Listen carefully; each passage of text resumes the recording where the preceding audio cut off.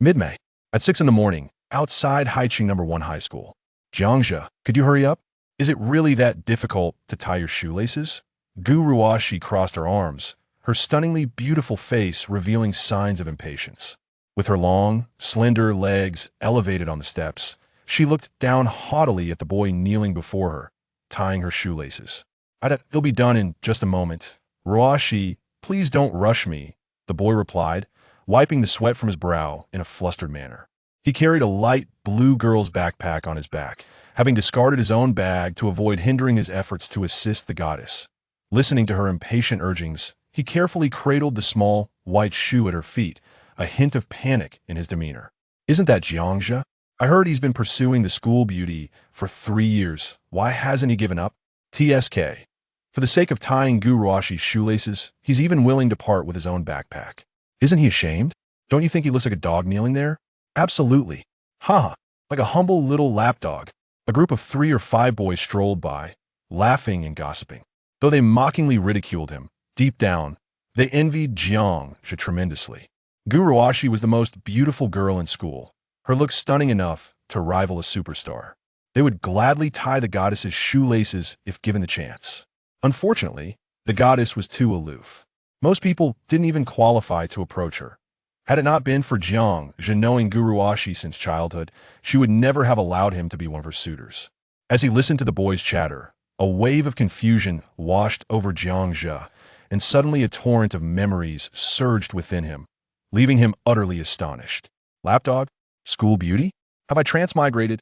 Jiang Zhe snapped back to reality, his 2 lifetimes' memories intertwining, and he realized he had crossed into another world, becoming a person with the same name.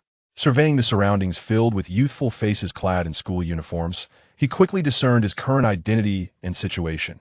Jiang Zhe, male, 18 years old, a senior in high school. Academically gifted, standing at 6 feet tall, and possessing a sunny, handsome appearance. His family background was rather ordinary. Both parents were part of the working class. However, this did not diminish Jiang Zhe's boundless anticipation for the future. In his previous life, having been a corporate worker for 5 years, his life could hardly be termed successful or particularly thrilling, but on the contrary. His youth was fraught with numerous regrets. Now, granted the chance to return to the age of 18, perhaps he could embrace a more spectacular life. What are you daydreaming about? Can't you even tie shoelaces properly? Such clumsiness. As Jiang Zhe lost himself in thought, Gu Ruoxi impatiently urged him once more. Throughout, she held her head high, comfortably relishing the attention Jiang Zhe lavished upon her. Her cold, exquisite face was etched with disdain and annoyance. As Jiang Zhe sat lost in thought, a voice from beside him broke the silence, a girl reprimanding him sharply. You can't even handle such a trivial matter. It is a privilege to tie Gu Ruoxi's shoelaces. How many boys are unworthy of such an opportunity? Can't you put in a little effort? Lu Jingjing, adorned with thick glasses and possessing an ordinary appearance, frequently exerted her authority over Jiang Zhe, given her friendship with Gu Ruoxi. Noticing his indifference, she kicked Jiang Zhe and exclaimed, "Hey, don't you see that Ruoxi is thirsty? Did you bring the milk tea? Hurry and take it out." Jiang Zhe lifted his gaze, glancing at the 2 of them. Damn it, it suddenly struck him that in this life he had become a devoted admirer. For the past 3 years, he had pursued his childhood friend, the illustrious Gu Ruoxi, unwaveringly attending to her every need. He carried her school bag during the mornings and evenings, spending a significant portion of his meager lunch allowance on 2 cups of milk tea daily. One for Gu Ruoxi, one for Lu Jingjing. With the remaining 4 yuan, he would buy 2 steamed buns and some pickles for his own lunch. All his sacrifices felt trivial compared to the adoration he bestowed upon the goddess, and tying shoelaces was hardly worth mentioning. Yet, Gu Ruoxi had never even glanced his way, let alone agreed to be his girlfriend. It was an extreme form of devotion. A devoted admirer never has a good ending. Jiang Zhe suddenly muttered to himself. What did you say? Lu Jingjing paused, doubting her hearing. Jiang Zhe rose, brushing off the dust from his knees, and surveyed Gu Ruoxi before him. One could not deny her stunning beauty. Her pure and exquisite face was the embodiment of countless youthful dreams he had conjured over the years. Gu Ruoxi was not only breathtaking, but also incredibly proud. She epitomized the epithet of the aloof campus belle. Everything Jiang Zhe had done for her had garnered not sympathy, but scorn and disdain. Strangely enough, even Jiang Zhe himself felt unworthy of Gu Ruoxi. He had dedicated everything to approaching her, to humbly serving her. However, he had never dared to hope for a day when he could be with the goddess, nor had he ever formally confessed his feelings. One could say that among devoted admirers, he was the most abject of them all. Gu Ruoxi, I shall ask you one last time.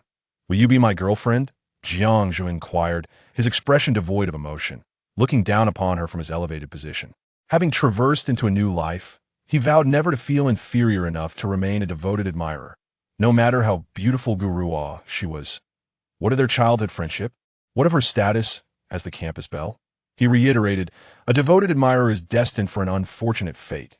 Thus, he resolved to pose the question one final time, serving as a closure for his years of devotion. At that moment, Gu Ruoxi appeared slightly taken aback. She did not expect Jiang Zhe to dare confess his feelings in front of so many people. Hadn't he always been the one to humbly please her, never daring to dream of being with her? Gu Ruoxi furrowed her brow, displeased, and remarked, what is this? A confession? Jiang Zhe's actions left her thoroughly dissatisfied, to say the least. How lacking in sincerity could one be? What does it mean to say, this is the last time I ask you? If you were to refuse, would you simply cease your pursuit? Jiang Zhe, have you lost your mind? Who gave you the audacity to confess? Ruoxi granting you the opportunity to pursue her is already the greatest kindness she could bestow. You dare to fantasize about becoming her boyfriend? Do you truly believe you deserve it? How utterly ridiculous. Lu Jingjing curled her lips disdainfully, delivering her scornful remarks, am I even talking to you? Get lost. Jiang Zhe retorted loudly. Lu Jingjing, a close friend of Gu Ruoxi, relied on Jiang Zhe to curry favor with her, expecting him to speak well of her in front of Gu Ruoxi. Each day, Jiang Zhe would buy Lu Jingjing milk tea, assist her with homework, and help her take notes. Yet, Lu Jingjing not only refused to help, but treated him like a mere servant. Jiang Zhe had tolerated her insolence for far too long. How dare you speak to me like that? Lu Jingjing was momentarily taken aback by Jiang Zhe's harsh demeanor, fear creeping into her voice. What of it? Jiang Zhe shot her a fierce glare. Standing at 6 feet tall, Jiang Zhe towered over Lu Jingjing, who barely reached 5 feet, leaving her at a significant disadvantage. Ruoxi, you must stand up for me. Lu Jingjing, feeling intimidated, clung to Gu Ruoxi's arm. Ruoxi, surely you have seen Jiang Zhe's true colors today? He actually yelled at a girl. How utterly uncouth. Not an ounce of chivalry. Jiang Zhe, I advise you to apologize quickly, or you might provoke Ruoxi's wrath. Jiang Zhe glared at her once more, this time causing Lu Jingjing to shut her mouth in fear, momentarily daunted by his fierce gaze. Lu Jingjing's outburst attracted a gathering of onlookers. Did the great sycophant just confess to the school beauty? How bold. Confessing in front of such a crowd? Wasn't he incredibly subservient before? Now he seems so full of himself in front of Gu Ruoxi. Will Gu Ruoxi even accept him? It's not entirely impossible. After all, the renowned school beauty has rejected everyone else and only allows Jiang Zhe by her side. Doesn't that suggest something? Perhaps. Gu Ruoxi harbors feelings for Jiang Zhe. I find that highly unlikely. The goddess clearly sees him as nothing more than a sycophant. Listening to the surrounding chatter, Gu Ruoxi furrowed her brow in irritation. Could they truly be suggesting that she might like Jiang Zhe? What a ludicrous notion. With a huff, she declared, Jiang Zhe, I have made myself clear. Do not overstep your bounds. The only reason I permit you to pursue me is due to my father's relationship with Uncle Jiang. Do not delude yourself. There is no possibility between us. Gu Ruoxi's stance was resolute and unyielding. Indeed, I knew Jiang Zhe would never succeed. How could the illustrious school beauty possibly fall for him? To be rejected in front of so many people is utterly humiliating, especially after 3 years of relentless pursuit, only to face such a merciless rejection. What a bitter pill to swallow. If it were me, I would find a crevice to hide in. Given Jiang Zhe's audacity, it is likely that he will continue to be Gu Ruoxi's faithful companion, just as he has always been. Of course, after 3 years of pursuit, how could he possibly give up after being rejected just once? Jiang Zhe remained oblivious to the discussions around him. I understand now. Rest assured, I will no longer disturb you. With a nonchalant remark, he removed his light blue backpack from his back and placed it into Guru Ashi's arms, picking up the bag that had fallen to the ground and striding towards the classroom without a backward glance. Why is he so indifferent? Wasn't he rejected by the goddess he pursued for 3 years? Why can't we sense any sorrow from him? Wait, am I seeing this correctly? Is he actually smiling? With a steady gait, Jiang Zhe walked towards the classroom, undeterred by the gazes of onlookers. Rather than being a heartbroken lover who silently dedicates himself, he preferred to embrace a more carefree existence as a charming rogue. Asking Guru Ashi one last time was merely a way to justify his 3 years of devotion to himself. In truth, he secretly wished for Guru Ashi to decline his advances. With his attributes, good looks, and excellent academic performance, coupled with over 40 years of life experience from 2 lifetimes, countless young women would be willing to indulge in his charm. Had he lost his mind? To hang himself from a tree? Having realized this, the corners of his mouth lifted slightly, filled with boundless anticipation for the future. Ding! Congratulations on comprehending the true essence of life. The rich system is now binding. A system? The traverser's cheat has finally arrived? Jiang Zhe was elated, and with a mere thought, a system interface appeared in his mind. Host, Jiang Zhe. Physique, 5 peak level for adults is 10. Spirit, 6 peak level for adults is 10. Charisma, 85. Your appearance surpasses that of 95 of males. System funds, 10,000. Once exhausted, rewards will be granted, unlocking the next phase of funding. Wealth points, 0. Spending system funds earns wealth points, which can be exchanged for money or used to enhance attributes and skills. Skills, high school knowledge beginner, basketball amateur, computer skills beginner. Note, system. Funds are derived from compliant operations in the overseas financial market. The host may use them with confidence. Note, each phase of expenditure multiplies the system funds. By 10, the host need not worry about insufficient funds, as they are inexhaustible. Note, system funds cannot be spent on oneself. They may be used for friends, family, or the opposite sex, with a chance of binding the consumption target. After using system funds, a 10 wealth point rebate is granted. Note, when the affection level of the consumption target changes, special functions will activate. Jiang Zhe perused the system's functionalities and found himself exceedingly pleased. Think it is a system that rewards merely for spending. This means I can finally relax, though the system funds cannot be used for my own purchases. Only by spending on others can I receive a 10 return. Thus, if one spends 10,000, one receives 1,000 back. If one spends 1,000,000, one receives 100,000. It seems that to truly become a distinguished spender, I must cultivate some consumption targets. Jiang Zhe pondered thoughtfully. Since the system funds could only be used for others, his first thought was of his parents. An inexhaustible supply of system funds, with no fear of depletion. He could ensure his parents enjoyed a good life at any moment. Yet, his parents, being of simple character, would likely find it difficult to accept the sudden news of their son's wealth. Spending on his parents would require a gradual approach. As for rapid consumption targets, spending on girls was an endless pit. No matter how much money there was, it would never seem to run out. It appears that I am destined to lead a monotonous life of incessant spending from now on. A smile involuntarily graced Jiang Zhe's lips. Who would have imagined that at the tender age of 18, he would possess an abundance of wealth? Zhe, why are you alone today? Not with Guru Ashi? In the classroom, Jiang Zhe's close friend, Ji Xiaofeng, noticed his solitary state and expressed his surprise. I have liberated myself from suffering. Jiang Zhe chuckled, his jovial mood evident. Liberated from suffering? What do you mean?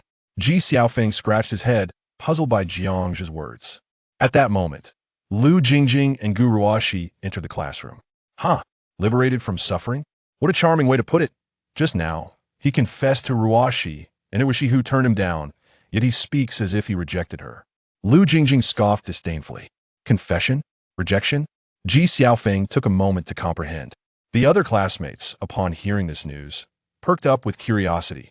Jiang Zhe had pursued Guru Ashi for 3 years, who was unaware of this? Did this imply he had been rejected? When Jiang Zhe spoke of liberation from suffering, did it mean he intended to give up? Most in the class found it hard to believe, given Jiang Zhe's unwavering dedication over the years. For 3 years, he had been at Guru Ashi's beck and call, caring for her every need. How could he simply give up? In my opinion, someone is merely indulging in self-deception, playing hard to get in hopes of attracting Guruashi's attention.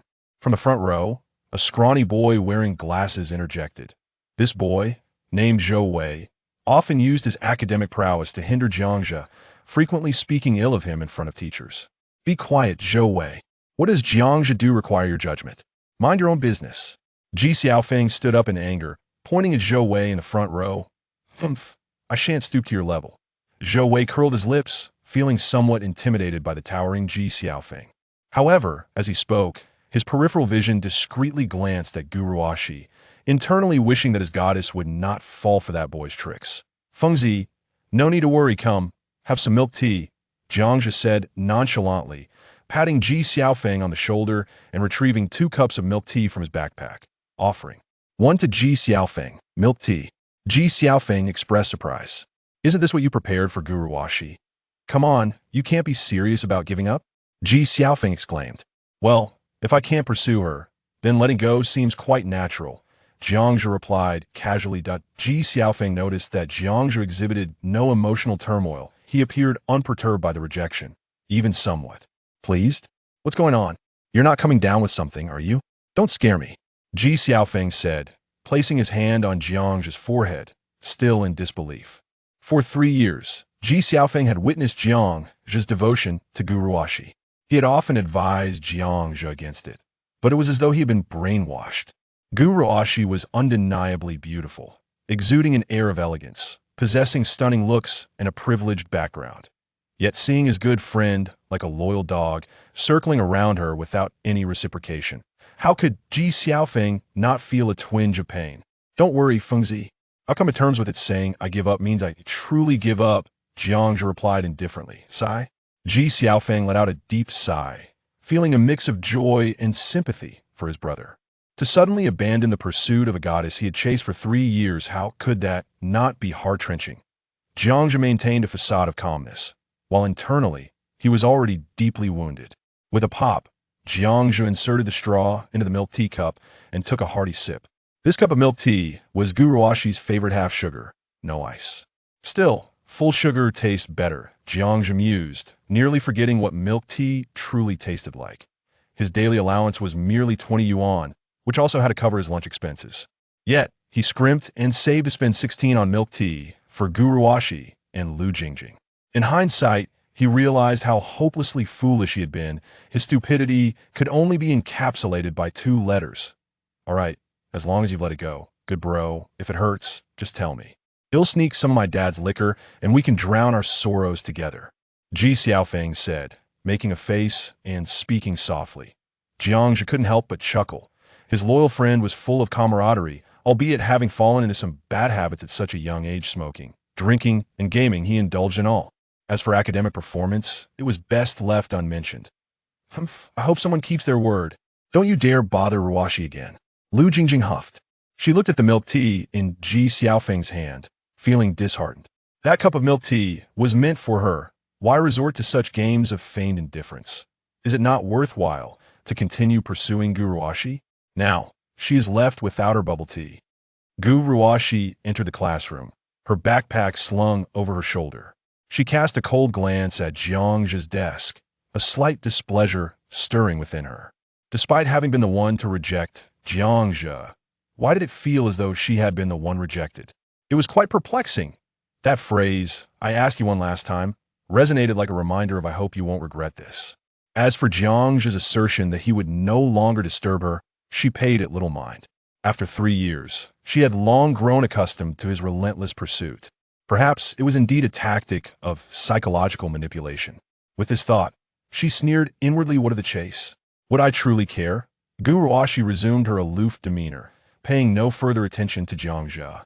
Jiang Zhe and Ji Xiaofeng sat in adjacent desks, casually chatting. By the way, Fengzi, I recall your birthday is in 3 days, right? What's your home address again? Is it 401, Building 3, Happiness Community? Yes. Why do you ask for my address? To surprise you. Jiang Zhe smiled mysteriously, then pulled out his phone and placed an order on a certain shopping platform for a high-end laptop worth over 9,000. This was intended as a birthday gift for Ji Xiaofeng, and it conveniently served to exhaust the first phase of his 10,000 yuan spending allowance. The laptop cost over 9,000, and he also purchased an insurance plan, along with 2 peripherals priced at over 100 each, perfectly summing to 10,000. Chapter 3. No more pretense. I am a hidden rich second generation. I have revealed my identity. Ding. Congratulations, host, for completing the first phase of the consumption task. You have received a reward. Random Intermediate Skill Book, X1. You have also earned 1,000 wealth points. Ding.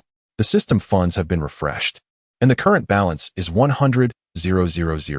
Gazing at the notification that appeared on the system, Jiang Zhe felt elated. Indeed, completing the first phase of consumption had multiplied the system funds tenfold. Jiang Zhe calculated that he only needed to complete 4 phases of the consumption task for the system funds to reach 1 billion. If he accomplished 8 phases, the funds would soar to 1 trillion. One must ponder, could the world's richest person even produce 1 trillion in capital? On the surface, the system funds seemed to have a cap. Yet, in reality, it was limitless, wasn't it? Naturally, the system funds could not be spent directly by him. If he wished to indulge himself, he would need to exchange wealth points for cash. Wealth points returned 10 of the consumption amount. This meant that if he completed a consumption task worth 1 trillion, he would receive a staggering 100 billion in rewards. Jiang Zhe marveled, truly, this was the system of a divine, wealthy individual. The day of becoming a true financial magnate was within reach. Or rather, as long as he refrained from spending on himself, he was already a billionaire. Jiang Zhe opened the system interface. Wealth points could be exchanged for funds in his account at any time, or they could be used to enhance his attributes. The system interface displayed 3 attributes: physique, spirit, and charisma. The maximum value for physique and spirit for adults was 10, while charisma presumably had a perfect score of 100. What was the conversion ratio between wealth points and attributes? He conducted an experiment and discovered that enhancing charisma required 10,000 wealth points for just a single increment. In contrast, physique and spirit needed 100,000 wealth points for an increase of 1 point. Quite costly indeed. Jiang Zhe sighed. Since he couldn't afford to augment his attributes, he decided to exchange all 1,000 wealth points for cash. Eating plain buns daily had left his palate yearning for more. It was time to treat himself to a decent meal. The system funds were linked directly to a bank card associated with his mobile phone. This card held an effectively limitless amount of money, though he could not spend it directly. However, exchanging wealth points for cash allowed him to withdraw from his personal account the moment he chose to redeem.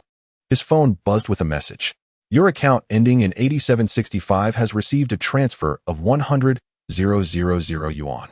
Current account balance, 102,081. To facilitate his father sending him living expenses weekly, Jiang Zhe had opened a bank account.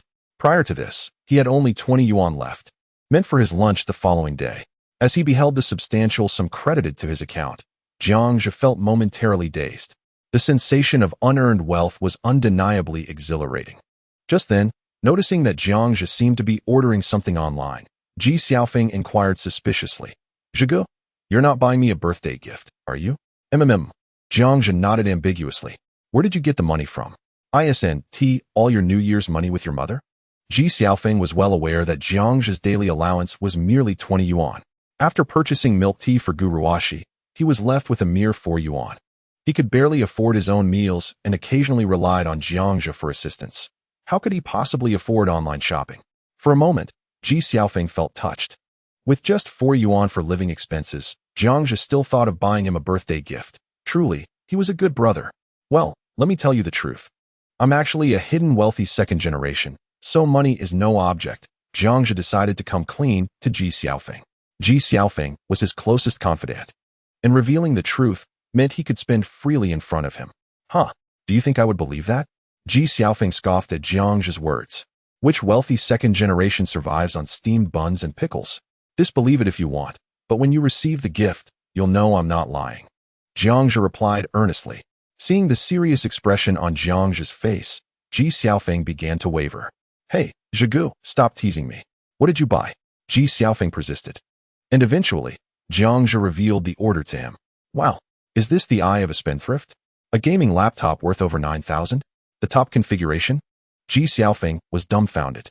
He had assumed that Jiang Zhe would ask his parents for a little money to buy him a modest gift. perhaps something in the range of 1 or 200 yuan. After all, among children from ordinary families, exchanging gifts typically fell within that price range. Last year, for Jiang Zhe's birthday, Ji Xiaofeng had spent over 200 yuan on a pair of sneakers, which he considered the pinnacle of student gift-giving. However, he never imagined that Jiang Zhe was preparing such a grand gift for him. That was a full 10,000 yuan. His father's monthly salary was only 6,000. "Zhegu, you didn't steal money from your dad, did you?" Ji Xiaofeng exclaimed, his mouth agape in shock. "Do you think I'm like you? Didn't I tell you? I'm a hidden wealthy second generation. I have plenty of money," Jiang Zhe replied calmly. "Really?" Ji Xiaofeng clicked on the order multiple times on his phone, repeatedly confirming until he finally believed that Jiang Zhe was telling the truth. He had indeed purchased a laptop worth 10,000 yuan. "Wow, Zhegu, you're like my father." Ji Xiaofeng was astonished and overwhelmed with joy. Jiang Zhe truly understood him well. He was in need of a high-performance computer, and Jiang Zhe's birthday gift was exactly what he desired. Ding. Friend, Ji Xiaofeng has become a consumption target.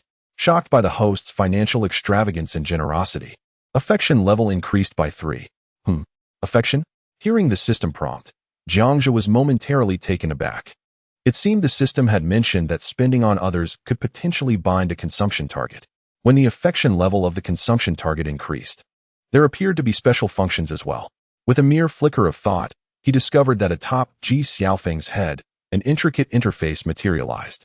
Consumption target, Ji Xiaofeng, relationship, friend, affect level, 81 skills, high school knowledge, beginner, basketball, amateur, affect level classification, below 0, disdain. Exercise caution when the affection is below 10, as the individual may plot against you. 0 to 10, stranger, an ordinary acquaintance, lacking any significant engagement. 11 to 30, mild affection, likely to share contact information without refusal. 31 to 50, you are quite agreeable. They are inclined to cultivate a friendship with you. 51 to 80, fondness. They occasionally think of you and enjoy your company. 81 to 99, love. They regard you as a pivotal figure in their life. 100, obsessive admiration. You dominate their thoughts, and they pursue you as their life's ambition. Over 100, unwavering devotion. Their love for you surpasses self-love, willing to sacrifice everything for you. Note, the system will automatically identify individuals who meet the criteria, designating them as consumption targets. Note, when affection reaches 51, the wealth point return rate for consumption increases to 50 for targets of the opposite sex with affection at 51. Detailed information is unlocked. Note, when the affection of all consumption targets reaches 100, special rewards are bestowed.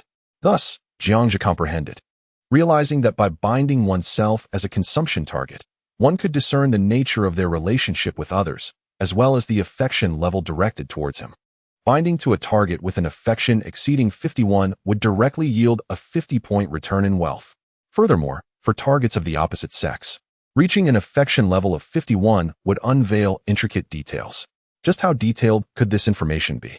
For a moment, Jiang Zhe was tempted to seek out a target of the opposite sex, pondering whether he could establish such a binding. The authority of the system seemed reliable. Could it truly mean that by becoming a consumption target, one could ascertain the sincerity of others towards him? Jiang Zhe found the affection level to be exceedingly useful.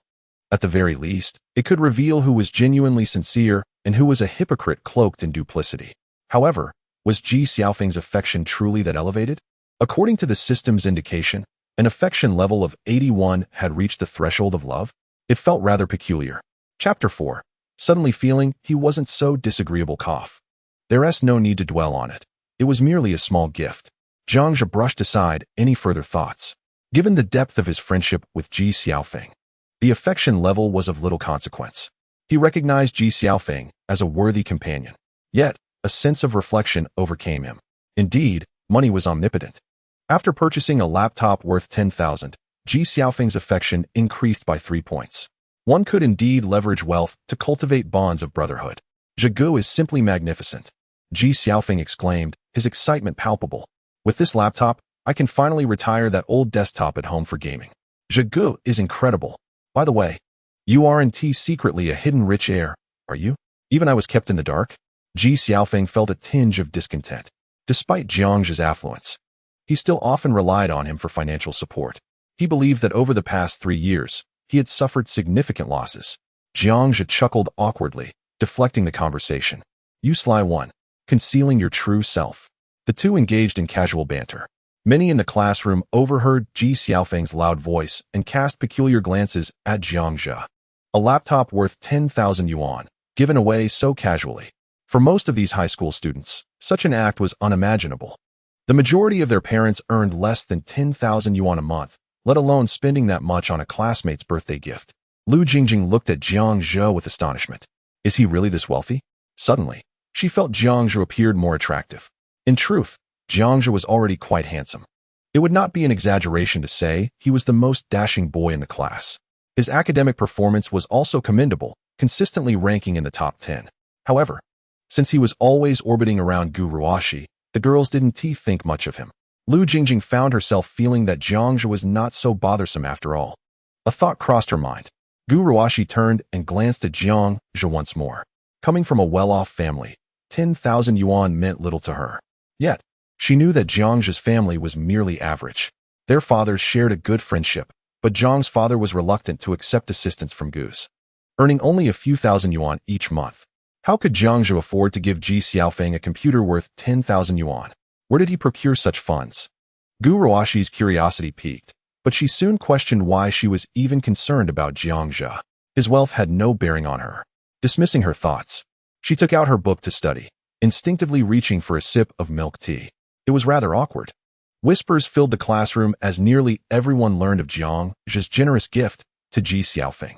In the front row, Zhou Wei seemed to notice Gu Ruoxi's interest in Jiang Zhe and muttered defiantly, "So what if he is rich? Can he outperform me academically?" Moments later, the classroom bell rang, and the homeroom teacher, Li Xiaoping, entered. "Everyone, please settle down. I will now announce the results of the third mock examination." Just a few days prior, the senior class had taken their final mock exam, commonly referred to as the third mock. Li Xiaoping retrieved a score sheet and began to announce the results. First place, Zhang Zhilei, with 637 points. Second place, Du Shuyan, with 629 points. Third place, Zhou Wei, with 622 points. The classroom fell silent as they listened to the rankings being read. Meanwhile, Jiang Zhe opened the system panel. Upon completing the first phase of his spending task, he not only received a return of 1,000 wealth points, but also an additional reward. Intermediate Random Skill Book. Upon use, randomly acquire an intermediate skill. Jiang Zhe found himself both perplexed and impressed by the skills section of the system panel. Currently, he possessed only 3 skills: foundational high school knowledge, amateur basketball, and basic computer technology. Computer science had been his major in his previous life, and he believed his expertise in this field was commendable.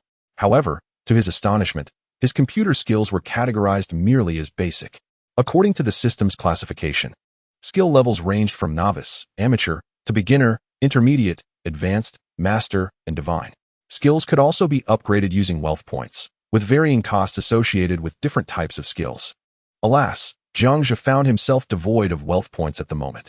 Yet, he had the opportunity to directly acquire an intermediate skill through a skill book. With a fleeting thought, he chose to consume the skill book. Ding! Congratulations, host, you have acquired intermediate high school knowledge. High school knowledge, Jiang Zhe mused, seemed quite beneficial, particularly as he was now a high school student on the brink of his college entrance examinations.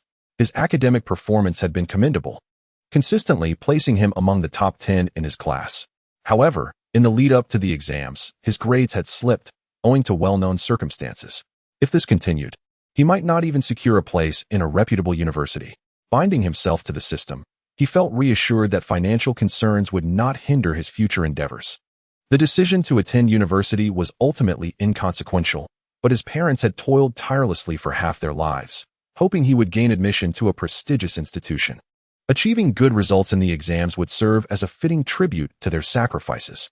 In an instant, an abundance of high school knowledge flooded Jiang Zhe's mind: language, mathematics, foreign languages, physics, chemistry, biology. His grasp of each subject's key concepts deepened markedly. He had once thought he possessed a comprehensive understanding of the content within the textbooks. Yet it became evident that much remained to be learned. The disparity between intermediate and basic skills was immense. Now, he felt confident that he could score around 700 points in the college entrance examination, easily achieving a high score of approximately 750. Jiang Zhe was profoundly shaken. A score of 700 would place him among the elite candidates nationwide. Remarkably, this was merely classified as intermediate. What extraordinary heights lay beyond, in the realms of advanced, master, and even divine skills? 14th place, Jiang Zhe, 535 points. Upon reading Jiang Zhe's score, the homeroom teacher, Li Qiuping, lifted his gaze to glance at him. This score represented a significant decline.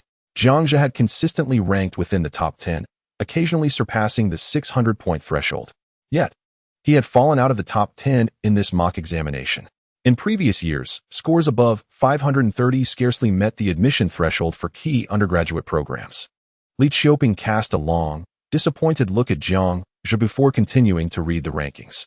Gu Ruoxi, 531 points, ranked 16th. Lu Jingjing, 504 points, ranked 23rd.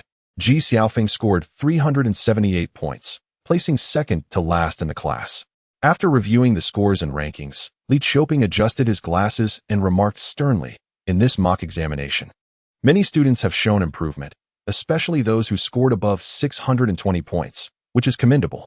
As Li spoke, Zhou Wei at the front of the class subtly smirked. Glancing towards the back, where Jiang Zhe sat, Zhou had performed remarkably well this time, achieving an impressive score of 622. Reflecting on their initial standings upon entering school, he recalled how closely matched he and Jiang Zhe had been.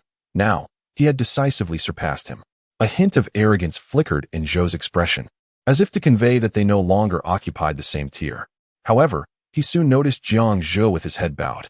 Seemingly lost in thought and entirely oblivious to him, Zhou rolled his eyes, contemplating how he could assert his presence after achieving such a high score. Those who have made progress should continue to strive and not become complacent. A few students have experienced a significant decline in their scores, particularly Ji Xiaofeng and others. With only 20 days until the college entrance examination, I hope you all take heed. Remember, the exam is not for others, it is for yourselves.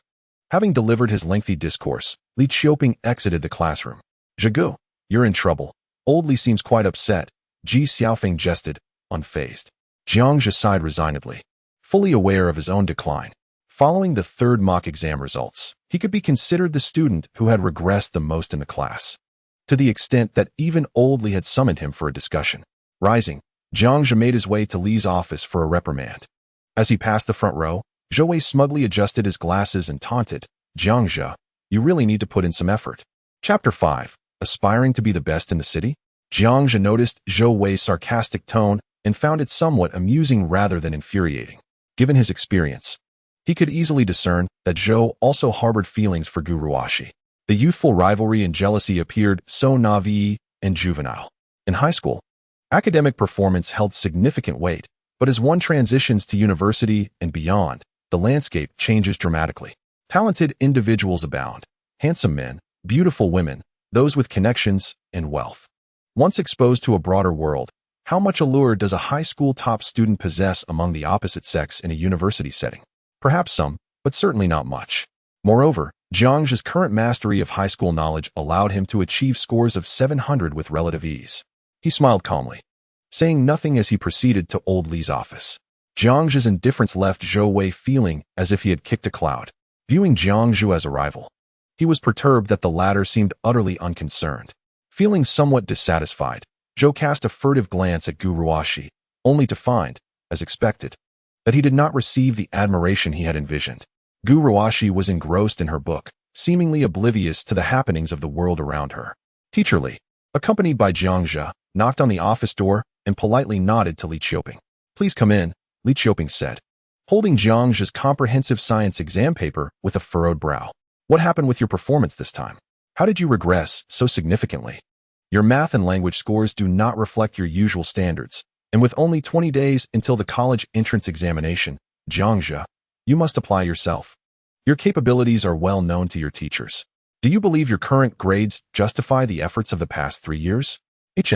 At this rate, will you meet your parents' expectations? Li Qiuping scolded sternly. He was acutely aware of the relationship between Jiang Zhe and Gu Ruoxi. Given Jiang Zhe's consistent academic performance, he had previously chosen to overlook these distractions. However, it was evident that Jiang Zhe was now significantly influenced, necessitating a firm reminder. Li Qiuping sighed. Speaking with earnest gravity, You have a long future ahead of you, yet the college entrance examination is a singular event. I hope you can focus entirely on this exam during this crucial time. Other matters can be addressed afterward. Do you understand? Rest assured, Teacher Li, I understand, replied Jiang Zhe. You understand nothing. Li Qiuping's frustration boiled over. A once promising student was at risk of jeopardizing his future due to a youthful romance. He felt both regret and an intense desire for Jiang Zhe to realize the gravity of the situation. The competition for college entrance is fierce. Every single point can mean the difference for countless candidates. It is no exaggeration. Li Qiuping wished to convey the disparity between Jiang Zhe and Gu Ruoxi. Can you truly compare yourself to her? Are your family circumstances on the same level? Even if Gu Ruoxi does not attend university, she will lead a life free from financial worry. But what about you, Jiang Zhe? Can you afford that? He longed to impart this wisdom to Jiang Zhe, yet he knew it would fall on deaf ears. A pursuit of a girl for 3 years cannot be swayed by mere words. Teacher, I grasp your intent. Don't worry. I will dedicate myself to the college entrance exam during this period, and I promise to bring back the top score in the city. Jiang Zhe smiled confidently. Top score in the city? Li Qiuping shook his head, not taking it to heart. As long as you can be true to yourself, that is what matters. Now, go back to your morning self-study. With that, Li Qiuping had said all he needed to say over the past 3 years. Ultimately, the ability to change one's fate lies in the hands of the student. Is that student from your class? Someone remarked. Ambitious, aiming for the top score in the city. How commendable. Oh, I do not expect him to achieve the top score. I would be content if he could merely secure a place in a prestigious university. Who can predict these outcomes? The exam depends heavily on performance. Some students, who may seem unremarkable, can surprise everyone with their brilliance during the entrance exams. What if he actually does achieve the top score? Luck indeed. No matter how fortunate one may be, advancing a mere 10 points seems to be the utmost limit. I am well aware of that fellow's capabilities, as a score of 600 is essentially his ceiling. This achievement, however, remains far too distant from the pinnacle of the city. The teachers in the office exchanged a few casual remarks, yet none took Jiang Zhe's words to heart. After returning to the classroom, the morning passed swiftly. With only 20 days remaining until the college entrance examination, the atmosphere among the third-year students was palpably intense. The upper floors dedicated to seniors were suffused with a sense of urgency, everything proceeding as usual. Notably, Jiang Zhe no longer seemed to pay attention to Gu Ruoxi as he once did. During breaks, he refrained from inquiring about her well-being, treating her as merely an ordinary classmate, scarcely glancing in her direction. Where shall we dine? During the lunch break, Ji Xiaofeng approached him. Come on. I'll treat you to a restaurant. Jiang Zhe replied with a smile. To a restaurant? Brother Zhe, you finally abandoned the canteen for steamed buns? Of course. Eating steamed buns daily. How could that possibly provide proper nutrition? Jiang Zhe felt a twinge of guilt.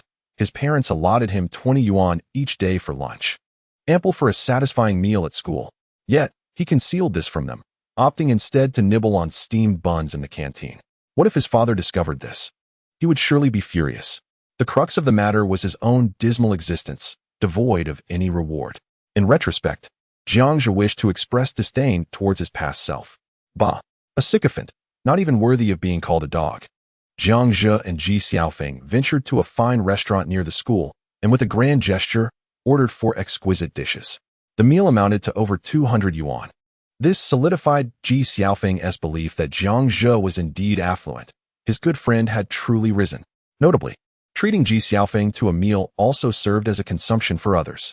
When settling the bill, utilizing system funds, he successfully received a return of over 100 wealth points at a 50% rate. At last, Jiang Zhe comprehended the purpose of the system funds. Spending on others could also be counted as benefiting himself. For instance, dining or watching a movie together. So long as he did not purchase for himself or retain any assets, he could freely spend the system funds. Naturally, if he dined or watched films alone, or engaged in behaviors like carding the system, it would not count as spending on others, thus restricting the utilization of system funds. On another note, during the lunch break, Gu Ruoxi found herself devoid of Jiang Zhe's presence. She perused an English textbook with a frigid expression, betraying no trace of emotional fluctuation. Do you think Jiang Zhe has genuinely resolved not to pursue you anymore? He doesn't come to find you after class, and shockingly, he doesn't even glance at you during lessons. Surely, he must be pretending? Lu Jingjing, seated at Gu Ruoshi's desk, munched on the meal she had brought from the canteen. Throughout the morning, she noted Jiang Zhe's behavior, which was indeed unlike before. He no longer gazed at Gu Ruoshi with infatuation during class, nor did he eagerly approach her after lessons. Lu Jingjing felt a twinge of uncertainty. Perhaps Jiang Zhe truly intended to give up? Gu Ruoshi let out a soft scoff. She yearned to say, if you do not observe Jiang Zhe, how can you discern whom he focuses on during class? Of course, whether Lu Jingjing paid attention to Jiang Zhe was of little consequence to her. It was merely a slight surprise at Jiang Zhe's behavior. Why should I care about him? It is rather pleasant. He does not bother me, allowing me some peace. Gu Ruoshi stated nonchalantly.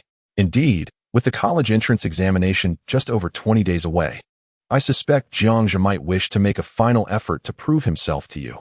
Lu Jingjing analyzed earnestly, recognizing that in her presence, Jiang Zhe could only showcase his academic achievements. Gu Ruoshi opened her book, unwilling to pursue the topic further. Shaped by her familial environment, she possessed greater insight than her peers and understood well that academic performance did not signify much. Certainly, Jiang Zhe's grades were commendable, and he was quite striking in appearance, standing out among his contemporaries. Yet, what did it matter? Had he not pursued her relentlessly for 3 whole years? Deep down, she had never regarded Jiang Zhe with any seriousness. No matter how exceptional he might be, she could never view him as her equal. Gu Ruoshi, I just bought you a cup of milk tea. Please do not reject it, Zhou Wei said, cradling a cup of milk tea in his hands as he cautiously approached Gu Ruoshi. I heard you enjoy half-sugar milk tea without ice. Hee, I watched it being made, so it should suit your taste, Zhou Wei said with a sheepish grin. His hands trembled slightly.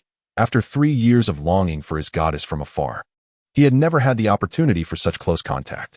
With Jiang Zhe's sudden withdrawal, whether genuine or not, it was undoubtedly a chance for him to shine. After a morning of internal deliberation, he resolved to seize this fortuitous moment. Thus, he spent his lunch money on the milk tea for Gu Ruoshi, having meticulously selected half-sugar without ice based on his 3-year study of her preferences. He initially believed he had finally found a way to approach his goddess. However, Gu Ruoshi remained indifferent, treating him as if he were invisible. Zhou Wei stood there, holding the milk tea, awkwardly smiling. The practice exam questions were quite challenging. What do you think, Gu Ruoshi? Difficult? Would you like me to lend you my notes? Zhou Wei, eager to showcase his strengths, attempted to create a topic for conversation. Gu Ruoshi finally displayed a hint of expression, though it was clearly one of disdain. Get lost, she coldly and haughtily uttered a single word. Following that, she turned her attention back to her book, completely ignoring Zhou Wei. Pfft. Ha. Zhou Wei, what are you thinking? You don't actually believe you can pursue our Ruoshi, do you? I implore you to look in the mirror. Do you even stand a chance? Lu Jingjing unabashedly mocked. The others in the class cast him curious glances. Zhou Wei was nearly overwhelmed with embarrassment.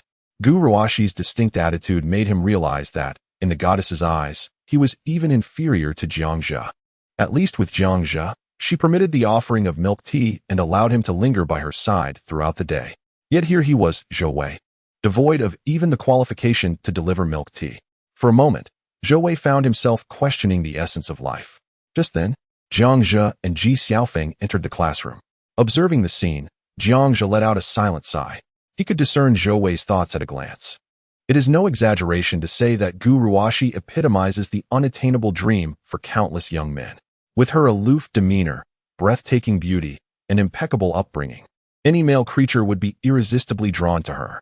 However, the reality is that Gu Ruoshi is a double-edged sword. Those captivated by her find themselves unwittingly ensnared. And even after many years, the memory of that high school goddess remains indelible.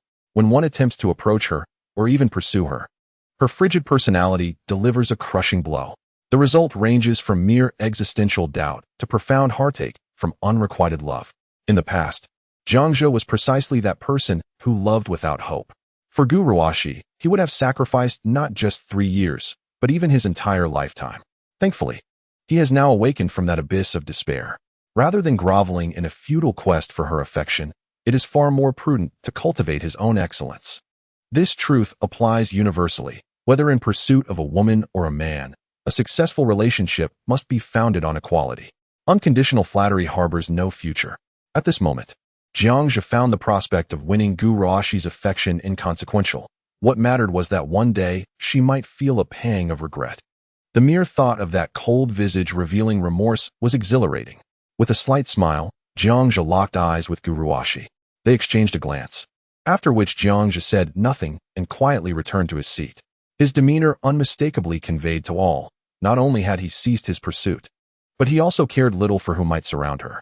Whatever Gu Ruoxi's future held, it was no longer of any concern to him. Clearly, from the indifference reflected in Jiang Zhe's gaze, Gu Ruoxi too grasped this shift. With her beautiful eyes cast out the window, she felt an inexplicable restlessness. Zhou Wei, in contrast to Jiang Zhe, had never been afforded close proximity to Gu Ruoxi. Yet, he was adept at reading the room, and sensed that Gu Ruoxi seemed to harbor some emotions stirred by Jiang Zhe. What could this mean? Did she not regard him as a mere admirer? Everyone was an admirer. Why could Jiang Zhe elicit such feelings from the goddess while he, Zhou Wei, could not? Was Jiang Zhe merely more handsome? Could his academic prowess truly rival Jiang Zhe's? Zhou Wei glared at Jiang Zhe, his eyes ablaze with fury. He raised his arm and pointed at Jiang Zhe. Jiang Zhe, I propose a wager between men. Let us compare our college entrance examination scores. The loser must vow to never approach Gu Ruoxi again. Do you dare to accept my challenge? It was evident that Zhou Wei was provoked by Gu Ruoxi's indifferent demeanor. In a moment of rashness, he challenged Jiang Zhe to a contest of academic prowess. Upon hearing this, Ji Xiaofeng stepped forward to stand in front of Zhou Wei. Are you out of your mind? Rejected and now taking your anger out on Jiang Zhe? I warn you, do not seek attention here. If you keep talking, I won't hesitate to teach you a lesson. Ji Xiaofeng's furious stance was quite intimidating. Yet this time, Zhou Wei was undeterred. He boldly confronted Ji Xiaofeng. Come on. I don't believe you have the guts.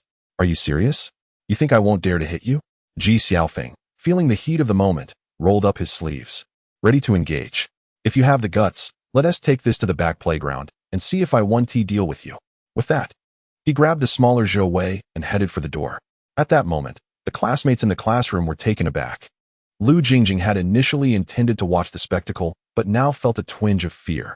Would it truly escalate into a fight? Even Gu Ruoxi furrowed her brows. Any incident during their senior year could jeopardize their college entrance examinations. Why were Ji Xiaofeng and Zhou Wei still so immature? Fengzi, at a critical moment, Jiang Zhe called out loudly to halt Ji Xiaofeng. He was touched by his brother's support, but did not wish for Ji Xiaofeng to face repercussions for fighting. Having lived a second life, Jiang Zhe was no longer the impulsive youth he once was. He approached with composure, positioning himself between the two. Fengzi, I appreciate your support, but let us remain calm. There is no need to get angry over such trivial matters. Pfft. In response, Ji Xiaofeng shot Zhou Wei a glare, choosing not to say more and leaning against the wall with crossed arms. Jiang Zhe then turned his steady gaze toward Zhou Wei. You wish to compare our college entrance examination scores? Very well, but I had no intention of approaching Gu Ruoxi in the first place. This wager is rather unfair to me. What did you say? Lu Jingjing exclaimed in surprise. The expressions of the other classmates also shifted as they looked at Jiang Zhe. What did he mean by having no intention of approaching Gu Ruoxi? Had Jiang Zhe truly changed? Had he awakened and ceased to be a sycophant? Several girls in the class gazed at Jiang Zhe with newfound admiration. With a single statement, he had quelled the conflict, and suddenly his composed demeanor appeared quite attractive. Since Jiang Zhe no longer intended to pursue Gu Ruoxi, what opportunities might they have? Pfft. You know best whether you plan to approach Gu Ruoxi or not. Zhou Wei clearly remained skeptical. He still believed that Jiang Zhe's declaration of withdrawal was merely a ploy to entice him further. Very well. I concede and shall never approach Gu Ruoxi again. However, if you were to lose, we must alter the wager. Jiang Zhe, in high spirits, contemplated this childish game, especially as he had little else to occupy his time while preparing for the college entrance examination. He intended to indulge Zhou Wei in some playful banter. Moreover, having acquired the skills necessary for the exam, he relished the rare opportunity to showcase his prowess. Thus, he decided to first feign modesty, igniting curiosity regarding his examination results, thereby achieving the pinnacle of ostentation. So, do you believe you can triumph over me? Feel free to suggest any wager. Zhou Wei scoffed at the notion. His proposition of competing based on exam results was merely a tactic to undermine Jiang Zhe. After all, Zhou Wei had achieved an impressive score of over 620 in the mock exams. Jiang Zhe competing with him? Zhou Wei perceived Jiang Zhe as merely trying to save face. stubbornly persisting in this folly. Since this was a wager, fairness and stakes was paramount. Jiang Zhe smiled faintly, unfazed by Zhou Wei's provocation. Let us say, if you were to lose, you must record a brief video, post it in the class group, and publicly apologize, saying, Brother Zhe, I was wrong. Agreed? It is settled then. Jiang Zhe, I hope you keep your word and do not go back on your promise. Zhou Wei paid no heed to the stakes proposed by Jiang Zhe. He had never entertained the thought of losing. After establishing the wager, Zhou Wei turned his gaze toward Gu Ruoxi, seeking some form of validation. Yet, her countenance remained as impassive as ice, devoid of any warmth. To her, Zhou Wei's taunts resembled the antics of a jester, childish and ludicrous. Nevertheless, Zhou Wei's academic performance was undeniable. She had no faith that Jiang Zhe could prevail. Why accept a wager one is destined to lose? Was it a need to prove something? Foolishness. Furthermore, Jiang Zhe dared to alter the wager proposed by Zhou Wei, implying he was entirely unconcerned about Zhou Wei's proximity to her. How amusing. He was merely posturing. Gu Ruoxi became increasingly convinced that Jiang Zhe was simply reluctant to lose face in her presence. This behavior illustrated that Jiang Zhe's every action was a tactical maneuver, a play of desire and restraint. Chapter 7. The backpack felt exceptionally heavy. Really, Brother Zhe, you are genuinely wagering against Zhou Wei? Ji Xiaofeng felt that Jiang Zhe was about to face humiliation. To bet against Zhou Wei in front of everyone left no room for retreat.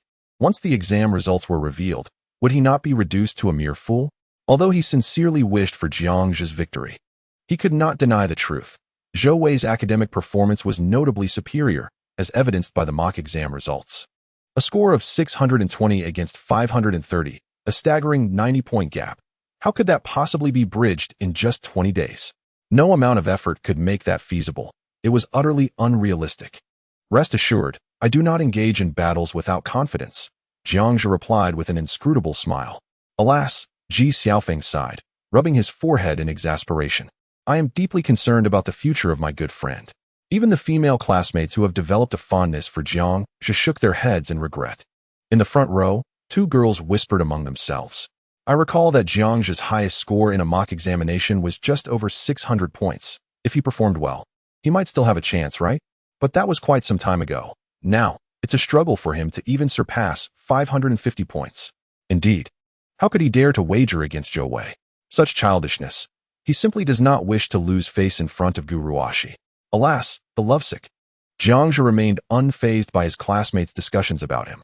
With the level of knowledge he currently possesses, achieving the top score in the city for the college entrance examination would require mere casual effort. Securing a position among the top 10 in the province would not be particularly challenging either. Therefore, he felt no anxiety regarding the bet proposed by Zhou Wei.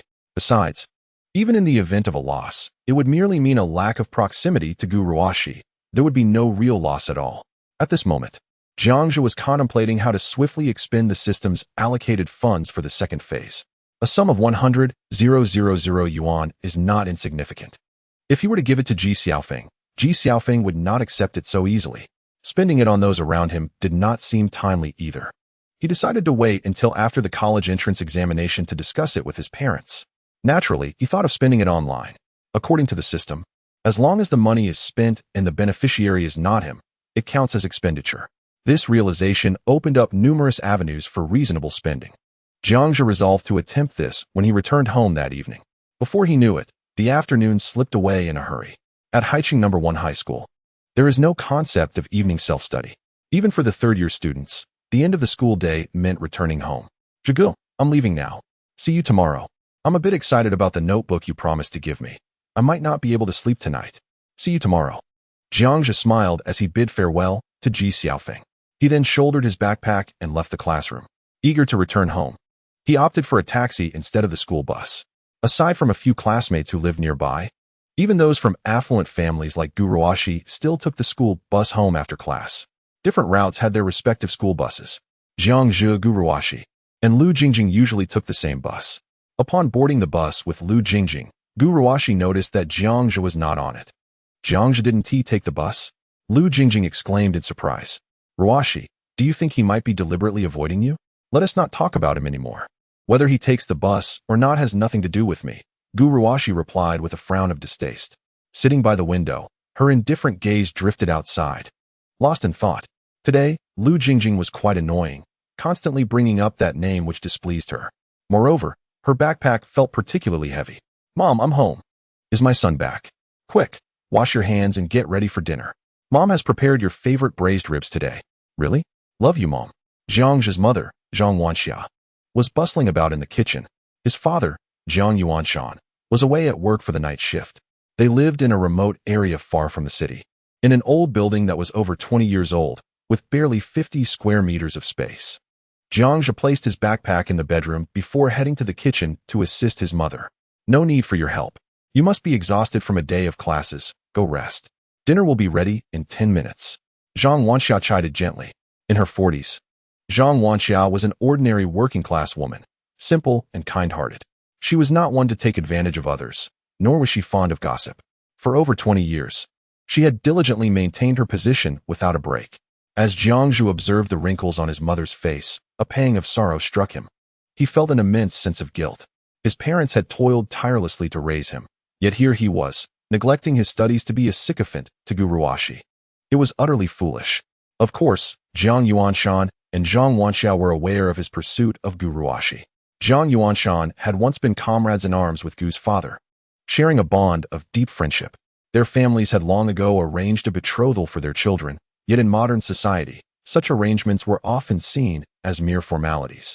Ultimately, it depended on whether Jiang Zhe and Gu Ruoxi were willing. Jiang Yuanshan supported his son's pursuit, but Zhang Wanxia remained ambivalent. Having lived a life of hard work and simplicity, all she desired was for her son to be happy in the future. She did not believe that marrying someone like Gu Ruoxi, a lady of high social standing, would necessarily lead to a blissful life. Mom, I need to tell you something. What is it? Zhang Wanxia paused her work. My mock exam results are out. I scored 535, ranking 14th in the class. The moment Zhang Wanxia heard this, her pupils constricted. She recalled that during his last mock exam, although he hadn't reached 600, he had scored over 580, comfortably above the threshold for prestigious universities. With only 20 days until the college entrance examination, how could his score have dropped below 540? Would he still be able to gain admission to a top university? Concern was evident in Zhang Wanxiao's eyes. Son, it can't be because, Mom, please don't worry, Jiang Zhe replied with a radiant smile. This mock exam was merely a slip-up. I assure you I won't repeat it during the actual exam. In fact, this setback is a blessing in disguise. I've identified my weaknesses, and I will perform even better on the real test. Is that so? As long as you have confidence, that's what matters. Dinner is ready. Let us eat. Zhang Wanxia smiled, though it was impossible for her not to feel anxious. With the entrance exams approaching, she didn't want to impose any unnecessary pressure on her son. Jiang Zhe savored the meal heartily. Compared to the dishes served in restaurants, nothing could compare to the flavors of his mother's cooking. After dinner, Zhang Wanxia did not ask Jiang Zhe to wash the dishes. At 6:30 in the evening, Jiang Zhe returned to his bedroom and opened his phone. Chapter 8. Online donations. Jiang Zhe accessed his phone and downloaded several applications. His first task was to ascertain whether the system funds could be utilized for online transactions, such as making donations. He wondered if it was possible to link with strangers, rather than acquaintances or individuals of the opposite sex, as potential beneficiaries. He identified 5 legitimate online donation platforms, all officially certified, ensuring that the fundraising information was authentic and the donation process transparent. There was no need to fear deception or concerns about the disbursement of funds. He clicked on a fundraising post featuring a child afflicted with cancer, who was still in need of over 80,000 yuan to cover medical expenses. Jiang Zhe proceeded to recharge his account and made the donation. Ding! Transaction successful. Notification: the current target does not possess the potential to become a beneficiary. Thus, the affinity information and related rewards cannot be unlocked. The consumed amount will be returned as wealth points. He received a refund of 8,520 wealth points, bringing his current balance to 8,623. As he pondered the system's notification, Jiang Zhe realized that linking with potential beneficiaries was conditional. Not every stranger could be associated. However, donating to those in need not only accumulated virtue, but also yielded wealth points in return. Even without additional rewards, it was a mutually beneficial endeavor, and thus he felt compelled to continue. Consequently, Jiang Zhe opened the next fundraising post, which featured an elderly individual in ill health. He donated all of his remaining system funds, exceeding 10,000 yuan. Ding. Transaction successful. Notification. The current target does not possess the potential to become a beneficiary. Thus, the affinity information and related rewards cannot be unlocked. The consumed amount will be returned as wealth points. He received a refund of 377 wealth points, bringing his current balance to 10,000. Ding. Congratulations on completing the second phase of the consumption task. You have received the reward, Intermediate Random Skill Book, X1, and gained 1 attribute point in physique. Ding. System funds have been refreshed, current balance, 1 million. Oh. In addition to the Intermediate Skill Book, he was granted an attribute point. Jiang Zhe opened the system panel. Host. Jiang Zhe Physique. 6. Peak Adult Level. 10. Mentality. 6. Peak Adult Level. 10. Charm.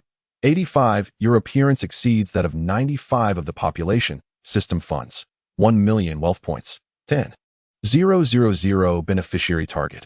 1 skills. High school knowledge. Intermediate. Basketball. Amateur. Computer technology. Beginner. His physique increased by 1 point to a total of 6. Though it had yet to reach the adult peak of 10. Yet, Jiang Zhe could distinctly feel his physical capabilities improving. His strength, endurance, and speed had approximately increased by 20%. Due to his regular exercise, Jiang Zhe originally possessed commendable physical fitness. And now he feels an overwhelming surge of strength coursing through him. Although it is only 6 o'clock, this time represents the pinnacle of physical prowess for adults here, denoting the utmost limits for a standard male. Only world-class athletes and strongmen can attain a score of 10 in physical fitness. Most ordinary individuals would consider a score of 35 quite satisfactory. Additionally, upon completing the second phase of the consumption task, he obtained an intermediate skill book. Upon utilizing it, a notification chimed. Congratulations, host. You have acquired intermediate basketball skills. Basketball. Jiang Zhe furrowed his brow slightly. Could it be that the skill book awarded for completing the consumption task could only yield skills he already possessed? What would happen in the case of duplication? A prompt from the system clarified. Random skill books will not generate skills of the same level already possessed by the host. They may enhance existing skills or bestow entirely new ones. Ah, that made sense. Jiang Zhe dismissed any lingering concerns. After all, the skills granted by the system were undeniably remarkable. His original basketball skills were merely at an amateur level, not even reaching the beginner stage. As a mere high school student, no matter how refined his basketball techniques were, they could only be likened to chickens pecking at one another. Now, with intermediate basketball skills, he felt akin to a professional athlete. He even fancied that he could be selected for the provincial team. This was no jest. Jiang Zhe speculated that even national basketball players would possess, at most, advanced skills. It seemed that only world-class athletes, such as those top-tier stars earning over 100 million annually, would boast mastery-level basketball techniques. As for divine-level skills, even the basketball deity Michael Jordan might not reach such heights.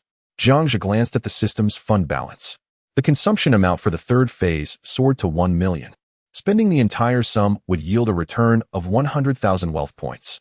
Moreover, he noted that as the consumption amount increased, the rewards for each phase grew increasingly generous. The first phase merely rewarded him with an intermediate skill book. The second phase granted an additional attribute point. What would the third phase bestow? He opened the donation interface and continued to contribute.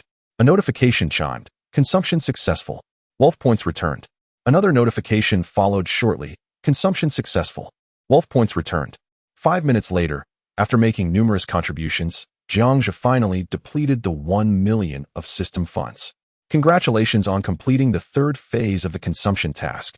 You have received the reward, Intermediate Random Skill Book, X1, and Attribute Points, Physical Fitness 1, Mental State 1. The system funds have been refreshed, and the current balance stands at 10 million. Besides the skill book, the rewards for the third phase included an increase of 1 point in physical fitness and 1 point in mental state. With this enhancement, Jiang Zhe could distinctly sense that his thoughts were more agile, and his mental state was markedly more stable. He found himself able to concentrate more effectively on any task at hand. Attribute points and skill books are merely supplementary rewards, while wealth points hold paramount importance. Jiang Zhe realized that as his wealth points accumulated, they could not only be converted into tangible account balances, but also exchanged for skills and attributes. He utilized a mid-level skill book, acquiring intermediate computer technology. It appeared that the probability of obtaining skills from random skill book upgrades was rather high. Jiang Zhe paid little heed to this, merely reflecting on the matter.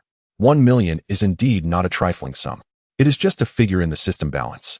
Yet once one spends such an amount, one truly comprehends how much it can aid countless impoverished individuals unable to afford medical care. Moreover, during the donation process, Jiang Zhe discovered that the available donation projects on the platform were limited. Perhaps not all fundraising projects could pass the certification review, resulting in fewer options than he had envisioned. Additionally, every donation had a cap. For medical fundraising, the upper limit was the required medical expenses, ranging from several million to less than 100,000. Although disaster-related fundraising had a comparatively higher cap, it still adhered to a specific figure, not exceeding several tens of millions. Any contributions beyond this threshold were not permitted. Jiang Zhe felt a slight headache. While numerous fundraising projects existed online, the aggregate amount raised was not insignificant. However, his system funds are boundless.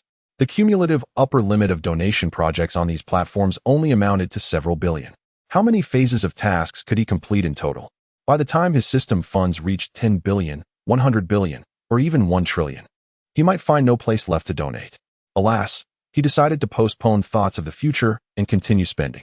For some inexplicable reason, Jiang Zhe suddenly found that spending money was not as straightforward as he had once believed. Chapter 9. Consumption Target, Song Yue. After more than 3 hours, Jiang Zhe frantically and recklessly donated, amassing over 4 billion in system funds. Yet, he remained unsatisfied. For all 5 major platforms, fundraising projects had reached their limits. He found himself with no further avenues for donations. With a sigh of resignation, Jiang Zhe decided to check his rewards. Thus far, he had completed 6 phases of consumption tasks. For the 4th phase, the reward was a mid-level skill book, granting 2 in Constitution and 2 in Spirit.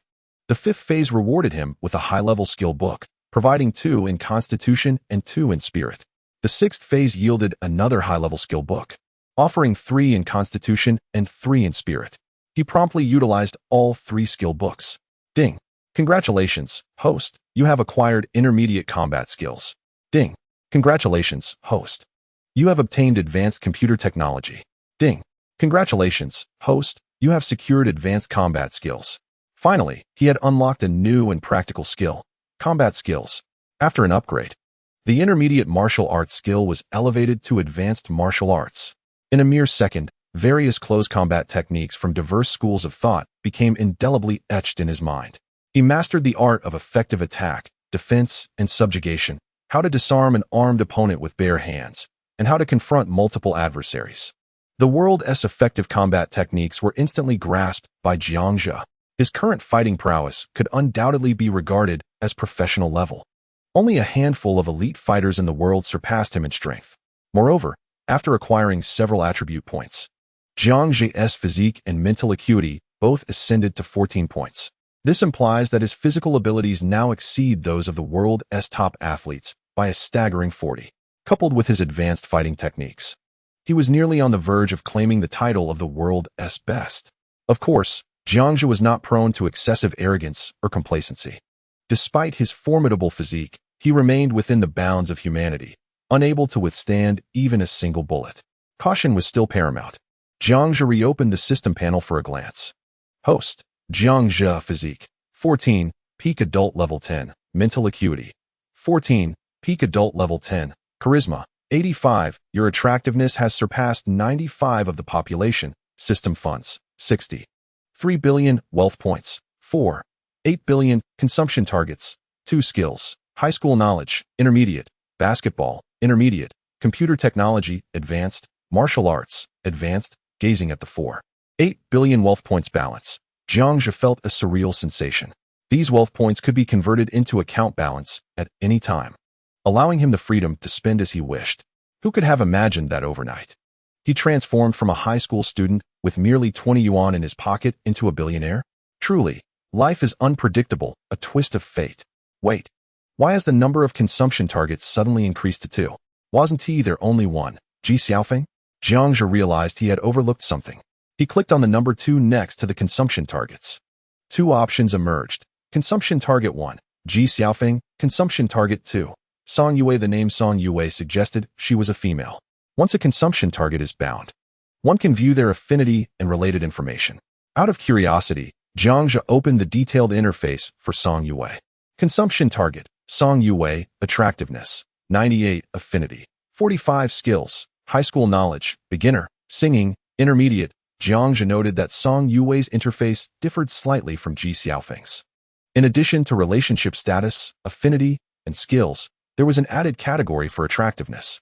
Jiang Zhe recalled that the consumption targets that could be bound included friends, family, and potential romantic interests.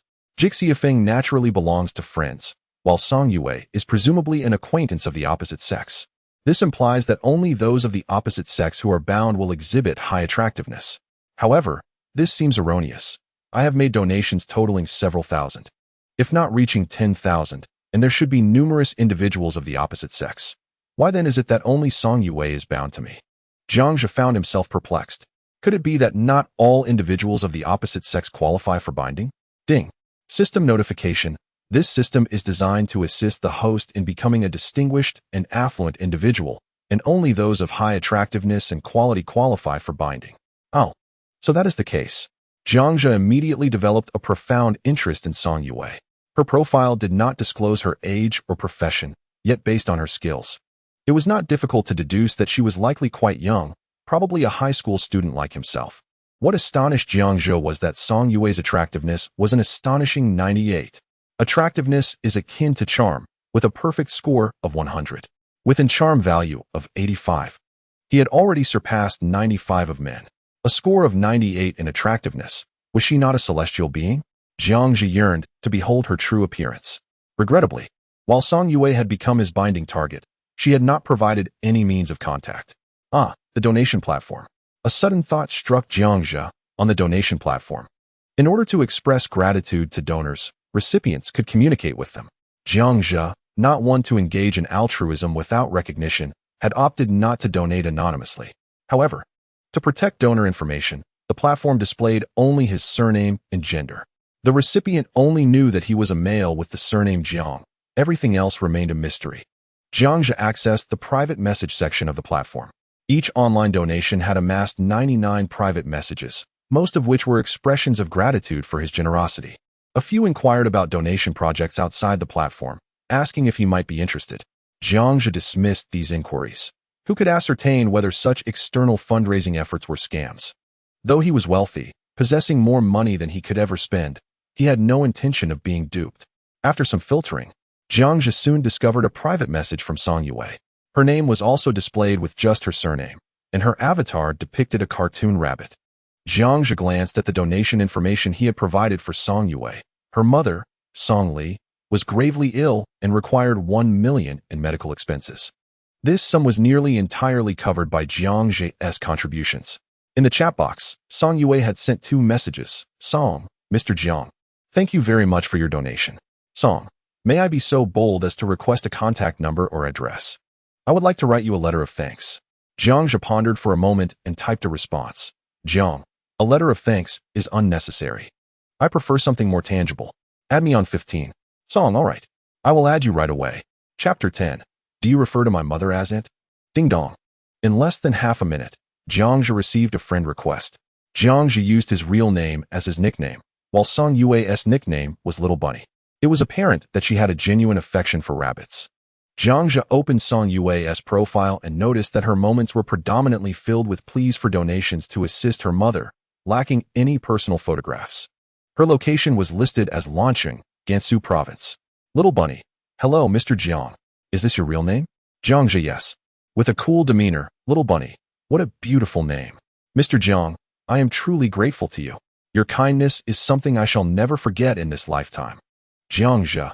It's merely a trivial matter, nothing worth mentioning. How is your mother doing? Little Bunny. With your assistance, the doctor said she can undergo surgery tonight, and she will recover. Jiang Zhe. That puts my mind at ease. Which hospital is it? If convenient, I can come to visit. Little Bunny. It's at the First People's Hospital of Lancheng, Mr. Jiang. Your donation is already the greatest help to my mother and me. There is no need for you to come in person. Jiang Zhe. Very well, if there is anything else you need, do not hesitate to let me know. Problems that can be resolved with money are not problems at all. Little Bunny. Yes, that is more than enough. I cannot thank you enough. You have saved my mother's life. Jiang Zhe. I'm glad to be of assistance. Jiang Zhe conversed with Song Yue for a few more moments. She continuously expressed her gratitude, and he felt it inappropriate to delve into more personal topics. Of course, Jiang Zhe was simply curious about Song Yue. He wondered how extraordinarily beautiful the girl with a score of 98 in looks could be. He couldn't help but compare her to Gu Ruoxi, pondering who was more beautiful. Unbeknownst to them, their conversation continued until it was past midnight. Jiang Zhe felt no fatigue. His mental vitality surpassed the limits of adulthood, allowing him to maintain boundless energy at all times. His mental state was always alert. However, as a beleaguered high school senior facing an early rise the next day, he reluctantly turned off his phone, forcing himself into slumber. That night, all 5 major donation platforms reached their maximum limit for contributions. This incident caused a tremendous stir online. Jiang Zhe did not donate anonymously. According to the recipients, the benefactor was a gentleman with the surname Jiang. It was easy to deduce that the donations came from the same individual. This news spread rapidly, quickly trending as the #1 topic on Weibo. Shock! A mysterious man donated over 4 billion in a single night. The 5 major donation platforms ran out of funds. Soon, that Weibo post sparked intense discussions among netizens. Is it possible? This is the first time I've heard of donation platforms running out of funds. Of course, legitimate fundraising projects are for disaster relief, not commercial endeavors. So there are limits. Who possesses such wealth to donate a staggering 4 billion? It is said that there exists a gentleman by the surname Jiang. This Mr. Jiang is purportedly a mysterious tycoon, possessing both wealth and benevolence, while maintaining a low profile, eschewing fame and fortune, truly a paragon for our generation. Indeed, he is far superior to those internet celebrities who become arrogant upon acquiring wealth. This is the essence of a conscientious entrepreneur. May Mr. Jiang enjoy a life of peace and goodwill. May he be blessed with abundance and prosperity. May he live a long life. May he remain eternal. Netizens expressed their astonishment. 40 billion is undoubtedly a staggering figure. Even for the wealthiest individuals at the pinnacle of the socioeconomic pyramid, it remains an astronomical sum. How many billionaires possess fortunes of such magnitude? Furthermore, even among billionaires, who could afford to donate 40 billion? In an instant, netizens began speculating about Mr. Jiang's true identity. However, speculation aside, there was a tacit understanding among the netizens. No one attempted to unearth Mr. Jiang's real identity. His choice to donate discreetly online indicates a desire to remain anonymous. Naturally, the netizens were more than willing to honor that wish. Let this beautiful legend continue to circulate. Meanwhile, at the First People's Hospital of Lan City, Song Yue's mother was being wheeled into the operating room. She anxiously awaited outside the door, and during her vigil, she noticed the trending topics flooding Weibo. It turned out that Mr. Jiang had not only donated to her mother, but was indeed a remarkably kind-hearted individual. Song Yue momentarily found herself lost in thought. Ever since childhood, her mother had cautioned her to be wary of men's ulterior motives. After all, her stunning beauty attracted numerous suitors with questionable intentions. Song Yue had always heeded her mother's advice, maintaining a degree of vigilance even towards the benefactor who donated to her mother. While she felt gratitude, she instinctively braced herself against any potential advances from Jiang Zhe. Yet now, there was evidence to the contrary. Jiang Zhe had not merely donated to her. She was but a fraction, a mere 1 million of the 40 billion. What could his intentions possibly be? If 1 million could imply an ulterior motive, perhaps, but 40 billion as a means to approach her? Impossible. When Mr. Jiang mentioned his intention to visit the hospital, she was incredulous to have doubted his sincerity. In reality, Mr. Jiang was simply a person of pure kindness. Reflecting on this, she realized he was unaware of her appearance. How could he harbor ulterior motives? Song Yue, how could you think this way? In that moment, the flicker of suspicion within her dissipated completely. Simultaneously, a profound sense of remorse washed over her. I should not have doubted Mr. Jiang. He is not like Principal Wei. Principal Wei's offer to cover my mother's medical expenses was laced with ulterior motives. But Mr. Jiang is different. He is a genuinely kind person. I must find an opportunity to express my gratitude to him in person. Ding. The consumer target, Song Yue, was deeply moved by the noble character of the host, resulting in an increase of 3 points in her affection. Current affection level, 48. While Jiang Zhe was in slumber, he received a notification from the system. The following day, at 5:10 in the morning, Jiang Zhe's biological clock, honed over the past 3 years, roused him from his sleep.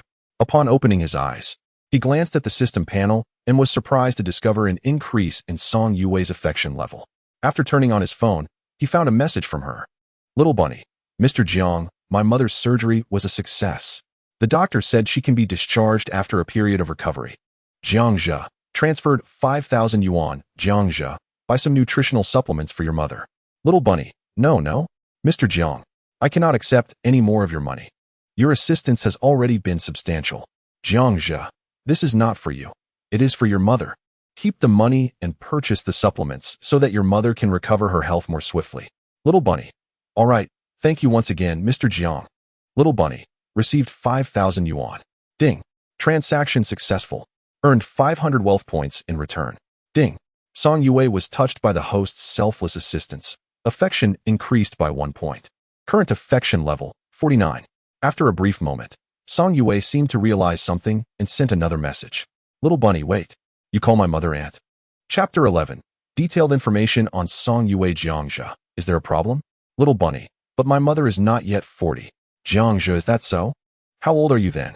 Little Bunny, I am 18 years old and currently in my 3rd year of high school. Jiang Zhe, what a coincidence. I am the same age as you.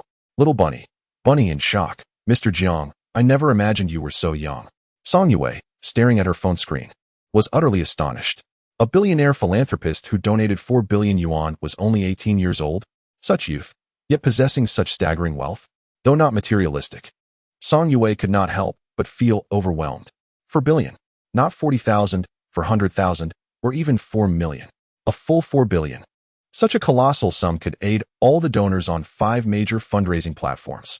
It was enough to ensure many lived without worry. Enough to purchase numerous plush rabbit factories. Initially, Song Yue assumed Jiang Zhe was an older business magnate. The unimaginable wealth that many could only dream of in their lifetime was casually donated by him. How could such a person only be 18 years old? No wonder he referred to her mother as aunt.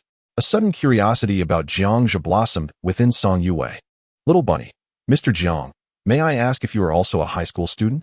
Jiang Zhe, indeed, just like you, in my final year. Little Bunny, oh my, are you the one who donated 4 billion online?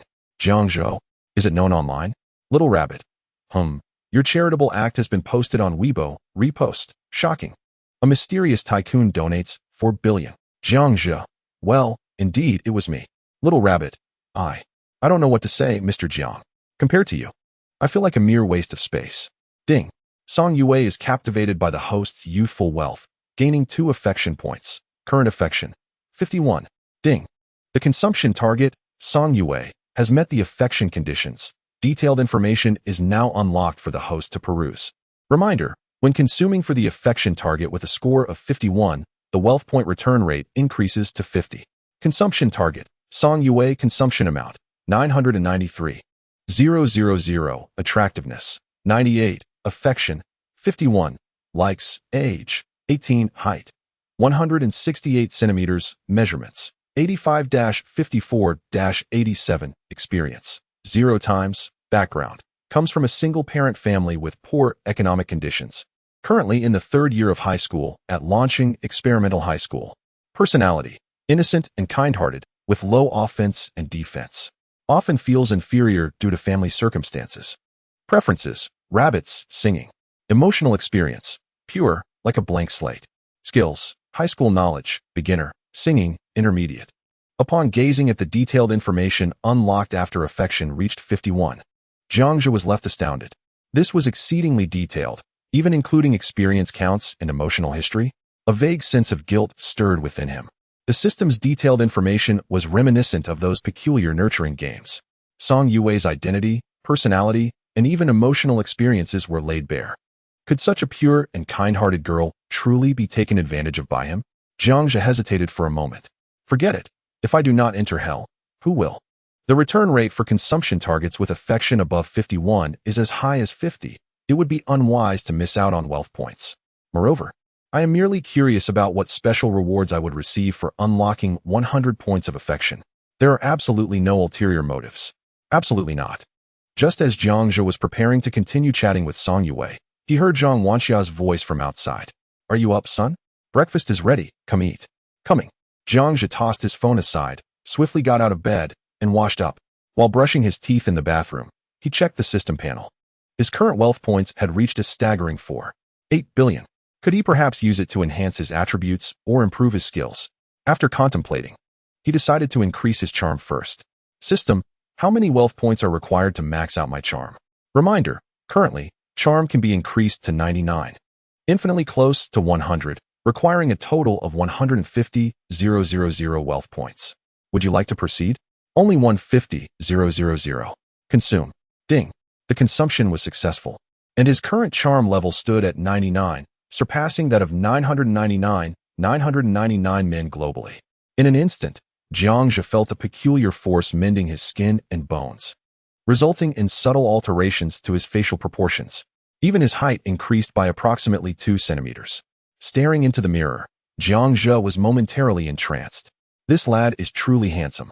His appearance, already commendable, was now elevated to an almost perfect allure, close to a score of 100. The changes appeared minimal, merely fine-tuning his looks. However, the transformation in his temperament was profound. From within and top to bottom, in contrast to those delicate young idols, he exuded a robust masculinity. With striking brows and piercing eyes, he was extraordinarily dashing. Just his presence was enough to make countless young girls' hearts race and fall in love at first sight. As he gazed at his reflection, a smile involuntarily crept upon his lips. It seems the utility of wealth points extends beyond mere cash conversion. Hurry, I might be late for school. Here I come. Son, why do I feel like you've grown taller? Really? I'm only 18. Isn't it normal to grow? But I can't shake the feeling that you are somewhat different, Zhang Wanxia noted, sensing the changes in her son. Not only had he grown taller, but his demeanor was also distinct from before. She dismissed her thoughts, attributing it to her son still being in his developmental phase. Jiang Zhe enjoyed the breakfast that Zhang Wanxia had prepared. His father, Jiang Yuanshan, had just returned home from work at 3:30 a.m. and was currently fast asleep. Jiang Zhe pondered the need to come clean with his parents soon. Despite possessing an abundance of wealth, the sight of his parents toiling away was disheartening. With just over 20 days until the college entrance examination, he planned to reveal everything after it concluded. Had it not been for his desire to spare his parents worry, he would have already taken a substantial sum to ensure they could live comfortably. However, his parents placed immense importance on the examination. If Jiang Yuanshan discovered that he was preoccupied with making money during this critical period, he would likely experience the wrath of the 7 wolves. Mom, I'm full. I'm heading to school now. Go on, but be careful on your way. Zhang Wanxia watched Jiang Zhe depart, her expression a mixture of emotions. As a mother, she naturally noticed the changes in her son. Not only had his appearance and demeanor transformed, but his personality had also become much more cheerful. Just yesterday, when discussing his mock exam results, despite not performing well, he had confidently comforted her instead. Was he trying to shield her from worry? Zhang Wanxia felt as though her son had matured overnight. Yet, the thought of Jiang Zhe's declining grades dampened her spirits. She glanced at the snoring Jiang Yuanshan, thinking, if it weren't for his support of Jiang Zhe's pursuit of Guruashi, would her son have been influenced so? The louder Jiang Yuanshan snored, the angrier Zhang Wanxia became. And unable to contain herself, she delivered a light punch to him. Chapter 12. He has transformed. What time is it? Jiang Yuanshan stirred from his slumber, having been roused by a punch from Zhang Wanxia. Don't fall asleep just yet. I have something to discuss, Zhang Wanxia said impatiently. She recounted the events of the previous night and the changes in their son to Jiang Yuanshan. Upon hearing of his son's decline in academic performance, Jiang Yuanshan furrowed his brow, pondering whether the boy had become overly reckless. How could he have fallen so far? When he learned that his son had comforted his mother, he was taken aback. No one knows a child better than their father. Jiang Yuanshan understood his son well. Despite having a commendable moral character, he was never one to express himself openly. The fact that he had acknowledged his mistakes and feared causing his mother distress was unfathomable. Such behavior had been unimaginable in the past. Is this truly his son? Noticing Jiang Yuanshan's dazed expression, Zhang Wanxia delivered another punch. This is all your fault. If you hadn't insisted on encouraging our son to pursue Guruashi, he wouldn't have been influenced this way. Let me tell you, if he doesn't score high enough to get into a top university, you'll be the one facing my wrath. Jiang Yuanshan chuckled awkwardly in response to Zhang Wanxia's threats. How can you blame me? Our son and that girl have grown up together. Don't you want Ruashi to be your daughter-in-law? Zhang Wanxia shot him a glance. Of course, I would love that, given her excellent qualities. But can you be sure that she would even consider our son? And even if they were to be together, would our son be willing to let her face any hardships? Wouldn't it be him who ends up suffering? Can't you see? Our son has clearly been affected by Ruashi. Otherwise, how could his performance have dropped so significantly? Sighing, Zhang Wanxiao expressed her complex feelings. With the college entrance examination approaching, do you think his mindset has been compromised? You won't believe it. During dinner last night, he actually said, "I love you, Mom." Can you fathom that coming from our son? Recalling her son's sincere smile from the previous day brought a bittersweet smile to her face, yet an overwhelming sense of worry loomed within her. She felt uncertain whether her son's transformation was normal or not. Really? He said that? No way. Lao Jiang, do you think our son might be experiencing some mental issues? What could possibly be wrong? Since he claims to be confident about the college entrance exam, we should trust him. Now, go away and stop bothering me. I'm trying to sleep. Jiang Yuanshan offered a few comforting words before lying down to rest. A minute later, with his eyes half closed and a smile playing on his lips, he thought, that little rascal. Beep. Student card. Jiang Zhe was in no hurry today, so he prepared to take the school bus. His pockets were now sufficiently filled, ensuring he could afford a taxi fare if needed. However, the school bus is not free. Jiang Yuanshan had already paid for the bus fare for the final semester of senior year. Since the fare had been paid, it was only reasonable for him to take the bus. Are you Jiang Zhe? Master Zhang, the bus driver, noticed the change in Jiang Zhe and was greatly astonished. Good morning, Master Zhang. Jiang Zhe smiled brightly and greeted him. Xiao Jiang, how have you changed so much? After just one night, you've suddenly transformed into a handsome young man. What do you mean? Wasn't I handsome before? Well, you were quite handsome before, but not like this. Jiang Zhe's home was relatively far from the school, making it the first stop on the bus route. At this moment, he was the only passenger on the bus. Driver Zhang started the vehicle, engaging Jiang Zhe in playful banter. Xiao Jiang, I suppose Gu Ruashi doesn't agree with you anymore, right? As the saying goes, when one is in the midst of joy, their spirit flourishes. I see you in quite high spirits today. Could it be because of Gu Ruashi? Master Zhang was quite an amusing and talkative individual. In his 40s, he had no generational gap with the students.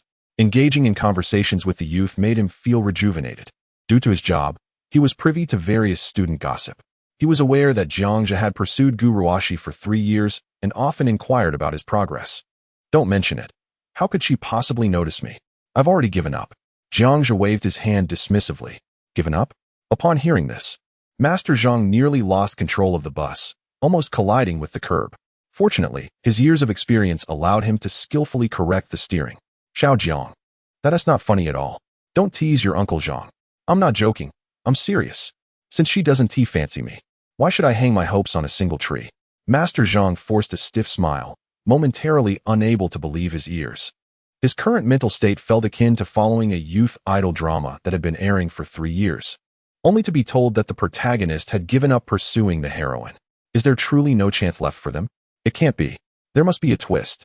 Master Zhang reassured himself internally. Enough about my affairs, Master Zhang. Haven't you found anyone since your divorce from Aunt Zhao? I heard Aunt Wu has quite an interest in you, not to mention Aunt Wang and Aunt Li Cough. You rascal. Be serious. Beep. The student card was scanned. Beep. The bus arrived at the next stop, and Lu Jingjing, along with several other girls from different classes, boarded the bus. Upon seeing Jiang Zhe, Lu Jingjing and a few other girls paused momentarily. Jiang Zhe? Lu Jingjing stared at Jiang Zhe's handsome face in a daze. Not only was he good-looking, but his aura seemed somewhat transformed as well. If one were to encapsulate it in a word, it would be metamorphosis.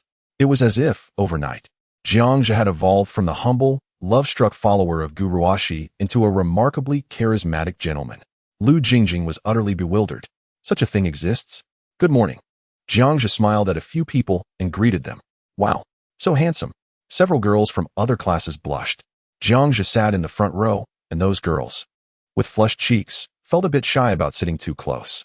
They moved to the back row of the school bus, whispering amongst themselves. How come I never noticed before that Jiang Zhe is so handsome? Yes, I heard he confessed to Gu Ruashi yesterday and was rejected. Could that be the reason?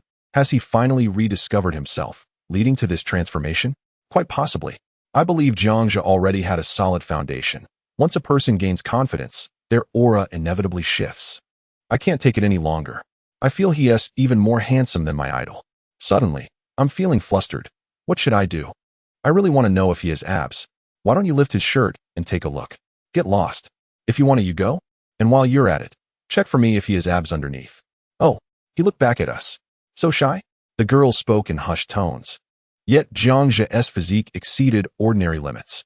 His senses were far more acute than those of others. He heard every word of the chatter from the girls in the back row, causing his face to flush. He never expected that the private conversations of these high school girls would be so scandalous. Can't you be a bit more reserved? You are 18-year-old blossoms of youth. After all, Chapter 13, Binding with Guruwashi, an unexpected event on the school bus. Haha. Master Zhang noticed the amusing happenings on the bus and couldn't help but laugh. Xiao Jiang, in my view, the person you are now is the true you. If you pursue girls now, your success rate will undoubtedly be high. Of course, just look at who I am. Jiang Zhe chatted with Master Zhang from the front row, while Lu Jingjing sat in the seat behind and beside him, staring blankly at his back, unable to comprehend why Jiang Zhe's transformation was so drastic. Not only had he become handsome, but he was also much more talkative. Previously, he would stutter in front of Guruwashi, yet now he could engage in cheerful banter with Master Zhang. Moreover, it seems he is quite wealthy. A computer worth 10,000 yuan. Just given away without a second thought. Could it be that this is Jiang Zhe's true self behind the scenes? Sunny, cheerful, confident, handsome, academically gifted, and wealthy? The more Lu Jingjing thought about it, the more alarmed she became. Isn't this the perfect male idol? Her previous disdain for Jiang Zhe stemmed merely from his lowly demeanor.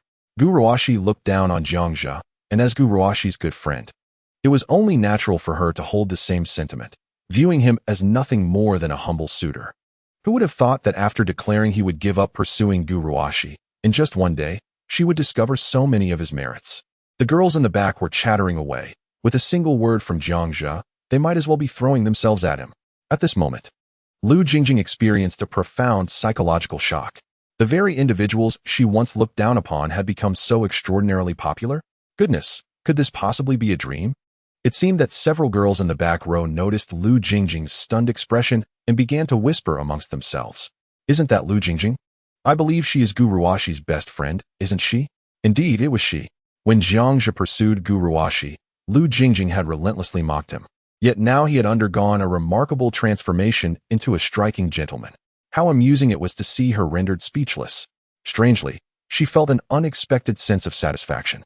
What an annual delight this was. Once, she had scorned him. Now, he was beyond her reach. Listening to the whispers from the back row, Jiang Zhe couldn't help but chuckle. One must admit, the system had truly delivered. A mere change in appearance was sufficient to evoke such a dramatic shift in perception. What if the younger girls discovered that he was, in fact, an immensely wealthy individual, a veritable tycoon?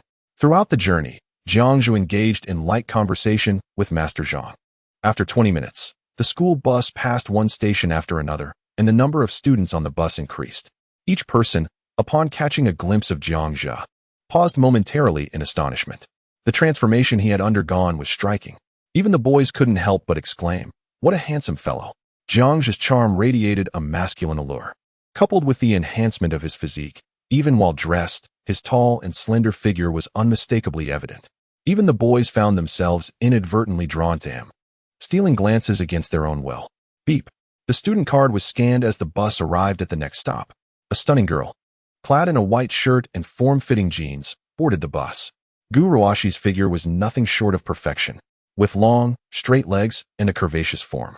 Her exquisitely beautiful face required no makeup to evoke envy among countless women. She exuded an air of eternal coolness and aloofness as she gracefully stepped onto the bus.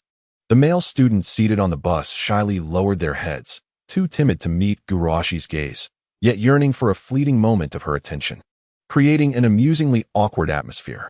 It is no exaggeration to say that if the goddess were to lock eyes with any of them, that fortunate individual would be so exhilarated as to forget to breathe. In addition to the boys, the girls on the bus simultaneously turned their gazes toward Guruwashi, their eyes tinged with jealousy. Why had fate bestowed such a perfect visage upon her? In an instant, the atmosphere within the bus fell into an unspoken silence. It was as if her mere presence altered the ambience of the entire vehicle. This was the power of Guruwashi. Wherever she went, without needing to take any action, her simple appearance would swiftly capture the attention of all. Thanks to her, Jiang Zhe also enjoyed a degree of fame. He had borne the title of the devoted admirer of the goddess of the first high school for 3 years. Upon noticing the tall and handsome young man seated in the front row, Guruwashi found herself momentarily captivated. Her lips parted slightly, and her beautiful eyes fixated on Jiang Zhe, leaving her momentarily speechless. It was evident that even the aloof Guruwashi, a renowned beauty, could not escape the allure of Jiang Zhe. She was utterly astonished. Could this truly be Jiang Zhe, the childhood companion who had pursued her for 3 long years? Good morning. Jiang Zhe greeted her with a smile and a nod, as casually as he would with any other classmate. His demeanor was neither overly enthusiastic nor excessively indifferent. Good morning. Guruwashi quickly regained her composure, her emotional restraint proving to be formidable. She would not allow Jiang Zhe's sudden transformation to alter her demeanor. At that moment, Jiang Zhe received a notification from the system. Ding. Potential consumer target detected. Guruwashi. Binding in progress. Ding. Binding successful. Consumer target, Guruwashi. Current favorability, 36. Is it really possible to bind like this? Jiang Zhe pondered, momentarily taken aback. He wished to express that he had not exactly consumed anything from Guruwashi. How could a mere greeting lead to such a binding? Consumer target, Guruwashi relationship, childhood friends, consumption amount, 0 yuan, attractiveness, 98, favorability, 36 skills, high school knowledge, beginner. Guqin, advanced. Jiang Zhe found himself at a loss for words as he perused Guruwashi's profile. The system had rated her attractiveness at an impressive 98. This implied that Song Yue's beauty was indeed on par with Guruwashi's. Such levels of beauty were exceedingly rare. Among the thousands of students at Haiqing one high school, only a singular Guruwashi had emerged. This revelation gave Jiang Zhe a clearer understanding of Song Yue's allure. Moreover, he was surprised to discover that Guruwashi's favorability was rated at 36. According to the system, favorability ranged between 31 and 50, indicating that she harbored more than just a slight affection for him. It suggested a willingness to develop a friendship. Guruwashi did not seem to despise him as much as he had initially thought. Upon reflection, Guruwashi's level of favorability appeared quite reasonable. If she truly loathed him, how could she have permitted Jiang Zhe to court her for 3 years? Even as mere acquaintances, having someone follow you daily could become quite bothersome, wouldn't it? Although Guruwashi exhibited disdain for Jiang Zhe, her rejections were unequivocal. However, given their long-standing acquaintance, he had always treated her well. How should one describe Guruwashi's attitude towards Jiang Zhe? It was a curious blend of indifference and reluctant acceptance. She found him unworthy of her admiration but did not mind his presence. Such a contradiction could only be manifested by someone as prideful as Guruwashi. Jiang Zhe closed the system interface, realizing that binding a consumer target did not necessarily require any form of consumption. As soon as the system detects a match, it will forcibly bind the individuals involved. Jiang Zhe speculated that this might be due to his prior interactions with Guruwashi. After all, Guruwashi is his childhood friend, and their bond is quite unique. Moreover, she certainly meets the standards of an attractive and high-quality individual of the opposite sex. Guruwashi resumed her aloof demeanor and walked towards the back.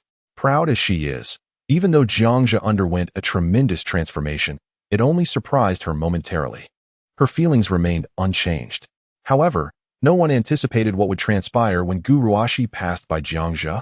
Suddenly, the school bus lost control while making a turn.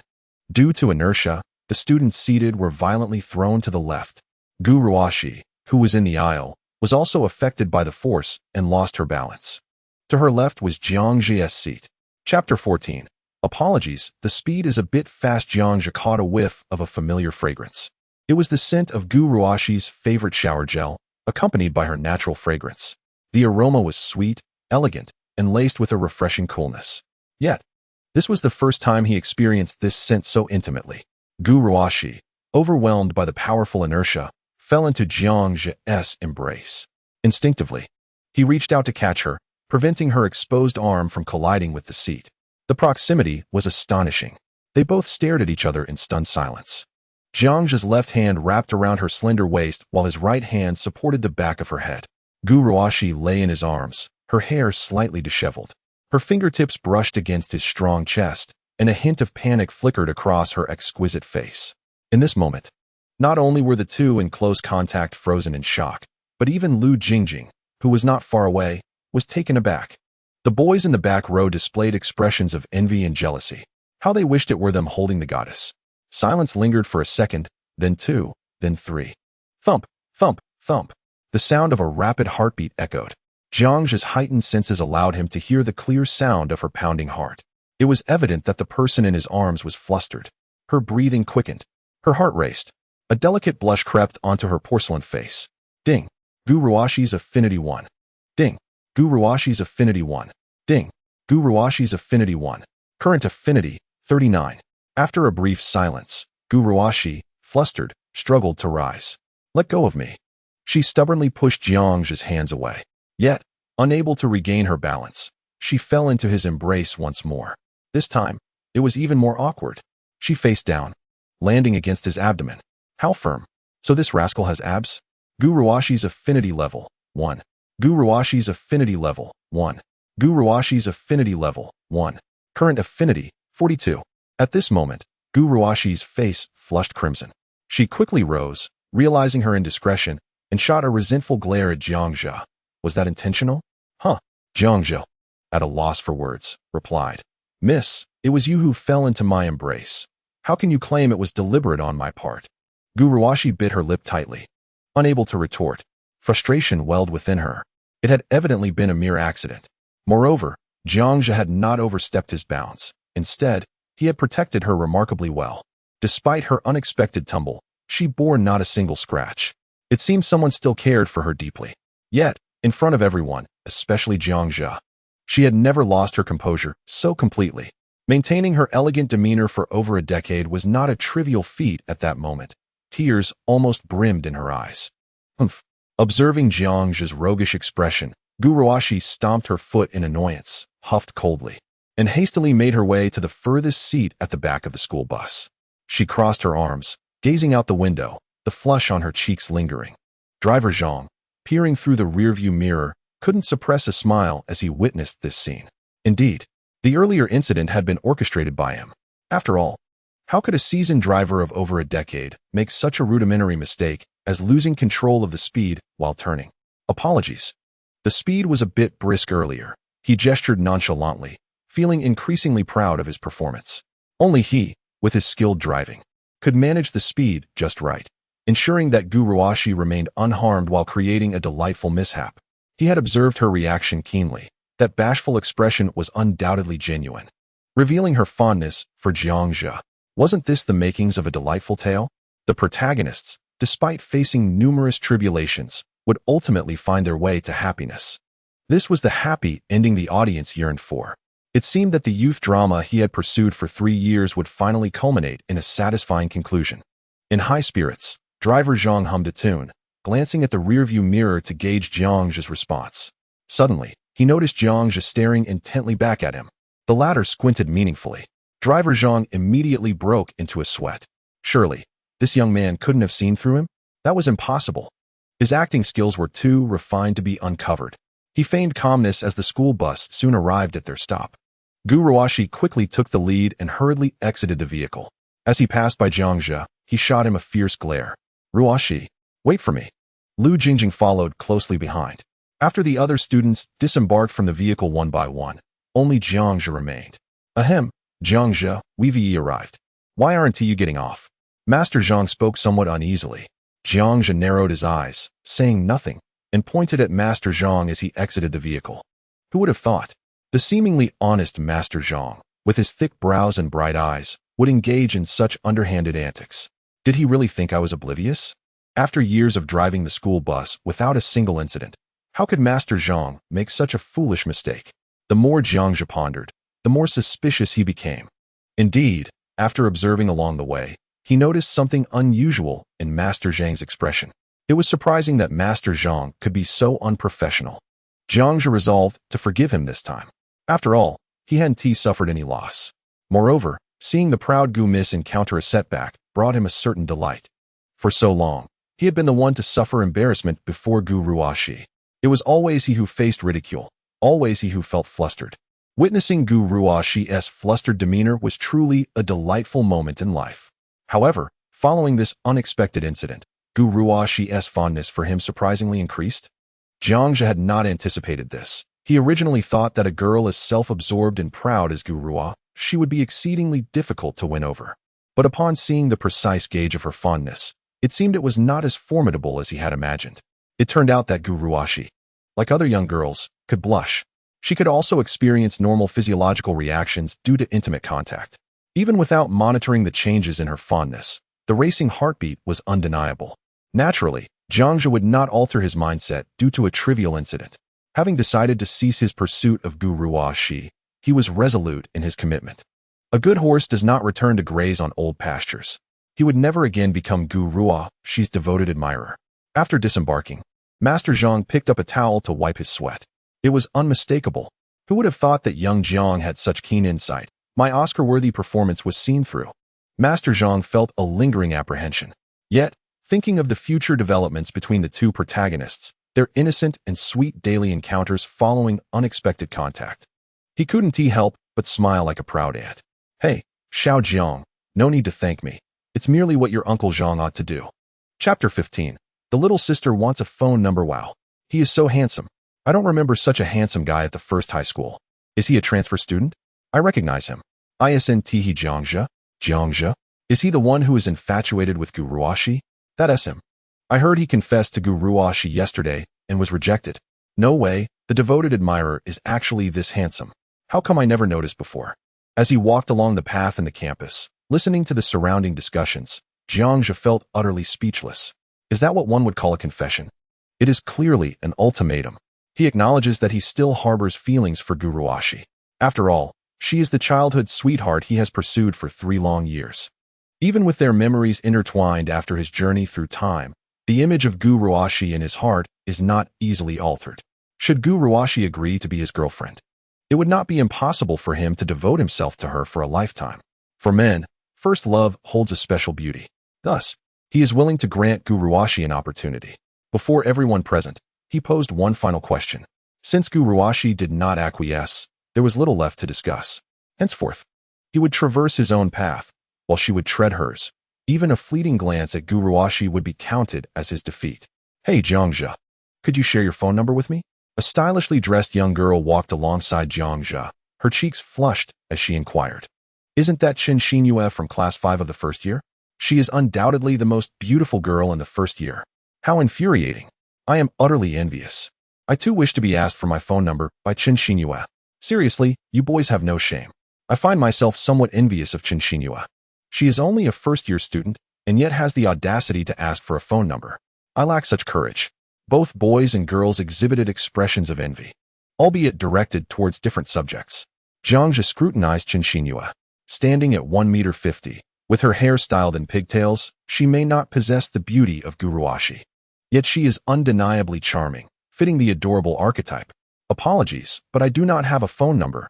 Jiang Zhe rejected her without hesitation. Though he, Jiang Zhe, aspires to be a rogue, he would never stoop so low as to prey upon underage girls. He has no desire to bear the stigma of being a predator at such a tender age. Jiang Zhe hastily departed. After being spurned, Chen Xinyue gazed at Jiang Zhe's retreating figure, her eyes sparkling with admiration. Such an aloof god. How could a guy like him possibly be a sycophant? She pondered in confusion. Wow, did you get plastic surgery, Zhe? Upon seeing Jiang Zhe, even Ji Xiaofeng could not help but be taken aback. Ding. Friend Ji Xiaofeng was captivated by the host's astonishing appearance, increasing his fondness by 1 point. Current fondness, 82. Jiang Zhe cast a disdainful glance at Ji Xiaofeng. What on earth are you gaining fondness for? Were it not for his intimate knowledge of Ji Xiaofeng, he might have questioned the latter's preferences. Nevertheless, this further attests to his extraordinary allure, a staggering charm rating of 99 points, appealing to individuals of all ages and genders. Jiang Zhe advanced with a composed stride towards his seat, while the entire class, regardless of gender, stared at him in astonishment. Even Lu Jingjing was no exception. Only Gu Ruoshi remained seemingly unfazed, whether by feigned composure or genuine indifference, her gaze steadfastly fixed on her book. Before long, the bell signaling the start of class rang. The homeroom teacher, Li Qiuping, entered the classroom, observing the students who were neglecting their studies. What are you doing? Can't you see that the bell hasn't rung yet? He admonished sternly. To his surprise, the focus of the classroom was none other than Jiang Zhe. As he turned his gaze towards Jiang Zhe, He was taken aback by the noticeable transformation in his demeanor.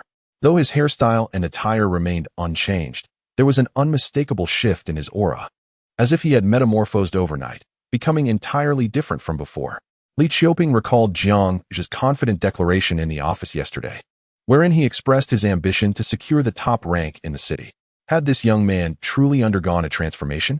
After offering a few brief words of instruction, Li Qiuping departed from the classroom.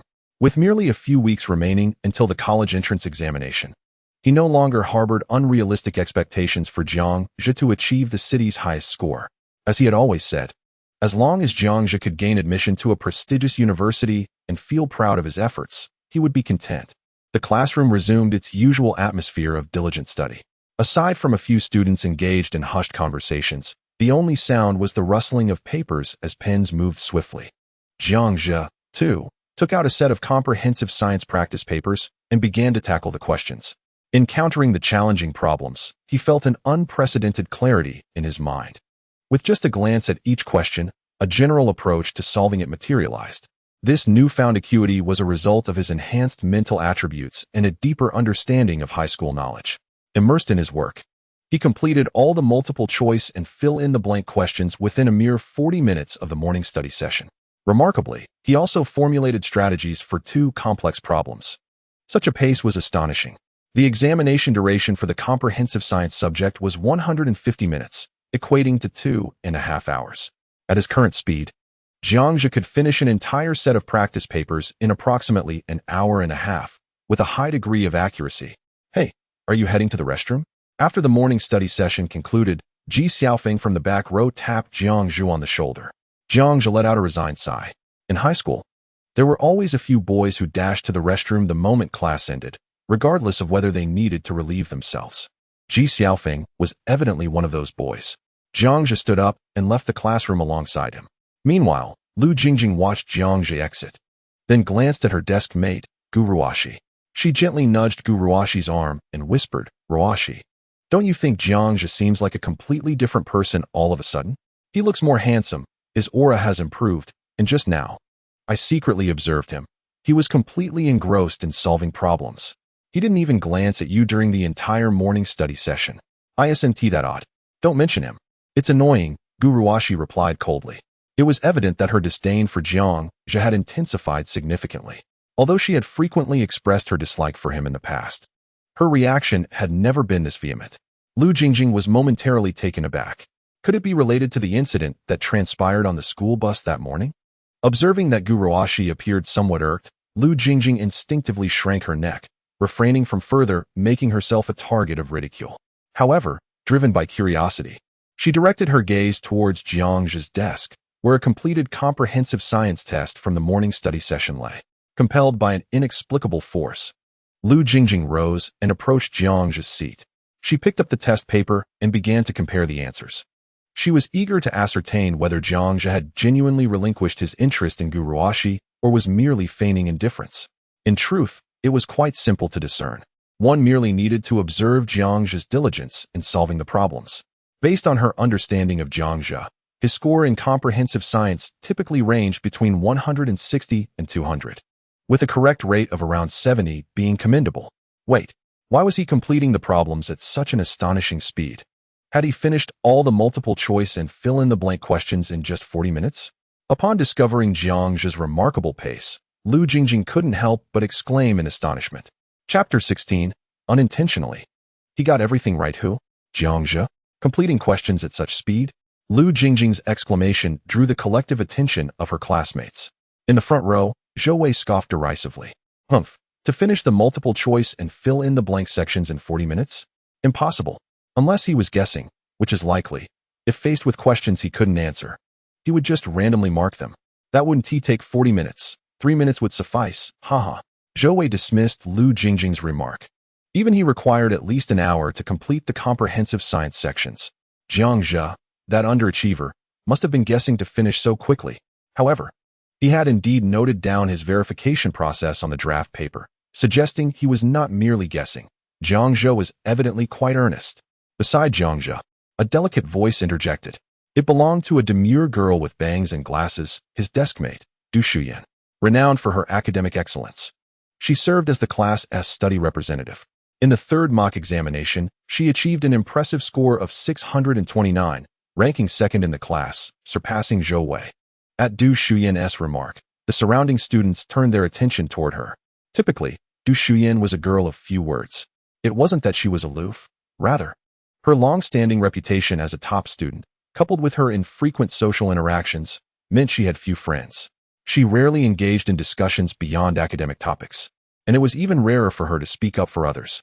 Realizing she had captured the entire class's attention, her face flushed, and she quickly lowered her head, wishing to bury herself in her books. Du Xian's reminder also drew Lu Jingjing's attention to the draft paper on Jiang Zhe's desk, which indeed contained the verification process. It appeared he was not merely guessing. Lu Jingjing then compared the answers, while Zhou Wei could not help but furrow his brow. In the classroom, few individuals command his admiration, but Du Shuyan is one of them. It is akin to a prominent industry leader asserting a confident opinion on a matter, naturally eliciting one's belief in their discernment. Zhou Wei fell silent, his peripheral vision catching Lu Jingjing as she compared answers.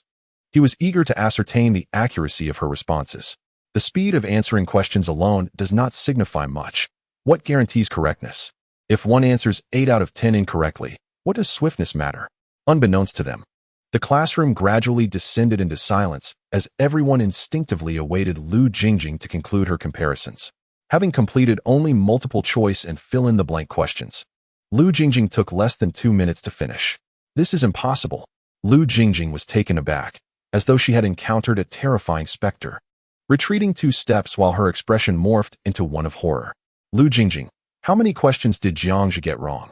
A girl from the back row, who harbored a keen interest in Jiang Zhe, inquired anxiously.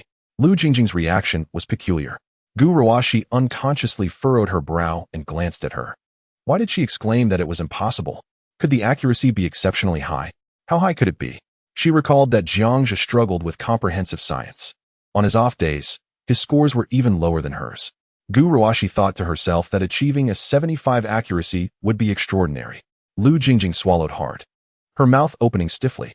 Jiang Zhe, he got every multiple choice and fill-in-the-blank question correct on his comprehensive science exam.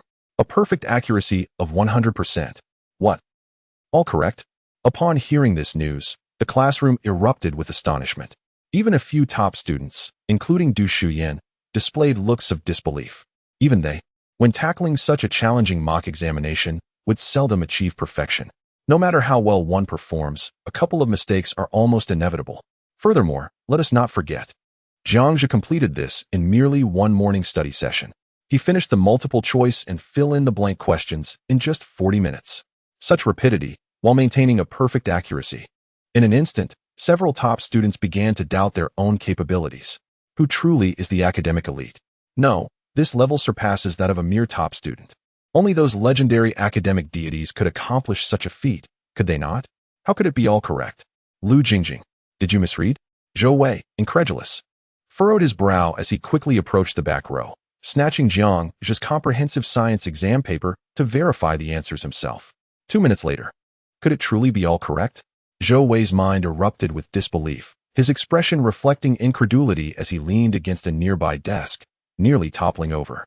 Zhou Wei's reaction solidified the classmates' realization. The classroom buzzed with fervent discussion. What a revelation! In just 40 minutes, completing all the multiple-choice questions and fill-in-the-blank sections of the integrated science exam with a flawless accuracy rate indicates that Jiang Zhe's score must be at least 250 points. It seems that only a few of the final complex questions might pose a challenge for him. The top scorer in the third mock exam is Zhang Zhitong. ISNT it? What was his score again? I seem to recall it being around 239. Goodness. Could it be that Jiang Zhe's prowess in integrated science surpasses that of Zhang Zhitong? If so, why has he not demonstrated such capability before? There is a phrase that comes to mind, playing the pig to eat the tiger. Could it be that Jiang Zhe has merely been feigning modesty? Is this all a ploy to astonish everyone during the college entrance examination? How could he possibly be playing the pig? Have you been reading too many novels? It is likely that he simply had an exceptionally good performance by chance. No, that cannot be. You have all been deceived. Jiang Zhe must have copied the answers. I am well aware of his abilities. How could he suddenly solve problems at such a rapid pace? Even if he finished quickly, Achieving a perfect score is unfathomable. Do you think he is some kind of deity? Zhou Wei, beads of sweat forming on his forehead, forced a smile as he spoke. It is not surprising that he finds it hard to believe. The more academically inclined individuals can appreciate the immense difficulty of completing all the multiple choice and fill-in-the-blank questions correctly in just 40 minutes. Compared to other subjects, the integrated science exam is undoubtedly the most challenging. It tests the comprehensive abilities across physics, chemistry, and biology. Only by mastering all three subjects to a high degree can one hope to achieve a commendable score. Over the past 3 years, Jiang Zhe's abilities have been well known among his classmates. Otherwise, Zhou Wei would not be foolish enough to compare his score with Jiang Zhe's.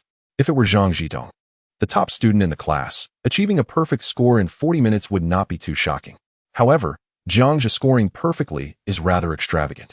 As the classroom buzzed with excitement, the duo who had gone to the restroom returned. Jiang Zhe looked at Zhou Wei and the others gathered beside his seat. Momentarily taken aback. What is happening? Why is everyone slacking off instead of studying? Do they not realize that there are still over 20 days until the college entrance examination? Upon the arrival of the main character, Zhou Wei strode confidently towards Jiang Zhe, holding the integrated science paper. Jiang Zhe, I am ashamed of you. Instead of studying diligently, you resort to such pathetic self-deception. Do you think your actions can shake my confidence? Let me tell you, you are mistaken, Zhou Wei declared with righteous indignation. What are you doing here, trying to draw attention to yourself? Are you out of your mind? Ji Xiaofeng interjected, shoving Zhou Wei without hesitation. Zhou Wei stumbled slightly but, occupying the moral high ground, ignored Ji Xiaofeng. Instead, he let out a cold laugh and tossed the exam paper onto the nearby podium. Jiang Zhe, is this the integrated science paper you completed during morning self-study? You finished all the multiple-choice questions in 40 minutes? And got them all right? Haha, you truly are remarkable. Even surpassing Zhang Zhitong. As Ji Xiaofeng contemplated unleashing a small reprimand upon Zhou Wei, he was momentarily taken aback by Zhou Wei's words. The comprehensive science exam? Completed the multiple-choice questions in just 40 minutes? And all correct? Ji Xiaofeng's mouth fell agape as he turned to Jiang Zhe. Even for someone of his academic standing, the implications were unmistakable. If even Zhou Wei dared to assert that Zhang Jitao paled in comparison to Jiang Zhe, it was indeed a noteworthy claim. Zhang Jitao had consistently held the top rank in their class, often placing within the top 3 for the entire academic year, truly a paragon of scholarly excellence. Was Jiang Zhe truly that formidable? The gaze of the classroom shifted towards Jiang Zhe, with skepticism prevailing among many. It seemed implausible for one's academic performance to improve so drastically in such a short span. Yet, to suggest he had merely copied answers appeared equally unfounded. After all, what significance would that hold? Could he replicate such an act during the college entrance examination? Clearly not. At that moment, under the scrutiny of his peers, Jiang Zhe calmly approached the podium and picked up the comprehensive science paper. A bashful smile graced his face as he remarked, "Oh dear, I accidentally got them all right." Chapter 17. Zhou Wei, please conduct yourself with dignity. Jiang Zhe's innocent expression undoubtedly bore an air of arrogance. Zhou Wei was seething with rage. What did he mean by accidentally? Was it all too effortless for him? How utterly pretentious. Jiang Zhe, dare you claim you did not copy the answers? Zhou Wei's bespectacled face turned a shade of purple from his agitation. Witnessing this, Jiang Zhe felt a twinge of reluctance to further deflate his rival. Adopting the demeanor of a seasoned individual, he condescendingly patted Zhou Wei on the shoulder. Zhou Wei, put in some earnest effort. I believe you can achieve commendable results in the college entrance examination. This sincere encouragement was followed by Jiang Zhe returning to his seat with poise amidst the gazes of his classmates. His nonchalant demeanor, devoid of any need for explanation, starkly contrasted with Zhou Wei's frenzied state. In comparison, Zhou Wei appeared as a mere jester. Even if Jiang Zhe had indeed copied the answers, he had not flaunted it before Zhou Wei. Rather, it seemed Zhou Wei was excessively preoccupied with proving himself. What authority did he possess to question Jiang Zhe's integrity regarding the exam? Did he truly fear losing to Jiang Zhe in the college entrance examination? Fuming, Zhou Wei clenched his teeth as the peculiar stares from his classmates ignited a tumult of emotions within him. The embarrassment was exacerbated by the fact that Gu Ruoxi had witnessed this humiliating scene, amplifying his regret over his impulsive actions. Had he known, he would have feigned indifference. What was so difficult about pretending? Just grant me another chance. I shall perform even better, he thought defiantly. Just wait until the entrance exam results are revealed, and you will see whether he copied or not. With a flushed face, Zhou muttered a discontented remark and begrudgingly returned to his seat. Observing Zhou's vexation, Ji Xiaofeng couldn't help but find amusement in the situation. In comparison, Jiang Zhe's approach appears to be more piercing and heart-wrenching. Indeed, it is imperative to learn from this. Should he encounter provocations again, he would gracefully pat the instigator's shoulder and nonchalantly utter, "I am indifferent. Do as you please." As the bell for class rang, the mathematics instructor entered the classroom. The farce unfolded abruptly and concluded just as swiftly. Ding! Gu Ruoxi was moved by the host's composure, earning a point of fondness. Current affection level, 43. Jiang Zhe glanced at the attentive Gu Ruoxi. Has her fondness increased again? Goodness, at this rate, she might genuinely develop feelings for him. Over the course of the morning, her affection had surged from 36 to 43. The threshold of 51 for affection is now within reach. For a moment, Jiang Zhe found himself quite curious about Gu Ruoxi's detailed information. However, based on his understanding of her, he could essentially analyze her character with considerable accuracy. In a word, her personality can be described as proud. As for her romantic history, there is none to speak of. Thus far, no peer has captured her interest. If Song Yue's romantic history is as pure as a blank sheet of paper, Gu Ruoxi is akin to a pristine snow lotus, beautiful to behold, yet untouchable. When it comes to interactions with the opposite sex, her closest encounter is likely allowing Jiang Zhe to tie her shoelaces. Beyond that, there is nothing else. Unbeknownst to them, a mathematics class had concluded. Jiang Zhe found himself drowsy, as the content taught by the instructor offered little assistance to him. When the bell rang for dismissal, Ji Xiaofeng retrieved a basketball from beneath his seat. He discarded his white shirt to reveal the Cleveland Cavaliers jersey emblazoned with the number 23 underneath. Shall we go, buddy? It's time for our weekly physical education class, featuring the illustrious James. With a smile, Jiang Zhe walked out of the classroom alongside Ji Xiaofeng. In the lead-up to the college entrance examination, teachers generally adopted a hands-off approach with the seniors. Physical education classes were not mandated. Those who enjoyed sports could venture to the playground for some leisure, while those wishing to study could remain in the classroom for self-study, without interference from the physical education instructor. Moreover, aside from physical education, other subjects predominantly involved self-study. Students practiced problems while teachers occupied the front of the classroom. Anyone encountering difficulties could proactively approach the teachers for assistance. The learning environment was relatively relaxed. Ruoxi, would you like to go outside? Perhaps enjoy some fresh air on the playground? Lu Jingjing inquired. Gu Ruoxi typically relished a stroll during physical education classes. It was not that she had a particular fondness for sports. Rather, she would sometimes walk along the track or sit on the grass to bask in the sun, savoring leisurely moments. Just as Gu Ruoxi prepared to leave, she caught sight of a certain vacant seat and immediately quelled her desire to step outside. Never mind. I shall remain in class for self-study. Gu Ruoxi replied coldly. Upon seeing this, Lu Jingjing let out a soft sigh. Are you still upset with Jiang Zhe over this morning's incident? Who said I was angry with him? I have already stated that I do not wish to discuss him. Gu Ruoxi retorted icily. All right, Lu Jingjing murmured, lowering her head. As Gu Ruoxi's closest friend, she could not help but notice the subtle changes in her demeanor. Earlier that morning, the perpetually aloof goddess had inexplicably blushed. Lu Jingjing had witnessed that moment clearly.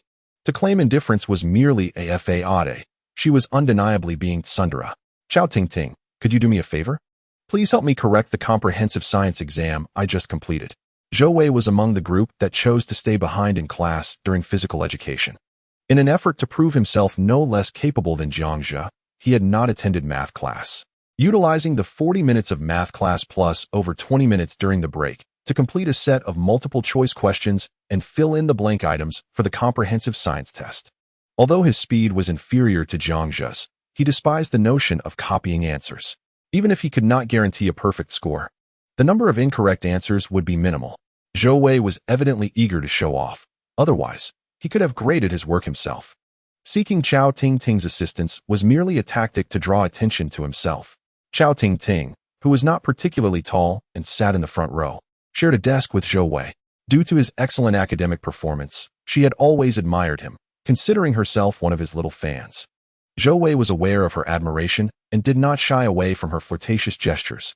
However, his true affections lay with Gu Ruoxi. He treated Chao Ting more like a backup option, indulging in flirtation without any intention of pursuing a legitimate relationship. Such was the state of affairs. Yet, what Zhou Wei did not anticipate was Chao Ting's unexpected indifference to his request.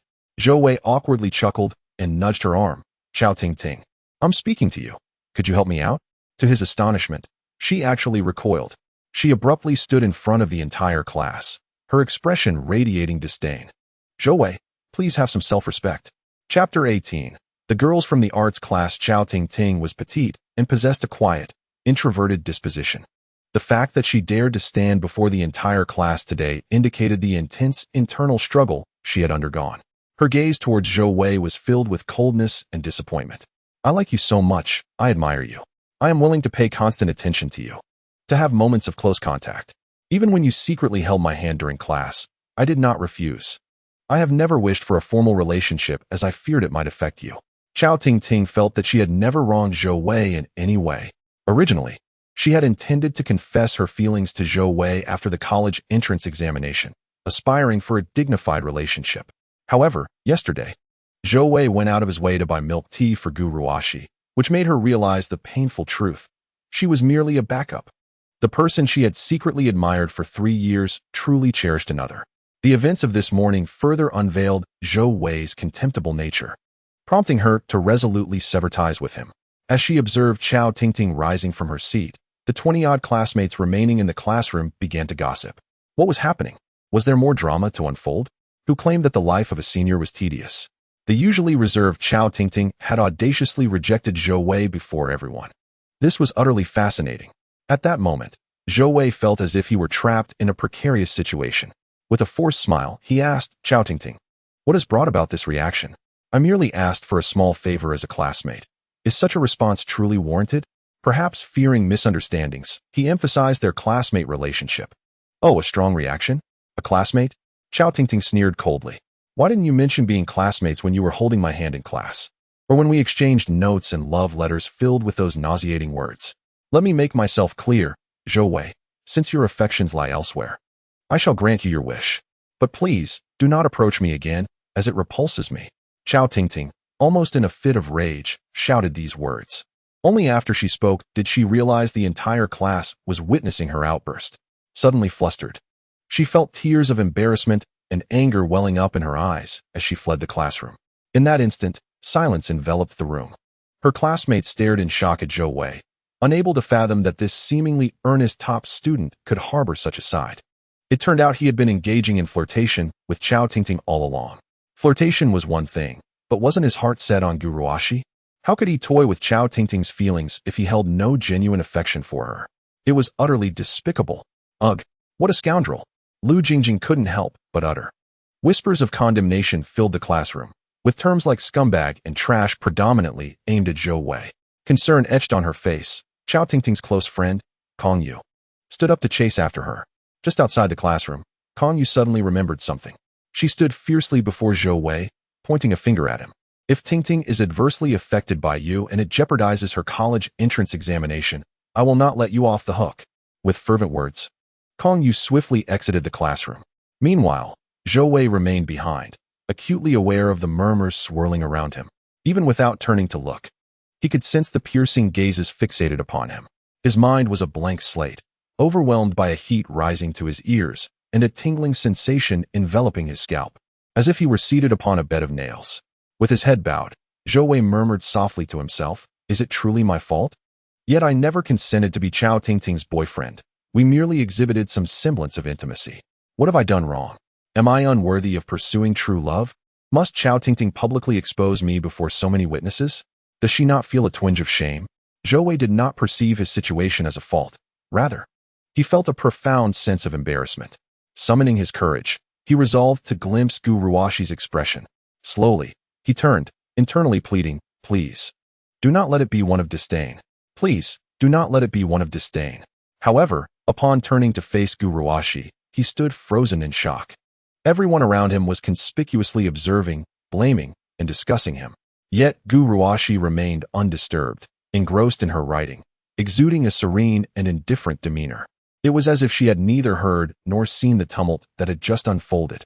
Zhou Wei felt as though a sharp dagger had plunged deep into his heart, performing a complete rotation within, causing excruciating pain. The realization struck him. She had never cared for him, not even willing to expend a modicum of energy on his humiliation, not even casting a glance of disdain in his direction. Unbeknownst to him, the unfolding drama in the classroom was completely lost on Jiang Zhe, who, along with Ji Xiaofeng and 7 other male classmates, made their way to the basketball court.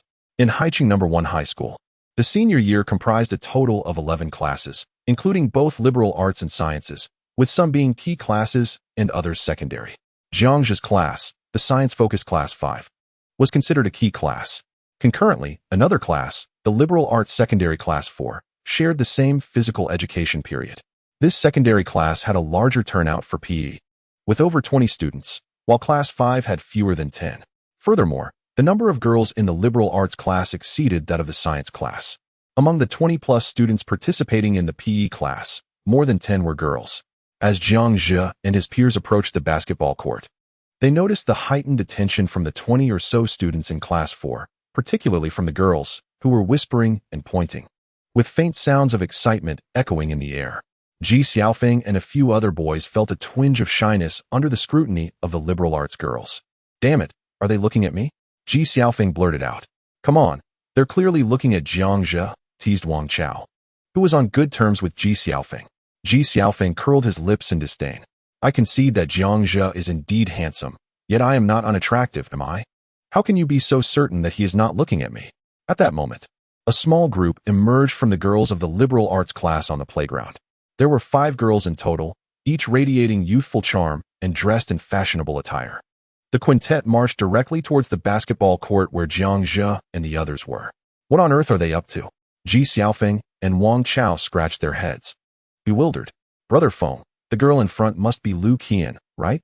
She's so stunning." Wang Chao and the others widened their eyes, their gazes fixated on the leading girl among the 5. Chapter 19. Do you have a girlfriend? No. Wonderful, now you do. The girl referred to as Lu Qian walked at the center of the group. She wore a baseball cap perched atop her head, and a lollipop dangled from her mouth. A beautiful, slightly cherubic face bore a pink heart-shaped sticker. She donned a black cropped jacket, exposing her smooth, flat abdomen between her white undershirt and denim shorts. Her long, bare legs were utterly captivating. Such a daring midriff-bearing outfit was quite rare, even in a university setting, let alone a high school campus.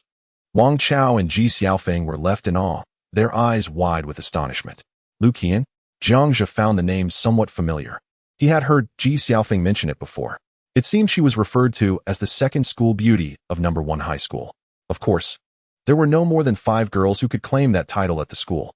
The most renowned among them were Gu Ruoxi and Lu Qian. Apart from Gu Ruoxi, Jiang Zhe had only heard of Lu Qian.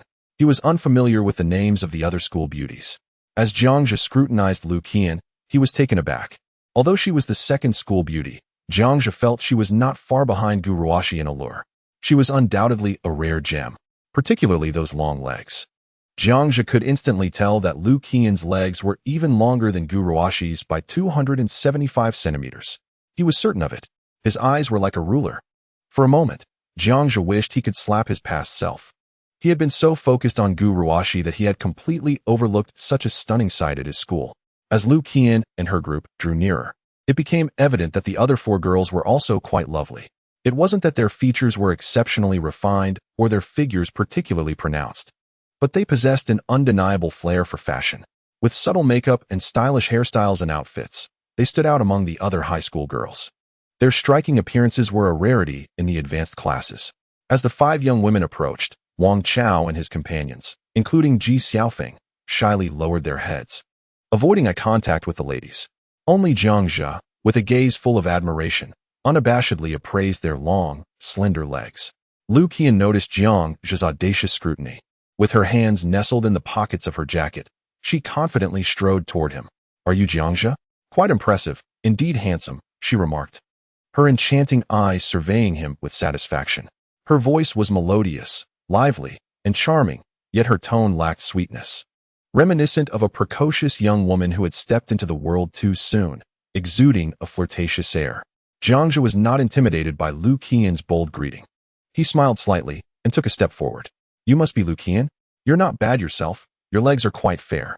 Whoa. Ji Xiaofeng and Wang Chao gaped in reverence at Jiang Zhe. Faced with such a stunning beauty as Lu Qian, they lacked even the courage to meet her gaze. However, Jiang Zhe's audacious words were nothing short of audacity itself. Did he not fear a slap from her? Yet, perhaps receiving a slap from a beauty like Lu Qian could be deemed a fortunate event. Caught off guard by Jiang Zhe's boldness, Lu Qian and the other girls stood momentarily stunned. A question mark floated above the heads of the four girls. Was this the #1 admirer of Gu Ruoxi, who had pursued her for 3 years? So brave? Why did he seem different from what they had imagined? The expressions of the four girls shifted as they regarded Jiang Zhe anew. After a brief silence, Lu Qian suddenly smiled, her attractive peach blossom eyes curving into crescent moons. Hee, thank you for the compliment. Jiang Zhe, may I ask you a question? Speak freely. Jiang Zhe squinted, intrigued by her. Do you have a girlfriend? No, he replied. Lu Qian grinned. Great. Then you have one now. Huh. Jiang Zhe, Ji Xiaofeng, and Wang Chao all echoed in disbelief, their faces a picture of confusion. Ding. Potential consumer target, Lu Qian, detected, binding in progress. Ding. Binding successful.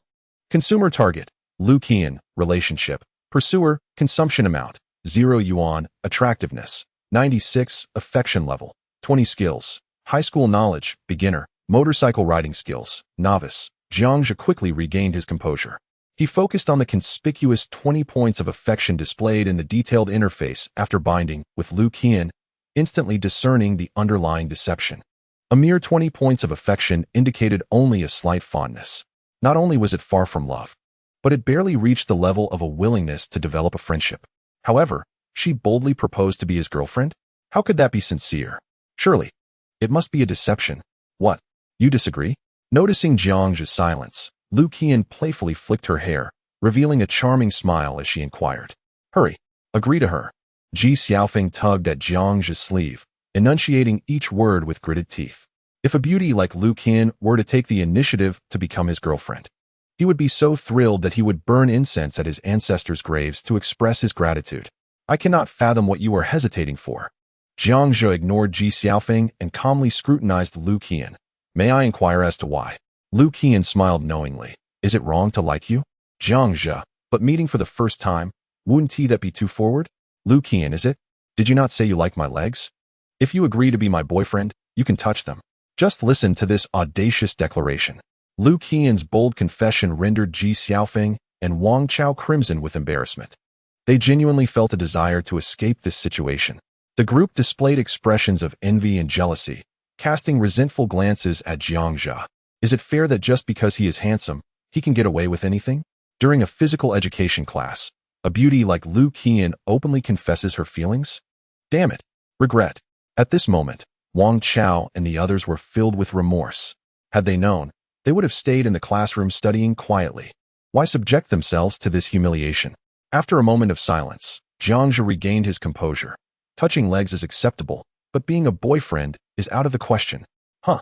Ji Xiaofeng was taken aback. Did I hear that right, Zhige? Why refuse? Ji Xiaofeng was baffled. Could it be because of Gu Ruoxi? But Jiang Zhe had claimed to have moved on from her, hadn't he? Or perhaps Jiang Zhe had some sort of scruples. Lu Qian was so bold and frivolous. Perhaps she had already exchanged boyfriends several times. What about her first kiss? Would that be gone too? Ji Xiaofeng's thoughts wandered. After being rejected, Lu Qian subtly pouted. Although it lasted only a moment, Jiang Zhe noticed. Did she seem a bit aggrieved after the rejection? Indeed, it appeared so. Lu Qian seemed incredibly daring, reminiscent of a young girl who had prematurely stepped into society. Yet, Jiang Zhe harbored a lingering suspicion that she might possess an undisclosed side. Perhaps this was the reason she, despite having little affection, would still propose to be his girlfriend? Lu Qian parted her lips, poised to say something.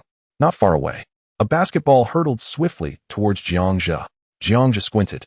Could it be because of this? That basketball clearly bore ill intent. The speed was astonishing, leaving Ji Xiaofeng and the others momentarily stunned. However, Jiang Zhe was quick to react, his mental acuity and physical prowess far exceeding human limits.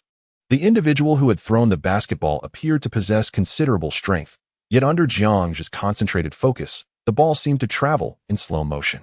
With a calm demeanor, he gradually raised his arm, effortlessly halting the swiftly flying basketball with one hand. Chapter 20. I challenge you to a basketball match. At that moment, everyone, including Lu Qian, turned their attention to the basketball. Ji Xiaofeng was instantly enraged, glaring towards a group of humanities students clad in jerseys, bellowing, "Who threw that basketball?" Such an act was undeniably provocative, and the rivalry between the humanities and sciences classes was well known. Class 4 of the humanities was not particularly prestigious, comprising a diverse array of students, some academically inclined while others struggled, along with a few physically gifted athletes aspiring for special sports admissions. A handful of these athletes often exerted their physical superiority over their peers, making the academically focused students their primary targets. Consequently, conflicts between classes 5 and 4 were frequent. "It was I who threw it." "What? Do you have a problem with that?" Several boys approached slowly, among them a towering figure over 1.90 meters tall, significantly taller than Ji Xiaofeng. Ji Xiaofeng clenched his fists, recognizing him. "Yang Yuan, you again." His fury intensified as he took a step forward. "Feng Ge, don't act rashly. The college entrance examination is imminent. Don't jeopardize your future over a fight." Wang Chao and others, familiar with Ji Xiaofeng's volatile temper, hurriedly restrained him, fearing an escalation. They were also somewhat intimidated by the imposing athletes, aware that they lacked both numerical and qualitative advantages. If a confrontation ensued, they would undoubtedly be at a disadvantage. "Don't hold me back. I'm going to teach them a lesson. Why does Class 4 think they're so superior?" Ji Xiaofeng was clearly agitated. As tensions rose, Lu Qian and a few other girls appeared frightened.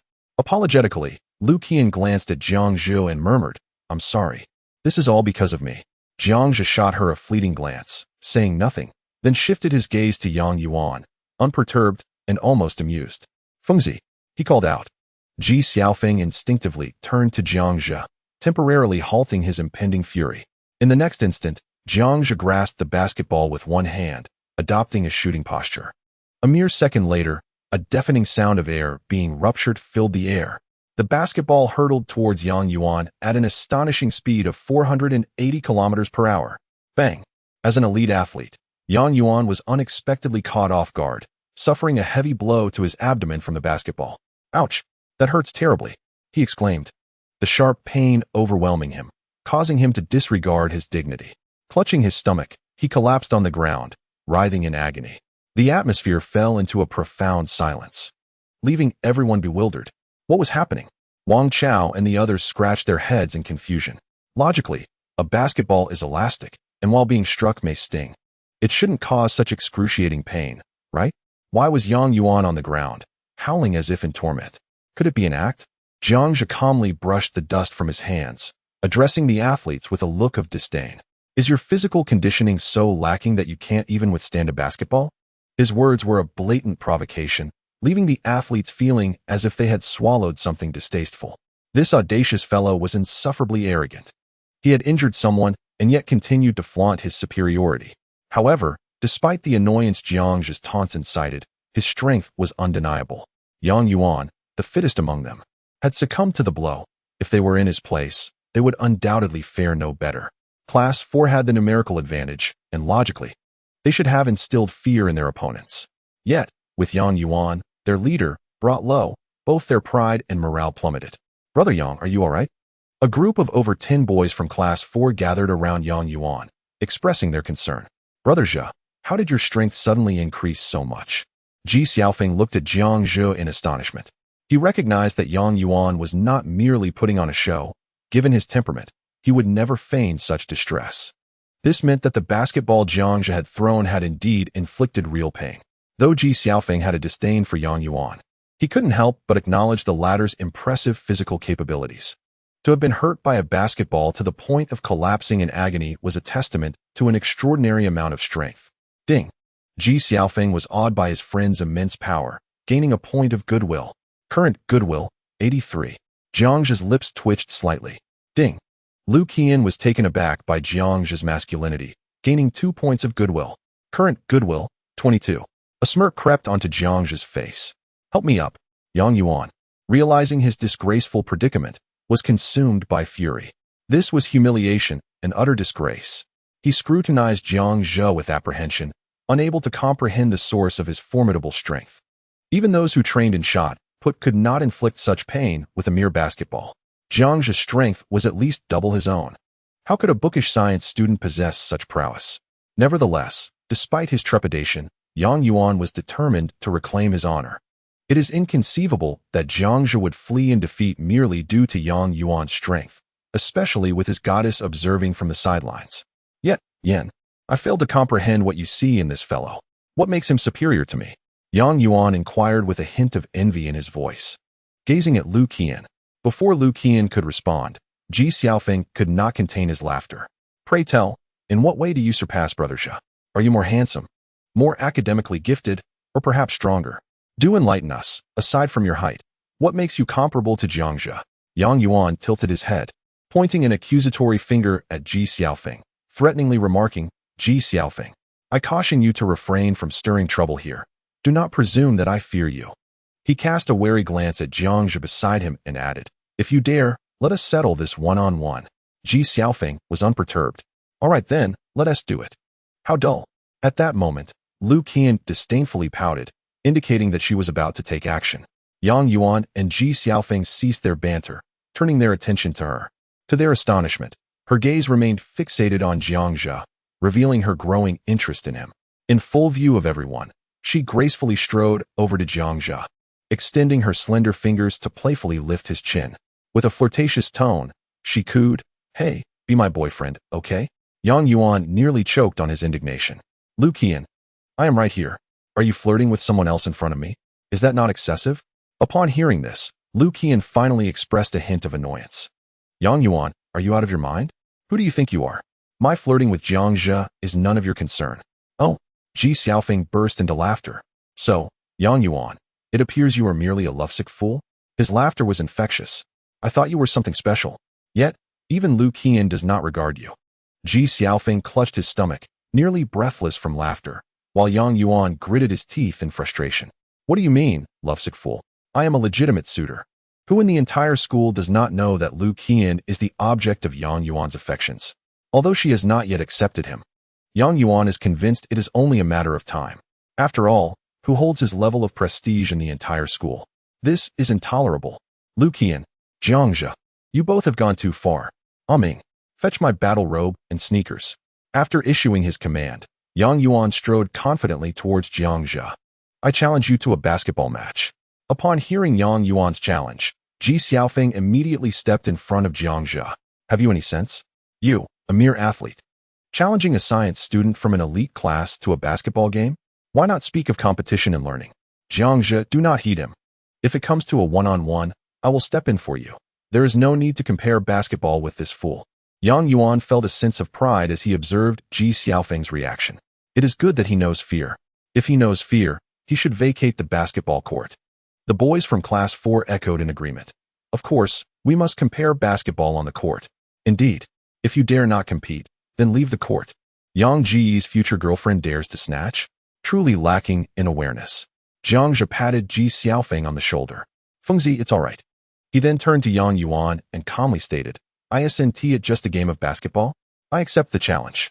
Whether it's 1-on-1 or 5-on-5, street ball rules or official game rules, you may decide. Upon hearing this, Yang Yuan's expression grew increasingly smug. Such audacity, the fearless novice. Unaware of the dangers, haha. He cast a knowing glance at the boys behind him. Did you hear that? He actually claimed we could set the rules. Haha. The boys from Class 4 burst into laughter. Oh dear.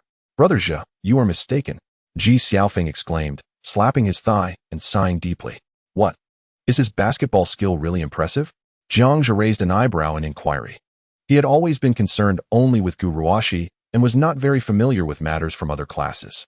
Ji Xiaofeng regarded Yang Yuan with a serious expression, as if facing a formidable opponent, and said, You don't know.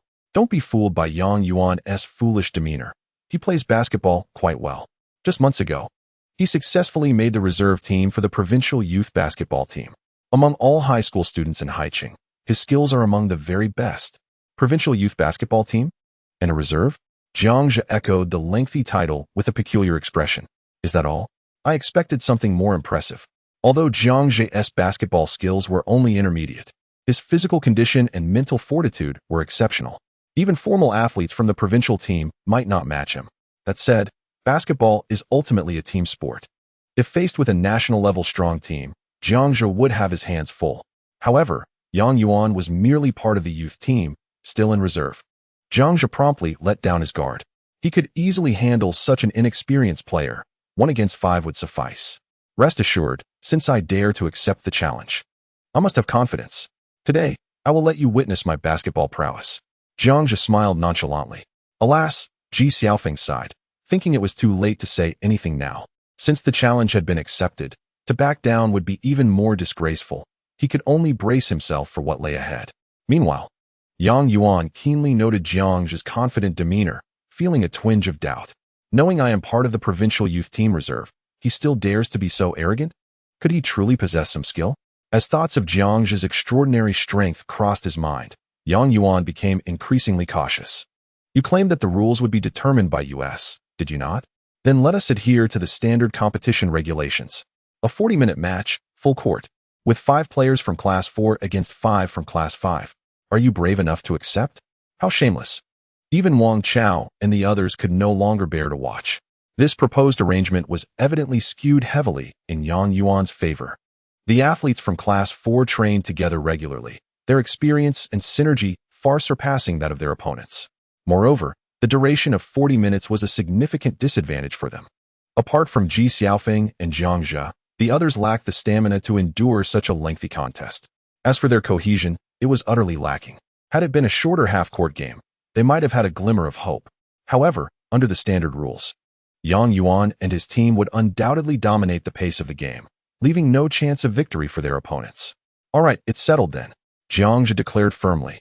Fearing Yang Yuan might retract his statement, he then turned to Wang Chao and the others. Brothers, Fengzi and I still need 3 more players. Who among you is willing to join? I'll participate, Wang Chao said loyally. This situation had escalated beyond mere personal grievances. It had reached a class-wide level of rivalry. Winning was secondary. It would be utterly disgraceful to show any signs of fear before the battle had even commenced. I'll join as well. Count me in. 2 other boys with decent basketball skills volunteered. 5 minutes later, Yang Yuan and his 4 fellow athletes donned matching uniforms, basketball jerseys and shoes. The attire they typically wore for training and competition. In stark contrast, the Class 5 team appeared less prepared. Aside from Ji Xiaofeng in his sports attire, the others, including Jiang Zhe, wore white summer school uniforms, their trousers clearly indicative of a lack of professional readiness. The height disparity was glaring as well. Both Jiang Zhe and Ji Xiaofeng stood over 1.8 meters tall, while Wang Chao and his companions were only around 1.75 meters. The 5 from Class 4 averaged an impressive height of 1.85 meters, with Yang Yuan towering above them all at over 1.9 meters. The few boys from Class 5 observing the match lamented their predicament. How can we possibly win with such a disparity? El Qian and several fashionable girls gathered by the court, with El Qian boldly winking at Jiang Zhe. Jiang Zhe, go for it. If you win, I'll let you touch my leg. Upon hearing this, all eyes turned towards her, causing El Qian's cheeks to flush slightly. How infuriating. Yang Yuan felt his frustration boiling. Brothers, hold nothing back. Aim for a 50-point lead. I want them to truly understand the might of Yang Yuan. Rest assured, Brother Yang. Regarding the few underperformers in Class 5, it is not an exaggeration to say that scoring even 50 or 80 points would be quite manageable. The competition commenced, with the referee, a short yet proficient athlete from Class 4, timing the game with a stopwatch. He approached the center of the court to initiate the jump ball. Both teams designated Ji Xiaofeng and Yang Yuan to contest the jump. The basketball soared straight into the air. As anticipated, Ji Xiaofeng was unable to outmatch Yang Yuan. Yang Yuan deftly tapped the ball backward to his teammate, disdain evident in his expression as he scoffed. You're still a bit green. Ming, pass the ball to me. I'll show them what I've got. Yang Yuan gestured towards his teammate, holding the ball. Oh, is he really going for it? Yang Ji's dunk. Cheers erupted from the spectators. Among high school students, few possess the ability to dunk, and Yang Yuan is one of them. Not only can he dunk, but his style is also remarkably impressive, earning him a considerable number of admirers. Regrettably, Lu Qian does not find him appealing. Her rejection was blunt. So what if you can dunk? You're too ugly for my taste. Chapter 22. Oh my. James. Yang Yuan and his teammates displayed a remarkable synergy. Yang Yuan, without the ball, sprinted towards the hoop. Ming, seizing the moment, accurately passed the ball into Yang Yuan's hands. At this point, Yang Yuan's speed had already escalated, and Ji Xiaofeng, with inferior physicality, could not hope to impede him. Alarm bells rang in Ji Xiaofeng's mind. If Yang Yuan commenced the game with a powerful dunk, they would already lose this psychological battle. Yang Yuan received the pass and took 3 strides. 1 step, 2 steps. The ball held aloft in both hands. He leaped high into the air. He was poised to execute a forceful 2-handed slam dunk. It was imminent. The onlooking admirers erupted in excitement. Yang Yuan's lips curled into a triumphant smile. What of good looks? What of academic excellence? On this basketball court, he was undoubtedly the brightest star. Witness my dunk. Yang Yuan aimed for the hoop, ready to slam the ball down. However, out of the corner of his eye, he noticed Jiang Zhe had anticipated his move and was already stationed beneath the basket. A sly grin adorned Jiang Zhe's face. Was he excited? Yang Yuan hesitated, an ominous premonition washing over him unexpectedly. In an instant, he failed to register when Jiang Zhe had leapt. In the blink of an eye, he had soared to the same height as Yang Yuan. Shock registered on Yang Yuan's face. How could this be? I jumped first. Is he some sort of monster? In the fleeting moment, Yang Yuan was airborne, and changing direction was no longer an option. He could only brace himself to complete the dunk. With a resounding thud, Yang Yuan grasped the rim with both hands. Yet, he did not hear the anticipated swish of the net.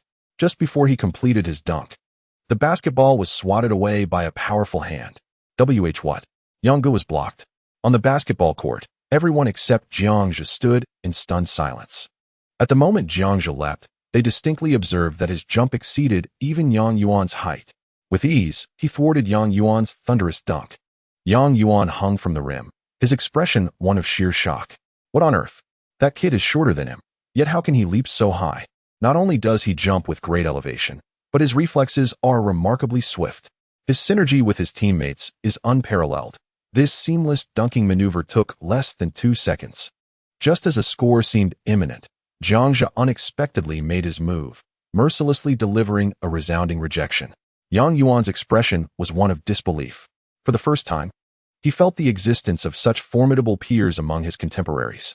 As the crowd remained in awe, the basketball soaring through the air landed in Ji Xiaofeng's hands. Ji Xiaofeng held the ball in a daze. Yang Yuan's dunk was indeed impressive, yet Jiang Zhe had effortlessly nullified it. Clearly, Jiang Zhe was the more stylish player. Ding! Ji Xiaofeng's admiration increased by 1. Fengzi, pass me the ball. While Ji Xiaofeng was lost in thought, he suddenly heard a shout from behind. In an instant, Jiang Zhe had sprinted into the 3-second zone beneath the opposing basket. So fast. Fall back. Ming and the others quickly reacted, preparing to defend. Trained to perfection, they returned to defense with remarkable speed. According to basketball rules, Ji Xiaofeng could not dribble at this moment. He was obliged to pass the ball. However, the distance between him and Jiang Zhe was too great, with defenders interposed in between. Ji Xiaofeng pondered whether to pass the ball to someone else. Just as he hesitated, he saw Jiang Zhe extend his index finger, pointing skyward. No way. Is he going for an alley-oop? Among the onlookers, a sports student well-versed in basketball gasped in horror. What is an alley-oop? A girl closely acquainted with Lu Qian inquired. It's a mid-air relay. You jump into the air, then catch a teammate's pass and score from above. It sounds incredibly difficult. It is already a challenging maneuver. This is a high-difficulty move. I cannot believe he can accomplish it. Neither can I. How could a mediocre student from the advanced class possibly execute an alley-oop? Listening to the discussion around them, Lu Qian and several girls cast expectant glances at Jiang Zhe. Even the athletes claimed it was difficult. Could Jiang Zhe truly achieve it? Noticing Jiang Zhe's signal, Ji Xiaofeng momentarily faltered, yet inexplicably chose to trust Jiang Zhe. Before the defender could close in, he forcefully launched the basketball. Observing the trajectory of Ji Xiaofeng's pass, Yang Yuan immediately relaxed. He shouted to his teammates on defense, "That pass is way too high. There's no way that will go in. Be ready to grab the rebound." In his haste, Ji Xiaofeng indeed threw the ball quite high, nearly surpassing the top of the backboard. As Jiang Zhe dashed to a position approximately 1 meter beneath the basket, his knees bent, he suddenly leaped into the air. The ball passed to him by Ji Xiaofeng was not only too high, but also slightly misdirected.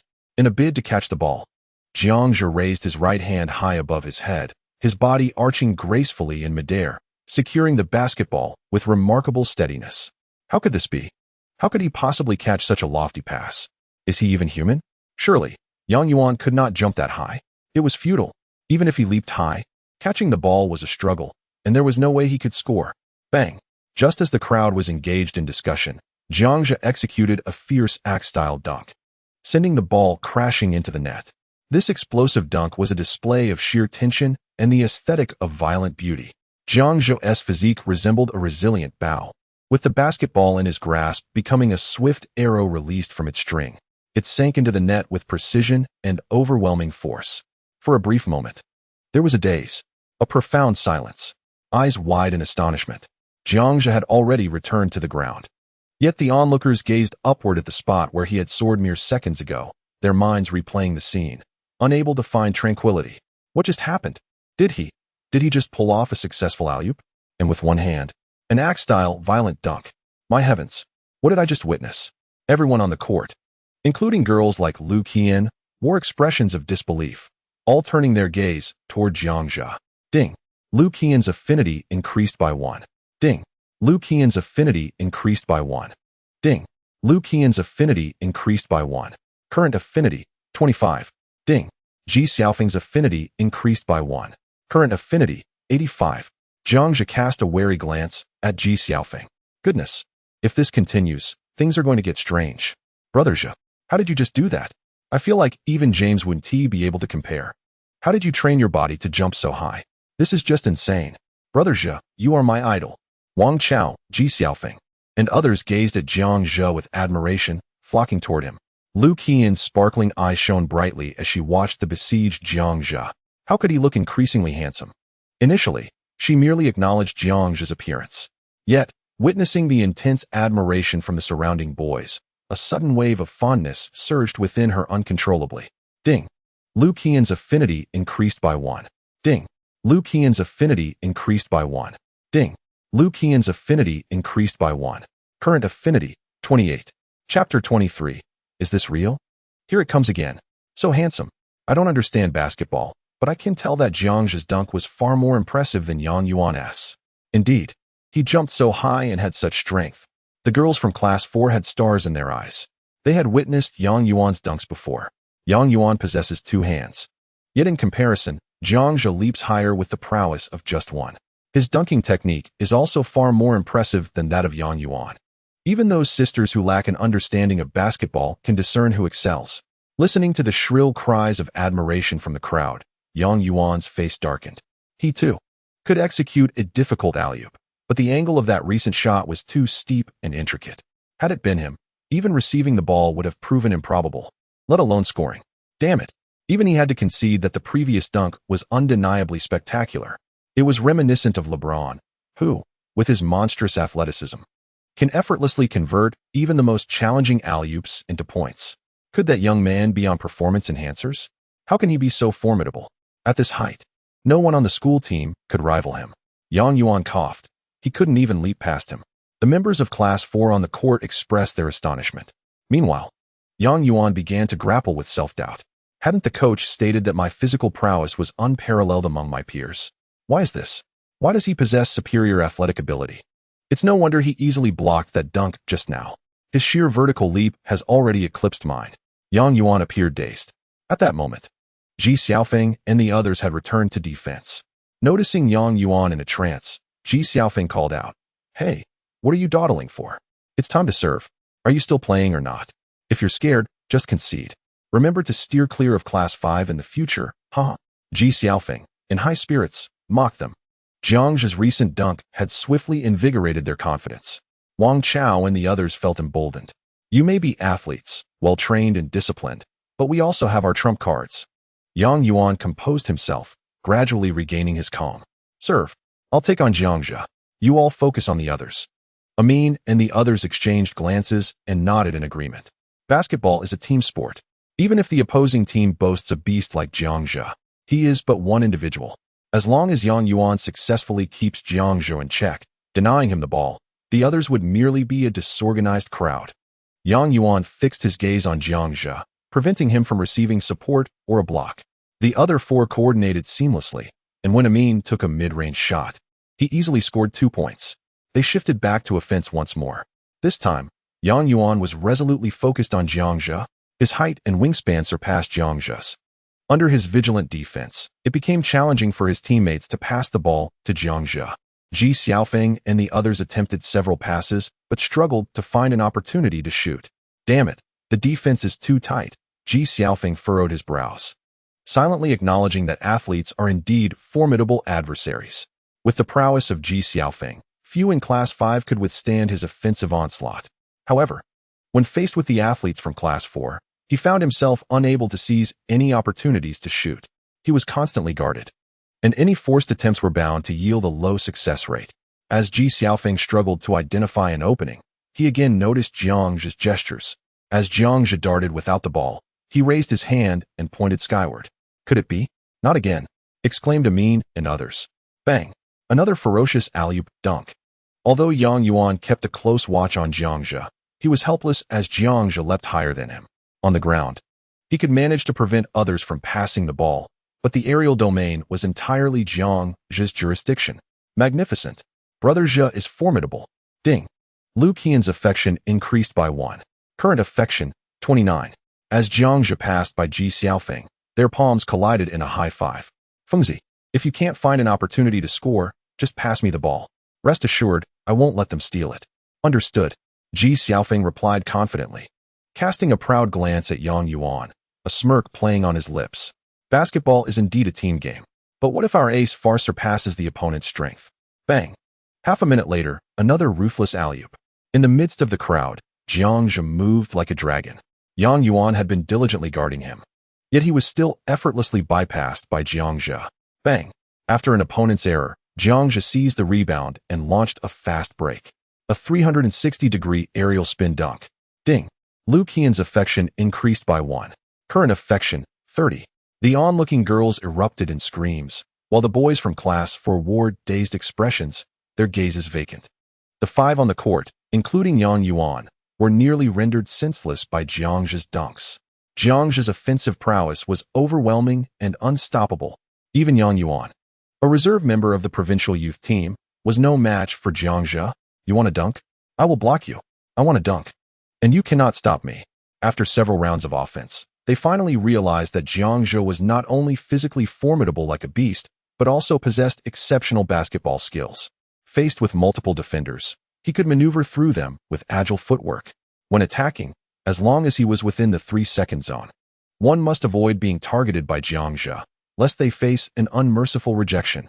Under Jiang Zhe's influence, the morale of both sides fluctuated dramatically. Ji Xiaofeng and his teammates gradually found their rhythm, effectively dismantling the opponent's defensive formation. Each player scored 23 points. Yet, the athletes from Class 4 were no mere rabble. Their synergy was commendable, and their shooting accuracy high. Amin and the others managed to score significant points. Only Yang Yuan, regarded as the ace, was locked in a duel with Jiang Zhe, firmly held in check by him. 20 minutes into the first half, not a single point scored. During the halftime break, Yang Yuan gasped for breath, his gaze fixed vacantly on the scoreboard, which displayed a staggering 46-28, an almost 20-point deficit. At this rate, by the end of the match, it would not be a matter of leading the opponent by 50 points. Rather, they might find themselves trailing by 50. Halftime was typically a moment for both teams to recalibrate and strategize. However, the 5 members of Class 4 sat dejectedly, shrouded in silence. At this juncture, tactical discussions seemed futile. The disparity in raw talent was glaringly apparent. The opposing team had nearly dismantled their defenses and shattered their confidence, relying almost solely on the prowess of one individual. When personal strength reaches a certain zenith, even accompanied by 4 novices, one can dominate them with ease. Lost in profound self-doubt, Yang Yuan had never experienced such a humiliating defeat against his peers. Even when at a disadvantage, he would typically offer words of encouragement as the captain, stabilizing the team's morale. Yet now, he found himself rendered speechless. The captain's spirit had crumbled. Jiang Zhe, this is the water I bought for you. You were so handsome just now. Lu Qian seized the opportunity during the break to fetch a bottle of water for Jiang Zhe from the vending area. No. Watching this scene, Yang Yuan's eyes reddened, nearly brimming with tears. She has never bought me water. Didn't you say you disliked my dunks, finding them unsightly? Why is it that his dunks are deemed handsome? Under the dual assault of defeat on the court and in matters of the heart, Yang Yuan was on the brink of collapse. Seizing the moment of halftime, a boy from Class 5 dashed back to the classroom, panting heavily as he stood at the doorway. "Everyone, I have an announcement." Jiang Zhe and Yang Yuan from Class 4 got into a fight. What? They fought. Upon hearing this, students engaged in self-study lifted their heads in unison. "No, I misspoke. I'm in a basketball game." Jiang Zhe and Yang Yuan from Class 4 had a clash, and then proceeded to play a basketball match. We are already past halftime. Chapter 24. The subtle changes in Gu Ruoxi, a basketball match? Are you referring to an official game? Indeed. You would never believe that the current score difference is nearly 20 points. Zhou Wei snorted disdainfully. What is so surprising about that? Yang Yuan from Class 4 is a provincial reserve athlete. A 20-point lead is quite normal. No. You've misunderstood. What I mean is that Jiang Zhe and his team are leading Class 4 by nearly 20 points. What? How is that possible? At this revelation, the classroom erupted into chaos. Even Gu Ruoxi, who had been diligently scribbling away, paused, her pen hovering midair.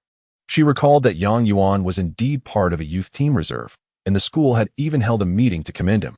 Although Jiang Zhe was also skilled at basketball, how could he possibly surpass Yang Yuan? Is this for real? Lu Jingjing's face was a portrait of astonishment. Yang Yuan from Class 4 was a bona fide member of the provincial youth basketball team. How could Jiang Zhe possibly be leading Yang Yuan and his team? By a margin of 20 points, no less. A fervent discussion erupted within the classroom. The second half was about to commence. "Should we go and take a look?" A boy standing by the door exclaimed excitedly. "You have no idea. Jiang Zhe seems to be possessed by the spirit of the basketball deity. He is fiercely confronting Yang Yuan and executing powerful dunks." Yang Yuan and his teammates were left utterly dumbfounded by Jiang Zhe's prowess. "What did you say? Jiang Zhe? Dunking?" To everyone's surprise, Gu Ruoxi stood up in shock from her seat. She harbored a disdain for Jiang Zhe.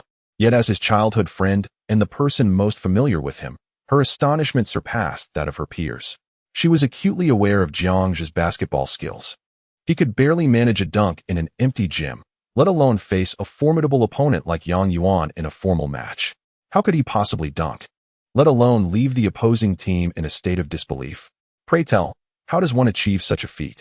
Gu Ruoxi failed to recognize that her reaction, standing in astonishment at the mention of Jiang Zhe's dunk, had rendered the entire classroom silent. The normally aloof and indifferent Gu Ruoxi, who exuded an icy demeanor, had actually stood up in shock. For her classmates in Class 5, this revelation was even more impactful than Jiang Zhe's dunk.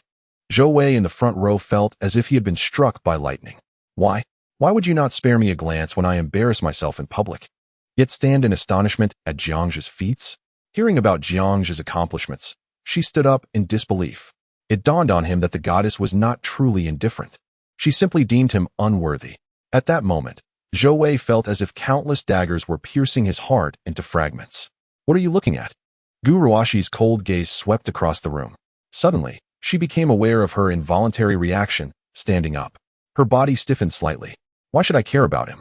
She murmured to herself. His ability to dunk has no bearing on me. Gu Ruoxi skillfully managed her emotions, calmly returning to her seat and opening her book amidst the gazes of her classmates. Ruoxi, your book is upside down, Lu Jingjing whispered. Gu Ruoxi silently flipped the book over, her expression darkening. The atmosphere in the classroom grew noticeably colder, charged with tension. Anyway, the next class is a study period. How about we go watch Jiang Zhe's game? Sure. Let's go? I've been exhausted from studying. A little break would be delightful. In less than a minute, only Lu Jingjing and Gu Ruoxi remained in the classroom. Ruoxi, should we go too? Leave me be. All right then. Ding. Gu Ruoxi sensed a subtle shift within her heart. Affection level, 46. What? Jiang Zhe appeared utterly bewildered. What transpired? Why had it increased again? He had merely attended a physical education class, yet Gu Ruoxi's affection could rise as well. For a moment, Jiang Zhe began to doubt himself. If Gu Ruoxi were truly so easy to pursue, he would not have earned the title of the foremost sycophant. Was it possible that his approach was flawed? Jiang Zhe scratched his head in confusion. Jiang Zhe, you're amazing. Lu Qian, with her hands clasped behind her, stood merely 30 centimeters away, her lovely visage radiant with a smile as she gazed at him. The system rated Lu Qian's beauty at 96. Yet, Jiang Zhe felt that the system's evaluations were not always accurate. Perhaps those ranked above 95 were, in fact, nearly flawless beauties.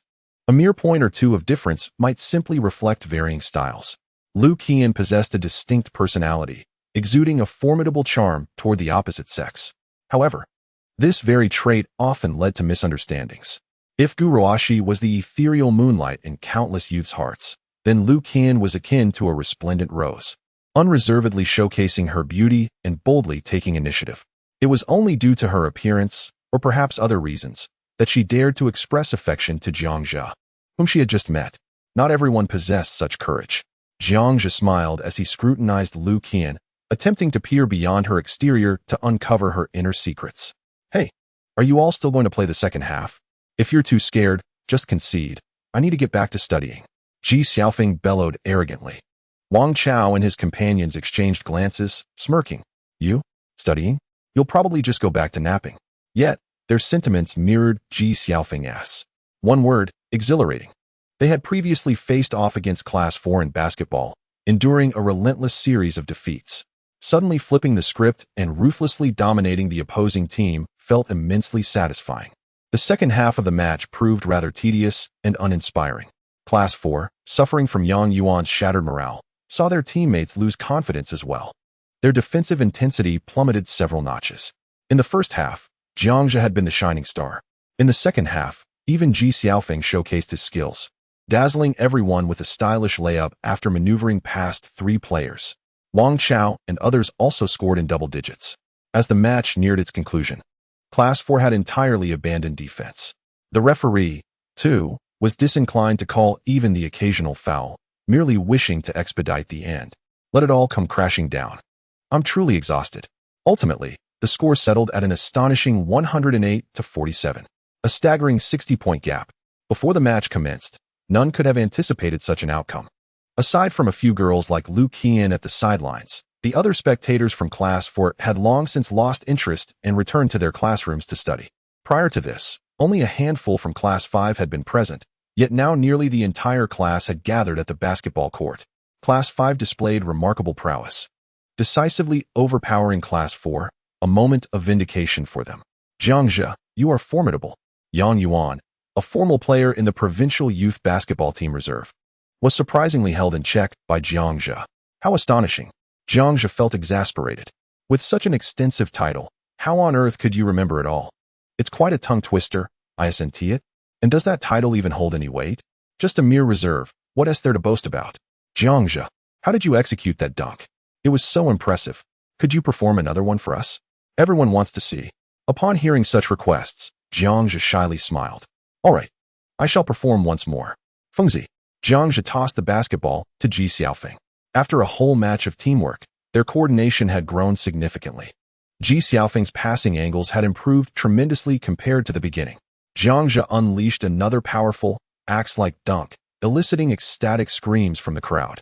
Incredible. I've only seen dunks like this on television, something only star players can achieve.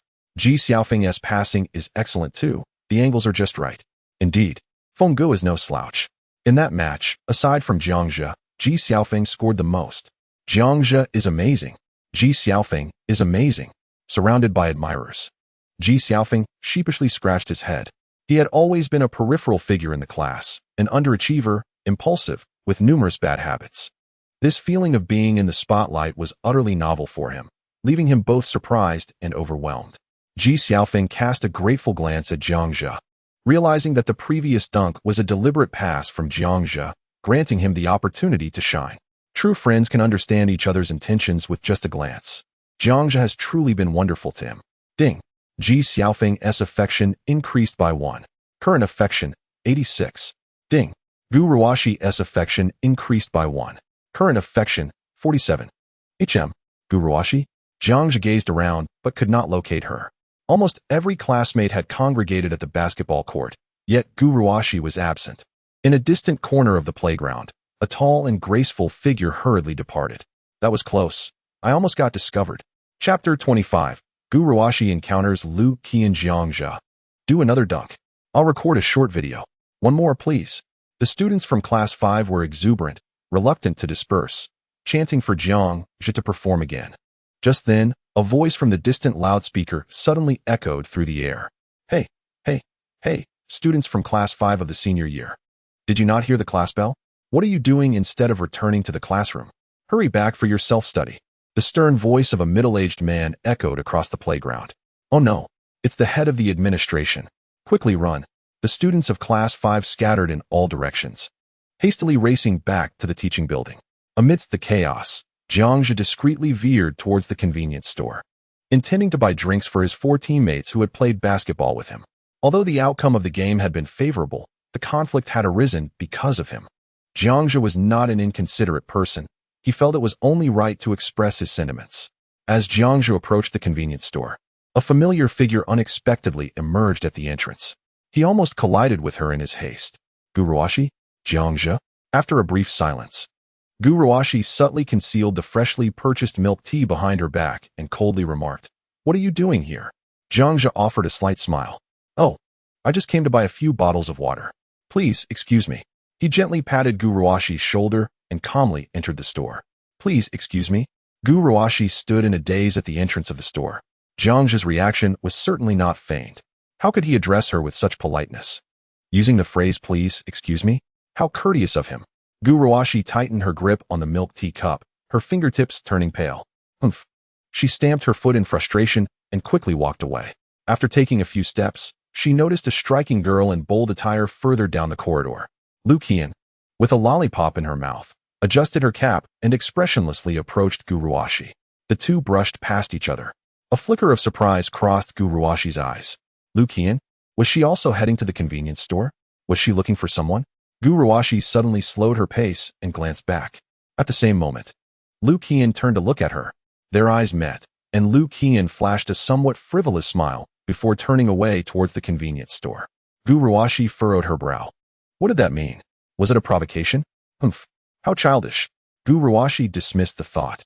Rumors had it that Lu Qian was the only girl comparable to her. Perhaps it was a manifestation of competitive spirit.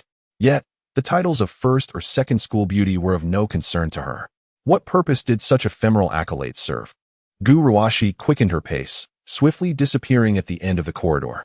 Meanwhile, Lu Qian leaned against the wall at the entrance of the convenience store. She touched her flushed cheeks. My goodness, she is so beautiful, yet also quite intimidating. I wish to befriend her. I wonder if she noticed my kind smile just now. Boss, I'll have 5 bottles of chilled energy drinks. All right, they're being prepared for you, classmate. Thank you. Jiang Zhe took the plastic bag from the boss's hands. Suddenly, a pair of soft hands covered his eyes from behind. Ahem, guess who I am? Lu Qian. Humph, you saw through me in an instant. Lu Qian pouted, somewhat dissatisfied with the voice she had deliberately altered. Jiang Zhe opened a bottle of the energy drink, gulping down a couple of swigs. He turned around, regarding her with keen interest. What's the matter? Have you finally fallen for me? Are you agreeing to be my girlfriend? Lu Qian continued in a teasing tone. Let us put that aside for now. Jiang Zhe gazed deeply into Lu Qian's eyes and said meaningfully, have you forgotten something? Forgotten what? Lu Qian was momentarily puzzled by the question. As she noticed his gaze audaciously scanning her downwards, she glanced at her legs, her face slightly reddening. It seemed she had mentioned that if she won the match, she would let him touch her legs. But that was merely a jest at the time. And who could have known he would actually win against Yang Yuan? Had I known, I would have. What? Are you planning to back out? Jiang Zhe smiled as he observed Lu Qian's evasive demeanor. Lu Qian, I've heard that you are quite experienced. What is wrong with me touching your legs? Haven't you been touched before? Oh, of course I have. Lu Qian replied, shoving her hands into her pockets and stepping forward. Facing Jiang Zhe, the distance between them was less than 10 centimeters. Little virgin, are you trying to tease me? Perhaps in a bid to assert dominance, Lu Qian raised her voice slightly. You are still too green. To be frank, I've had over 20 boyfriends. With that, she proudly raised her chin. Her cheeks slightly flushed, her demeanor unmistakably that of a little delinquent. Oh, over 20? Jiang Zhe laughed suddenly. Then tell me, what are the names of these 20-some boyfriends? Which year and class were they in, and how long did each relationship last? I don't expect you to name them all. If you can name 3 or 5, I might just believe you. Jiang Zhe's direct questioning left Lu Qian momentarily at a loss. Zhang Chao Wang Jia. Her eyes darted away, uttering names that sounded hastily fabricated. Zhang Chao and Wang Jia, huh? All right, I'll remember that. I'll check when I get back to see if there are any such people at the first high school. No, I got it wrong. Their surname isn't Zhang. I think it's Li. Jiang Zhe's lips curled into a mischievous grin. Qian's voice grew increasingly faint, her cheeks flushing a vivid crimson as she glared at Jiang Zhe with indignation. How annoying. Why are you asking so many questions? Are you checking my household registration? Isn't it just a matter of touching my leg? If you want to, then go ahead. Qian, now somewhat flustered, glanced around before her gaze settled on the nearby refrigerated display case. With a light leap, she perched herself atop the case, revealing her long, exquisite legs before Jiang Zhe.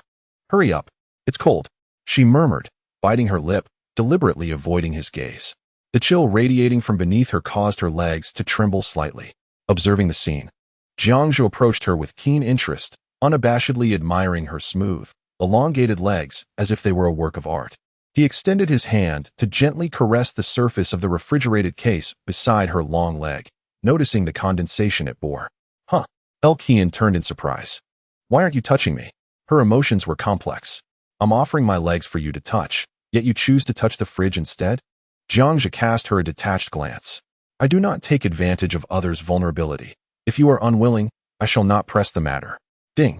Qian's affection increased by 5 points. Current affection, 34. A wave of shame washed over her, and her perception of Jiang Zhe shifted significantly. She had initially deemed him frivolous, but now she pondered that perhaps he was a man of integrity. Lowering her eyes to her legs, she marveled at their beauty. Such lovely legs, and you want to even touch them? Suddenly, her mood darkened. You must have seen through my act, right? Of course. With such trivial tricks, who could be deceived? Jiang Zhe chuckled. After their earlier exchange, he was now convinced that Qian's bravado was merely a facade. While she played the part convincingly, there were numerous inconsistencies. For instance, when Yang Yuan provoked her to the brink of conflict with Ji Xiaofeng, it became clear that a girl like Qian, who acted tough, must have experienced grander spectacles. How could she possibly apologize? As she uttered her apologies, Jiang Zhe sensed an incongruity. Through careful observation and testing, he discovered that Qian was far from the seasoned vixen she pretended to be. Had she truly been involved with 20 or so boyfriends? To call him a Navi boy? It was likely that she herself had little experience. The way she reacted to the mere suggestion of a leg touch indicated she had likely never been touched in such a manner before. Qian gazed at Jiang Zhe with eyes full of tenderness. Jiang Zhe, could you please not tell anyone else? Jiang Zhe nodded. I can keep your secret. Qian blinked in slight astonishment. Aren't you curious? You do not wish to speak, and I shall not inquire. Ding. Qian's affection level rises by 5. Current affection, 39. Goodness. Jiang Zhe silently exclaimed in his heart. He pondered how rapidly this girl's fondness had increased. When they first met, her affection was merely 20. In just the span of one class, it had nearly doubled? Qian gasped. She stepped down from the cold storage cabinet, touched her backside, and lamented. My bottom is wet. Jiang Zhe was at a loss for words. Did I not inform you there was water? What now? Qian looked at Jiang Zhe with a pitiful expression, her cheeks flushed with embarrassment. If her classmates were to discover that her pants were wet, it would be utterly mortifying. Sighing, Jiang Zhe said, Come with me. I'll lend you my pants. He took Qian's hand and led her toward the restroom across from the convenience store. Huh, you want me to wear your pants? What about you? Qian blushed as she followed Jiang Zhe, her voice tinged with surprise. Do not worry, I have another pair underneath. Jiang Zhe was wearing a pair of athletic shorts beneath his school uniform pants, a habit cultivated from playing basketball in warm weather. All right, thank you, Jiang Zhe. You're truly kind, Qian said, her cheeks aflame. Ding. Qian's affection level rises by 5. Current affection, 44. As Jiang Zhe began to remove his pants, he glanced at Qian. Goodness. While others' affections increased by mere increments of 1, hers surged by 5 at a time. Qian lowered her head, feeling a pang of guilt. Jiang Zhe was too generous toward her. Not only did he refrain from any inappropriate advances, but he was also willing to lend her his pants. What a wonderful boy. She ought not to deceive him. At the restroom door, Jiang Zhe removed his school uniform pants. Qian reached out to receive them, feeling the lingering warmth. Suddenly, she recalled, these were the pants worn by a boy. Her denim shorts were soaked, necessitating a change. Wouldn't that mean nearly intimate contact with Jiang Zhe's pants while almost bare? Quickly change, Jiang Zhe urged. Lu Qian, overwhelmed with shyness, entered the ladies' restroom, her heart racing. Was this not too suggestive? She had never worn a boy-esque clothing before, let alone donned a boy-esque pants with bare legs. This was akin to an indirect kiss. No, it was even more than that. It could almost be termed as an indirect something. 5 minutes later, Lu Qian emerged from the ladies' restroom. She shyly kept her head down, too anxious to meet Jiang Zhe's gaze. Feeling the warmth on her thighs, her face burned, akin to a kettle boiling with water. Is that really necessary? Jiang Zhe couldn't help but chuckle. Ding! Lu Qian felt a wave of shyness wash over her, sensing that she had lost something precious. Affection level 10. Current affection, 54. Detailed information unlocked for the host to view at their discretion. Note: when spending on targets with affection above 51, the wealth point return rate increases to 50. Jiang Zhe was bewildered. Had he truly reached 54 already? Confused, he scratched his head. It seemed he hadn't done much at all. Could it be that he was a natural at charming women? Out of curiosity, Jiang Zhe accessed Lu Qian's detailed profile. Target: Lu Qian, relationship, admirer, expenditure, 0 yuan, attractiveness, 96, affection, 54, fondness, age, 18, height, 172 centimeters, measurements, 90-55-92, experience, 0 times, background, an orphan, having lost her parents at a young age.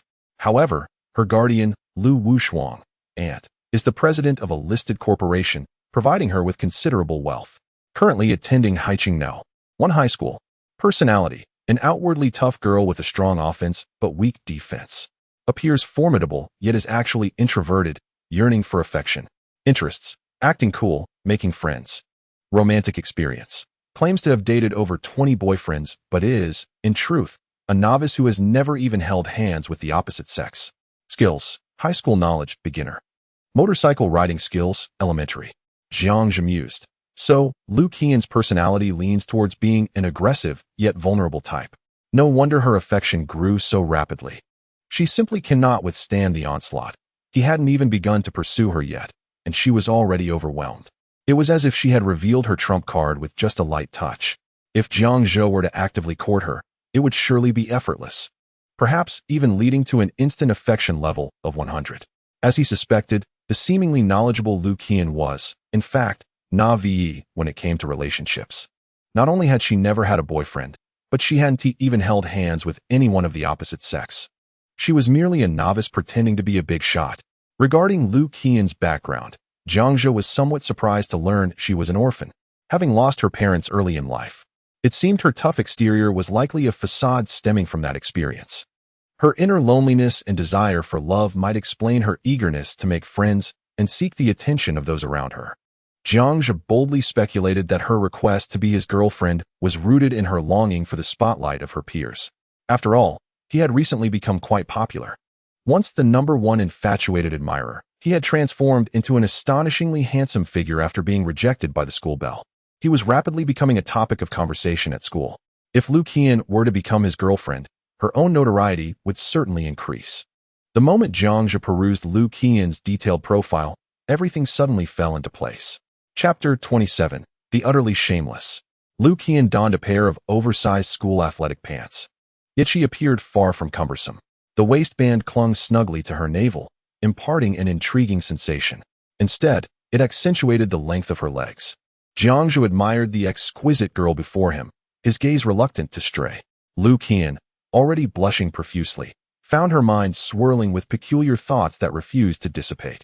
She squeezed her legs together, feeling the friction between her thighs and the fabric, causing a slight tremor. Instantly, her complexion flushed crimson, her heart racing like a startled fawn. Ding! Lu Qian's affinity increased by 5, now standing at 59. What the hell? Jiang Zhe was speechless. What on earth are you thinking? Is it truly possible to elevate one's affection through such fantastical musings? Her defenses appeared alarmingly feeble. This was indeed the first time he encountered a girl like Lu Qian, with such low defenses. Thank you, Jiang Zhe. I will return your pants after washing them, she exclaimed, her face ablaze, before she lost the courage to linger any longer. With her long legs, she dashed away, desperate to escape this place of potential scandal. With every second spent here, she felt her inner barriers weakening. Jiang Zhe was utterly terrifying.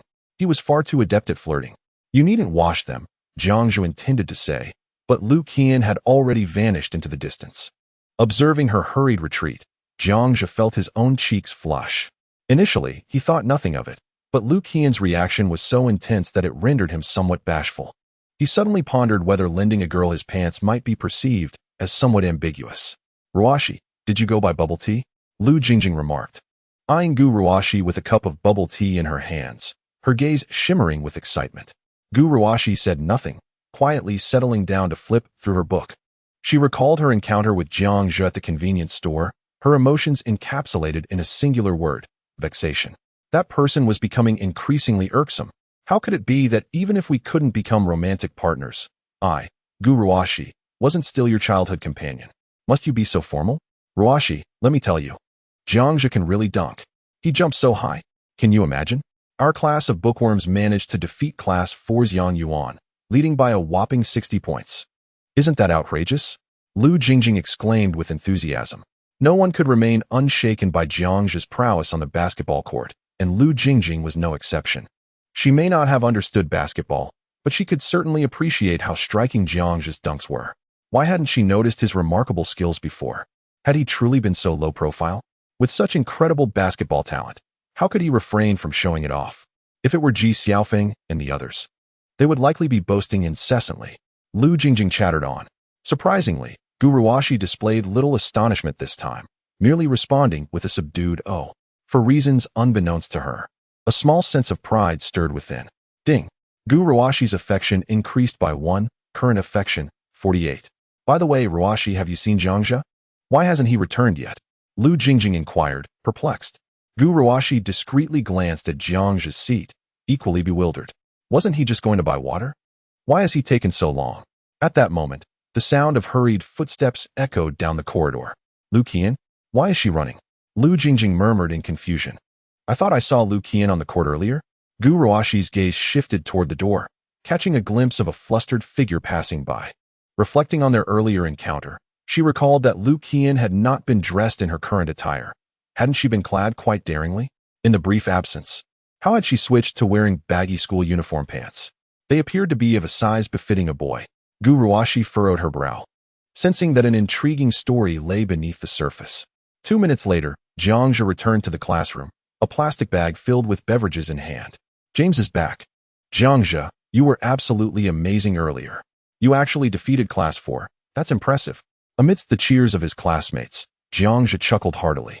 It's nothing, really. Our boys in Class 5 are not inferior to anyone. Fengzi, Wang Chao, water. As Jiang Zhe spoke, he tossed the drinks to a few classmates. In that instant, even Wang Chao and his friend's fondness for Jiang Zhe soared. The victory over Class 4 was largely credited to Jiang Zhe's prowess.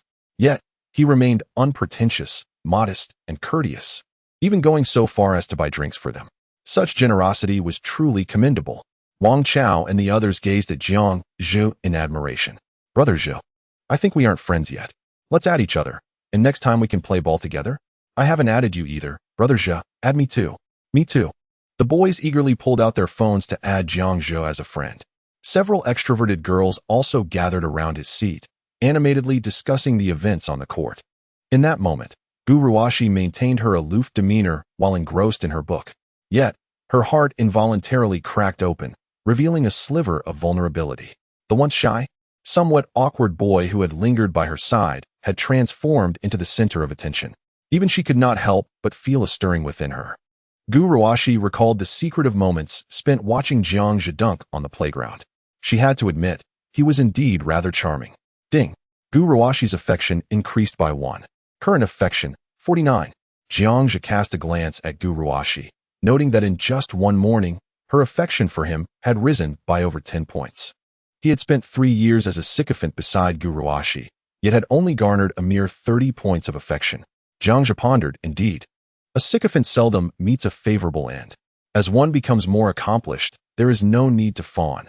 Women may even develop an inclination towards you voluntarily. Even someone as proud as Gu Ruashi cannot escape the inexorable law of attraction. Jiang Zhe found himself needing to take no initiative. Gu Ruashi's fondness for him was already nearing 51. At this rate, it was entirely possible that she might genuinely come to like him. Ding. Gu Ruashi's affection, 1. To think you are this kind of person. Current affection, 48.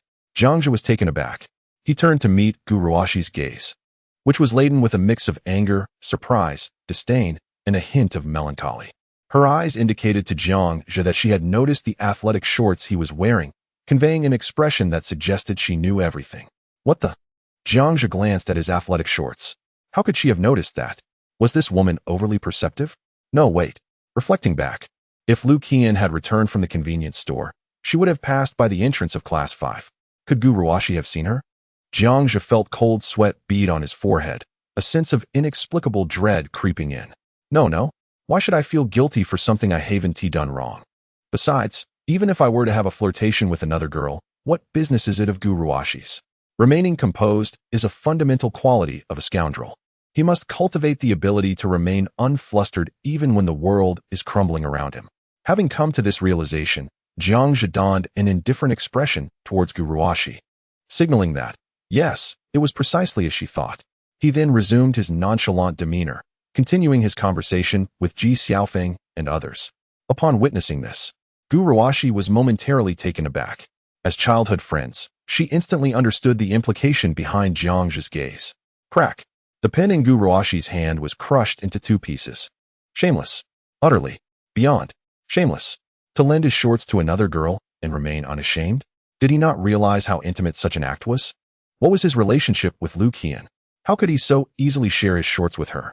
At that moment, a surge of inexplicable anger welled up within Gu Ruoxi. Yet, when the image of Lu Qian's equally stunning beauty surfaced in her mind, an unexpected sense of crisis emerged within her. Chapter 28. The ultimate goal of a scoundrel. Ruoxi, what's wrong? Lu Jingjing noticed the broken pen in Gu Ruoxi's hand and asked, filled with concern. Nothing. Gu Ruoxi replied, pulling out a new pen and irritably opening her science paper. She began to hurriedly scribble down answers. Upon reflection, why was she angry? Even if Jiang Zhe were truly with Lu Qian, what difference would it make? Moreover, upon reflection, considering her understanding of Jiang Zhe, he is not the type of frivolous young man. Perhaps there are underlying reasons compelling him to lend his trousers to Lu Qian. Indeed, it must be so. Just moments ago, his expression clearly betrayed a fleeting panic. His subsequent facade of nonchalance was undoubtedly feigned, aimed solely at capturing her attention. How endearing. It is possible that even the act of lending his trousers to Lu Qian was a calculated move, all orchestrated to pique her interest. She almost fell for his ruse. With this thought, Gu Ruoxi couldn't help but smile subtly. Ding. Gu Ruoxi's affection level increased by 1, current affection, 49. Huh. Jiang Zhe wore a perplexed expression. The fluctuations in affection levels felt like a roller coaster ride. He was momentarily bewildered. What on earth was Gu Ruoxi contemplating? Even he could not decipher it. One could only conclude that women are indeed intricate beings. Ahem. Outside, Li Qiuping deliberately cleared his throat twice and strode into the classroom. Instantly, silence enveloped the room as everyone hurried back to their seats, pretending to peruse their textbooks. Li Qiuping cast a glare at Ji Xiaofeng and the others. He was too disinterested to elaborate further. Accompanying Li Qiuping into the classroom were Chao Tingting and Kong Yu. Chao Tingting's eyes were red. Clearly having endured a bout of weeping, Kong Yu comforted her softly, wrapping an arm around her shoulder. Out of the corner of his eye, Li Qiuping caught a glimpse of Zhou Wei and sighed lightly. He then signaled for Wang Chao, Kong Yu's original deskmate. Wang Chao, please move to the front row and share a desk with Zhou Wei. Chao Tingting, you can take Wang Chao's previous seat. All right, Teacher Li. Wang Chao promptly began to rearrange his seat. Zhou Wei, feeling awkward, could barely lift his head. Did even the homeroom teacher know? In that moment, he wished for nothing more than to disappear into the floor. Observing this scene, Jiang Zhe and Ji Xiaofeng, who had been absent from the classroom, exchanged glances. Their essay scoop. Moreover, it seems to be a significant one. As Chao Tingting and Wang Chao switched seats, Li Qiuping took the opportunity to lecture them once more. However, given the sensitive timing, he refrained from being overly harsh. He did not wish to disrupt the mental state of the senior students, as it could adversely affect their impending examinations. Shortly thereafter, the two completed their seat change, and Li Qiuping exited the classroom. What is going on? Kong Yu. Why the sudden seat change? Ji Xiaofeng inquired nonchalantly. Compared to Chao Tingting, Kong Yu possessed a more extroverted personality. Thus, Ji Xiaofeng directed his question at Kong Yu rather than the main character, Chao Tingting. Kong Yu shot Ji Xiaofeng a look of disdain and retorted, Don't ask what you shouldn't. The atmosphere in the classroom was exceedingly awkward, except for the 9 boys who had previously gone out for physical education class. Everyone else was aware of what had transpired. The atmosphere was filled with unspoken understanding as no one dared to focus on Chao Tingting, fearing that it might add to her distress. Ji Xiaofeng, please don't ask. Chao Tingting is feeling very sorrowful. Du Shuyan, Jiang Zhe's deskmate, quietly reminded him. Ji Xiaofeng sensed the delicate atmosphere and wisely chose to remain silent. A few minutes later, unable to suppress his curiosity, he discreetly poked Du Shuyan with his pen and whispered, "Hey, class representative, what exactly happened? Could you enlighten us?" Du Shuyan sighed and, in a voice barely audible to the 2 or 3 people nearby, recounted the recent events to Ji Xiaofeng and Jiang Zhe. What a shameless individual. I can't believe that Zhou Wei turned out to be such a duplicitous scoundrel. Ji Xiaofeng muttered under his breath, filled with disdain for such characters. Jiang Zhe felt a twitch at the corner of his mouth. Damn it, I can't help but feel implicated when Ji Xiaofeng insults someone. Of course, while Jiang Zhe might aspire to be a rogue, he held himself to a certain standard. He would never express his affections for another girl in front of a goddess. Flirting, perhaps, but never crossing that line. There is a saying that rings true: to neither initiate nor reject, to bear no responsibility. One may choose not to dismiss the advances of the opposite sex, but once one takes the initiative or shows a willingness to commit, they may find themselves in dire straits, subject to public scorn that even divine intervention cannot remedy. Unless, of course, one's charisma reaches an extraordinary level, allowing them to be a notorious womanizer yet still be adored. This was Jiang Zhe's ultimate ambition. Yet, even with his current allure at an impressive 99, he doubted it was sufficient for such adulation. Perhaps achieving a perfect 100 in favorability would render his reputation as a rogue irrelevant. The system defines a 100-point favorability rating as fervent affection. Jiang Zhe speculated that if he could garner 100 points of affection from the opposite sex, they might be utterly devoted and compliant, perhaps even unwilling to leave him, regardless of his rogue status. As time flew by, what seemed to be an ordinary day for most was, for the high school seniors, a day filled with the tension of impending exams. Jiang Zhe found himself swept up in the intense atmosphere of study, completing several sets of exam papers throughout the day. Even the carefree Ji Xiaofeng dedicated some time to reviewing key concepts and tackling practice questions. When faced with questions he did not understand, he would proactively seek Jiang Zhe's guidance. Jiang Zhe, in turn, generously shared his knowledge, demonstrating a mastery of various subjects that rivaled that of high school teachers. Moreover, high school teachers excel in one or a few subjects. However, he is proficient in all 6 subjects with no weaknesses whatsoever. During the explanation given to Ji Xiaofeng, Du Shuyan was subtly influenced by the experience. The concepts Ji Xiaofeng inquired about were relatively straightforward, and as the class representative, she naturally understood them as well. Yet, despite the simplicity of the concepts, she gleaned some more efficient problem-solving approaches from Jiang Zhe's explanations. This very method of solving problems already surpassed her own understanding. In an instant, Du Shuyan's perception of Jiang Zhe underwent a remarkable transformation. She had not anticipated that Jiang Zhe, who had been silent for 3 years, would suddenly earn her respect as a class representative. At 6 in the evening, Jiang Zhe took the school bus home. Gu Ruoxi was, as always, aloof and composed in her corner. However, the difference was that she was no longer accompanied by Jiang Zhe, but rather by her friend Lu Jingjing. See you tomorrow, Master Zhang. See you tomorrow. Master Zhang was in high spirits today, chatting amiably with Jiang Zhe throughout the journey, his lips curving into a smile that did not fade. Jiang Zhe found no inclination to expose the truth. Mom, I'm back. Upon returning home, he indulged in the sumptuous dinner prepared by Zhang Wanxia. After finishing dinner, he retreated to his bedroom, closed the door, and opened his phone. Chapter 29. Mr. Jiang is a hypocritical, big bad wolf. Recently, Song Yue encountered difficulties. Her family circumstances were already challenging, with the sole source of income being Song Li's meager wages from working in a factory. Now that Song Li had fallen ill, although the exorbitant medical expenses of 1 million had been graciously covered by the benevolent Mr. Jiang, following the surgery, Song Li's health would gradually improve. While Song Li's life was spared, the mother and daughter found themselves almost destitute. This year, as a high school senior, Song Yue was preparing for the college entrance examination to pursue higher education. Her academic performance was outstanding, qualifying her for a considerable scholarship. However, Once Song Yue attended university, there would be no one left to care for Song Li. How could her scholarship alone sustain their livelihood? Moreover, the scholarship would only be awarded after the examination results were released. In the hospital ward, a girl dressed plainly, yet possessing an exceptionally pure and beautiful visage approached with a bowl of congee. "Mom, I just went out to buy you some nutritious congee. Please have a little." Nutritious congee? Song Li's voice was somewhat weak. Having just undergone surgery, she required time to recuperate and could hardly move independently. With the support of Song Yue, she managed to sit up, her gaze fixed on the bowl of congee in her daughter's hands. It was clear that the congee was a premium nutritional product. There was a supermarket nearby that specialized in selling such nutritional items, and she had some knowledge of it from her previous job there. This congee cost a fortune, at least dozens of yuan for just one bowl. Moreover, it is not sold individually. One must spend at least 500 to 600 yuan to purchase an entire box. "Xiaowei, where did you acquire the money for the porridge?" Song Li inquired, her brows furrowing slightly. It was not that she doubted her daughter. Rather, her concern stemmed from a deep understanding of Xiao Wei's beauty and innocent nature. She feared her daughter might fall victim to deceit. "Mother, it was Mr. Jiang who provided it for me."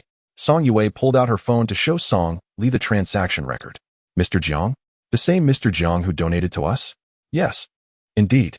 He is very kind. Upon hearing that you had completed your surgery yesterday, he transferred 5,000 yuan to me for nutritional supplements." At the mention of his name, Song Yue's face lit up with a sweet smile. Since discovering that Jiang Zhe was a fellow high school student of her age, her feelings towards Mr. Jiang had undergone a subtle transformation, though she remained unaware of it herself. Song Li sighed deeply. "Xiaowei, Haven T, I told you before not to accept unsolicited favors from others. 1 million is no trivial amount. That Mr. Jiang, who does not even know us, is willing to pay such a substantial sum, and on top of that, he transfers 5,000 yuan for nutritional products after your surgery. Have you considered why he is being so generous to us? Does he just have money blowing in from the wind?" Upon hearing that the majority of the 1 million was covered by Mr. Jiang, Song Li immediately became alert. It was not entirely her fault. Her daughter's astonishing beauty, coupled with her naive disposition, made her a target for those with ulterior motives. Song Li had experienced such situations many times before. "Principal Wei proposed to cover your mother's medical expenses. Do you think I rejected it for no reason? It is precisely because of Principal Wei's intentions toward you." "Ah, Xiao Wei, you are still young. This society is complex, and the human heart is not as simple as you perceive." Song Li instinctively felt that Mr. Jiang harbored ill intentions, albeit with more refined methods than Principal Wei, effortlessly breaching her daughter's psychological defenses. He was undoubtedly a wolf in sheep's clothing. Such individuals would consume their prey without leaving a bone behind. If her daughter were deceived by him, the consequences would be dire. If given the choice, Song Li would rather die than allow her daughter to be manipulated by such a person. "Mother, that is not true." Song Yue shook her head. "You misunderstand Mr. Jiang. He is not like Principal Wei. He is genuinely a good person." "Oh, a good person? Pray tell, why would a good person seek you out? If he truly is a good person with no ulterior motives, why would he want to engage you in conversation?" Song Li replied sternly. Just as she was about to continue, she noticed Song Yue was engrossed in her phone.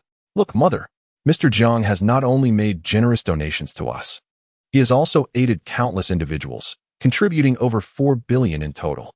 "How much?" Upon hearing this figure, Song Li was momentarily stunned, doubting her own hearing.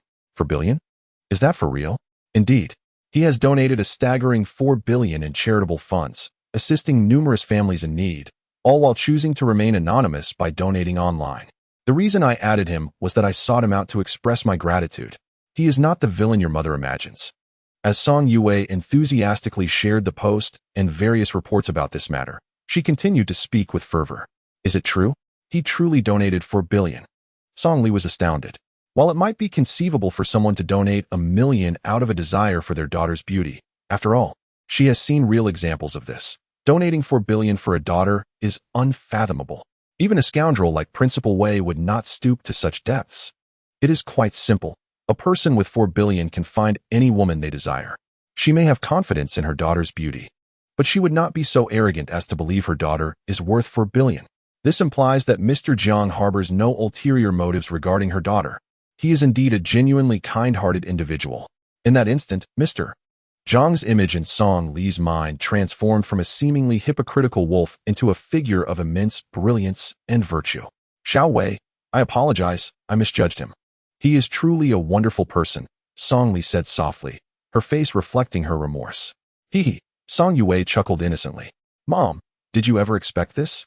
Hee hee, and there's more to it than you realize. Mr. Jiang's true identity is actually that of an 18-year-old high school student, just like me.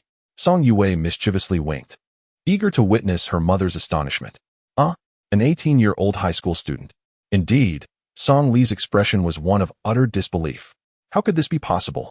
For a moment, Song Li began to question whether her understanding of reality had faltered. Could it be that the world had changed so rapidly that she could not keep pace? When did high school students become capable of casually donating for billion? Xiao Wei, did Mr. Jiang tell you this himself? Song Li asked in shock. Yes, Mr. Jiang even calls you Annie. He wouldn't deceive me about something like this. Indeed, Song Li also believed that someone capable of donating for billion would have no reason to lie about their age. There was simply no justification for it. Perhaps Mr. Jiang is a wealthy heir from a prominent family? Or could it be that he is merely an agent for some affluent individual, with another person truly responsible for the donation of 4 billion? Regardless of the circumstances, the fact that a young individual can contribute a staggering 4 billion in donations reveals the truly formidable identity of Mr. Jiang. He is undeniably a figure far beyond the reach of ordinary individuals like them. The existence of such an identity, with its expansive vision and background, surpasses the typical realm of understanding. It is certain that he would not lack high-quality romantic prospects. How could he possibly be interested in Song Yue? Apart from her beauty, youthfulness, and innocence, what other merits could his illustrious status find worthy of attention? Song Li realized she had been indulging in baseless anxieties. She had been judging a noble man with a petty mindset. Chapter 30. Is this Mr. Jiang's way of making an acquaintance? Hee hee, mother, now you believe me, don't you? Mr. Jiang is not a bad person. Mother understands now. Song Li took a sip of the nutritious porridge her daughter had prepared for her. At that moment, she felt a mix of gratitude for encountering such a benevolent figure as Mr. Jiang and apprehension for the future. She was acutely aware of her medical condition. Although her life was spared, she would be bettered in for at least 3 months. Even after discharge, the doctor had advised against any physical labor. Meanwhile, her daughter needed to attend university and cover hospital and medical expenses. The financial burden could not simply be alleviated by tightening their belts. Gazing at her daughter's pure and exquisite fair face, a wave of sorrow surged within Song Li. She truly did not wish to become a burden to her daughter. At only 18 years of age, with outstanding academic performance, her daughter was in the prime of her youth. Yet, she had to spend every day in the hospital ward, caring for her incapacitated mother. Tears welled up in Song Li's eyes. If only she could. She genuinely wished that Mr. Jiang had not donated that 1 million. If she were to pass away, she would no longer be a burden to her daughter. Mother, why are you crying? Song Yue asked, her heart heavy. Hee hee, mother is not crying. Just some sand got in my eyes. Song Li managed a faint smile as she wiped her tears. Mother, please don't deceive me. I am not a child anymore. Song Yue's eyes also reddened, tears brimming and nearly spilling over. Ding dong. Just then, a notification sound chimed from her phone. Jiang Zhe. Transferred 50,000 yuan. Jiang Zhe, what are you up to? Gazing at the glaring 5-digit transfer on the chat interface, Song Li and Song Yue exchanged astonished glances, momentarily stunned. What does this mean? Song Li looked at Song Yue in disbelief. Xiao Wei, what does Mr. Jiang mean by this? Why did he transfer money without saying anything? Mother, I don't know either. Song Yue replied, her fingers tapping on the phone screen to respond. Little rabbit, Mr. Jiang, why did you transfer money to me? Jiang Zhe, no particular reason. This is simply my way of greeting you. Take it and keep it. The little rabbit, perplexed, said Mom. He claims this is his way of greeting. What? A way of greeting? Song Li's mouth fell agape in utter astonishment. Could it be that wealthy individuals conduct themselves in such a manner? Or perhaps Mr. Jiang is so affluent that a mere greeting merits a casual transfer of 50,000 yuan? She toiled for an entire year and might not even earn that much. Ding dong. Jiang Zhe, why not accept it? Ding dong. Jiang Zhe. Transferred 50,000 yuan. Ding dong, ding dong, ding dong. In rapid succession, 10 transfers of 50,000 yuan each arrived without a moment's pause. Both Song Li and Song Yue were rendered speechless. Beneath the 10 transactions, Jiang Zhe added, "Why don't you just give me your bank account number? The limit is only 50,000 per transaction. It's rather troublesome, and my fingers are starting to ache." Only? Troublesome? Fingers aching? What kind of language is this? Song Li felt as though she might faint. Had she not been previously informed that Mr.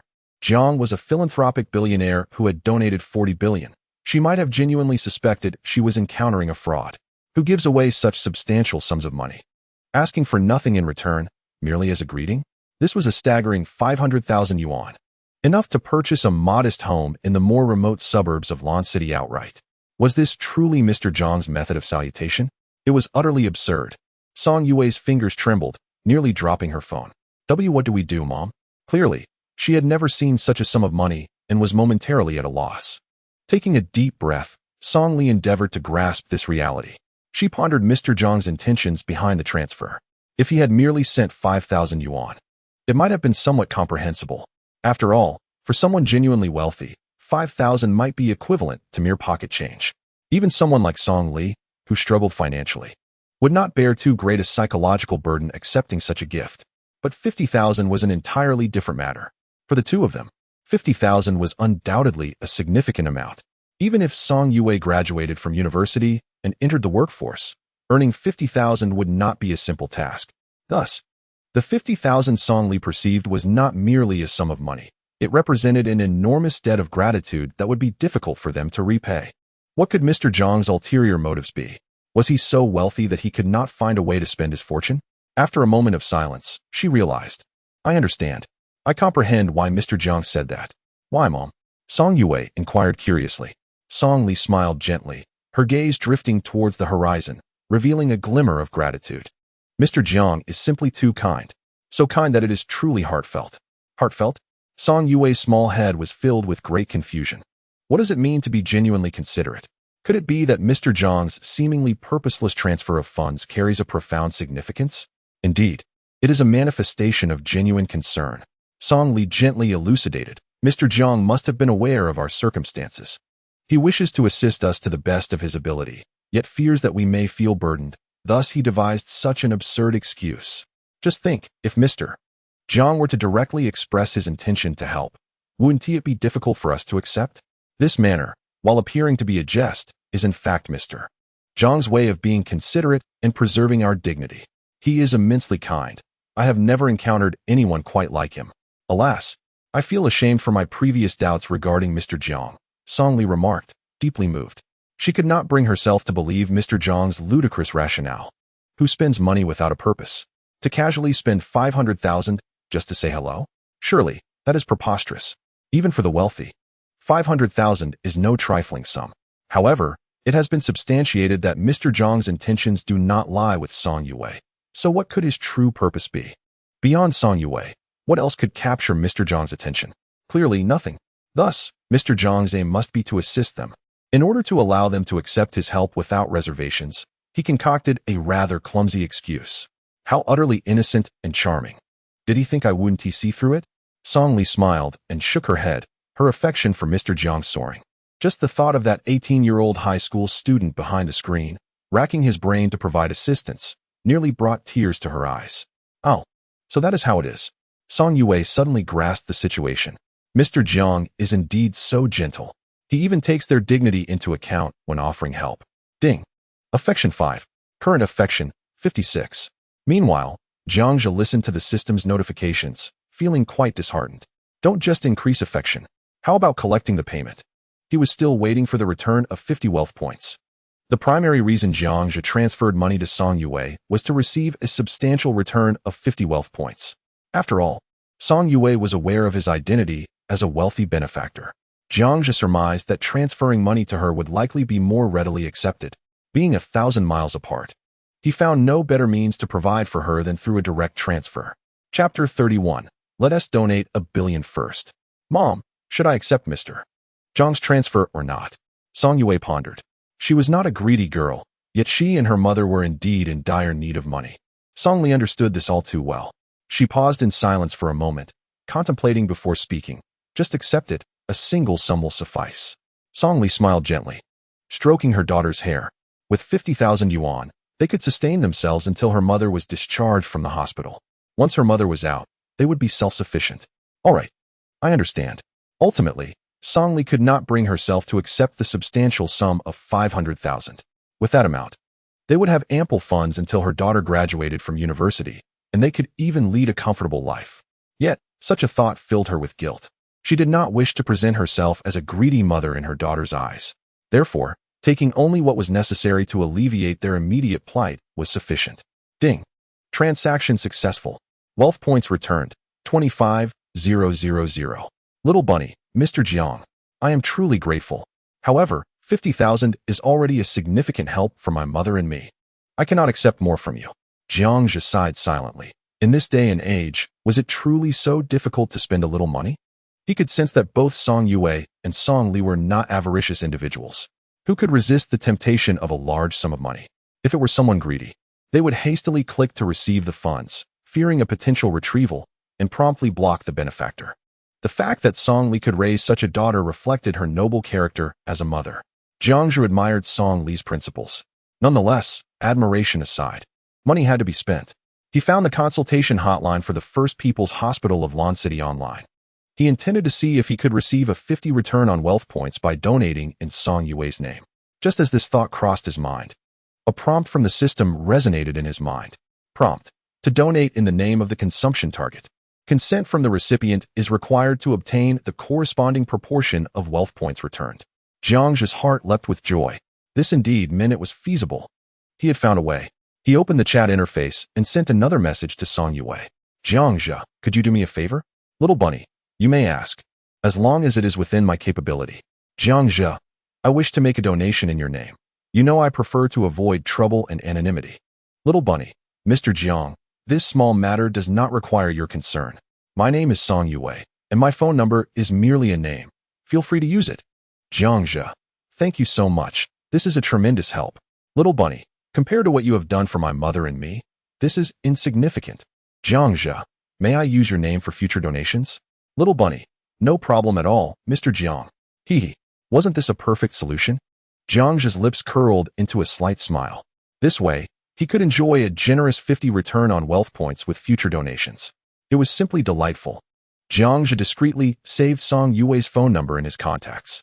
Subsequently, I dialed the consultation hotline of the First People's Hospital of Lanqing. Hello. This is the First People's Hospital of Lanqing. How may I assist you?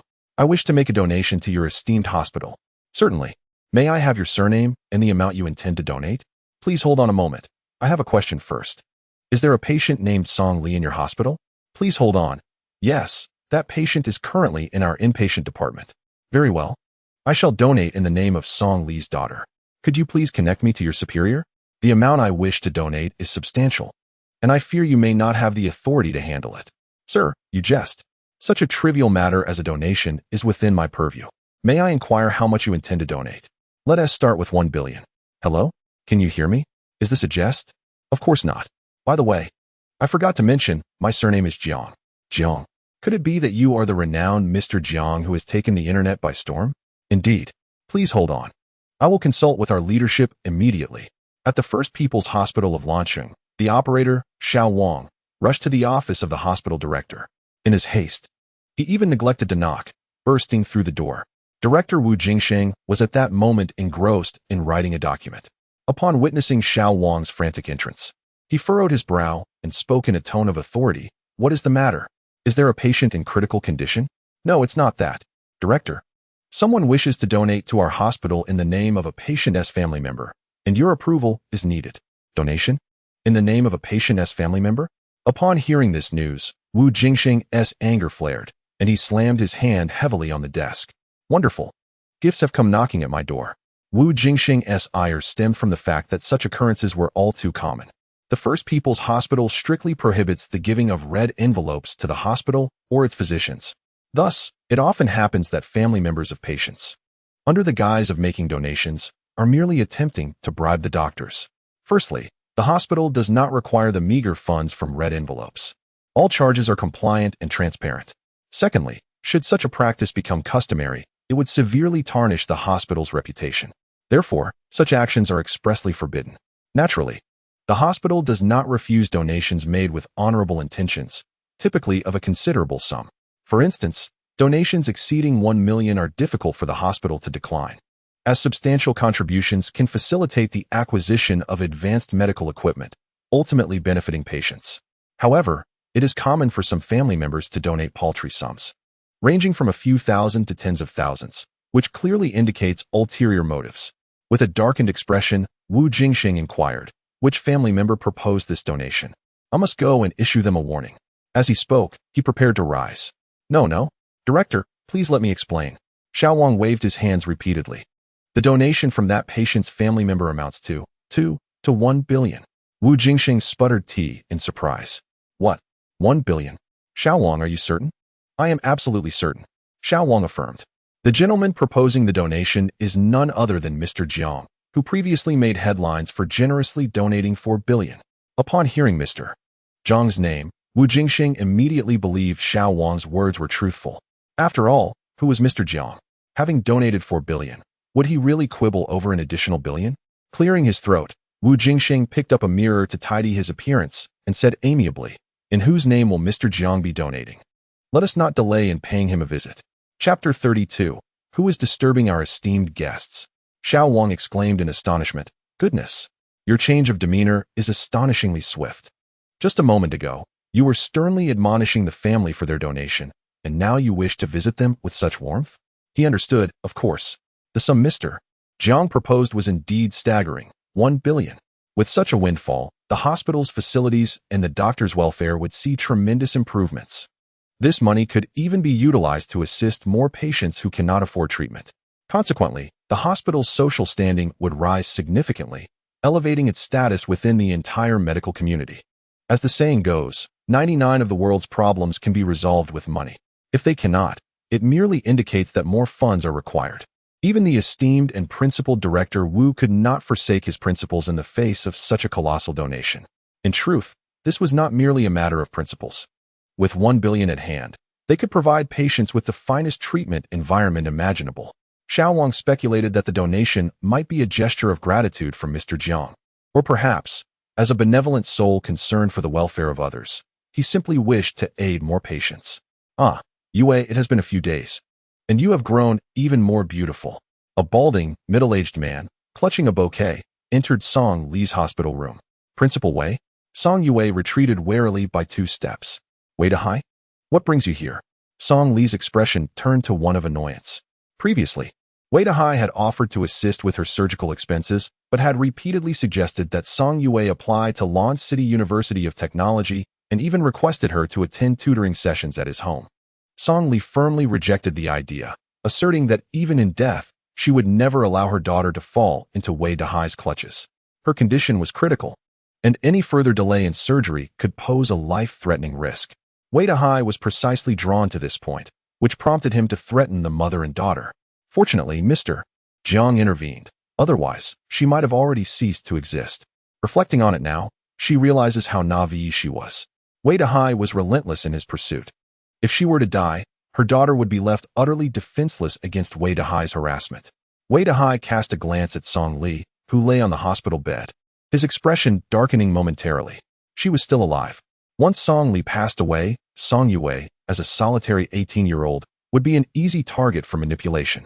Now, however, not only was Song Li alive, but she also appeared to be in good spirits. A swift recovery seemed imminent. Wei Dahai was thoroughly displeased. His plan to intimidate Song Yue had crumbled. Initially, his scheme seemed foolproof.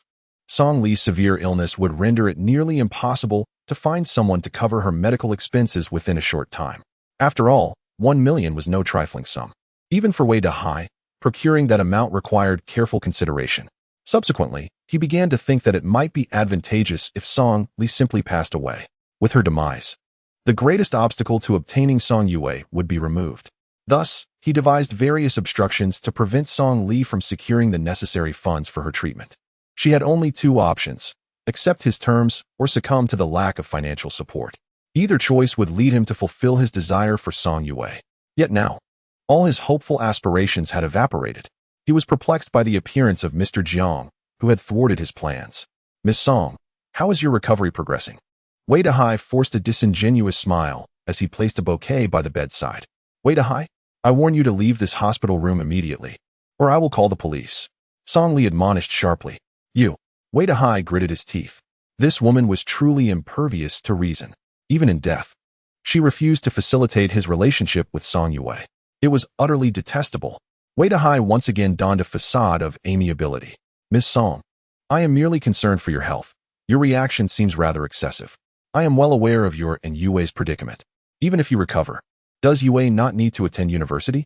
How will you manage the costs of your hospitalization and medical care? If you agree to let Yue apply to launching University of Technology, I will cover her full tuition. Furthermore, I will provide you with a monthly living allowance of 2,000 yuan. This would be the most beneficial assistance for the two of you. What can Mr. Jiang do? Even if he pays for your surgery, can he resolve your subsequent issues? Clearly not. Ms. Song, please reconsider. Listening to Wei Dahai's enticing offer, Song Li might have wavered previously, but now, all she could do was laugh. 2,000 a month? Is it comparable to just a tenth of Mr. Jiang's casual transfers? I cannot acquiesce to your terms. Should you persist in your entanglement, I will not hesitate to report you to the authorities. Humph, report me? Wei Dahai scoffed. With a fleeting glance around, confirming the absence of witnesses, he unveiled a sinister expression. Song Li, I advise you not to provoke me by refusing my offer. Even if you call the police, do you truly believe that the words of a bedridden woman hold more weight than those of a distinguished vice president of a university? Humph, let me make myself clear, Song Li. If you do not consent to my terms, I shall haunt you and your daughter relentlessly, with my influence.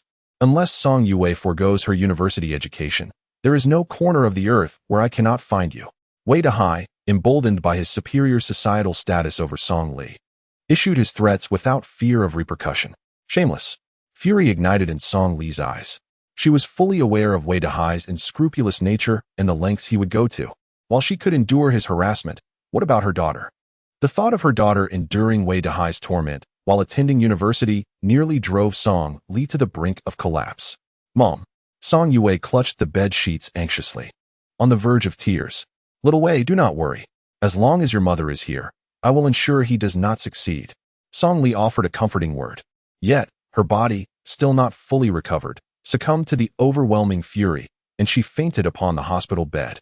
Mom, what is happening to you? Song Yue panicked completely, shaking Song Li's bed. Just as she was about to call for a doctor, Wei Dahai intercepted her. Hee, Yue, your mother is being obstinate. Consider my terms, and you shall not be wronged. Wei Dahai leered, advancing toward her menacingly. Song Yue, terrified, retreated repeatedly. At that moment, a commanding voice resonated from outside the ward. Who dares to disturb our esteemed guest? The director, Wu Jingsheng, with his head of white hair, appeared vigorous and commanding, defying the frailty of old age. His steps were steady, exuding an extraordinary presence.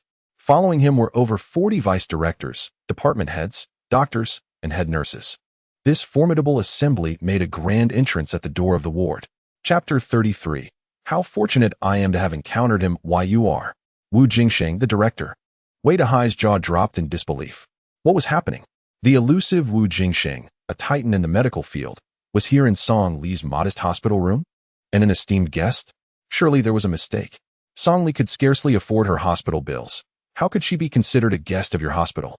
Moreover, what was the purpose of bringing so many people? This display. Surely all the on-duty doctors and department heads were summoned. Ah, Dean Wu, allow me to introduce myself. I am Wei Dahai, the Vice President of Launching University of Technology. Wei Dahai stood momentarily stunned, then approached with a smile to shake hands with Wu Jingsheng. I have no interest in your title. Wu Jingsheng coldly rebuffed, pushing his hand away. His murky eyes fell upon Song Li, who had fainted on the hospital bed, causing him to be utterly alarmed. My heavens, what has happened to this esteemed guest? Why has she collapsed? Hurry and check on her. Dean, I shall go at once. I will attend to it. I am confident in my understanding of Ms. Song Li's condition. Let me handle it. The attending physician for Ms. Song is my disciple, and I am well acquainted with her ailments. The esteemed vice presidents and directors accompanying Wu Jingsheng swiftly gathered around Song Li's bedside, diagnosing her condition. This scene rendered Song Yue, standing by the bed, completely bewildered. What is happening? Why are these elderly gentlemen suddenly so concerned about my mother's health? I recall the attending physician being a young man in his 30s. These distinguished gentlemen appear quite formidable. Surely, Consulting them would be exorbitantly costly. Indeed, these elderly doctors exhibited remarkable prowess. Within mere minutes, they ascertained Song Li's condition. Dean, Ms. Song Li is currently in a state of unconsciousness. Preliminary assessment suggests it is due to a surge of anger affecting her heart. With some time for recuperation, it should not result in severe consequences for her health. Oh, then I can rest easy, Wu Jingsheng sighed in relief. If anything were to happen to Song Li, it would be a loss of 10 billion. Moreover, as the head of the hospital, having a patient disturbed right under my nose, resulting in her fainting from anger, is utterly infuriating. Not to mention, this individual is among our most esteemed guests. If word of this spreads, it would be disastrous. If that esteemed guest were to be angered, given the power they have shown, it could lead to unforeseen troubles. Quickly transfer Ms. Song Li to a private room. Ensure the finest nursing staff is present 24 hours a day. Director Sun, you will personally oversee Ms. Song Li's condition. Should anything go awry, I will hold you accountable. Director Sun, the mentor of Song Li's previous attending physician, was in his 60s. Physicians of his stature typically do not make routine rounds, only attending to significant ailments or complicated cases. Song Li's condition did not fall into the category of complex medical issues, provided one could afford the medical expenses. Treatment was rather straightforward. Rest assured, Dean, I will not allow Ms. Song Li to be subjected to any further disturbances. Moreover, I am confident that within 40 days, Ms. Song Li will completely regain her health. Director Sun immediately made a solemn pledge. He then instructed the head nurse to commence the transfer of the patient to a different ward. Upon hearing his promise, Song Yue was once again taken aback. Goodness, is Director Sun truly that remarkable? Was it not previously stated that her mother would require at least 3 months for discharge? To fully recover, it would take around 6 months. Yet, with Director Sun's intervention, complete recovery in merely 40 days seems miraculous. Are you some kind of medical sage? As the group carefully assisted in transferring Song Li to another ward, a middle-aged woman, adorned with the badge of head nurse, approached Song Yue with a warm smile. Little sister, you must be Song Yue, right? Rest assured, your mother will receive round-the-clock care and protection in our hospital. No one will disturb her again. Thank you, Auntie, Song Yue replied, somewhat flustered. While she felt relieved that her mother was receiving such attention at the hospital, she couldn't help but wonder about the costs associated with the transfer. Surely, the hospitalization fees would be quite substantial. Would the 50,000 yuan Mr. Jiang provided be sufficient to cover the expenses? Noticing the troubled expression on Song Yue's face, Wu Jingsheng offered a kind smile and approached her. Dear girl, there is no need to worry about the costs. All of your mother's hospitalization and medical expenses here will be waived. I hear you are preparing for your college entrance examinations, correct? During this period, focus solely on your studies, for Director Sun is personally overseeing your mother's condition. She will recover swiftly. Thank you, Grandpa Director. But why is everyone being so kind to my mother? Song Yue inquired softly, lowering her gaze. She was innocent but not naive. She understood that kindness often comes with a price. Perhaps the director had ulterior motives? If Wu Jingsheng were aware of Song Yue's suspicions, he would undoubtedly be taken aback. He gently replied, you are yet to realize, aren't you? Mr. Jiang has made a generous donation to our hospital in your name. It is somewhat embarrassing to admit, but you should not thank me. The true gratitude should be directed towards Mr. Jiang. Wu Jingsheng yearned to express that. While it may appear that Song Li is the one benefiting, in reality, the waiver of all fees pales in comparison to the astonishing sum involved. What does requesting Director Sun's personal involvement matter against $1 billion? The hospital has merely incurred an exceedingly minor cost. By any measure, they are the ones profiting immensely. Mr. Jiang, Song Yue gasped in astonishment. So, the donation made in her name was indeed for Lan City First People's Hospital? No wonder the elderly gentlemen at these hospitals place such significance on her mother's condition. It appears that Mr. Jiang must have donated a substantial amount of funds. Ding. Song Yue's affection increased by 10. Current affection, 66. Song Yue was nearly brought to tears by this gesture. As her mother had mentioned, Mr. Jiang not only was willing to assist them, but also genuinely considered their situation. He claimed to fear causing trouble and preferred to remain anonymous. While this reasoning seemed plausible, the truth was that he simply wished to help them. Mr. Jiang had gone to such lengths for her. Overwhelmed with emotion, Song Yue began to weep. The kindness and gentleness of Mr. Jiang were truly unprecedented. How fortunate she was to encounter him in her lifetime. Chapter 34. Even the elder has a bit of power. Surrounded by nurses, Song Yue and Song Li made their way to the ward, while Wei Dahai remained behind. Confronted by a group of esteemed gentlemen, feeling utterly bewildered, could it be that Song Li was someone of significant importance to Mr. Jiang? Why hadn't anyone mentioned this sooner? With Mr. Jiang being the kind of affluent individual who could easily spend 4 billion with a wave of his hand, it would be as easy as squashing a bug for him to deal with Wei Dahai. How could he possibly offend Mr. Jiang for the sake of Song Yue? Internally, Wei Dahai cursed Song Li's ancestors repeatedly. Good heavens! Was Song Li perhaps pretending to be humble? Yet, she was on the verge of death and did not seek Mr. Jiang's assistance? Pretending to be modest was one thing, but was it truly necessary to push the limits so far? Wei Dahai was filled with both shock and anger. In Mr. Jiang's presence, he was hardly a tiger. He was merely a worm. Regret consumed him entirely. Then it occurred to him. Could it be that Song Li refrained from asking Mr. Jiang for help because she did not want anyone to know of their relationship? Was it possible that Song Yue was Mr. Jiang's illegitimate daughter? That Song Li was Mr. Jiang's mistress? It had to be. Otherwise, there was no reason for Song Li to conceal such a connection. Perhaps Mr. Jiang's public donation of 4 billion was also a ruse to divert attention, intending to keep his illegitimate daughter a secret. The thought made Wei Dahai's insides twist with regret. Had he unwittingly provoked Mr. Jiang's daughter? Surely Mr. Jiang would not let him off lightly.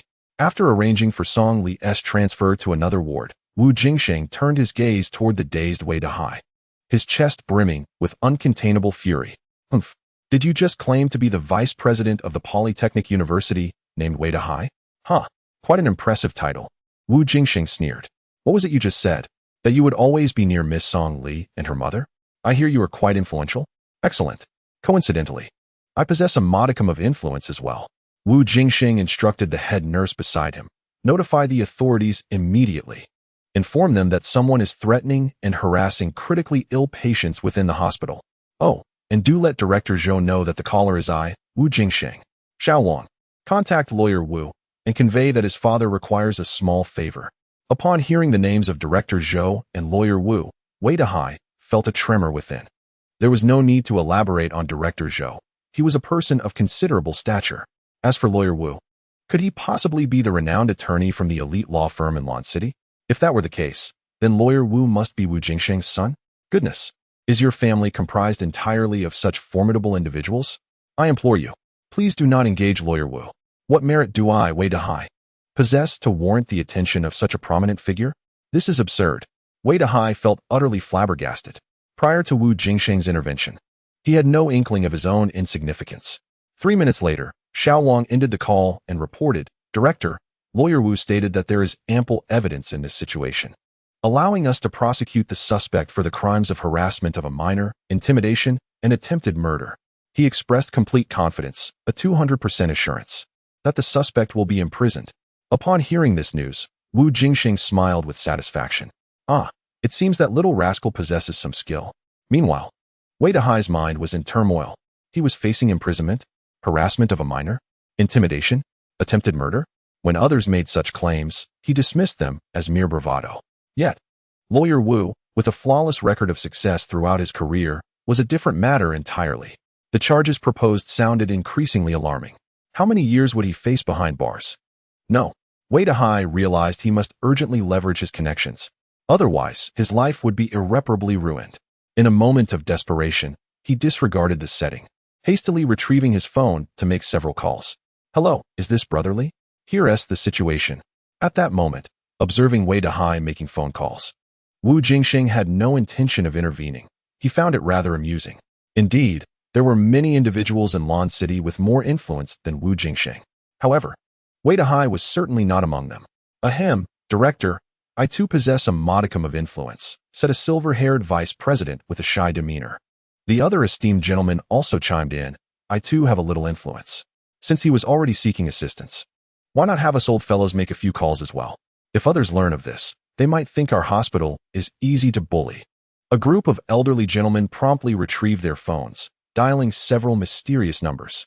Hello, is this the Deputy Director of the Education Bureau? Are you aware that Wei Dahai is the chief editor of a newspaper? I have some explosive news regarding the Investigation Bureau. Please look into a certain individual, Wei Dahai. and the alarming titles used by those who called him, each more terrifying than the last. In an instant, the caller's hand came to a halt. What on earth is happening here? So many elderly figures bullying just one person? Is it really necessary? Is this what it has come to? At this moment, Wei Dahai yearned to express his thoughts. I truly have no intention of opposing you. I merely wish to secure a chance for myself. Is it essential to eradicate me completely? To drive me to the brink of despair? At over 40 years of age, Wei Dahai resembled a bullied elementary school student. Cornered by the haunting visages of aged adversaries, on the verge of tears. His mind was a void. It was over. Completely over. His future irrevocably shattered. His wealth, status, family, everything disintegrated in an instant. All of this, because he had unwittingly drawn the ire of a certain powerful figure's illegitimate daughter.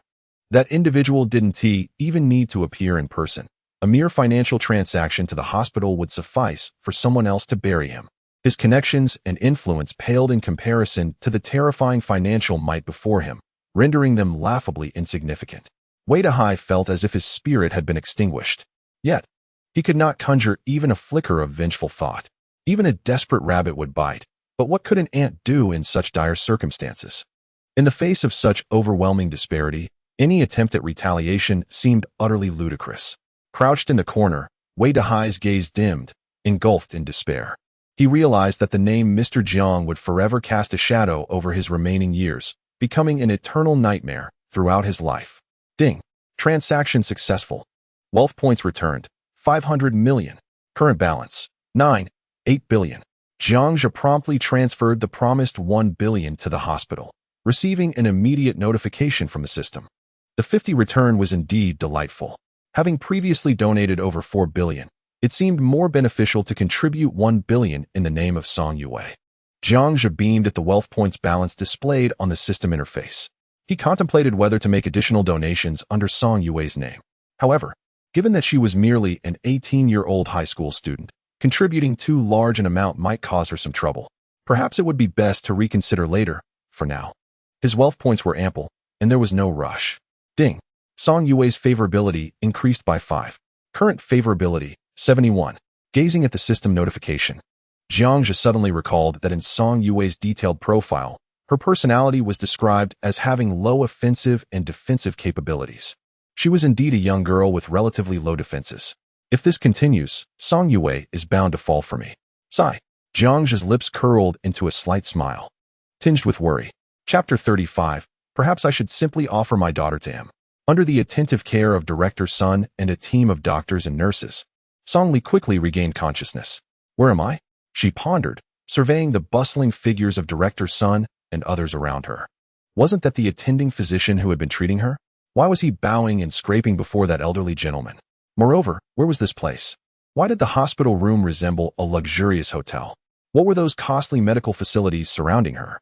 The individuals encircling her exuded an air of professionalism, leaving her with a sense of perplexing awe. A hint of confusion flickered across Song Li's face as her gaze drifted toward the entrance. To her astonishment, she spotted 2 imposing men in suits standing at the doorway, each towering at nearly 6 feet 3 inches. They resembled bodyguards from a film, protecting an important figure. A cascade of questions surged in her mind. What was happening? She recalled being threatened by Wei Dahai, which had caused her to faint out of anger. Could it be that Wei Dahai had scared her to death? Was this heaven? As soon as Song Li awakened, Director Sun approached her bedside, displaying a benevolent smile. Madam Song, you are awake. Haha, my surname is Sun, and everyone calls me Director Sunday.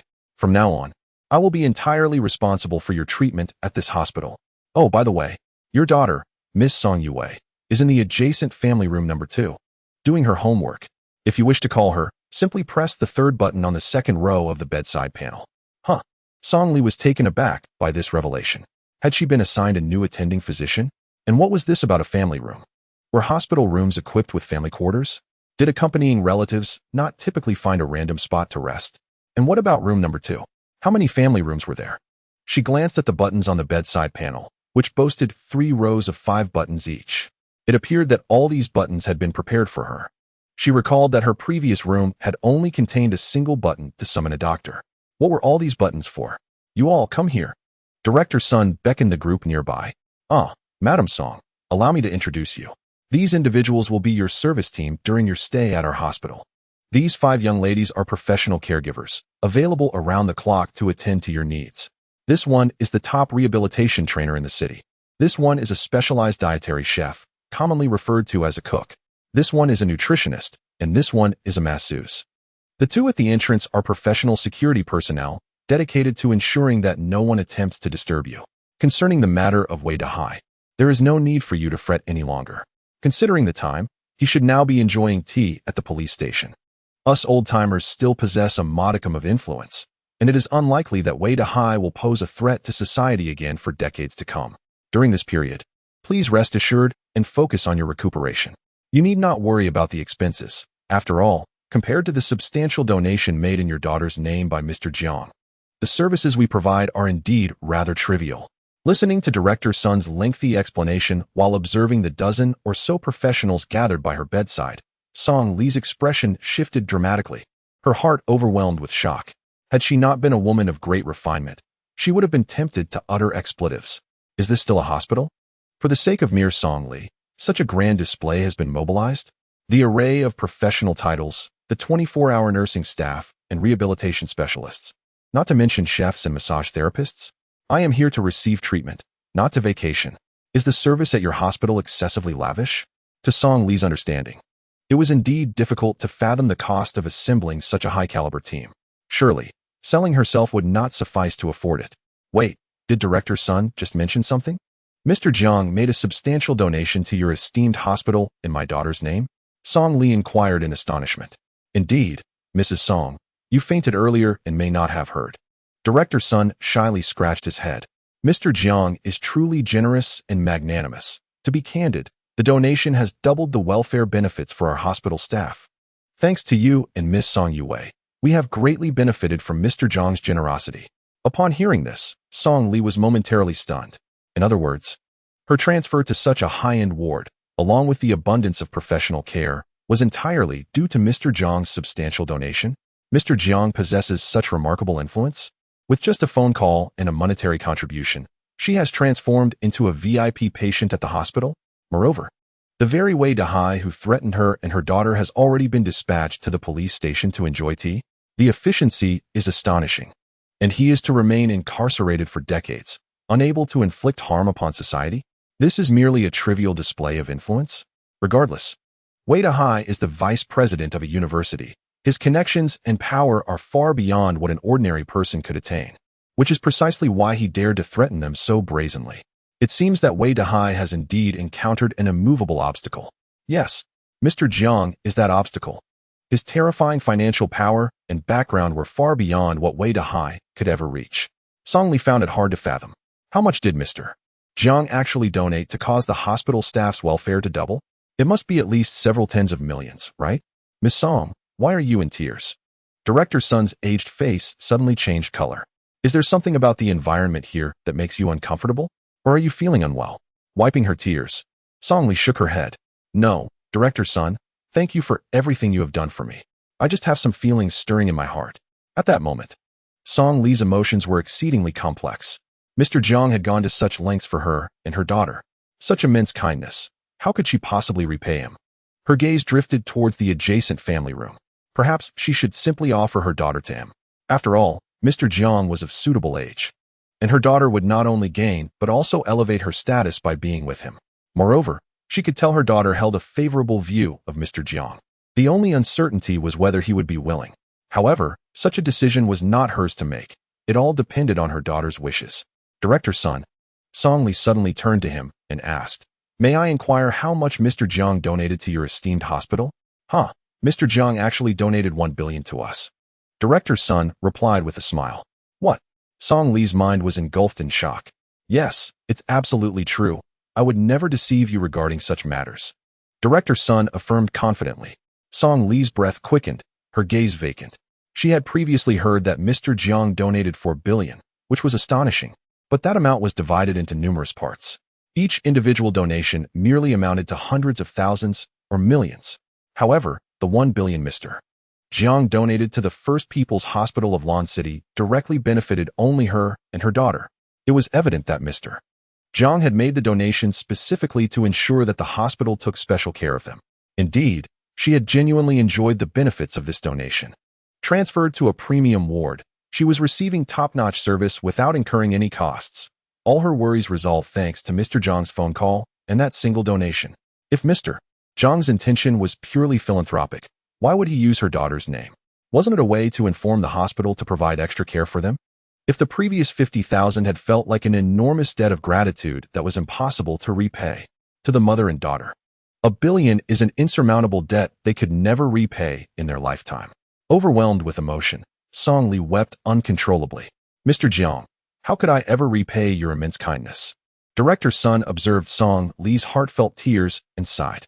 Through her reaction, he discerned that the relationship between Song Li and Mr. Jiang was not as people speculated. Perhaps Mr. Jiang and Song Li were hardly acquainted. Madam Song, Mr. Jiang is a benevolent soul, deeply concerned for the world. I believe his generous donation stems from an understanding of the hardships faced by you and your daughter. The righteous Mr. Jiang cannot bear to see you both suffer, which is why he is willing to contribute such a staggering sum and utilize his influence to assist you.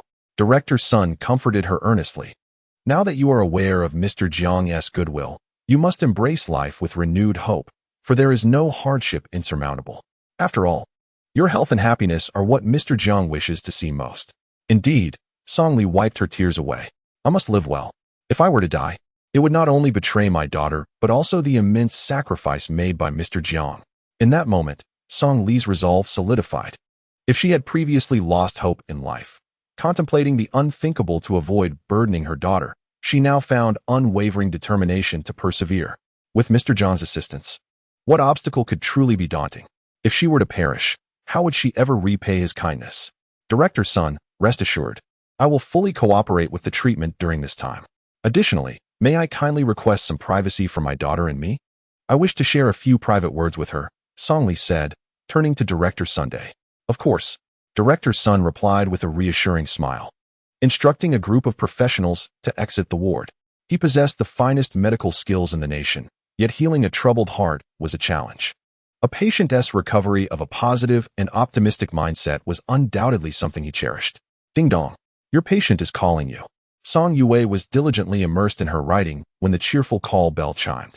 Mom, you're awake. She rushed from the family room to the expansive, luxurious ward. Mom, I was so worried about you. With red-rimmed eyes, Song Yue leaped into Song Li's embrace. Do not worry, my dear Wei. I am perfectly fine. Song Li replied with a gentle smile. Really? That is wonderful. Song Yue beamed, revealing a row of perfectly white teeth. By the way, Mom, did you know? The esteemed director mentioned that it was Mr. Jiang who generously donated to the hospital, which is why we were transferred to the ward. Do you think Mr. Jiang's actions reflect a consideration for our feelings? He is truly attentive. Despite being such a gentle soul, he often resorts to rather clumsy excuses. He is rather foolish. Observing her daughter's blissful expression, Song Li couldn't help but smile slyly. This presents an opportunity to repay Mr. Jiang's immense kindness. She mused. My dear daughter, I am sorry. In order to express gratitude for Mr. Jiang's great benevolence, I must send you to him. Xiao Wei, may I ask you a question? Sure, what is it, Mom? Song Yue looked at Song Li, her large eyes sparkling with innocence. Would you be willing to stay by Mr. Jiang's side in the future? Song Li inquired kindly. Stay by Mr. Jiang's side? A question mark appeared above Song Yue's head, puzzled by her mother's inquiry. Nevertheless, since it was her mother asking, she pondered thoughtfully. Mr. Jiang is a wonderful person, gentle, kind, and understanding. If given the chance to be near him, I would certainly be willing. However, Mr. Jiang is thousands of miles away from me. I might not even have the opportunity to meet him in the future. As she thought of this, a sense of melancholy washed over Song Yue. Deep down, she often felt a sense of inferiority. In the presence of her affluent peers, she instinctively believed she was of lesser worth. Let alone Mr. Jiang. She felt she lacked the qualifications to be in his company. I see, then that is good. Huh. What do you mean, Mom? It's nothing, you'll understand after the college entrance examination. Suddenly, Song Li felt that perhaps sending her daughter to Mr. Jiang might even excite her. She had made up her mind. After the examination, she would purchase a ticket for her daughter, sending her to the city where Mr. Jiang resided. Although her daughter had never been away from her side in 18 years, she was confident that the gentle Mr. Jiang would ensure her daughter was well protected and cherished. Though she had never met Mr. Jiang, she firmly believed in his noble character and virtuous nature. With this thought, a smile of happiness graced Song Li's lips. Not only would she repay Mr. Jiang's immense kindness, but she would also resolve her daughter's lifelong matters. It was truly a win-win situation. Song Li felt elated. Such a perfect plan had been conceived by her. Had this been ancient times, she would undoubtedly have been considered a clever strategist. However, contemplating Mr. Jiang's charisma and esteemed background, she realized there would likely be many admirers surrounding him. Suddenly, Song Li felt a twinge of uncertainty. Her daughter's beauty was beyond question. Even the most illustrious celebrities pale in comparison to a mere finger of her daughter. Yet, her simplicity of heart renders her vulnerable. She stands no chance against those beguiling vixens. This simply cannot be allowed. It is imperative to enlighten my daughter, lest she unwittingly falls prey to those enchantresses. At the very least, she must secure her place in Mr. Jiang's esteem. Xiao Wei, dear, could you fetch my makeup bag? Mother wishes to teach you the art of cosmetics. Would you be amenable to that? Of course. Song Yue beamed with an innocent smile. Little did she know that her mother was already plotting to send her away. Chapter 37. The leg photo Achu. Who is scheming behind my back? Jiang Zhe rubbed his itchy nose, pondering in confusion. Given his constitution, it was unlikely he could even catch a cold, let alone sneeze. Could it be that someone is thinking of him? Jiang Zhe dismissed the thought and opened a short video app, casually scrolling through clips. Ding dong. Just then, he received a friend request. Upon opening it, he discovered the profile picture of a stunning woman clad in a form-fitting black outfit. Her tall figure accentuated as she sat astride a motorcycle, her helmet obscuring her features. Yet, Jiang Zhe recognized her at once by her long legs. Her nickname read, Wind Chaser. The note accompanying the friend request stated, Little Virgin, hurry up and accept. What an utterly juvenile name. Wind Chaser? Jiang Zhe chuckled and clicked to accept. Ding dong. Wind Chaser, Little Virgin, guess what I'm doing? Jiang Zhe, are you so certain I'm a virgin? What are you up to? Wind Chaser, stop pretending. Haven't you pursued Guruashi for 3 years? You can't possibly be a virgin. I refuse to believe it. Wind Chaser, image, I'm washing your school uniform pants. Jiang Zhe opened the image sent by Lu Qian. It depicted a fully automatic washing machine in action. Below, a fair, delicate foot clad in flip-flops peeked into view. Jiang Zhe felt a twinge of disappointment and continued typing. Jiang Zhe, I did pursue Guruashi for 3 years. But that was merely a fade. Long legs, fade? What do you mean? Aren't you a virgin? Jiang Zhe changed Lu Qian's nickname to Long Legs. Jiang Zhe, whether I am a virgin is inconsequential. It's not as simple as you think. Long Legs, oh? Is that so? Jiang Zhe, indeed. Long Legs, I don't believe you. Unless you let me delve deeper. Wicked grin, Jiang Zhe, sure. How do you propose to delve deeper?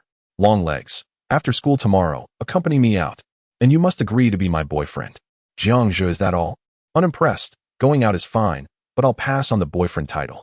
Long Legs, why not? Don't you like me?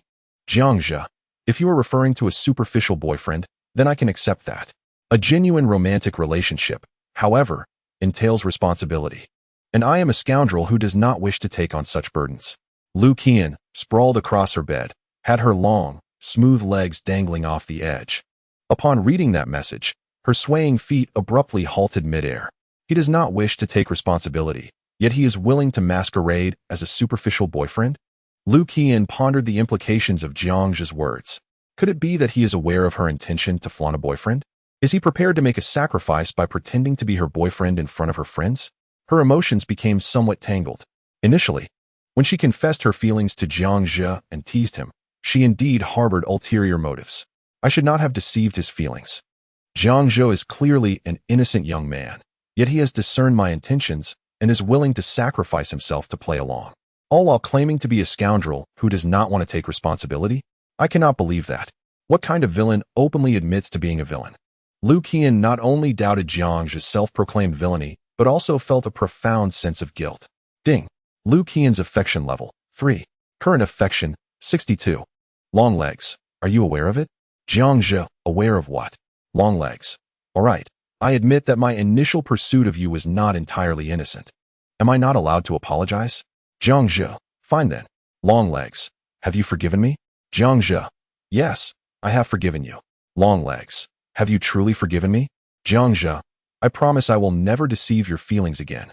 Jiang Zhe gazed at the series of messages from Lu Qian and the fluctuating affection level. Realizing she was once again engaged in self-deprecation. He truly is a scoundrel. Isn't? Can one not even believe the truth? To convince Lu Qian that he genuinely forgave her, Jiang Zhe contemplated before sending a message. Jiang Zhe, if you send me a picture of your legs, I will forgive you. Instantly, Lu Qian's face flushed, although it seemed innocuous enough, given her daring attire. Sending a picture of her legs to a male acquaintance felt somewhat ambiguous. Her heart raced a little faster. Standing before a full-length mirror, she took a photograph of her entire figure and sent it to Jiang Zhe. Long legs. Image, is this acceptable? Jiang Zhe opened the image. In the mirror, Lu Qian held her phone in front of her face, obscuring her features. Her long, silky hair cascaded over her shoulders. Clad in a black camisole on top and gray plush shorts below, her feet adorned with flip-flops. The perfect proportion of her long legs was on full display.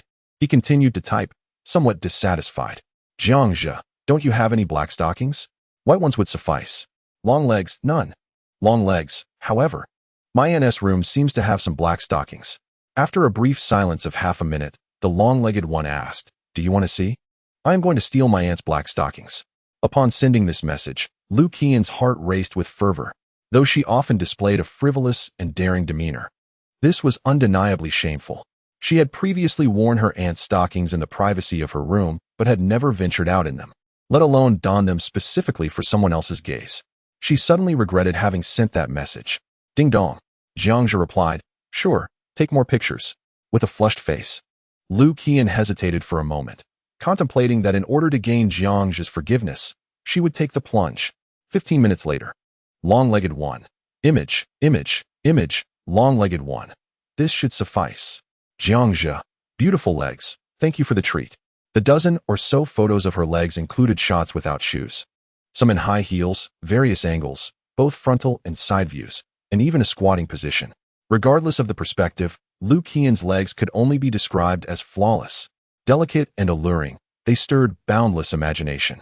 Jiang Zhe downloaded the numerous leg photos and stored them in a private album, including the initial picture of her bare legs clad only in casual homewear.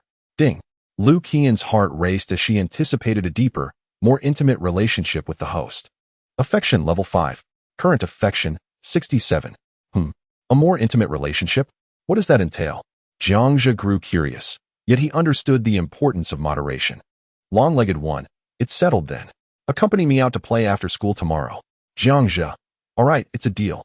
Setting his phone down, Jiang Zhe called out to his mother, who was tidying up in the living room. Mom, I won't be home for dinner tomorrow night. I'll return later. Understood. Are you going to a classmate's house for extra studies?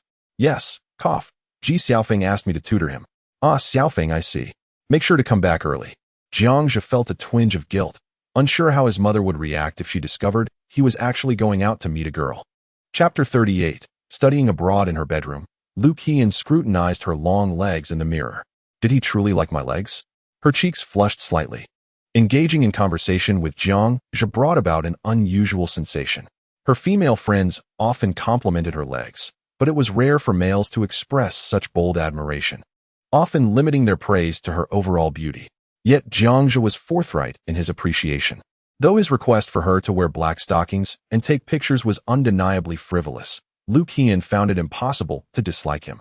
Perhaps his admiration was genuine, free from ulterior motives.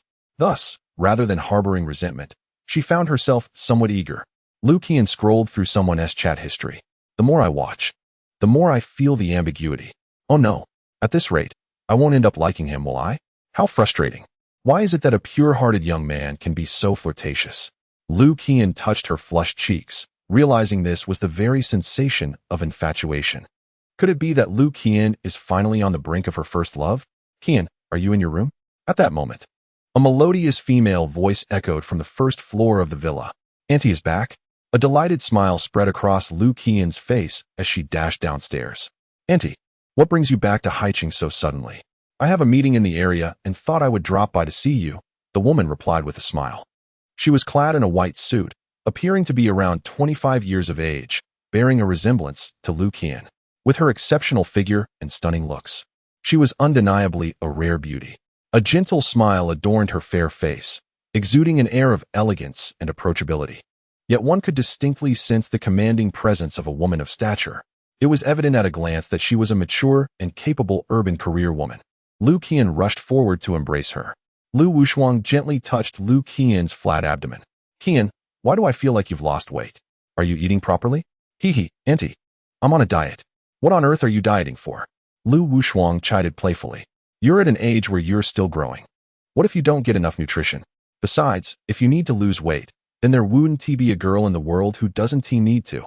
Listen to your aunt and eat well, understood? Understood.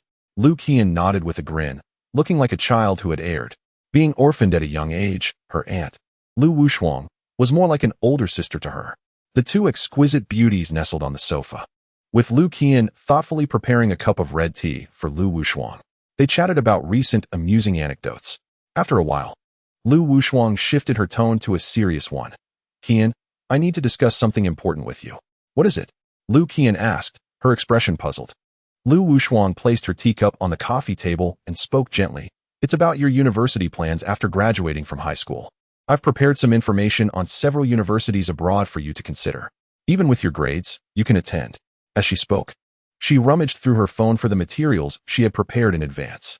Take a look at these universities in various countries. Which one do you prefer? Lu Qian stared blankly at the information on her phone. Noticing her distraction, Lu Wushuang sighed softly and spoke earnestly. Qian, I understand your thoughts. Going abroad means you'll be separated from your friends. However, it is not merely your aunt's discouragement, given your current academic performance. Even participating in the college entrance examination would not guarantee admission to a reputable university. In the end, you would still be separated from your close friends. For you, university represents an opportunity for further education, and your aunt wishes to prevent you from attending those subpar institutions merely for the sake of it. Do you understand? Yes, I understand. Lu Qian nodded, her expression tinged with melancholy. For some reason, she suddenly thought of Jiang Zhe. If she were to study abroad, as long as you comprehend, that is sufficient. Lu Wushuang discerned Lu Qian's innermost thoughts. For someone like Lu Qian, who has always cherished friendships over academics, the prospect of studying abroad alone would undoubtedly be a daunting challenge. There was one matter Lu Wushuang had not disclosed to Lu Qian. Her company was currently navigating a precarious phase. If they could persevere, it would be a different story, even if Lu Qian did not attend university. Lu Wushuang could ensure her lifelong comfort and security.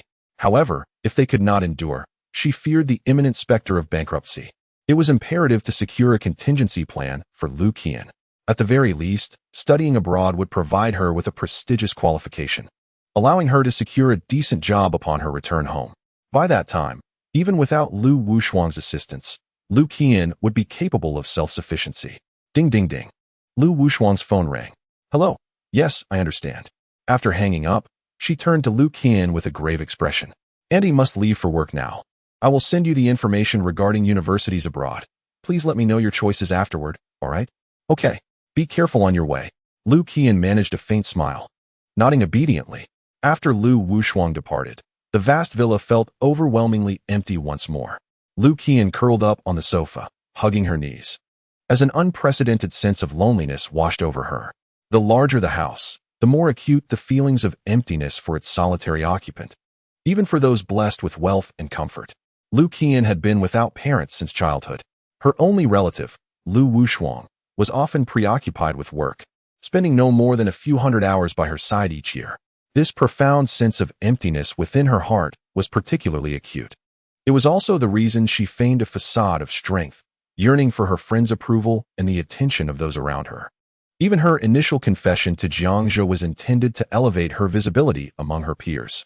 As Lu Qian envisioned her future, she thought, I cannot disappoint Auntie's expectations. Attending a university abroad will surely allow me to meet more friends. It cannot be that difficult. I am Lu Qian. No matter how unfamiliar the environment, I can make friends. She encouraged herself inwardly. However, the moment she recalled her struggles with academics, unable to even memorize a few foreign vocabulary words, doubt crept in. Would she truly be able to make friends in a land where the language was foreign? Would she genuinely earn the recognition of those around her? Tick-tock. A single tear cascaded down, swiftly followed by a deluge of sorrow. Oh, how I wish to remain at home. I dread parting from my aunt, from my friends, and from that certain someone. With a heart heavy with grief, Lu Qian wept uncontrollably in the solitude of her villa. Ding dong. At that moment, a notification chimed in her ear. She sniffled, picking up her phone to check. Little virgin, photo saved. Get some rest. You have an early start tomorrow. The plight of a senior student. Gazing at the whimsical expression on the screen, Lu Qian couldn't help but chuckle, a radiant smile illuminating her delicate features. Ding. Lu Qian's affection level increased by 10. Current affection, 77. Chapter 39. If it were you, it wouldn't be impossible. What is happening? Staring at Lu Qian's affection score, Jiang Zhe appeared utterly perplexed.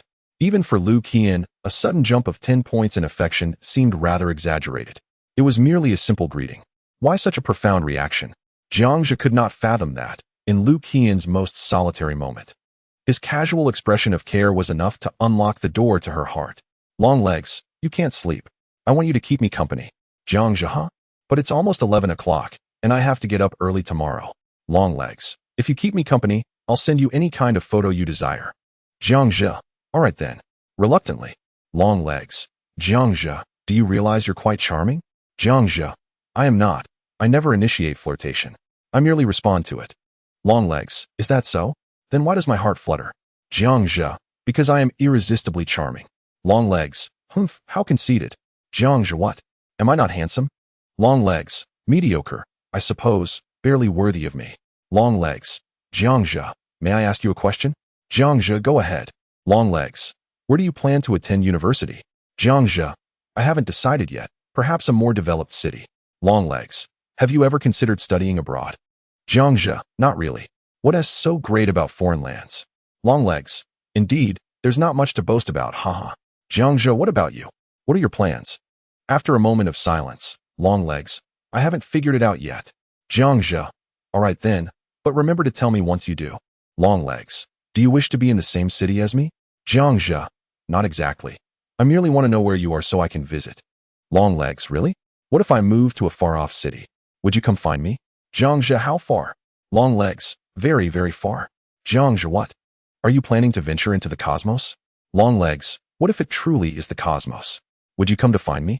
Jiang Zhe, I am not capable of that yet, but one day when I develop a spacecraft, I will be. Long legs, just boasting, are you? When will you fly to the heavens? Jiang Zhe, perhaps it's not as far-fetched as you think. I am far more formidable than you can imagine. Long legs, all right. You are impressive. Long legs, Jiang Zhe, thank you for chatting with me. Jiang Zhe, no need for thanks. After all, it is clearly priced. Long legs, hee. I take that back. I won't send you any photos. Jiang Zhe, if you choose not to send them, let it be a token of friendship. Long legs, is our relationship merely one of friendship? Feeling aggrieved, Jiang Zhe, what else could it be? Do you wish for something more? Long legs, if it were you, I wouldn't mind. Jiang Zhe, you are still too young. Let us discuss this after your high school graduation. Long legs, what is wrong with being young? Does that mean I can't satisfy you? Jiang Zhe, the young lady may not be of age, yet her words are quite bold. Long legs, If you have the capability to be my boyfriend, I'll show you whether I'm bold or not. Jiang Zhe, I've already said. Being your boyfriend is not out of the question, but I will not bear the responsibility. Long legs, what do you mean by not bearing responsibility? Are you planning to abandon me once you've had your fun? Jiang Zhe, no. Not bearing responsibility means I want to be solely your boyfriend. Abandonment is not my intention. I possess the ability to bring you happiness. Long legs, You must be joking. Do you aspire to have multiple partners? Jiang Zhe, what of it? I consider myself quite generous in love. Long legs, I never expected such lofty ambitions from a novice. Jiang Zhe, so, if you can accept that, then it is possible. Long legs, are you serious? Jiang Zhe, indeed, I would not deceive you. A long silence ensues. Long legs, do you still have feelings for others? Is it that you cannot forget Guruashi? Jiang Zhe, no, I have grander pursuits. Long legs, very well. Long legs, Jiang Zhe, I have never encountered a boy like you before. I might genuinely be falling for you. Long legs, even if it is just a fleeting moment. Being a pseudo-boyfriend is acceptable. Long legs, just a few days, please. Be my boyfriend. Long legs, I promise I won't disturb you afterward. At this moment, Jiang Zhe sensed a shift in Lu Qian's emotions. Through their conversation, he deduced that Lu Qian was likely going abroad for further studies. It was probable that her aunt, Lu Wushuang, intended to send her overseas for academic advancement. Otherwise, Lu Qian would not be so sentimental or suddenly mention her university plans. In the detailed intelligence of the system, by analyzing Lu Qian's identity, character, and emotional experiences, he could ascertain the challenges she was facing. As the saying goes, one must confront problems when they arise. Jiang Zhe would not allow Lu Qian to be sent abroad against her will. Just a trifling Lu Wushuang. It appears that someone is the president of a publicly listed company. Jiang Zhe revealed a cold smile. You would do well to be sensible. Otherwise, I might just acquire your pathetic company and make you work for me. He continued typing. Jiang Zhe, we have a long time ahead. If we are to do this, let us be lifelong partners. Ding. Lu Qian was moved by the host's sweet words. Affection level 3. Current affection 80. Long legs, hee hee. So that means you agree. Long legs, I do not expect a lifetime. After all, brother Jiang Zhe is rather affectionate. Long legs, I only wish to be your brief girlfriend, and that would suffice. Moreover, I will not demand much from you. Just accompany me on outings. Long legs, then I shall not disturb brother Jiang Zhe's sleep. Looking forward to our outing tomorrow. Good night. Jiang Zhe, good night. He closed the chat interface. Jiang Zhe typed Lu Wushuang into the browser. Over an hour later, after thorough investigation online, he had grasped a considerable amount of information. Lu Wushuang, 27 years old, currently single, is the president of a company valued at 1 billion, headquartered in the bustling metropolis. It is precisely for this reason that Lu Wushuang has seldom returned to Haicheng in recent years. However, Jiang Zhe's investigation revealed certain clues. On the surface, Lu Wushuang's company appeared to be thriving, yet he sensed a hidden agenda. Lying on his bed, Jiang Zhe pondered, if he were Lu Wushuang, possessing enough wealth to ensure a lifetime of comfort, why would he send Lu Qian abroad for studies? Is it truly beneficial for someone with Lu Qian's disposition to go overseas? Even he could perceive Lu Qian's resistance. How could Lu Wushuang remain oblivious? Perhaps the only advantage lies in gaining a prestigious degree. Upon returning, with this qualification, at least she would not struggle to find a job and sustain herself. Was Lu Wushuang perhaps suffering from a terminal illness, facing imminent demise? Or was her company encountering some difficulties? Jiang Zhe contemplated, concluding that these two scenarios seemed the only possibilities. Through his examination, it became evident that Lu Wushuang cared deeply for Lu Qian. For Lu Qian's sake, she had yet to marry. Clearly, she treated Lu Qian as her own daughter. No, more like a cherished younger sister. She was greatly concerned with Lu Qian's thoughts and would unlikely act against her wishes. Given this, it was certain that Lu Wushuang herself faced some insurmountable challenges. Chapter 40. Lu Qian came to deliver pants. Even if Lu Wushuang intends to send Lu Qian abroad for studies, it would be after the college entrance exams. And there is no rush. If the other party could be considerate and respect Lu Qian's wishes, that would be ideal. If not, then reluctantly, she might have to resort to some minor tactics. The president of a company valued at a mere 1 billion. Lu Wushuang appears to be a successful career woman in the eyes of the average person. Yet, Jiang Zhe remains unfazed by her presence.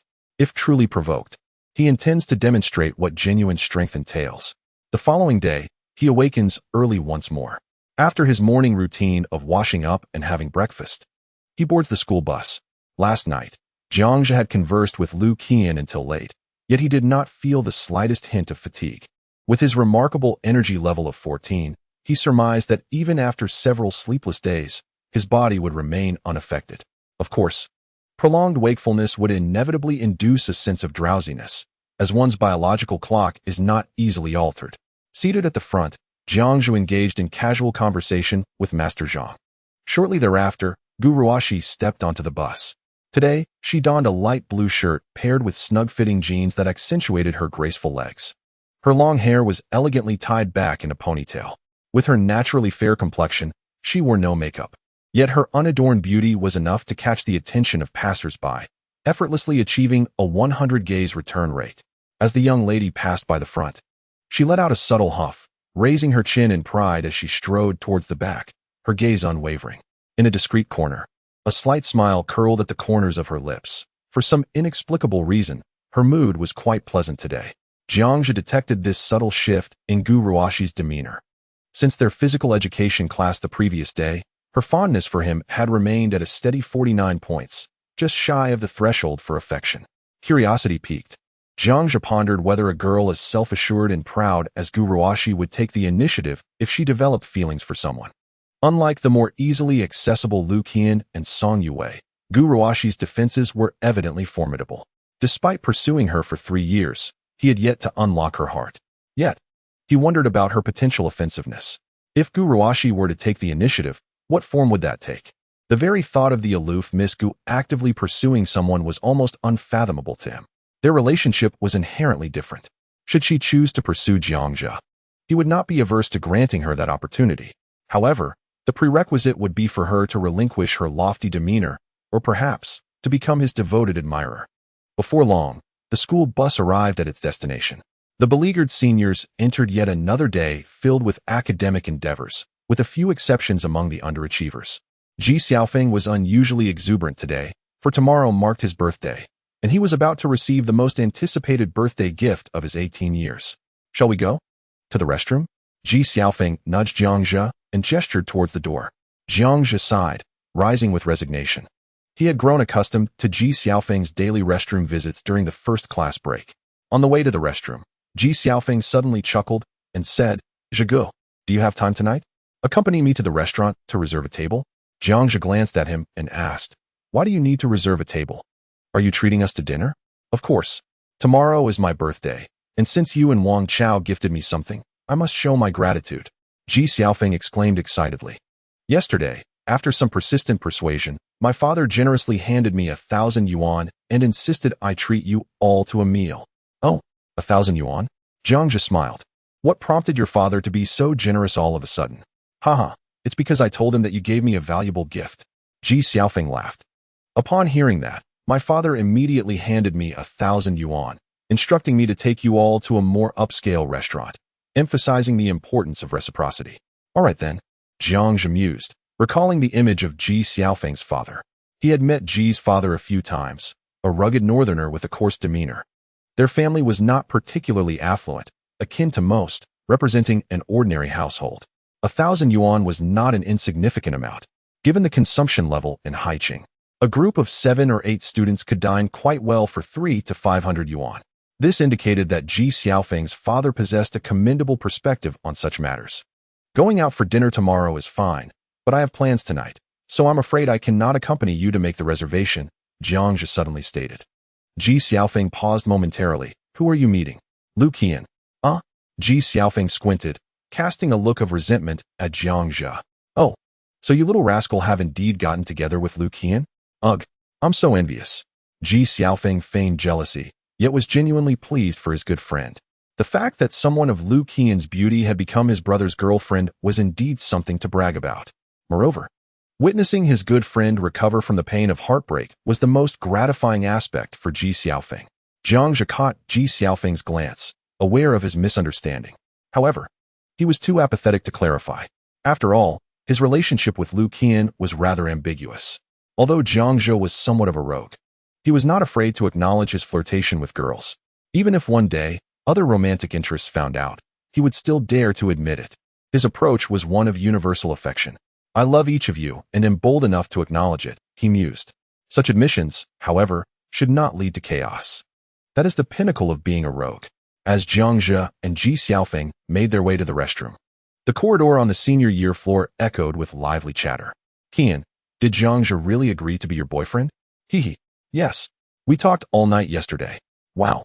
You two are progressing quite rapidly. He actually lent you his pants?" "What progress has been made now? I've done what needs to be done," Lu Qian said lightly. Upon hearing this, the nearby girls exchanged mischievous smiles, surrounding Lu Qian in the center and whispering about some topics that could make one blush. "I won't talk to you anymore. I'm going to return his pants." After chatting with her friends for a while, Lu Qian held neatly folded school uniform pants in her hands and cheerfully ran to the back door of Class 5 in the senior year. Today, she dressed rather conservatively. Having swapped her daring crop top for a short shirt paired with a black pleated skirt, her slender legs were adorned with fluffy knee-high socks. Between the short skirt and the knee socks, her fair knees and smooth, delicate thighs were exposed. Still holding a lollipop in her mouth and wearing a baseball cap, she appeared both adorable and slightly cool. Standing at the back door, she shyly peeked into the classroom, searching for a certain someone. At that moment, as the charming girl stood at the back door, the classroom fell into an instant silence, all eyes drawn towards her, whether intentionally or not. Class 5 was mostly comprised of bookworms, with most students dressed in school uniforms. Lu Qian's avant-garde outfit undoubtedly left a profound impact on her classmates. Moreover, her stunning beauty rivaled that of Gu Ruoxi, causing many male classmates to shyly lower their heads. Chapter 41. The first and second school beauties become rivals when two focal characters appear in the same scene. People instinctively begin to compare. The classmates in Class 5, after making comparisons, found it impossible to declare a clear winner. The so-called first and second school beauties might see Gu Ruoxi slightly ahead in terms of looks. However, if the audience were to cast their votes, many would undoubtedly choose to give their hearts to Lu Qian. Gu Ruoxi exuded an aloof and ethereal aura, resembling a fairy untouched by the mundane world. In contrast, Lu Qian felt more approachable and realistic. She did not shy away from being admired and was willing to naturally become the center of attention. Lu Qian? What is she here for? I think I saw her on the court yesterday, Lu Jingjing murmured to herself. Gu Ruoxi kept her head down, initially trying to ignore it. But recalling how Jiang Zhe had lent his pants to Lu Qian yesterday, she couldn't help but glance towards the back door. Upon seeing the school uniform pants in Lu Qian's hands, Gu Ruoxi's beautiful eyes flickered momentarily, a change in expression that went unnoticed by everyone. After a brief glance, she redirected her focus to her book, choosing not to pay attention. Classmate, do you know where Jiang Zhe went? Lu Qian, unable to find Jiang Zhe, turned to a boy by the back door and inquired. He went to the restroom. The young man stammered, his face flushed. Nearby, several girls suppressed their laughter, leaving him feeling utterly embarrassed and at a loss. How humiliating. Yet could one truly blame him? It was merely a physiological, instinctive reaction. He had never anticipated that a girl of Lu Qian's caliber, a veritable campus beauty, would initiate a conversation with him. Unbeknownst to Lu Qian, her dialogue with this young man would ensnare his thoughts for the entire day. He would spend hours reflecting on why he had not presented himself more adeptly during their interaction. If only his tone had been gentler, more coherent. Perhaps there would have been more opportunities to converse with the goddess. Well, Lu Qian said, slightly disheartened, could you tell me where his seat is? The boy, nervously lowering his gaze, pointed towards a window seat. That empty one in the second-to-last row, he murmured. In the next moment, Lu Qian confidently strode into the classroom. All eyes upon her. The room fell into an abrupt silence. What was happening? How could Jiang Zhe have attracted Lu Qian's attention? Could there be a story between them? Except for a few, nearly everyone was gossiping about her. She neatly folded her trousers and placed them at the center of her desk. Pausing for 2 seconds, she felt a twinge of discomfort. In the next instant, she boldly sat in Jiang Zhe's seat and cheerfully turned to Du Shuyan. Classmate, could you lend me a piece of paper? I wish to jot down some notes. Of course, Du Shuyan replied softly, a hint of trepidation in her voice as she hurriedly retrieved a sheet of paper for her.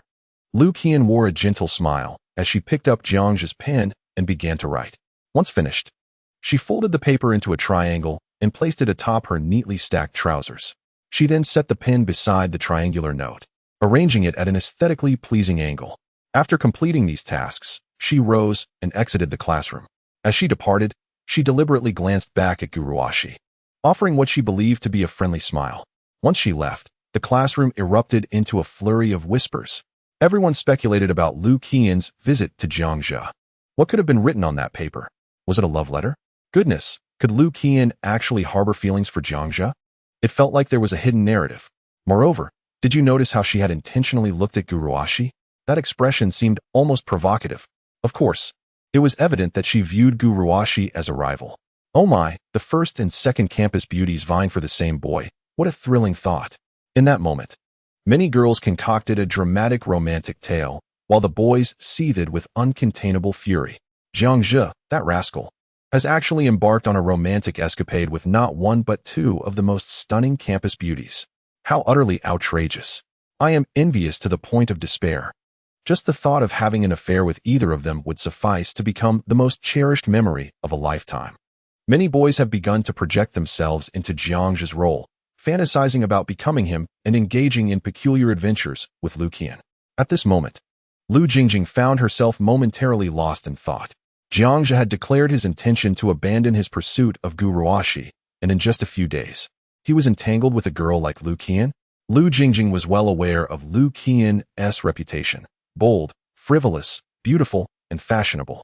Unlike the girls from the elite class, Lu Qian possessed a maturity that was far beyond that of a typical high school student. How could Jiang Zhe possibly be linked to her?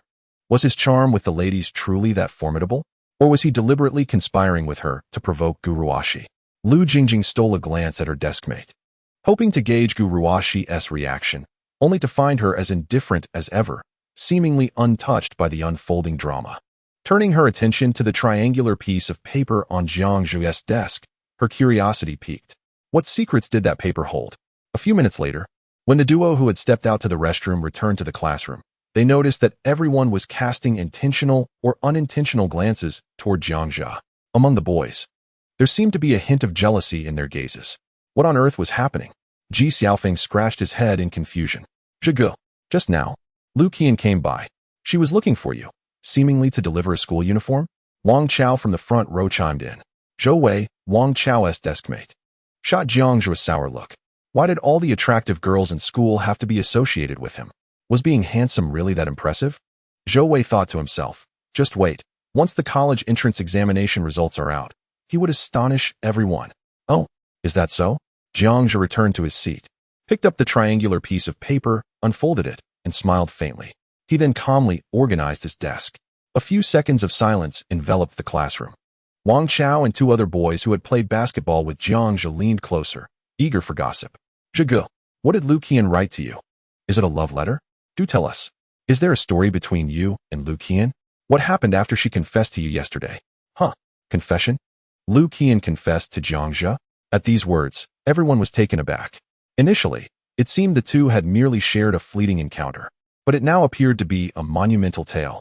Gu Ruoxi, who had been diligently writing, suddenly halted, her pen frozen in midair, her body stiffening in surprise. Oh, you all don't know yet? During gym class yesterday, Lu Qian publicly confessed to Zhe, declaring her desire to be his girlfriend. It is precisely because of this that Yang Yuan from class 4 felt compelled to provoke. Wang Chao proclaimed with a tone of pride. I see. What happened next? Did Jiang Zhe agree? A girl from the back row inquired. Wang Chao cast a glance at Jiang Zhe, noting his placid demeanor, and then revealed a proud smile. Of course not. Brother Zhe dismissed her without a second thought. Oh, really? Why would he refuse? Several boys expressed their confusion, and the classroom buzzed with excitement once more. Gu Ruoxi's stiff posture instantly relaxed, and the tip of her pen resumed its dance across the pages of her book. Ding. Gu Ruoxi's favorability 1. Current favorability, 50. Chapter 42. It turns out I am rather wealthy. It seems that Lu Qian truly has feelings for Jiang Zhe, to publicly declare her affection. Such an unashamed girl. Does she not realize that Jiang Zhe is your childhood companion? Lu Jingjing scoffed. Gu Ruoxi shot her a glance, her brow furrowing in annoyance. So what if he is my childhood companion? I am not with him, and other girls have every right to pursue him. Don't speak of Jiang Zhe as if he is my possession. Realizing that Gu Ruoxi's tone had grown rather cold, Lu Jingjing wisely fell silent.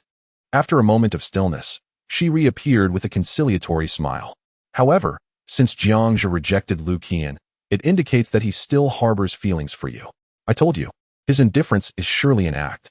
I do not care, Gu Ruoxi replied indifferently, turning away, not wishing to engage further with Lu Jingjing. She noticed that ever since Jiang Zhe made his feelings known, Lu Jingjing had begun to exhibit a more annoying demeanor. Coming from an educated family, Gu Ruoxi had been steeped in a fine upbringing from a young age. Her understanding transcended that of her peers by a considerable margin. The topics of conversation among her contemporaries often struck her as juvenile. Thus, she and Lu Jingjing shared little in common. However, since Lu Jingjing was her deskmate, Gu Ruoxi did not wish to strain their relationship too much. Therefore, she was willing to listen to Lu Jingjing and entertain the notion of friendship. Yet, it was unrealistic to expect her to confide in Lu Jingjing, just as it is improbable for an adult to become a confidant to a middle school student. Lu Jingjing's expression darkened in response to Gu Ruoxi's sudden coldness. She could certainly sense Gu Ruoxi's growing irritation towards her in recent times. For a moment, her mind wandered aimlessly, lost in thought. Observing this, Gu Ruoxi cast her a cool glance and stated in a flat tone, "The college entrance examination is approaching. You should not dwell on trivial matters. Upon hearing this, Lu Jingjing instantly restored her smile, nodding in agreement with Gu Ruoxi. Then she pulled out a test paper and diligently began to work through the problems. The day swiftly passed by. The news of Lu Qian's confession to Jiang Zhe can merely be regarded as a source of amusement for the high school seniors during their leisure moments. Most remain acutely aware that the paramount concern at present is to prepare for the impending college entrance examination. In Class 5 of the third year, apart from a few, including Ji Xiaofeng, the atmosphere remained one of diligence and industriousness throughout the day. After school, Ji Xiaofeng could no longer contain his curiosity and patted Jiang Zhe on the shoulder, inquiring, "Brother Zhe, what exactly did Lu Qian write in that note?" "I've been dying to know all day." Jiang Zhe cast him a silent glance, then retrieved the note from his pocket and tossed it to Ji Xiaofeng. "Take a look for yourself. I'm leaving first." With that, he stood up and exited the classroom ahead of the others. Excitedly, Ji Xiaofeng unfolded the note, revealing the words, "Dear, I'll be waiting for you at the west gate after school. Heart." The elegant handwriting, unmistakably belonging to a beautiful girl, the large heart, and the intimate address struck Ji Xiaofeng like a dagger to the heart. He felt a pang of envy. Darn it. I must also strive to find myself a sweet romance. Noticing Ji Xiaofeng's quiet musing, Gu Ruoxi cast a sidelong glance at the note in his hand. A flicker of curiosity stirred within her, but her pride quickly quelled any interest. After all, since Jiang Zhe had already rejected Lu Qian's confession, she had no reason to care. The note was likely just an expression of gratitude for the school uniform he had lent her. Maintaining her aloof demeanor, Gu Ruoxi shouldered her bag and departed the classroom. "Brother Feng, what does that note say?" Wang Chao inquired, approaching with an inquisitive expression. A few other close-knit male classmates also gathered around, piqued by curiosity. Ji Xiaofeng showed them the note. "Wow. So that means Jiang Zhe agreed to go out with Lu Qian? It sounds like they're going on a date soon." Wang Chao and the others exclaimed with evident envy. A few minutes later, Jiang Zhe arrived alone at the west gate, where Lu Qian and 4 fashionably dressed girls lingered at the school entrance. With a smile, Jiang Zhe approached, asking, "Where are you all planning to go? Just name it. Today's expenses are on me." "Qian, your brother Jiang Zhe has arrived," one of the girls exclaimed. "He is so handsome. I'm so envious of you, Qian, for having such a dashing boyfriend. Mind sharing him with us, please?" The 4 girls unabashedly scrutinized Jiang Zhe, exchanging flirtatious banter. Surrounded by her friends, Lu Qian beamed with delight. She strode towards Jiang Zhe and intertwined her arm with his. "Let us go eat. It's my treat." Only then did she realize her intimate gesture, causing her cheeks to flush slightly. Yet, for some reason, she felt reluctant to release his strong arm. Jiang Zhe shot her a teasing glance. "Kuyan, this is where you are mistaken. Since I am here today, how could I allow you to treat us?" A short-haired girl beside them exclaimed in surprise. "Are you implying that you will pay?" Unexpectedly, our brother Jiang Zhe is quite generous.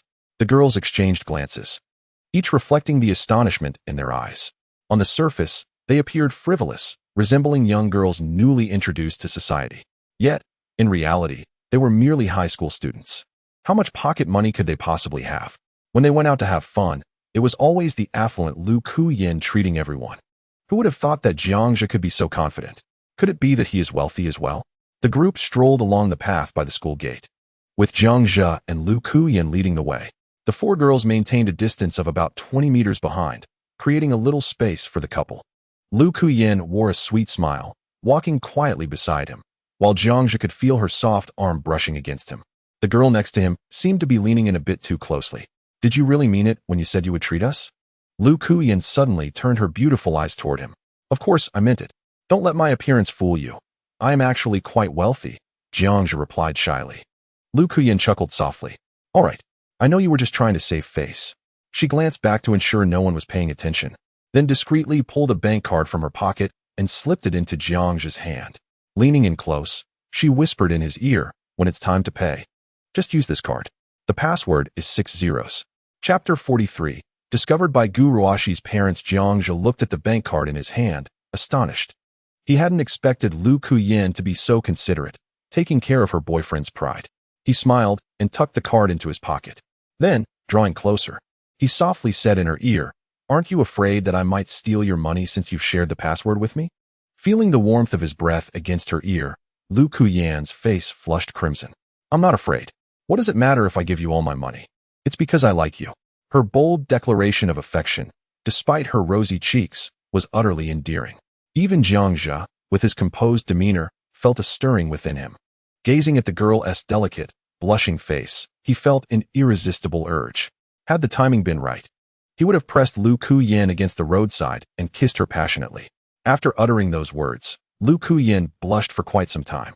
Jiang Zhe continued to smile as he observed her, realizing just how perfectly she embodied the archetype of high aggression but low defense. Once she developed an interest in a boy, her approach was swift and overwhelming, catching anyone off guard. Yet her defenses were alarmingly low. A mere tease from him could send her spiraling into uncontrollable emotions, and in no time, she would be utterly captivated. Two individuals strolled along the road, enveloped in a profound silence. Lu Qian leaned her head against Jiang Zhe's shoulder and softly inquired, "Have you guessed what I dreamed about last night?" "It must be something bizarre," he replied. "Not at all." Lu Qian huffed playfully, yet a shadow of melancholy suddenly crossed her face. "I dreamt that you had gone to a distant place, so far that I could not reach you. I desperately ran in my dream, but I could never catch up. The more I chased, the further you ran away. Jiang Zhe, why must you be so cruel? Can't you wait for me?" Lu Qian said, her voice tinged with a hint of sorrow. Jiang Zhe noticed her emotional turmoil, likely stirred by thoughts of going abroad. He grasped her hand, intertwining their fingers. "Dreams are often contrary. The farther apart we seem in dreams, the closer we are in reality. Is that so?" Lu Qian's beautiful eyes glanced at their entwined hands, a flicker of sweetness emerging in her smile as she recognized her own pessimism. Jiang Zhe's tone shifted abruptly, becoming serious. "Lu Qian, remember this. Unless you willingly choose otherwise, I will not permit anyone to take you away from me. No matter the reason, no matter who speaks. Not even the King of Heaven himself." At his words, Lu Qian halted, her gaze reflecting an indescribable emotion as she stared into his earnest eyes, momentarily frozen in place. Ding! Lu Qian was deeply moved by the host's domineering affection, her fondness increasing to 10. Current fondness, 90. Notification: the target's fondness has reached a level of love. If you remain steadfast, I will be devoted to you in life and death. Please continue to strive, as unlocking a special reward awaits when fondness reaches 100. Jiang Zhe had not anticipated this notification from the system. The words he had just spoken had come to him spontaneously, a preemptive measure. Should Lu Qian, this foolish girl, choose to leave for abroad one day without a word, he would have to chase after her, which would be quite troublesome. His declaration stemmed from genuine feelings, devoid of any ulterior motive to win over Lu Qian. She gazed at him, momentarily lost in thought. In that instant, a powerful desire surged within her. She yearned to abandon everything and be with Jiang Zhe. She dismissed her aunt's advice. Studying abroad was of no concern to her. All she longed for was to remain by this man's side and engage in a reckless romance. But could she? Her aunt was her guardian. How could she disregard her wishes? Lu Qian looked into his expressive, star-like eyes, acutely aware that she had fallen deeply in love. This was her first encounter with love, and she was utterly ensnared. Nothing else mattered. She no longer wished to ponder the idea of going abroad. As long as she could be with Jiang Zhe, she intended to relish each day to the fullest. Enjoying the present moment was sufficient. "What are you two up to? Why have you suddenly stopped?" The voices of Lu Qian's friends echoed from behind. "Hee, we are simply displaying our affection." Lu Qian giggled sweetly, her fingers intertwined with Jiang Zhe's, while her other arm wrapped tightly around his. "Oh dear, how mushy you two are. Shameless, utterly shameless." The four girls teased, pointing at the couple, unwilling to endure any more of their public display of affection as they walked ahead of them. At that moment, a sleek black Audi passed by. Jiang Zhe gazed at the vehicle, a sense of familiarity washing over him. Isn't that Uncle Gu's car? Although Jiang Zhe could not see inside the car, he felt a gaze from within, and it became apparent that someone had noticed him too. Upon glimpsing the license plate, Jiang Zhe's suspicions were confirmed. This meant that the occupants of the car were either Gu Ruashi's mother or father, or perhaps both. Though he didn't particularly care. He couldn't help but wonder if Gu Ruashi would be informed of his outing with a girl upon returning home. How would she feel if she learned he was courting someone else? "What are you looking at?" Lu Qian inquired curiously. "Oh, it's nothing. That car belongs to one of my uncles." "Oh, I see. Jiang Zhe, how about we go for some barbecue? I know a fantastic barbecue place." "Sure. I'm up for it." "Old Gu, you noticed that too, right? That handsome guy we saw earlier was Jiang Zhe." In the back seat of the Audi sat a middle-aged man in his 40s, alongside a stunning woman who appeared to be around 35 due to her impeccable maintenance. It really is Xiao Zhe. Who is that girl beside him? Gu Tianming furrowed his brow. He and Jiang Zhe's father, Jiang Yuanshan, had been comrades in arms, the closest of friends. They were the two greatest supporters of the budding relationship between Jiang Zhe and Gu Ruoxi. Gu Ruoxi's mother, Dong Yun, however, was not optimistic about their future together. Nevertheless, regardless of their differing opinions, Gu Tianming and Dong Yun were relatively open-minded parents. Ultimately, whether the two would be together depended on the children's desires. I don't know her. I merely caught a glimpse and thought she seemed quite beautiful. Dong Yun reflected on Jiang Zhe's recent appearance, feeling somewhat astonished. The two families often gathered for meals, and it had only been about a month since she last saw Jiang Zhe. Why had he suddenly changed so much? His demeanor had noticeably improved. Moreover, with the college entrance examination just over 20 days away, how could he be out holding hands and strolling with a girl instead of focusing on his studies? Is this still the shy and timid Xiao Zhe, who used to follow his daughter around all day? If it weren't for Gu Tianming's confirmation, she might have doubted her own eyes. What has suddenly caused such a transformation in Xiao Zhe? Gu Tianming, too, was acutely aware of Jiang Zhe's remarkable change. Could it be that the immense pressure of the impending college entrance examination has affected his mindset? He glanced in the rearview mirror at Jiang Zhe, who was holding hands with a girl and strolling down the street. He silently resolved to call Jiang Yuanshan upon returning to inquire about the situation. Meanwhile, Dong Yun was gazing into the rearview mirror, pondering whether Xiao Zhe had been affected by her daughter. She had witnessed her daughter's indifference towards Jiang Zhe throughout their childhood. Although Dong Yun did not support the idea of the two children being together, Jiang Zhe had grown up before her eyes, making him somewhat like a nephew. Naturally, she did not wish for Jiang Zhe to be influenced by her daughter, potentially jeopardizing his crucial college entrance examination. Upon returning, I will have a word with Ruoxi, encouraging her to advise Xiao Zhe, especially with the examination approaching. It is imperative that no further issues arise. Old Gu, you should also give Brother Jiang a call to check on Xiao Zhe's recent circumstances. All right, rest assured, I understand. Chapter 44. What use is good looks if he lacks wealth? Jiang Zhe and Lu Qian, along with a group of 6, arrived at a beautifully decorated Korean barbecue restaurant. Welcome. How many will be dining with us? The young waiter's eyes brightened upon seeing Lu Qian. A rare beauty, both in appearance and figure, she was truly exceptional. Noticing the handsome man she was intimately linked with, the waiter was struck once again. This young man is equally attractive. Could they possibly be a celebrity couple? The waiter was somewhat astonished. Such a striking pair was indeed a rarity in Haicheng. The barbecue restaurant seemed to radiate with newfound brilliance. We are 6. Lu Qian cheerfully announced. All right, Qian, let's add another seat as my boyfriend, Wu Gang, will be joining us shortly, interjected the short-haired girl, Li Fei. Okay, so a total of 7, is that correct? Please follow me. Lu Qian and the other 3 girls exchanged glances with Li Fei, remaining silent. Clearly, they were aware that Li Fei had a boyfriend named Wu Gang. At that moment, Jiang Zhe began to assess Li Fei. Lu Qian's 4 friends were all quite attractive. If rated on a scale of 100, they would all score between 75 and 85. Among them, Li Fei could be considered the most striking, likely earning a score of around 80. She was a beautiful girl by ordinary standards, yet her allure seemed less pronounced in the presence of Lu Qian. The young waiter led the group to a spacious private room, large enough to accommodate 10 people. As it was a barbecue restaurant, the table was not the usual round type found in standard dining establishments. In order to facilitate dining, a square table was chosen, with 2 opposing benches capable of seating 5 individuals each. 6 people sat in pairs, 3 on each side. Jiang Zhe occupied the center seat, with Lu Qian to his left and a fiery young woman named Su Wanting to his right. Li Fei and 2 other girls were seated opposite them. As soon as they settled in, Su Wanting unceremoniously touched Jiang Zhe's arm. Oh, Brother Jiang Zhe, you have muscles. No wonder Qian clings to your arm and doesn't he want to let go. Quickly, take off your shirt and show us your physique. Wanting, aren't you being a bit excessive? Brother Jiang Zhe might feel embarrassed. One of the girls chimed in. Be careful, or Qian might get jealous. Haha. Lu Qian's friends were not typical high school girls.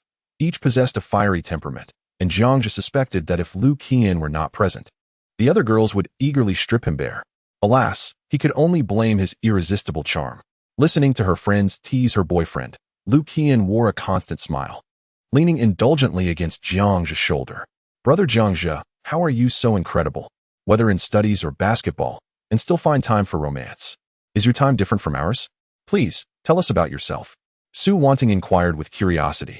The other girls shared the same eagerness, their gazes directed at Jiang Zhe brimming with warmth and intrigue. As a top student in an elite class, excelling academically was expected, but to be remarkably adept at basketball as well.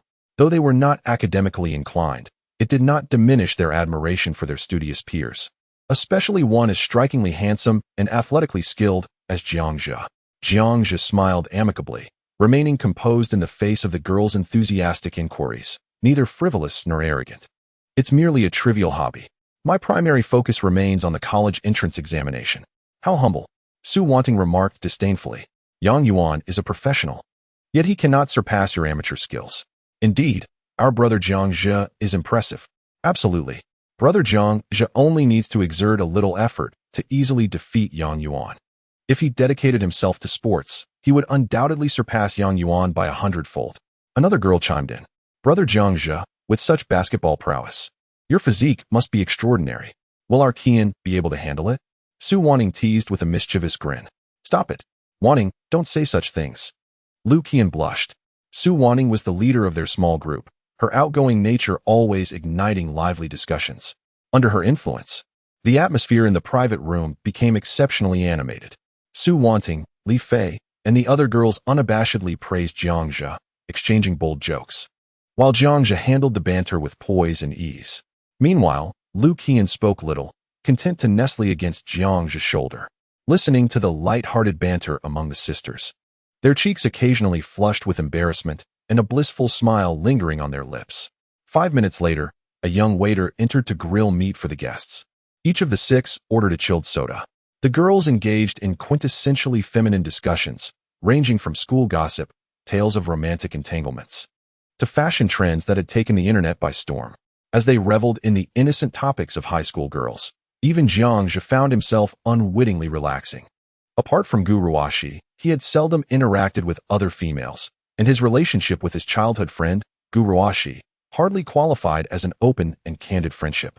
Typically, it was Jiang Zhe who spoke while Gu Ruoxi merely listened, offering no anecdotes of her own, instead indulging in playful mockery of his youthful naivety. Perhaps this was one reason Jiang Zhe felt unworthy of her. While they were savoring the grilled meat and chatting, Li Fei received a phone call. My boyfriend has arrived. I must go meet him, she said hurriedly, exiting the private room. Su Wanting sighed as she watched Li Fei walk away. I really don't understand what's so appealing about Wu Gang. How could Fei Fei possibly like him?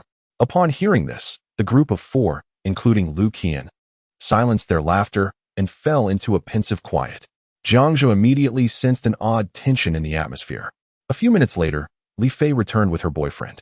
He appeared to be around 25 years old, standing at about 1.7 meters, with a rather ordinary appearance, bordering on unattractive. His attire was notably mature, featuring sunglasses, a black jacket, and suit pants, complemented by a flashy gold watch. He exuded the aura of a seasoned socialite.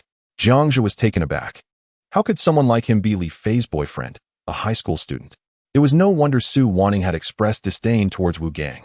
However, Jiang Zhe quickly deduced the allure Wu Gang held for Li Fei, a high school girl with a still maturing mindset. Especially someone like Li Fei, who had just begun to step into the world, would inevitably be enchanted by the charm and sophistication of an older man. If this gentleman were generous and smooth-tongued, captivating a young girl would be effortless. Brother Gang, let me introduce you. These are my sisters you've met before. This is Lu Qian's boyfriend, Jiang Zhe. Jiang Zhe. This is my boyfriend, Wu Gang. Li Fei introduced the two who had not met. Upon entering, Wu Gang immediately noticed Jiang Zhe, who was affectionately nestled against Lu Qian. A flicker of displeasure crossed his face. Indeed, he was quite handsome. It was no wonder Lu Qian was taken with him. Yet, Wu Gang donned a rather arrogant smirk. What is the value of good looks? As a mere high school student, do I possess wealth? Do I hold any real power? Wu Gang extended his hand, adorned with an ostentatious gold watch, to shake hands with Jiang Zhe. Not bad. Young brother, you are quite handsome. Since you are Lu Qian's boyfriend, we are all on the same side. Just call me Brother Gang. Chapter 45. The truly impressive individuals are often affluent. Wu Gang's manner of greeting was evidently designed to establish dominance. By addressing Jiang Zhe as young brother, he aimed to convey to Jiang Zhe and the 5 young women present that regardless of how handsome this lad might be, he must still refer to him as brother in his presence. Men possess a natural desire to assert superiority, particularly in the presence of attractive women. By showcasing his perceived superiority over other males, he believes he can garner admiration from the opposite sex. Wu Gang's approach was straightforward and blunt. If Jiang Zhe were to call him Brother Gang, he would have successfully subdued Jiang Zhe, thus seizing the upper hand in this gathering. Even Lu Qian would inevitably come to admire him. If your boyfriend calls me brother, doesn't that imply I am superior to him? Su Wanting and the others discerned that Wu Gang was intentionally pressuring Jiang Zhe. His greeting was decidedly impolite. The private room fell silent, the only sound being the sizzling of grilled meat, creating a decidedly tense atmosphere. Lu Qian frowned. In contrast, Jiang Zhe remained composed and unflustered. After a brief pause, he chose to ignore Wu Gang's hand hovering in the air, expressionless as he regarded Wu Gang with indifference. Wu Gang, is it? Since you are a friend of Qian's boyfriend, I shall grant you the courtesy of sharing a table with me. As for anything else, I prefer to keep my distance from strangers. Huh? You permit me to forge a connection? Wu Gang was taken aback, questioning his own hearing. The 5 young women, including Lu Qian, turned to Jiang Zhe, astonished. Jiang Zhe's tone was neither mournful nor joyful. Such pretentious words, when spoken by him, somehow exuded an air of sophistication. It felt utterly natural, as if these thoughts originated from the depths of his being. The implication was clear: merely because you are Li Fei's boyfriend, I allow you to share a table with me? It suggested he held Wu Gang in complete disregard, requiring permission for such an honor. Wu Gang's request for Jiang Zhe to address him as Brother Gang was clearly an attempt to belittle him. Yet in Jiang Zhe's words, it transformed into a mere plea for camaraderie from a stranger. Su Wanting and her companions could hardly believe such words could emerge from Jiang Zhe's lips. In an instant, he had reversed the situation, asserting his dominance while deftly undermining Wu Gang. Was Jiang Zhe truly just a high school student? How could he remain so unflappable in the face of a social heavyweight? Ding! Lu Qian was moved by the calm demeanor of her companion, increasing her fondness by 1 point. Current affection level, 91. Wu Gang's expression momentarily froze. He pondered whether Jiang Zhe might possess an astonishing background. After all, how could a mere high school student utter such words? He could discern that Jiang Zhe was not merely putting on an act. His tone was so natural that it nearly convinced Wu Gang himself. Wu Gang mused. Could it be that his esteemed status as a societal figure not only failed to intimidate this young man, but also rendered him insignificant in Jiang Zhe's eyes? Was this boy perhaps from a remarkably distinguished family, unlike the average high school student? Had he seen the world? Ah, Brother Gang, please take a seat. What would you like to drink? I shall fetch it for you. Li Fei observed Wu Gang's slight embarrassment and offered a bashful smile. Wu Gang awkwardly took his seat, momentarily at a loss for how to retort. Jiang Zhe's words held a kernel of truth. Today indeed belonged to Lu Qian and Jiang Zhe. Li Fei could only be considered a guest, while Wu Gang was merely a guest of a guest. However, he had not anticipated that Jiang Zhe's few remarks would lead everyone to recognize this fact. Once Wu Gang settled in, the atmosphere abruptly cooled. Only Jiang Zhe remained unfazed, casually picking up a piece of grilled meat and placing it on Lu Qian's plate. Qian, the barbecue restaurant you chose is truly delightful. Let us come here again sometime. Lu Qian responded with a sweet smile, nodding obediently. Would you like me to feed you? Jiang Zhe asked with a smile. Sure. Lu Qian's lovely legs pressed closely against Jiang Zhe's, bashfully relishing his attentiveness. Their proximity rendered the act of feeding exceedingly intimate. Ding! Lu Qian was touched by her partner's gentle consideration, gaining 1 in affection. Current affection, 92. Oh, you two are so mushy. Have you considered us single folks? Su Wanting and the others immediately erupted in laughter, pointing at the envious couple, expressing their single frustrations.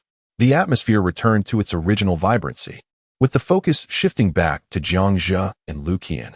Even Li Fei joined in the playful banter with her friends, occasionally casting heated glances towards Jiang Zhe.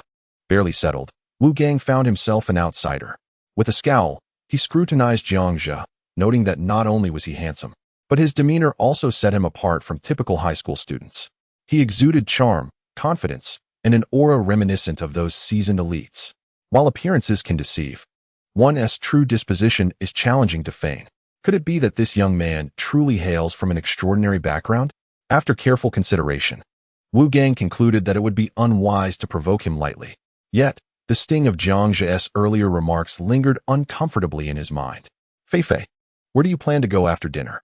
I know some delightful places. Shall I recommend a few? Wu Gang suggested with a smile, casting a glance at Jiang Zhe. He thought to himself, aren't you quite impressive? Let's see if you can handle a few high-end recommendations. One's prowess often correlates with wealth. Whether Jiang Zhe is genuinely remarkable or merely putting on a facade will soon be revealed. Sure, brother Gang, what do you suggest? Li Fei replied with a smile. Still too naive, believing Wu Gang was sincerely offering fun places. Wu Gang continued, I know of a splendid nightlife venue. I have a good brother who oversees it. If you wish to go, I can call him to reserve a private room for you. A nightlife venue? What kind of place is it? Upon hearing Wu Gang's words, Su Wanting and her friends immediately perked up. Such venues were novel and exhilarating for them. They had longed to visit but lacked an introduction and felt a bit apprehensive. Wu Gang smiled mysteriously. It's called Night City. I wonder if you've heard of it? Night City. Is it that massive establishment in the city center? Su Wanting exclaimed in astonishment. The girls exchanged glances, reminiscing. That structure was located in the most bustling area of the city, and Night City was among the elite consumption venues. The spending level was undoubtedly exorbitant, not to mention high school students like them. Even working individuals would need wealth and status to afford such an establishment. Brother Gang, we can't possibly afford Night City, Su Wanting began, but Jiang Zhe abruptly interrupted her. Great, let's go to Night City. Chapter 46. The soft-feeding pretty boy as a native of Haiqing. Jiang Zhe was well aware of what Night City represented, undoubtedly one of the highest consumption spots in the city. He had been pondering where to spend his money. As Lu Qian's boyfriend, it seemed inappropriate to suggest high-end venues. It could easily be perceived as pretentious. However, if Wu Gang proposed it, that concern dissipated. Instantly, Jiang Zhe's gaze towards Wu Gang softened. More such proposals would be welcome. Jiang Zhe's resolute demeanor and grateful expression puzzled Wu Gang further. Was this young man truly fearless or genuinely capable? Places like Night City were certainly beyond the means of impoverished students. The private rooms had a minimum consumption requirement of 5,000 yuan, a threshold that even Wu Gang hesitated to meet regularly. And that was merely the entry fee. A few bottles of premium liquor would exceed that amount. It was not uncommon for patrons to spend tens of thousands in a single evening. Did this fellow not feel any trepidation? Wu Gang forced a smile. Could it be that you have visited the City of Night? I haven't been there, but I have heard quite a bit about it, and find it rather intriguing, Jiang Zhe replied casually, feeding Lu Qian. Is that so? Wu Gang pondered, uncertain. Was Jiang Zhe implying that although he had never been, he was aware of the living costs there? Could it be that this fellow was indeed quite capable? May I be so bold as to inquire about your parents' occupations? Wu Gang asked cautiously. Oh, my parents both work in a factory, Jiang Zhe responded. A factory? Wu Gang frowned, continuing to probe. Are they perhaps in leadership positions? Not at all. They are just ordinary workers. Jiang Zhe said nonchalantly as he placed a piece of grilled meat onto Lu Qian's plate. Wu Gang was taken aback. Ordinary workers? He glanced at Lu Qian, who wore a blissful smile, and secretly thought, could this guy possibly be a kept man? Li Fei had indeed mentioned that Lu Qian's family was affluent and resided in a grand villa. Was Jiang Zhe so confident because Lu Qian would cover the expenses for the evening? Frustrated, Wu Gang felt increasingly irked. To be outdone by a man living off a woman. He longed to exclaim, what do you have to flaunt when you're spending your girlfriend's money? It certainly seemed as though he was putting on quite the act. Pfft, who is treating tonight? Wu Gang shot a glance at Jiang Zhe, intentionally raising his tone. Of course, it's my boyfriend who will pay. Hee, everyone can enjoy themselves tonight without worrying about expenses. Lu Qian said affectionately, beaming at Jiang Zhe. Seeing Lu Qian's expression, Wu Gang couldn't help but realize she was trying to save face for her boyfriend. Although she claimed Jiang Zhe would treat, it was actually she who would foot the bill. How infuriating. At that moment, an immense jealousy surged within Wu Gang. Lu Qian could afford a luxurious villa, far wealthier than him. Not to mention, she was an exceptional woman. He would willingly spend his own money to win over a woman of her caliber. Yet, Jiang Zhe not only won her affection, but also had her willingly spend on him. What a sight to behold. All right, I shall call my big brother and reserve a private room, Wu Gang said through clenched teeth, secretly plotting with his brother to give this fellow a taste of embarrassment. Do book it, and if you do, make sure to reserve the most extravagant one. We must ensure everyone enjoys themselves thoroughly, Jiang Zhe said while taking a bite of the grilled meat, waving his hand dismissively. Understood. The most extravagant it shall be. I will ensure our little brother is satisfied, Wu Gang said darkly, rising to step outside the room to make a call. Hello? Is this brother Hu? Wu Gang's tone was overly accommodating. Spit it out quickly. A weary voice came through the line. Tiger, here's the thing. A young lad is trying to show off in front of me, claiming he intends to book a private room at the Night City. I wonder if that can be arranged. There's no need to worry about the payment, for this fellow's girlfriend is quite affluent. All right, I understand. Thank you, Tiger. He hung up the phone. Wu Gang approached, his face brimming with pride. The private room has already been reserved at Night City. Young brother, I must caution you. This room has a minimum consumption requirement, and the costs can be substantial. Minimum consumption? Jiang Zhe furrowed his brow at the mention. Is there a maximum consumption as well? Maximum consumption? Wu Gang was momentarily taken aback, his expression reflecting confusion. What does maximum consumption mean? In certain high-end venues, to limit the number of patrons and elevate the exclusivity, they often establish minimum consumption policies. This essentially signifies that such establishments are not meant for the average individual, serving as a clear price tag for the wealthy. But what could maximum consumption entail? Could it be that this lad possesses such wealth that he fears he might not be able to spend it all? Based on Wu Gang's reaction, Jiang Zhe deduced that there would likely be no restriction on maximum consumption, which put his mind at ease. That's good to know. Kuyan, have you finished eating? Should we go now, or wait a while longer? Jiang Zhe turned to the side and gently inquired. I'm fine either way. It's up to you all. Lu Qian replied with a smile. Jiang Zhe had been feeding her earlier, and she was already quite full. Since Lu Qian had spoken, Su Wanting and the other girls fell silent, well aware of Lu Qian's considerable wealth.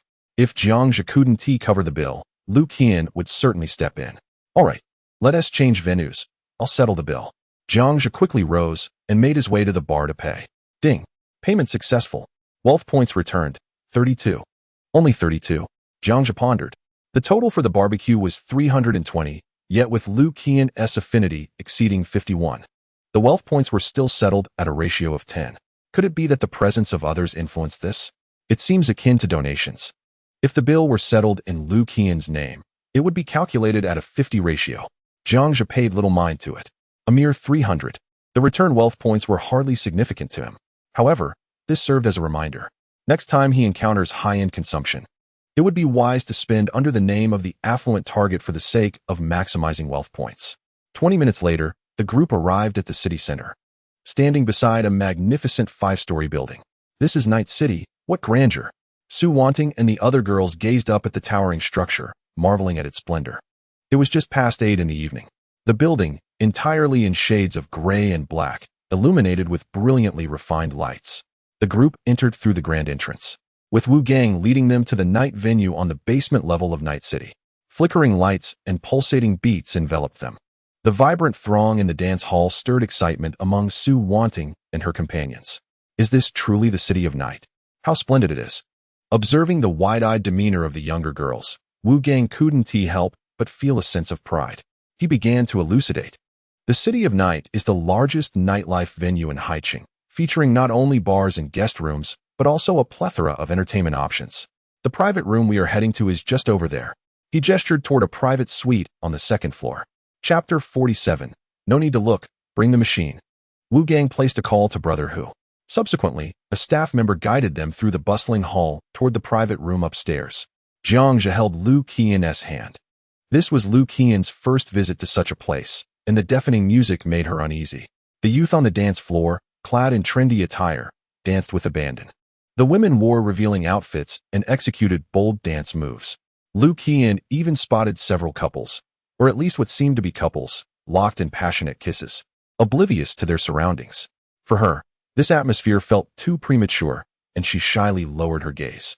However, with Jiang Zhe's hand in hers, navigating through the crowd, she inexplicably felt a profound sense of security. Ding. Favorability increased by 1. Current favorability, 93. Jiang Zhe glanced back at Lu Qian and noticed her apparent trepidation. Without hesitation, he wrapped his arm around her shoulders, pulling her closer as they walked side by side. Lu Qian's face flushed instantly. The dim lighting and the overwhelming music momentarily dulled her senses, causing her adrenaline to surge. Feeling the strength of the man beside her, with muscles so close she could almost touch them, her heart raced with exhilaration. In that moment, she found herself yearning for something more intimate to occur. "Kiss me." "What?" Lu Qian's voice was barely audible amidst the music, and Jiang Zhe, unable to hear her clearly, inquired. "What?" "Nothing, nothing," she replied, shyly glancing away, lacking the courage to reiterate her bold request. A few minutes later, the staff led them to the private room on the second floor. The room was lavishly appointed, featuring a luxurious leather sofa that could seat over 20 people, complemented by opulent decor that made every guest feel esteemed. Through one-way glass, they could overlook the entire hall, or choose to close the door for a more secluded ambience. This is simply extravagant. Su Wanting and her friends had never been to such a place. The soft, genuine leather sofas, the crystal chandelier, and the reflective marble floors. Every element within the suite dazzled the innocent girls, who were utterly enchanted by the opulence surrounding them. Jiang Zhe grasped Lu Qian's hand and settled himself in the very center of the leather sofa. "Sir, may I inquire what you would like?" a male waiter politely asked. Wu Gang had given prior notice, and the waiter, obedient to Hu Ji's command, understood that Jiang Zhe was their intended target for humiliation, aiming to leave him in a compromising position. "Young man, this brother and sister are visiting for the first time. How about you bring over the menu, so he can choose some beverages?" Wu Gang suggested kindly from the side. The menu presented by the waiter had been specially prepared. It showcased an array of exquisite wines with no prices listed, each more extravagant than the last. After Jiang Zhe placed his order and the drinks were opened, the waiter would demand immediate payment, denying Lu Qian the opportunity to settle the bill on his behalf. Given Jiang Zhe's humble background, with parents who were ordinary workers, how could he possibly afford to pay? At that moment, his true identity would undoubtedly be revealed, leading to public embarrassment. A smirk curled at the corners of Wu Gang's mouth as he thought, "Let us see how you manage to save face now." As the waiter prepared to hand the menu to Jiang Zhe, he leaned back on the sofa, waved his hand dismissively, and proclaimed in an ostentatious tone, "No need to look. Just bring me the highest tier membership your establishment offers." "Huh?" The waiter gasped in astonishment. Wu Gang and several young women turned their gazes toward Jiang Zhe, bewildered. Is it possible to do that without ordering? And opting for the highest tier? Even Lu Qian looked at Jiang Zhe with confusion. Her monthly allowance from her aunt was a generous 20,000 yuan, and with her savings, she had over 200,000 yuan in her card. Even in the night city, that amount would suffice for ordinary expenditures. However, for a membership at the highest tier, it would surely fall short. Fearing Jiang Zhe might embarrass himself, Lu Qian tugged at his sleeve and subtly shook her head, signaling him to retract his statement. Observing this, Wu Gang could no longer contain his laughter. "Ha ha, little brother, you truly are a master of pretense. Even at a time like this, you're still putting on airs? You should know, let me enlighten you. In Night City, the minimum requirement is 300,000 yuan to obtain a membership. The supreme tier demands a single deposit of over 3 million. Highest tier? I just want to ask, have you ever seen money? Do you know how much 3 million is?" You little yellow-haired boy, speaking without understanding. Wu Gang flaunted his lavish gold watch, adopting a tone of a streetwise mentor. "Only 3 million? Jiang Zhe frowned in dissatisfaction. Is the illustrious Night City as supreme tier attainable for just that amount? That seems overly cheap, doesn't it?" Wu Gang scoffed, eager to witness how long Jiang Zhe could maintain his charade. "Sir, are you certain?" Even the waiter frowned, feeling that the young man was being rather boastful. It was acceptable to show off in front of the ladies, but to claim the highest status right off the bat seemed excessively arrogant, especially for a high school student. If it weren't for his wealthy girlfriend, he probably wouldn't even be able to afford the minimum consumption of 5,000 yuan. "No, we won't do that. Let's just order normally," Lu Qian interjected. Upon hearing this, Wu Gang became even more convinced that this young man was nothing more than a pampered pretty boy living off someone else's wealth. "How about this?" Wu Gang suddenly stood up, flicking his wrist adorned with a flashy gold watch and adjusting his collar. "Little brother, call me Brother Gang, and I'll cover your bill today. However, I have a condition. You must become my subordinate and follow my lead. When I need you, you must be at my beck and call. What do you say?" Wu Gang stated with an air of authority. His motive was clear. If he placed the order, it would only amount to a few thousand yuan. By taking Jiang Zhe under his wing, he might create more opportunities to interact with Lu Qian. After all, this young man had managed to win Lu Qian's affection, indicating he possessed some charm. Plus, by successfully undermining her boyfriend in front of Lu Qian today, he was bound to gain her favor. While Wu Gang was lost in his thoughts, Jiang Zhe quietly pulled out a mysterious black card from his pocket. This card was issued by the system, and its current balance exceeded 5 billion. Ignoring Wu Gang, he turned to Lu Qian with a reproachful gaze. Qian, didn't I tell you that I would cover all expenses today? You needn't worry about me. Jiang Zhe wrapped his arm around Lu Qian's shoulders and gestured to the waiter. Please bring the machine over. Chapter 48. An accidental extra zero. What is that card? Jiang Zhe? Lu Qian asked, narrowing her eyes at the black card in his hand. It appeared to be something extraordinary. Her aunt, Lu Wushuang, used a bank card that was quite different from ordinary ones. Only clients who maintained a certain level of deposits were eligible for such a card. Jiang Zhe's card clearly differed from standard bank cards. Could it also be exclusive to bank clients? Is that card not yours, Qian? Su Wanning asked, puzzled. She had noticed when Lu Qian discreetly slipped the bank card to Jiang Zhe, but out of goodwill, she had refrained from exposing it. Now, it seemed Jiang Zhe intended to settle the bill with his own card. It's not mine. Lu Qian shook her head, casting a similar inquiring look at Jiang Zhe.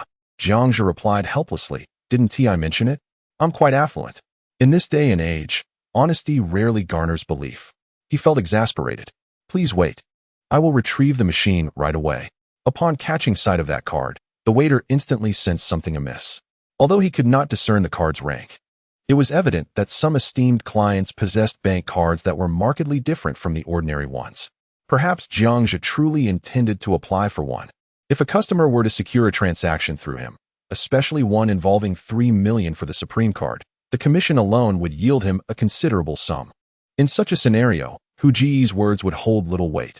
After all, he was merely the head of security, not Jiang Zhe's superior.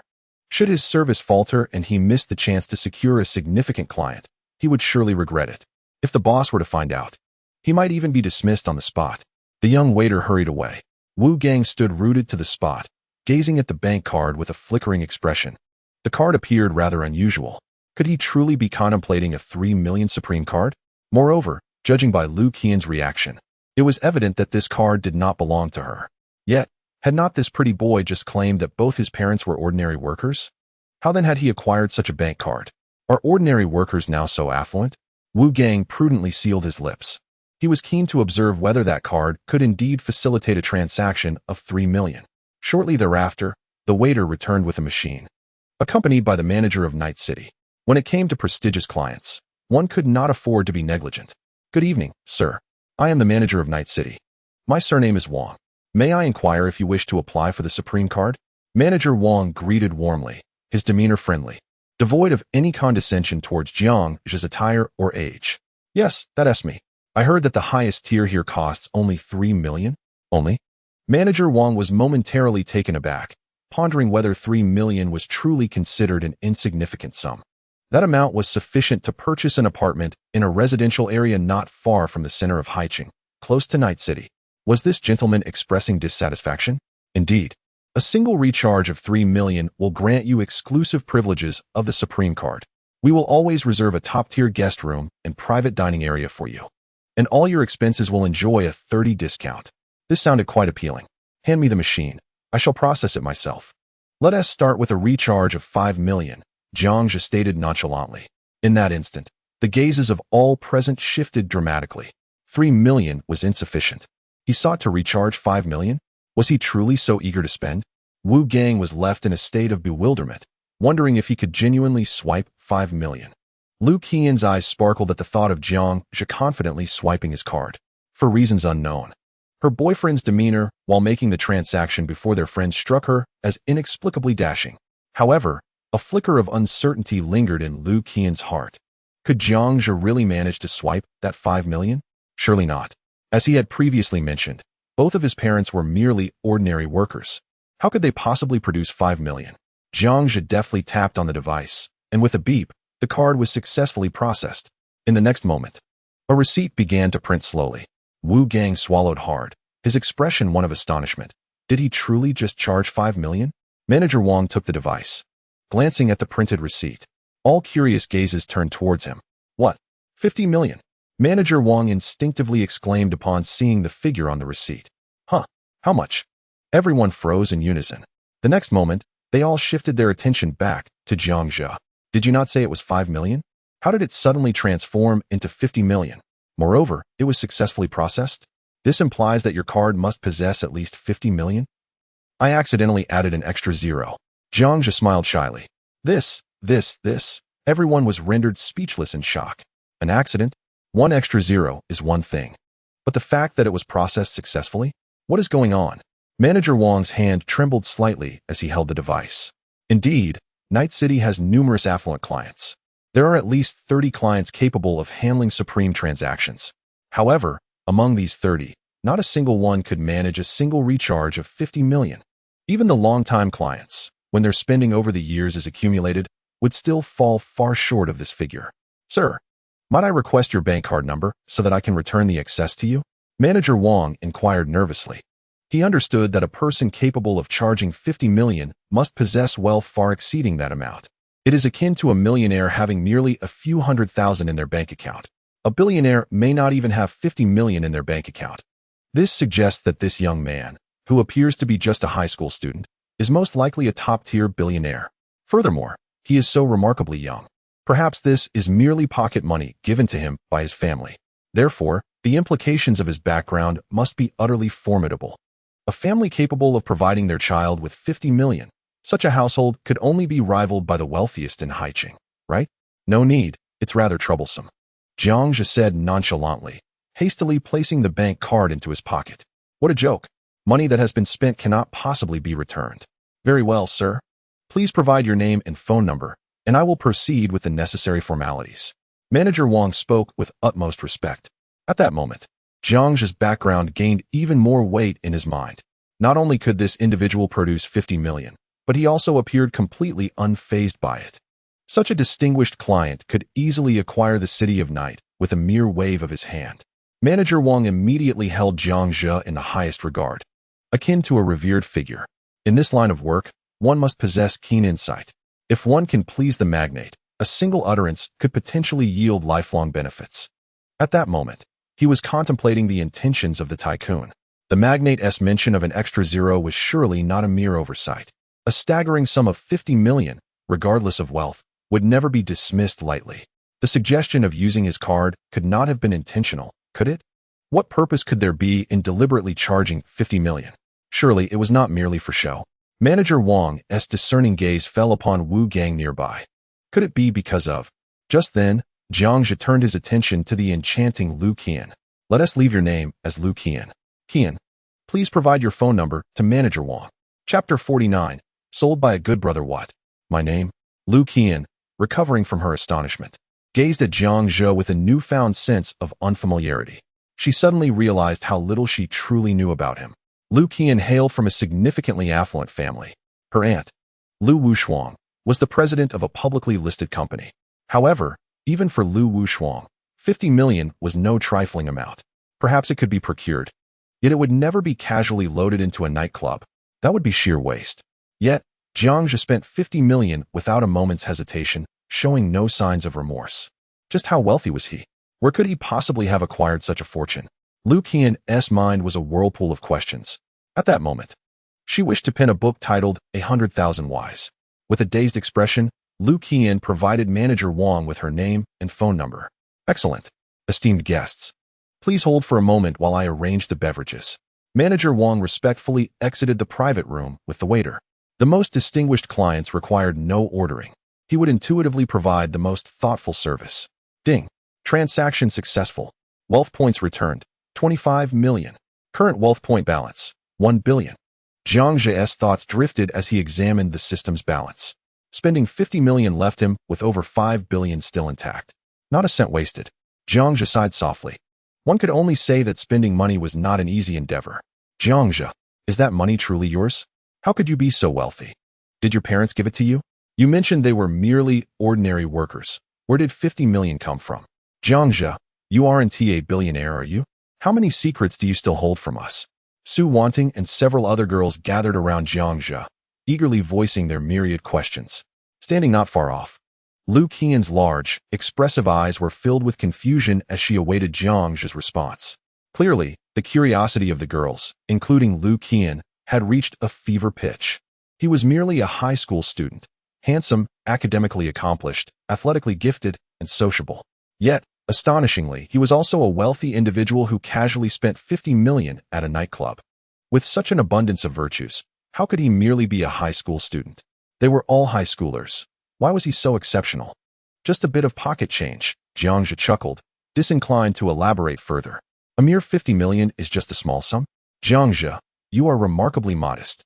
I had thought Qian was already affluent, but it seems you surpass her wealth. So, you are the true scion of a wealthy family. Jiang Zhe, might I glimpse at your bank card? It appears quite impressive.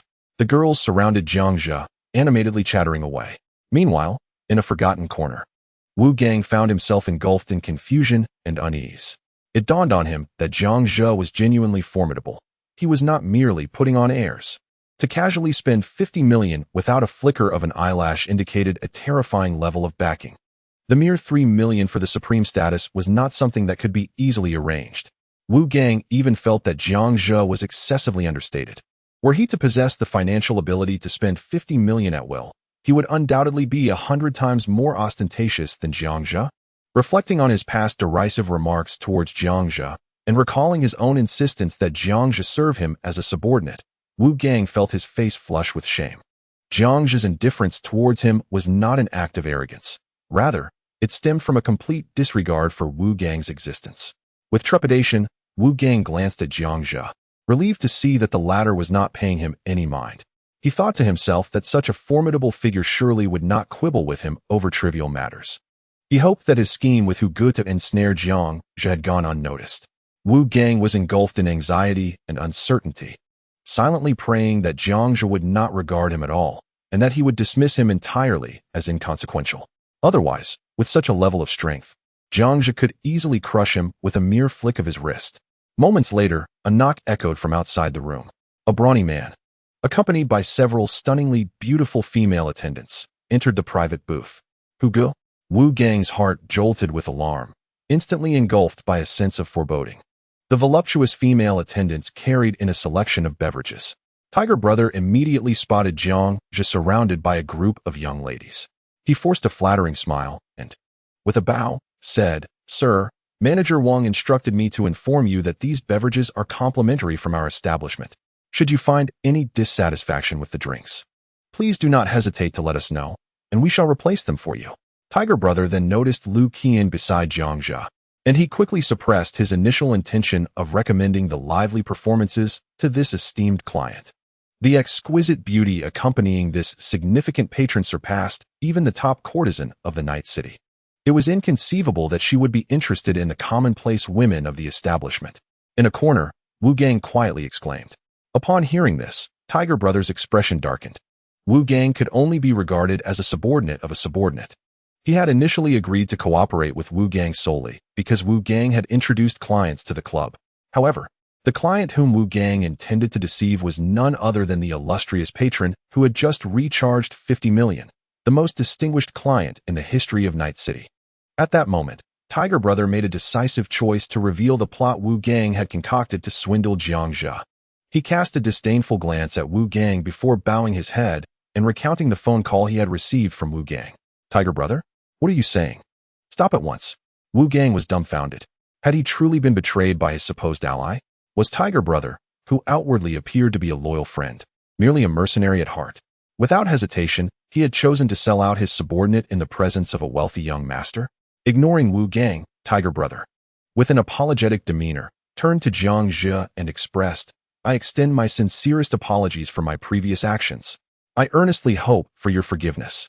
At this moment, Li Fei, having grasped the full context of Tiger Brother's words, was struck with sudden clarity. In the barbecue restaurant, when Wu Gang suggested venturing to the night scene, it had indeed been with ulterior motives. Just imagine, had Jiang Zhe not possessed genuine strength, he would have publicly humiliated himself. Furthermore, Lu Qian would also have been taken for a substantial sum. "Qian, I am truly sorry. I had no idea Wu Gang was plotting this," Li Fei said, gazing apologetically at Lu Qian. "Fei, this is not your fault," Lu Qian replied, casting a disdainful glance at Wu Gang. This is utterly outrageous. It would be one thing to swindle my money, but to plan for Jiang Zhe to be humiliated? Lu Qian was seething with indignation. Observing her fury, Jiang Zhe gently held her hand and said softly, "Qian, do not be upset. It is unnecessary to stoop to such a person's level." He then turned to Tiger Brother. "Since your establishment has shown such sincerity, I shall forgive you this time. Kindly escort those distasteful individuals out, and you may keep the beverages." "Understood." Tiger Brother nodded vigorously. Fully aware of whom the esteemed guest referred to as distasteful individuals, with determined strides, Wu Gang approached the corner. Chapter 50. A glance of intensity. Brother Hu?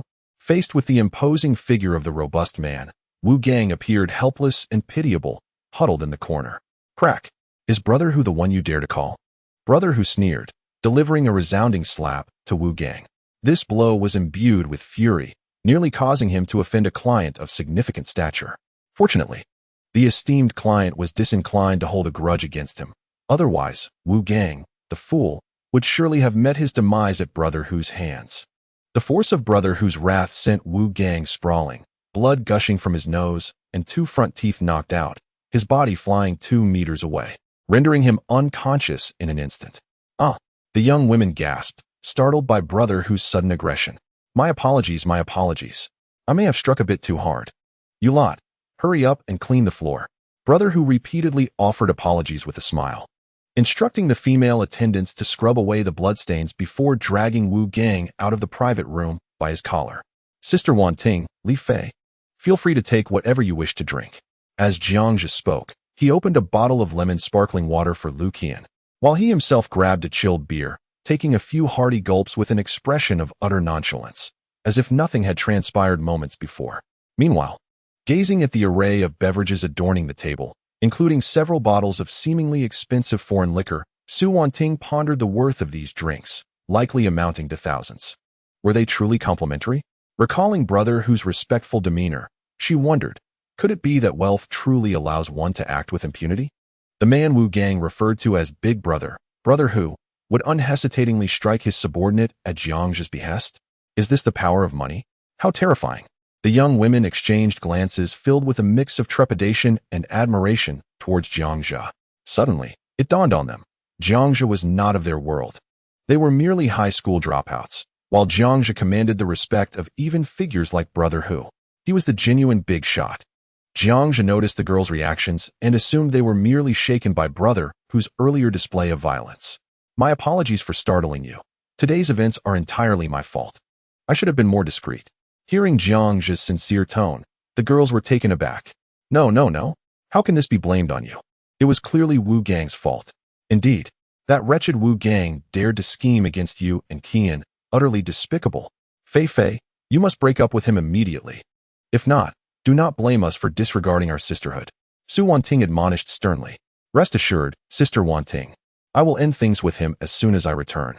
Li Fei, clearly recognizing her misjudgment, felt a profound sense of guilt within. Had she not summoned Wu Gang, none of these events would have transpired. In retrospect, her acquiescence to Wu Gang's courtship stemmed from his seemingly formidable stature, which promised her a semblance of prestige. Yet, in hindsight, what prowess did Wu Gang truly possess? Jiang Zhe is the one who genuinely embodies strength. Not only is he capable, but he also possesses a commendable humility. Eschewing ostentation, Li Fei recalled the moment in the barbecue restaurant when Jiang Zhe greeted Wu Gang. His words were not mere pretenses. He spoke with genuine confidence. In stark contrast, Wu Gang, who had achieved nothing, appeared as a mere jester attempting to impress Jiang Zhe. Realizing all this, Li Fei was engulfed by regret. How blind had she been to have chosen someone as worthless as Wu Gang? "Jiang Zhe, I am truly sorry. It is entirely my fault for inviting Wu Gang," Li Fei said, her expression earnest as she lowered her gaze. "It's not your fault," Jiang Zhe replied with a nonchalant smile. He had no intention of holding a grudge against a young girl like her. Moreover, Li Fei had committed no fundamental error. She was simply too young and easily misled. Sensing the somber atmosphere, Su Wanting broke into a cheerful smile. "Ku Yen, Jiang Zhe's arrangements were made in your name. The next time the sisters come to Night City, may we mention your name? Indeed, Ku Yen, you are now a client worth 50 million in Night City. How enviable, having a boyfriend willing to spend 50 million on you." Kuyen, you are truly fortunate. Listening to her friend's teasing, Lu Kuyen suddenly grasped the implication. Jiang Zhe had indeed spent 50 million in her name. Compared to ordinary high school students, she was not short of money, even being dubbed a little wealthy lady by Su Wanning and the others. Yet, she had never personally handled such an enormous sum. As the realization dawned on her, Lu Kuyen was overwhelmed with astonishment. Jiang Zhe was willing to spend 50 million for her. He truly loved and cared for her. Ding. Lu Kuyen felt a surge of admiration for her host's generous gesture. Affection increased by 1. Current affection, 94. Lu Kuyen gazed at Jiang Zhe. Her heart swelled with emotion. It became clear that Jiang Zhe was far from the scoundrel she had imagined. He was not the bad guy he claimed to be. How many men would willingly part with 50 million for their girlfriend? His reluctance to take responsibility was merely bravado. Though young, Lu Kuyen's background had granted her a deeper understanding of what 50 million signified. Such a sum could ensure a family's peace of mind for a lifetime, offering financial freedom. It was enough for an ordinary person to transcend the lower strata and ascend to the ranks of the wealthy. And that man, without hesitation, had ordered a VIP card valued at 50 million to bear her name. He was willing to gift her such an immense fortune. Lu Kuyen gazed deeply at Jiang Zhe, her eyes shimmering with ripples of emotion. In that fleeting moment, an overwhelming impulse surged within her, a desire to abandon all reservations and devote herself to him for eternity. A knock at the door interrupted this intimate moment. Behind Manager Wang stood a beautiful waitress, delicately balancing a tray upon which lay a golden card. With a respectful smile, Manager Wang approached Lu Kuyen, presenting the card with both hands. Miss Lu, this is your exclusive card at our establishment. Whether you are here in person or someone else holds this card, it grants you access to our most esteemed services. Lu Kuyen gingerly accepted the card, admiring its opulent design embossed with her name. In that instant, the card transformed in her eyes into a token of commitment from Jiang Zhe, symbolizing his profound affection for her. She treasured the card, her gaze towards Jiang Zhe becoming increasingly affectionate. Manager Wang, do you offer any other entertainment options? Jiang Zhe suddenly inquired. The young ladies were unfamiliar with such venues, and it would indeed be a challenge to ask them to revel in a nightclub. The Night City was, in fact, a comprehensive entertainment establishment. Thus, he sought to explore other entertainment avenues suitable for the ladies. Certainly, Manager Wang responded with a courteous smile. In addition to the night scene and bars, Night City boasts billiard rooms, swimming pools, private cinemas, luxurious suites, and various other entertainment options. I recommend our latest beauty services, provided by a top-tier beauty team from South Korea, which I believe would delight you ladies. Jiang Zhe nodded thoughtfully. Sister Wanting, what do you think? The other 3 ladies appeared somewhat flustered, their demeanor reflecting their unease at experiencing such high-end services for the first time. Su Wanting, possessing an outgoing personality and a natural leadership quality, smiled brightly and proposed, how about this? Manager Wang can take the 4 of us for the beauty treatments, while Kuyen, you can stay with Jiang Zhe. Don't worry about us. Lu Kuyen, feeling bashful, nodded in agreement. Su Wanting exchanged a knowing glance with Jiang Zhe before leading the other 3 ladies out of the private room with Manager Wang.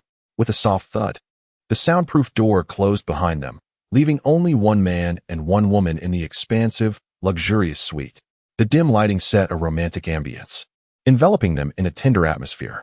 Lu Kuyen, blushing, leaned against Jiang Zhe, their arms entwined. For a moment, silence enveloped the air, the warmth of her soft figure stirring an uncontrollable heartbeat within Jiang Zhe. He glanced at her smooth, shapely legs beneath her pleated skirt and softly inquired, "May I touch your leg?" Lu Kuyen let out a faint sound, barely audible like the whisper of a mosquito. Jiang Zhe extended his hand, resting it a few inches above her knee. The sensation was smooth, soft, and delightful. Jiang Zhe refrained from further transgressions, merely allowing his hand to linger there, occasionally brushing his fingertips. On the surface, he appeared as composed as a seasoned sage, yet internally, a tempest brewed within him. He was convinced that if he were to make any excessive demands at that moment, Lu Kuyen would undoubtedly acquiesce. Ding! For the first time, Lu Kuyen felt the touch of the opposite sex on her leg, leaving her blushing with shyness. Affection increased by 1. Current affection level, 95. The 2 nestled together in the private booth, sitting in tranquil silence. Jiang Zhe skillfully suppressed the impulses that surged within him, refraining from further inappropriate actions. A sweet smile adorned Lu Qian's face as she closed her eyes, wishing time could remain suspended in this moment forever. They shared a tacit understanding, reveling in their exquisite time together. 40 minutes later, Lu Qian's phone chimed with a notification. She unlocked her device to find a message from Su Wanting. Sister Wanting conveyed that they had completed their task and that Manager Wang had sent someone to take them back. She also urged them to enjoy themselves. Upon reading Su Wanting's suggestive message, Lu Qian felt her face redden once more, her thoughts spiraling uncontrollably. Today, her aunt would not be returning home. Even if she spent the night out, her aunt would remain oblivious. She stole a glance at Jiang Zhe. Was it too soon? Would he perceive her as an indiscreet girl? Jiang Zhe checked the time on his phone. It was 9:50 p.m. It's getting late. We should head back, he said, preparing to rise. They could not continue any further. He feared that if they did, he might succumb to temptation. All right. Lu Qian seemed to grasp the situation as she stood with Jiang Zhe, contemplating how they had only known each other for a few days, yet she was already harboring thoughts of surrendering herself to him. This man was truly formidable. His charm was overwhelming, leaving her utterly defenseless. How had Gu Ruoxi managed to endure for 3 years? Did she not have any affection for men? Lu Qian felt a lingering apprehension. However, the atmosphere had been so charged with intimacy, and Jiang Zhe had not crossed any boundaries. This surely indicated that he cared for her and did not wish to cause her harm. She cast a sidelong glance at Jiang Zhe, her lips curving into a smile. Indeed, he was a pure-hearted novice. Ding! Lu Qian was touched by the gentlemanly conduct of her companion, and her affection rose by 1. Current affection level, 96. Gazing at the impressive score of 96, Jiang Zhe fell into silence. They had merely gone out on a date. Yet Lu Qian's affection had already transcended the realm of mere liking. At this rate, a perfect score of 100 was not far off. If only he were not aware of Lu Qian's character traits. Jiang Zhe truly raises suspicions of being a master in the art of romance, a charming libertine. After departing from the City of Night, he hailed a taxi to escort Lu Qian back home. Their relationship has blossomed into a remarkable intimacy. Lu Qian would actively intertwine her fingers with his, allowing Jiang Zhe to embrace her, their bodies pressed closely together. In the back seat of the taxi, she once again caressed his thigh. Never before had Lu Qian experienced such proximity with a member of the opposite sex. Though she appeared audacious and carefree on the surface, she was, in essence, a novice, untouched by the trials of life. This night proved overwhelmingly exhilarating for her, her heart racing countless times. She was acutely aware of the impropriety of such intimate behavior, yet she felt no aversion. Instead, a flicker of anticipation stirred within her, akin to a young girl ensnared in the throes of first love, yearning for the exquisite thrill of experiencing the forbidden and desiring to be perpetually entwined with her beloved. As they alighted from the taxi, they strolled along the tranquil path of the villa district, their youthful forms closely aligned. Jiang Zhe wrapped his arm around her slender waist, the warmth of his palm pressing against her through the delicate fabric of her shirt, yielding a sensation both firm and tender. Since leaving the City of Night, the rosy hue on Lu Qian's cheeks had not faded. Departing that somewhat enchanting locale felt like a sudden return to reality. With her head bowed, Lu Qian softly inquired, Jiang Zhe, could you share your story with me? I realize I have never truly understood you. Where does your wealth stem from? Are you familiar with the financial markets? Jiang Zhe chuckled. My wealth is derived from overseas financial markets. Overseas financial markets? Lu Qian lifted her gaze, her mind racing to recall knowledge associated with that term. Are you referring to stocks and futures, the kind involving buying and selling? Roughly, yes, that is a fair interpretation. How impressive. Jiang Zhe, you actually made money in the financial markets? Admiration sparkled in her eyes. She had heard her aunt mention the risks of investment, emphasizing caution when entering the market. Her aunt, Lu Wushuang, despite being the president of a publicly listed group, did not consider herself astute enough to navigate the financial realm. Could it be that Jiang Zhe outshines her aunt in wisdom and insight? He is merely 18. Tell me, how much have you earned? Lu Qian asked eagerly. More than you can imagine, enough to support you comfortably, Jiang Zhe replied with a smile. Is that true? Then could you perhaps support me, brother Jiang Zhe? She playfully implored. That would be my pleasure, he grinned. Lu Qian laughed joyfully. While she feigned jest, a thought suddenly crossed her mind. If Jiang Zhe were to support her, would she no longer need to study abroad? The notion flitted through her mind like a fleeting shadow. After all, if she were to express such sentiments to her aunt, it would undoubtedly provoke her ire. Chapter 52. Finding something to occupy oneself. Jiang Zhe escorted Lu Qian to her doorstep. "Shall we meet again tomorrow?" he inquired. She replied. The two stood still, and an overwhelming sense of reluctance washed over Lu Qian. However, recalling her audacious actions from the evening, she found herself devoid of the courage to linger beside Jiang Zhe any longer.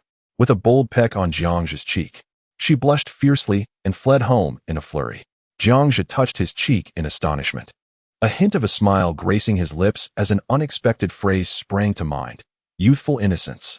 After standing there for a moment, he noticed the lights illuminating the villa and finally departed the estate, hailing a taxi to carry him away.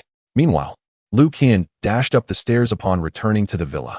Bursting into her bedroom, she collapsed onto her bed, burying her flushed face in her pillow. How mortifying! That infuriatingly inexperienced boy possessed such impressive skills in courting. Tossing and turning on her bed, Lu Qian's restless heart struggled to find peace. By the time Jiang Zhe returned home, it was already past 10:30. Typically, at this hour, Zhang Wanxiao would have long been asleep. He stealthily opened the door and entered his bedroom, only to be startled by the sight that awaited him. Jiang Yuanshan sat at the head of the bed, his expression dark as he flipped through a textbook, a genuine leather belt from Seven Wolves resting beside him.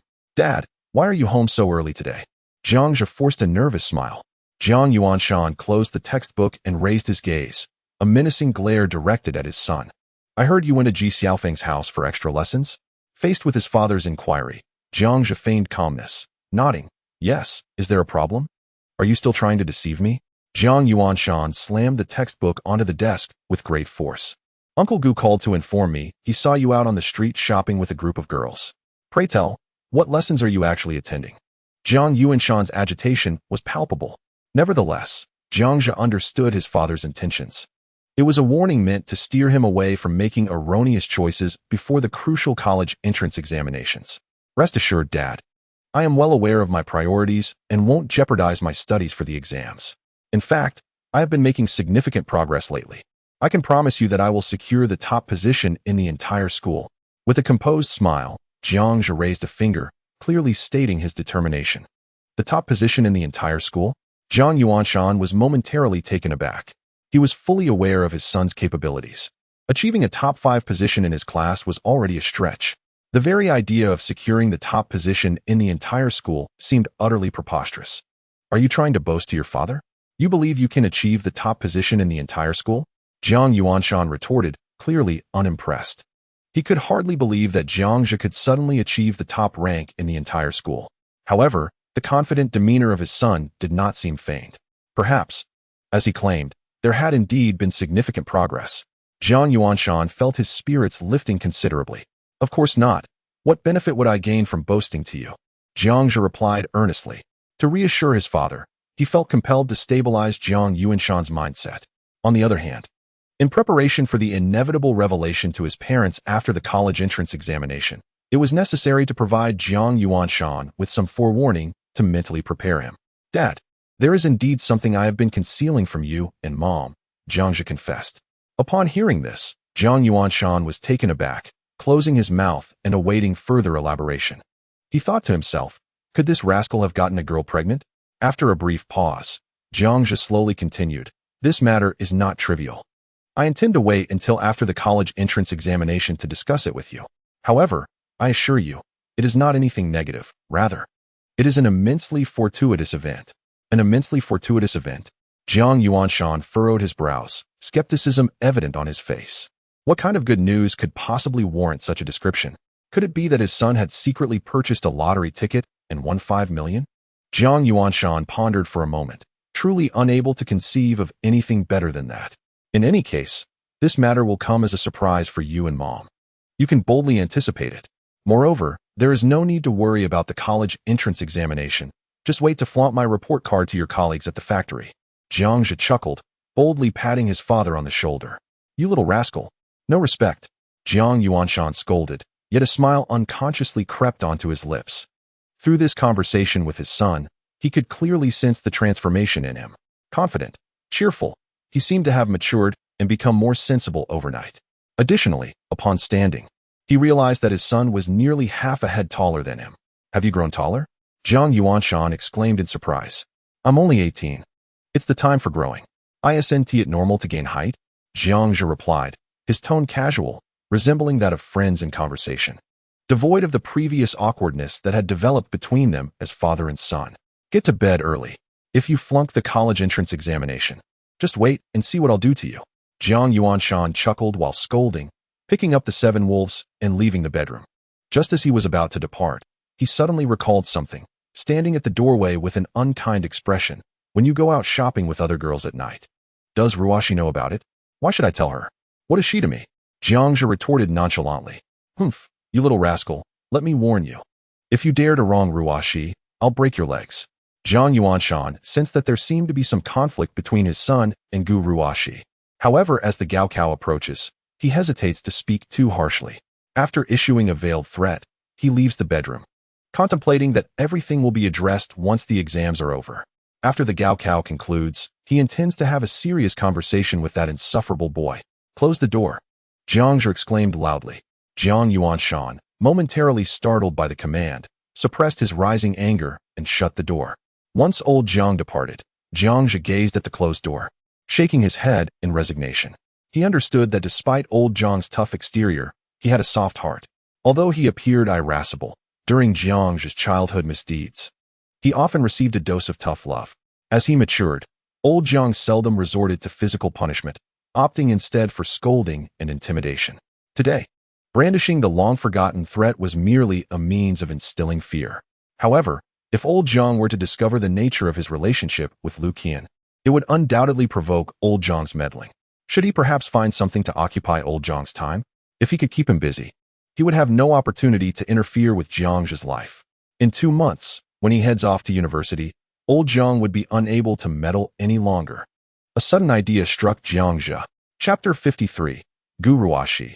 He is pretending old Jiang is the epitome of a resolute father, willing to silently sacrifice everything for his family, never uttering a complaint or expressing weariness. He possesses a certain stubborn masculinity. While former comrades have risen to prominence as successful entrepreneurs, old Jiang only feels joy for their achievements, never wishing to bask in their glory. No matter how arduous life becomes, he never seeks assistance from Gu Tianming. Even if Jiang Zhe confronts old Jiang, given his obstinate character, would he heed Jiang Zhe's words, resign from his job, and embrace a leisurely life? Based on Jiang Zhe's understanding of old Jiang, it is unlikely. At best, he might cease to pour every ounce of effort into his work. To suggest that a man who has toiled for over 20 years suddenly abandon his career for a life of leisure would be tantamount to negating old Jiang's sense of worth. Would old Jiang truly find joy in such a scenario? Jiang Zhe suddenly realized that his initial notion of providing his parents with a substantial sum of money for their enjoyment was overly simplistic. At times, material wealth is not everything. The spiritual realm of an individual also requires fulfillment. Lying on his bed, Jiang Zhe pondered how he could ensure that old Jiang leads a good life, while also respecting his sense of value, all the while keeping him occupied and preoccupied with other matters. After some contemplation, he retrieved his phone and opened the chat interface with long legs. Typing a message, Jiang Zhe, are you asleep? Come with me tomorrow to take care of something. Long legs, sure. Where to? Jiang Zhe, to my dad's factory. To bribe the leadership. Long legs, huh? What do you mean? Jiang Zhe, you'll find out tomorrow. I'm planning to buy the factory, but in your name. Long legs, oh, I see. You don't want uncle to work too hard, but you also don't want him to know that you are helping him, right? Jiang Zhe, you're quite perceptive. Long legs, I'm not foolish, okay. Jiang Zhe, then during tomorrow's lunch break, I'll come find you, and you can take the afternoon off. Long legs, got it. Jiang Zhe, make sure to sleep early. Long legs, are you so reluctant to chat with me? Jiang Zhe, we can chat, but first send me the photos you owe me from yesterday. Long legs, wait a moment, I'll take a picture.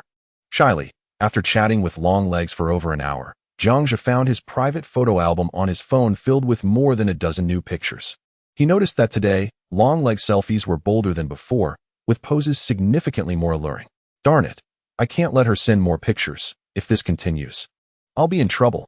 Jiang Zhe forcefully dismissed the indecent thoughts swirling in his mind, turned off his phone, and compelled himself to drift into slumber. In a high-end residential area in the center of High City, Gu Tianming ended a call. His gaze turned towards Dong Yun beside him, According to Brother Jiang, Xiao Zhe is fine and seems to have improved significantly in his mindset, so we needn't worry. Gu Tianming's tone carried a hint of perplexity. From Jiang Yuanshan's description, it seemed as though Xiao Zhe had matured overnight. He even promised to be first in the entire school for the college entrance examination. Moreover, he mentioned he would confess a good thing to his parents once the exams were over. What could possibly be a good thing? Dong Yun appeared puzzled. I'll go ask Ruoxi. Xiao Zhe spends all his time with her, so she should be more aware of what is happening at school. With curiosity in her heart, Dong Yun knocked on Gu Ruoxi's door. Dear, are you asleep? Not yet, Mom. Is it okay for you to come in? Dong Yun gently inquired as she entered the room. Gu Ruoxi, dressed in pajamas, was seated at her desk, perusing an English study material. What's the matter, Mom? Upon seeing Dong Yun enter, she set the material aside and looked at her mother. Hee, it's nothing serious. I hope I'm not disturbing you. Dong Yun smiled softly as she sat on the edge of Gu Ruoxi's bed. No, I'm almost done studying. I'll prepare to sleep soon. Gu Ruoxi maintained her aloof demeanor in front of outsiders, but her tone softened significantly in her mother's presence. Although still not very lively, the mother and daughter managed to converse freely. Dear, I wanted to ask you something. Has anything happened with Xiao Zhe at school recently? Him? Gu Ruoxi's eyes flickered slightly. Why are you suddenly bringing him up, Mom? Hee, I heard from Uncle Jiang that Xiao Zhe has changed quite a bit lately, so I'm a bit curious. Dong Yun thought it best not to mention Jiang Zhe's outings with girls to her daughter. Given the relationship between my daughter and Xiao Zhe, it should not be difficult for her to comprehend. As an elder, she ought not to be so gossipy. Although she is quite curious about the girl's appearance, which rivals that of her own daughter, how could Jiang Zhe possibly be with someone like that? Is it possible that he is quite popular with the girls at school? Gu Ruoxi fell silent for a few seconds, then let out a slight sigh and recounted everything that had transpired recently. Upon hearing this, Dong Yun's expression changed dramatically. Are you saying that Xiao Zhe publicly confessed his feelings to you, only to be rejected, and then suddenly ceased his pursuit? Yes, Gu Ruoxi replied, a hint of pride surfacing in her demeanor. Mother, you do not understand him. His actions are merely a fade. A fade. Dong Yun's expression flickered with uncertainty. That cannot be right. He has already taken another girl's hand and strolled down the street. Moreover, it seems that my daughter remains oblivious to this fact. Could that truly be a mere act? Is it not evident that he has shifted his affections? Dong Yun glanced at her daughter's expression and realized that she still believed Xiao Zhe was employing a strategy of feigned indifference. How remarkable! That young man is already holding hands with another girl, yet her daughter remains in the dark? How had she never noticed her daughter's naivety before? You do not believe me? Gu Ruoxi's lips curled into a subtle smile. There is something else I have not mentioned. Yesterday, a girl at school confessed to him, but he rejected her quite decisively. Mother, do you understand now? Ah, I see. Dong Yun's expression grew slightly awkward. She contemplated whether she should reveal that matter to her daughter. Observing her daughter's expression, it appeared she took pride in Jiang Zhe's supposed strategy. If she were to discover that Jiang Zhe had indeed developed a relationship with another girl, and one that progressed rapidly, within 3 days, surpassing what they had built in 3 years, how would she react? Knowing this, Dong Yun decided not to disturb her daughter further and advised her to sleep early. With a forced smile, she rose to leave the bedroom. Ultimately, she felt it was inappropriate to divulge this information to her daughter. After all, as a parent, discussing such matters with her felt somewhat disreputable, as if gossiping behind someone's back. Additionally, Dong Yun had never supported her daughter's relationship with Xiao Zhe, not solely because of family background, but more so due to the differences in their characters. With her extensive education and experience, Dong Yun understood that a beautiful relationship must be founded on equality. Even if her daughter were to agree to be with Xiao Zhe, their differing standings would ultimately undermine the stability of their relationship. Reflecting on it now, it was perhaps for the best that Xiao Zhe chose to relinquish his pursuit and turn towards another girl. Perhaps it is a fortuitous event for both the daughter and Xiao Zhe. Chapter 54. Gu Ruoxi's regret after Dong Yun departed. Gu Ruoxi once again delved into her English materials. As she gazed at the words before her, her mind began to wander. She recalled Wang Chao's revelation about Lu Qian confessing her feelings to Jiang Zhe. How beautiful Lu Qian is. It is inconceivable that any boy would refuse her advances. Yet Jiang Zhe did so without a moment's hesitation. Does this not imply that his heart belongs to someone else? The thought that she is that other person brought a surge of clandestine delight to Gu Ruoxi. Though she held no desire to compete with Lu Qian, The boy she sought after was enamored with Gu Ruoxi. The victor is unmistakably clear, is it not? A sense of pride suddenly welled up within her. Compelled by an unexplainable urge, she excitedly rummaged through her drawer for her phone, opening the chat interface with Jiang Zhe. She typed a few words, "My mother just mentioned you." Just as she was about to hit send, her finger hesitated. After all, someone was currently playing hard to get. If she sent the message, would it not signify that she had softened? No, she must not take the initiative. He ought to apologize to her. Thus, Gu Ruoxi swiftly deleted the message. Just as she was about to set her phone aside, her finger instinctively glided across the screen to peruse their conversation history. The most recent exchange was from 3 days prior. Jiang Zhe, I made quite a few mistakes on today's multiple-choice questions. Can you guess why? Jiang Zhe, because I encountered you, exhausting all my luck, leaving me unable to guess correctly. Jiang Zhe, why so silent? Are you studying? Gu, I'm about to sleep. Jiang Zhe, all right, I won't disturb you then. Wishing you a wonderful dream. Good night. See you in the morning. Heart, Gu, good night. Upon reading Jiang Zhe's corny line, Gu Ruoxi couldn't help but chuckle. She had once deemed it childish, but now it struck her as rather amusing. She continued to scroll upwards. 4 days ago, Jiang Zhe. In the third period, Ji Xiaofeng distracted me again. Sigh. At this rate, he will drive me to madness. Jiang Zhe, what are you having for lunch? Do you want me to buy something for you? Gu, no need. I'll eat at the cafeteria. Jiang Zhe, all right then. Jiang Zhe, are you asleep? Jiang Zhe, I just read a line on the Chinese test paper. Jiang Zhe, haha, isn't that interesting? Jiang Zhe, I know you're studying, so I won't bother you. Jiang Zhe, good night. Looking forward to every day. Gu, good night. 5 days ago, Jiang Zhe. Could you move 2 centimeters to the left during class? Jiang Zhe, I can't see your right arm, and it makes me uneasy. Jiang Zhe, just kidding, haha. Gu, please help me correct the exam papers this afternoon. Jiang Zhe, received. Salute, Jiang Zhe, another busy day. You have worked hard today as well. Good night. Gu, good night. 6 days ago, Jiang Zhe, the weather forecast predicts rain today. Did you bring an umbrella? I brought you one. It's the light blue umbrella you like. Jiang Zhe, I'm sorry, I didn't notice that Lu Jingjing also forgot her umbrella. Next time, I will bring 2. 7 days ago, Jiang Zhe, the milk tea at the snack bar is sold out today, so I bought some from the tea shop outside the school. I hope it suits your taste. 8 days ago, Jiang Zhe, a beautiful day begins. 9 days ago, Jiang Zhe. 10 days ago, Jiang Zhe. Gu Ruoxi sat quietly at her desk, gazing intently at her phone screen. Each day over the past 3 years had left a record of exchanged messages. Among every 10 sentences, 9.5 were from Jiang Zhe. Occasionally, when she felt annoyed, she would refrain from responding. Yet Jiang Zhe persisted daily in sending her messages, regardless of the weather or his location. Even on the day he was hospitalized with a severe cold, he still managed to send her a greeting. As she perused their chat history, Gu Ruoxi's expression gradually became vacant. Jiang Zhe was akin to a naive youth, sharing amusing anecdotes from his surroundings, occasionally whispering cheesy lines, and frequently offering sincere encouragement. Even during exam preparations, when time was scarce, he would still send her a good-night message before midnight. For 3 years, he had never faltered in his nightly wishes. Ding. Gu Ruoxi's affection level increased by 1. Current affection, 51. Notification, detailed information unlocked. The host may view it at will. As Gu Ruoxi browsed through the chat logs, her expression suddenly softened. 3 months ago, Jiang Zhe, I injured myself playing basketball today. Haha, just a minor injury. You need not worry. Jiang Zhe, you didn't understand that math problem, did you? I've written a detailed solution and placed it in your math book. Ding. Gu Ruoxi's affection level increased by 1. Current affection, 52. A year ago, Jiang Zhe. Tomorrow marks the beginning of the new semester. We must work hard in our senior year.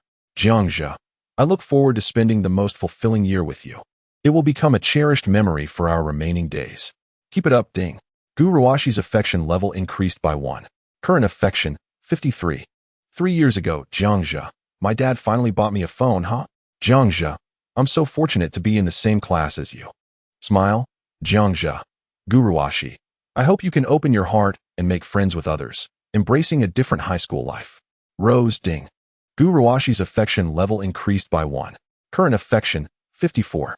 Gu Ruoxi continued to scroll back to the very first chat record from 3 years ago. It turned out that from the very beginning, Jiang Zhe's unwavering attention towards her had never faltered. He remained steadfast, never forgetting the blessing he bestowed upon her 3 years ago regarding her high school life. From the cheesy lines he shared just 3 days prior, Jiang Zhe had consistently provided her with positive emotional support over the past 3 years. He had never shared a single trace of pessimism. Every word exchanged in their conversations conveyed his affection for her. Why had she not realized this sooner? Gu Ruoxi reflected on this. In her understanding, she had long grown accustomed to Jiang Zhe's tender inquiries about her well-being. Apart from her parents, it was only Jiang Zhe who persistently cared for her without seeking any form of recompense. While her parents were bound to her by blood, what of Jiang Zhe? He was merely a childhood companion. How many childhood friends manage to maintain such a profound connection as they grow older? The title of childhood sweetheart sounds delightful. Yet in reality, how many childhood playmates drift apart in adulthood? Jiang Zhe's kindness led her to briefly believe that all childhood companions were alike. However, as she matured and her understanding deepened, she realized that Jiang Zhe simply harbored feelings for her, and his kindness stemmed solely from his affection. He had done so much for her, yet she had publicly rejected him before everyone. He must have felt heartbroken. A painful expression crossed Gu Ruoxi's delicate face. She put herself in his shoes and imagined if she were Jiang Zhe, relentlessly pursuing someone of the opposite sex for 3 long years, pouring out everything, and finally mustering the courage to confess, only to be cruelly rejected in front of others. It would feel as though his dignity had been utterly crushed. To hear someone declare, "Stop deluding yourself, there is no possibility for us," would be devastating. If she were Jiang Zhe, how would she feel upon hearing such words? With her sense of pride, it could potentially shatter her belief in life itself. After being rejected, Jiang Zhe didn't display any signs of despair. Instead, he calmly remarked, "I understand, I will no longer disturb you." Reflecting upon this now, she realized that beneath his facade of calmness lay profound anguish. Gu Ruoxi was a self-centered individual, rarely considering the feelings of others. In this moment, she empathized with Jiang Zhe, recalling her own indifference towards him and the cruel dismissal of his confession. Even she began to loathe herself. Drip. A single tear suddenly escaped from the corner of her eye, falling upon the chat interface where Jiang Zhe had once expressed his hope that she would open her heart to others and experience a different high school life. "I was wrong, Jiang Zhe, I am sorry." Tears streamed down Gu Ruoxi's face. Just by putting herself in his position, she felt such intense pain. But what of the one directly involved? The torment of being ruthlessly rejected, the crushing of one's dignity, must be an unbearable pain for the one involved. Gu Ruoxi dared not contemplate it. Each time she did, it felt as though her heart were being mercilessly sliced. Ding!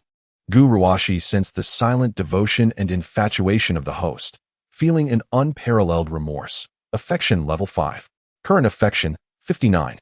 Chapter 55. The burden of arranged marriage was lifted. Gu Ruoxi wept silently. At this moment, she finally began to regret her actions. 3 days prior, even if she had to refuse, her tone should not have been so resolute, so cold. Or perhaps, what harm would it have been to simply agree? What was wrong with being with Jiang Zhe? Gu Ruoxi had previously believed Jiang Zhe was unworthy of her, not because of his family background, but primarily due to their cognitive disparity. She often found him immature and, aside from excelling academically, had not noticed many remarkable traits in him. However, over the past 3 days, she had discovered countless admirable qualities in Jiang Zhe. Even girls like Lu Qian were willing to publicly confess their feelings for him. What could possibly justify her feeling he was unworthy? Jiang Zhe was exceptional and treated her so well.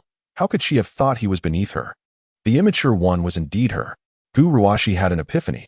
She believed Jiang Zhe was childish, yet people often become juvenile in the presence of those they adore. To win her affection, he willingly uttered silly romantic phrases, humbly tied her shoelaces, and bought her half-sugar, no-ice milk tea every day. Such actions may appear juvenile, but were they not, in essence, a testament to Jiang Zhe's profound love for her? This time, Gu Ruoxi completely let down her guard, collapsing onto the table, weeping uncontrollably. "I'm sorry, Jiang Zhe, I was truly wrong. I should not have treated you that way. If only I could return to 3 days ago, no. If only I could go back 3 years, to the beginning of high school, I would certainly treat you better." Gu Ruoxi sobbed, her heart aching with endless regret. "Over the past 3 years, you have done so much for me. Why? Why didn't you confess your feelings to me sooner? Then I would have recognized your goodness much earlier." Oh, how she regretted. Ding! Gu Ruoxi sensed the pain inflicted upon the host and was filled with remorse. Affection level 5. Current affection, 64. Gu Ruoxi cried at the table for a long while. She finally rose, wiped her tears, and her expression suddenly became resolute. No, she must apologize to him. Even if she could not completely soothe his inner turmoil, she needed him to know that Gu Ruoxi was not a heartless, ungrateful person. Gu Ruoxi picked up her phone, preparing to send a message to Jiang Zhe. Upon reflection, she decided to exit and promptly retrieve Jiang Zhe's number from her contacts. As she pressed the dial button, an overwhelming sense of trepidation enveloped Gu Ruoxi. She meticulously organized her thoughts, contemplating how to initiate the conversation. However, in the next moment, an automated voice echoed in her ear. "Sorry, the number you have dialed is currently unavailable." Is he asleep? Gu Ruoxi glanced at her phone, only to realize it was already past 12:40. This night, she had indeed wept for an extended period. Setting her phone aside, she closed her book and lay down. Preparing to drift into slumber, she resolved, "Tomorrow, I shall personally apologize to him." "Son, dinner is ready, come eat." At 5:10 a.m., Zhang Yuanshan was soundly asleep. Zhang Wanxiao, balancing a bowl, gently tapped on the bedroom door. I'm coming. Jiang Zhe sprang from his bed, opening the door in a mere 3 seconds. This morning, his mother had prepared tomato and egg noodles for breakfast. Without even washing up, he eagerly leaned over the dining table to indulge in his meal. "Eat slowly. There's still time," Zhang Wanxiao admonished with a shake of her head. As Jiang Zhe devoured his noodles, Zhang Wanxiao busied herself tidying the kitchen. Suddenly, as if struck by a thought, she set down her dishes and sat at the table, a gentle smile gracing her lips. "Son, what good news do you have? Do share with your mother." Slurping his noodles, Jiang Zhe replied, "You'll find out after the college entrance examination." Zhang Wanxiao shot him a curious glance, intrigued by what could be such monumental news to her son. "Oh, by the way, Mom, today is Ji Xiaofeng's birthday, so I won't be home for dinner." Jiang Zhe suddenly mentioned, "Xiaofeng's birthday?" Zhang Wanxiao's expression shifted to one of skepticism. "Are you certain you're not going?" "Never mind, do as you wish. But remember to come home at a reasonable hour." Observing his mother's doubtful demeanor, Jiang Zhe felt a twinge of helplessness. Today truly was Ji Xiaofeng's birthday. If only he hadn't deceived her yesterday. "Hey, Mom, let me tell you the truth. Actually, I've made plans to go out with a female classmate today," Jiang Zhe said with a sheepish grin. Upon hearing this, Zhang Wanxiao was momentarily taken aback. "A female classmate? Is she the one your Uncle Gu saw on the street yesterday?" "Yes, that's her," Jiang Zhe confirmed candidly. With this revelation, Zhang Wanxiao fell into silence, unsure of how to navigate such a conversation with her son. Previously, when Jiang Zhe pursued Gu Ruoxi, the family was aware, yet they never broached the subject directly. After all, he was still quite young and undoubtedly felt shy. Jiang Yuanshan occasionally inquired about his son's pursuit of Gu Ruoxi. However, now his son surprisingly initiated conversations about other female classmates. Zhang Wanxiao felt compelled to ask, "Are you not embarrassed? You are only 18. At this tender age, should one not refrain from discussing such matters with their parents? Is this girl in your senior year as well?" "Yes." "Is she in your class?" "No. She belongs to the liberal arts class." "Does Ruoxi know about this?" "Perhaps she does," Jiang Zhe replied, instructing his mother to place the used dishes in the kitchen sink. "Mom, I'm off to school now. If you're interested one day, I can bring her home for you to meet." With a bright smile, Jiang Zhe hurried into the bathroom to freshen up. Bring her home? Zhang Wanxiao was taken aback. She realized her son had truly grown up. At just 18, he was already considering bringing a girl home? If this continued, would there be no need for her to urge him to marry in the future? "Does this mean you no longer intend to pursue Ruoxi?" Zhang Wanxiao probed. Upon hearing that her son had been seen shopping with another girl, she had come to the realization that he might be ready to let go of Gu Ruoxi. After all, knowing her son, he was not the type to be fickle. It was impossible for him to pursue Gu Ruoxi while simultaneously engaging with other girls. "Indeed, if she doesn't agree, I must give up sooner," Jiang Zhe said while brushing his teeth. Upon hearing this, Zhang Wanxiao fell silent once more. She had observed her son's unwavering dedication to Gu Ruoxi. What could have prompted such a sudden change? Zhang Wanxiao's emotions were conflicted, unsure whether it was for better or worse. However, with the college entrance examination approaching, she refrained from discussing it further, not wanting to affect his mood adversely. "All right, I understand. It's been a tense time. It's good to relax and enjoy some leisure. Just manage your time wisely and don't let it interfere with your studies." "I know, don't worry, Mom." Do you need me to give you some money? No need. I'm just going out for a stroll. There's not much to spend. Okay, be careful on the way. Chapter 56. Let me in. A few minutes later, Jiang Zhe boarded the school bus punctually. Good morning, Master Zhang. Good morning. Master Zhang smiled and started the bus. Xiao Jiang, you seem to be in good spirits today. Is there something good happening? Indeed, I have a significant business deal to discuss today, worth several billion. A business deal? Several billion? Master Zhang took it lightly, considering it merely youthful jargon. Xiao Jiang, ever since Gu Ruoxi fell on the bus that day, how have things progressed between you two? Care to share with Uncle Zhang? What progress can be made? It remains as it was. The two engaged in casual conversation. Soon, more students filled the school bus. Good morning, Jiang Zhe. An outgoing girl from another class greeted him with a smile. Good morning, Jiang Zhe replied with a smile. Ah, so handsome. A few girls shyly rushed to the back seat. Fong Fong, the male god just smiled at you. Could he possibly be interested in you? How could that be? Who can say for sure? Gu Ruoxi is indeed beautiful, but you are not lacking in charm either, right? Oh, stop it. That's so annoying. Listening to the whispers from the back seat, a smile crept onto Jiang Zhe's lips. Once a person becomes cheerful and willing to embrace life, beauty will inevitably arrive as expected. Sometimes, a friendly smile towards a stranger is enough to transform the mood of an entire day. Beep. Student card. Today, Gu Ruoxi unusually donned a light blue dress, complemented by a pair of flat sandals. Her silky hair danced in the wind. The exposed portion of her delicate arm and the fair ankle visible beneath the hem of her dress sparked infinite imagination. The boys on the bus were left spellbound. One boy in the back, unaware of his own astonishment at such a stunning sight, involuntarily exclaimed, "So beautiful," clad in a dress. Gu Ruoxi epitomized the idealized image of a pure and ethereal muse in the hearts of the boys. Innocent, breathtaking, fresh, and untainted by the world's impurities. Jiang Zhe gazed at Gu Ruoxi in her dress, momentarily lost in thought. He recalled that this was her favorite dress, one she only wore on significant days or when in high spirits. Today, however, was evidently not a special occasion. If one had to deem it special, it would be because today marked the birthday of Ji Xiaofeng. Gu Ruoxi was entirely unaware of this, and even if she were, it would not matter to her. So why was she wearing this dress? Jiang Zhe pondered. As the boys remained in awe, Gu Ruoxi gracefully stepped into the bus, resembling an exquisite beauty from a painting. Anyone would instinctively be drawn to her, Jiang Zhe included, as he regarded her with appreciative eyes. Good morning, Jiang Zhe greeted her in his usual manner. Ruoxi, you look lovely today. Lu Jingjing, sitting behind Jiang Zhe, opened her mouth to say something. In the next moment, the enchanting girl in the dress suddenly halted as she passed the front row. Let me through, she directed at Jiang Zhe. Her tone a blend of command and indifferent greeting. Jiang Zhe occupied the aisle seat, and it was clear that she intended to take the window seat. In that instant, silence fell upon the bus.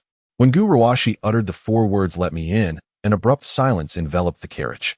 Did I hear that correctly? Gu Ruoxi, the aloof campus belle, the perennial ice queen, had audaciously expressed her desire to sit beside a certain boy. Was the goddess not herself anymore? Or had Jiang Zhe perhaps slipped something into her drink? A male classmate in the back nearly succumbed to the urge to call the authorities. Jiang Zhe was momentarily taken aback. What did you say? It was evident he too was caught off guard. I said, let me in. Gu Ruoxi's delicate face bore a hint of fluster. This was nearly her first initiative to approach Jiang Zhe.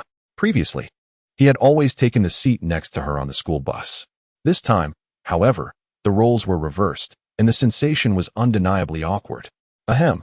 I must remind you, young man, the young lady wishes to take her seat. Why are you not offering your place? Master Zhang, suppressing a chuckle, feigned sternness. Jiang Zhe, in a daze, rose to grant Gu Ruoxi her place. As she passed by him, her silky hair brushed against his cheek. The fresh scent of her shampoo mingled with her unique, enchanting fragrance, an intoxicating aroma. Once they were seated, the school bus gradually commenced its journey. Jiang Zhe remained perplexed about the day's peculiar circumstances. Was he still dreaming? Gu Ruoxi maintained her icy demeanor after sitting down, yet a faint smile played at the corners of her mouth. Since perusing their chat history the previous day and realizing Jiang Zhe's kindness towards her over the past 3 years, she had begun to feel remorseful. She even contemplated that had she been present 3 days prior, on the day Jiang Zhe had publicly confessed his feelings, she might have truly agreed to be with him. With a slight turn of her head, Gu Ruoxi pondered whether she should apologize on the bus. Last night, She had meticulously rehearsed how to express her regret. Yet, at this moment, despite her resolution, the words remained lodged in her throat. Suddenly, Jiang Zhe turned around, his probing gaze scrutinizing her face. Miss Gu, what is the matter with you today? Are you feeling unwell? Should I call your father to take you to the hospital? No, I'm perfectly fine. Is it not permissible for me to sit here? Gu Ruoxi shot him an irritated glare. You've been sitting beside me for 3 years. And now that I choose to sit next to you, you seem somewhat displeased? For reasons unbeknownst to her, memories of Jiang Zhe lending his pants to Lu Qian flooded her mind, inciting an inexplicable annoyance. Even her carefully crafted apology evaporated. Very well, Jiang Zhe muttered, bewildered. The carriage fell into silence for a few minutes until, abruptly, the school bus once again made a sharp turn. Gu Ruoxi, affected by inertia, collided into Jiang Zhe's embrace. The soft form of the young girl pressed closely against the robust chest of the man.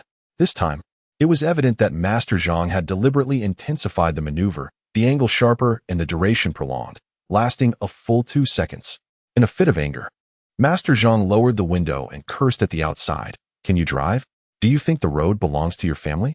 After speaking, he cast a knowing glance at the rearview mirror, feeling inwardly pleased. Truly, old Zhang's acting skills have become increasingly refined. Jiang Zhe glanced at the rearview mirror with a speechless expression. Master Zhang was becoming more and more unprofessional. As a school bus driver, why was he not focusing on driving but instead indulging in idle chatter? Jiang Zhe inwardly cursed. He then extended a hand to grasp the slender arm of the girl, helping to right her posture. Clearly, Jiang Zhe did not intend to engage in excessive physical contact. Yet Gu Ruoxi felt a long-lost tenderness and care. Ding! Gu Ruoxi's affection level increased by 1. Current affection, 65. Jiang Zhe caught a glimpse of the system's prompt and thought, if this continues, will the affection level spiral out of control? Wait, hold on. Goodness gracious. Affection 65. Wasn't it only 50 yesterday? How did it suddenly rise to 65 overnight? What exactly happened? Chapter 57. Detailed information on Gu Ruoxi staring at the unexpectedly high affection value of 65. Jiang Zhe found himself in a daze. He instinctively opened Gu Ruoxi's detailed information. Target: Gu Ruoxi, relationship. Childhood sweethearts, expenditure, 0 yuan, appearance, 98, affection, 65, fondness, age, 18, height, 170 centimeters, measurements, 88-53-90, experience, 0 instances, background, affluent family, scholarly lineage. Currently attending Haiching No. 1 High School. Personality: cold and proud, low attack, high defense. Attempting to pursue such a aloof goddess? Are you out of your mind? Interests: Guqin. Being pursued by someone. Romantic history: aside from one childhood admirer, there are no other romantic experiences. Skills: high school knowledge, beginner, Guqin, advanced. Gazing at Gu Ruoxi's detailed information, Jiang Zhe was still somewhat bewildered. How did her affection level suddenly soar so dramatically? Her measurements, personality, and romantic history were all as he had anticipated. All the information aligned with his expectations. However, in the preferences section, besides her love for the Guqin, there was another entry. Being pursued by someone. Who else could it be? Who else could it be, except for him, the devoted admirer who has been infatuated for 3 long years? Jiang Zhe cast a peculiar glance at the girl beside him. She claimed to despise him, yet it was evident she held a fondness for him. The system's intelligence could not be deceived. It was sufficient to be categorized under preferences. This indicated that Gu Ruoxi not only relished his pursuit, but perhaps even cherished it to a considerable extent. Naturally, Jiang Zhe understood Gu Ruoxi well. Her innermost inclinations might be something she herself was oblivious to. Even if she were aware, with her haughty disposition, she would never admit it openly. Silence enveloped the compartment. Jiang Zhe couldn't help but reflect on the situation. Gu Ruoxi's affection had reached 65, indicating a level of fondness. This meant that if he were to confess to her at this moment, the chances of her declining would be significantly low. In other words, the goddess he had pursued for 3 years was finally within reach. Alas, some opportunities, once missed, are irretrievable. Jiang Zhe had not failed to provide her with a chance. He had asked one last time before everyone. Since she had not acquiesced, he would never turn back. A noble steed does not graze on the same patch of grass twice. Moreover, he was a compassionate individual with aspirations for the world. He had once vowed to provide a home for all his beloved sisters, and he certainly would not hang his hopes solely on Gu Ruoxi. If Gu Ruoxi were to pursue him instead, he might consider it, but only under one condition. It must not hinder his amicable interactions with his other sisters. Jiang Zhe mused that, given Gu Ruoxi's nature, the likelihood of such an occurrence was slimmer than winning the lottery. A girl as self-centered and proud as Gu Ruoxi would never share a man with other women. The school bus made its way toward the campus. The students aboard lost in their thoughts, enveloped in silence. Jiang Zhe, you must strive diligently today. The bus driver, Master Zhang, remarked with a knowing grin as they arrived at the stop, and the students began to disembark. Thank you, Master Zhang. Jiang Zhe replied curtly, feeling increasingly vexed by the driver's antics. It was one thing to jest, but must he always engage in such antics? Now, Gu Ruoxi's feelings had spiraled out of control, leaving Jiang Zhe feeling troubled. If the prideful Gu Miss were to discover his relationship with Lu Qian, would it affect their dynamic? Initially, Jiang Zhe thought it inconsequential. Yet now, with Gu Ruoxi's affection soaring above 60 points, he pondered whether this revelation might lead to a breakdown in her demeanor. As Gu Ruoxi passed by him, her gaze subtly urged him to hurry and catch up. Noticing that nuanced look, Jiang Zhe let out a sigh, contemplating the sensitivity of the current moment. It is best to avoid excessive contact with Gu Ruoxi. The more affection she harbors, the more troublesome it becomes. Jiang Zhe hastened past Gu Ruoxi without sparing her a glance. Pfft. Gu Ruoxi gazed mournfully at Jiang Zhe's retreating figure. She glanced down at her dress. Is it not beautiful? Did you not once find it quite appealing? Gu Ruoxi felt a surge of confidence in her attire today. Throughout the corridors, the male students seemed utterly captivated. Yet, the one she held dear, the one who mattered, refused to cast even a fleeting glance in her direction. You may pretend all you wish. Let us see how long you can maintain this facade. Gu Ruoxi muttered under her breath, hastily making her way to the classroom. Unbeknownst to her, not far behind, Lu Jingjing stood aghast at the scene unfolding before her. Could it be that Ruoxi donned a dress today to capture Jiang Zhe's attention? In that moment, Lu Jingjing felt her worldview shatter. The ever-proud and dismissive Gu Ruoxi, dressing beautifully for someone? How utterly astounding. Could it mean that Ruoxi actually harbors feelings for Jiang Zhe? Lu Jingjing finally grasped the implication. As the saying goes, a woman adorns herself for the one she cherishes. If it were not affection, how could the haughty Gu Ruoxi possibly dress up for someone? How could she sit beside Jiang Zhe with such intention? Lu Jingjing recalled the scene from 3 days prior when Gu Ruoxi publicly rejected Jiang Zhe's confession. If you truly liked him, why not accept him? Instead, in front of so many, she rejected him in a manner that left no room for dignity. No matter how humble Jiang Zhe may be, he possesses pride. How could he endure such affront? For 3 years, Jiang Zhe's humility was evident to Lu Jingjing. Hence, his recent transformation was exceedingly unusual. Perhaps it was indeed Gu Ruoxi's rebuff that struck him deeply. Sigh. Lu Jingjing exhaled deeply, concerned for her dear friend's emotional journey. Wow. Brother Feng, is this the birthday gift Jiang Zhe bestowed upon you? It's absolutely incredible. In the classroom, Ji Xiaofeng unveiled a high-end gaming laptop. Placing it on the desk, Wang Chao and others gathered around, their eyes filled with envy. Humph. Ji Xiaofeng wore a smug expression. With this gaming laptop, I shall undoubtedly become a specter of the canyon. I am confident that I will ascend to diamond rank within 10 days. Listening to his boastful claims, Wang Chao and the others exchanged disdainful glances. They yearned to retort, even with a top-tier laptop, with your eternally silver-level skills, how could you hope to reach diamond rank? Perhaps aim for gold first. Happy birthday, Fengzi. Jiang Zhe entered the classroom, offering a smile as he greeted, Brother Zhe, you're quite early today. Good morning, Brother Zhe. Wang Chao and others greeted him enthusiastically.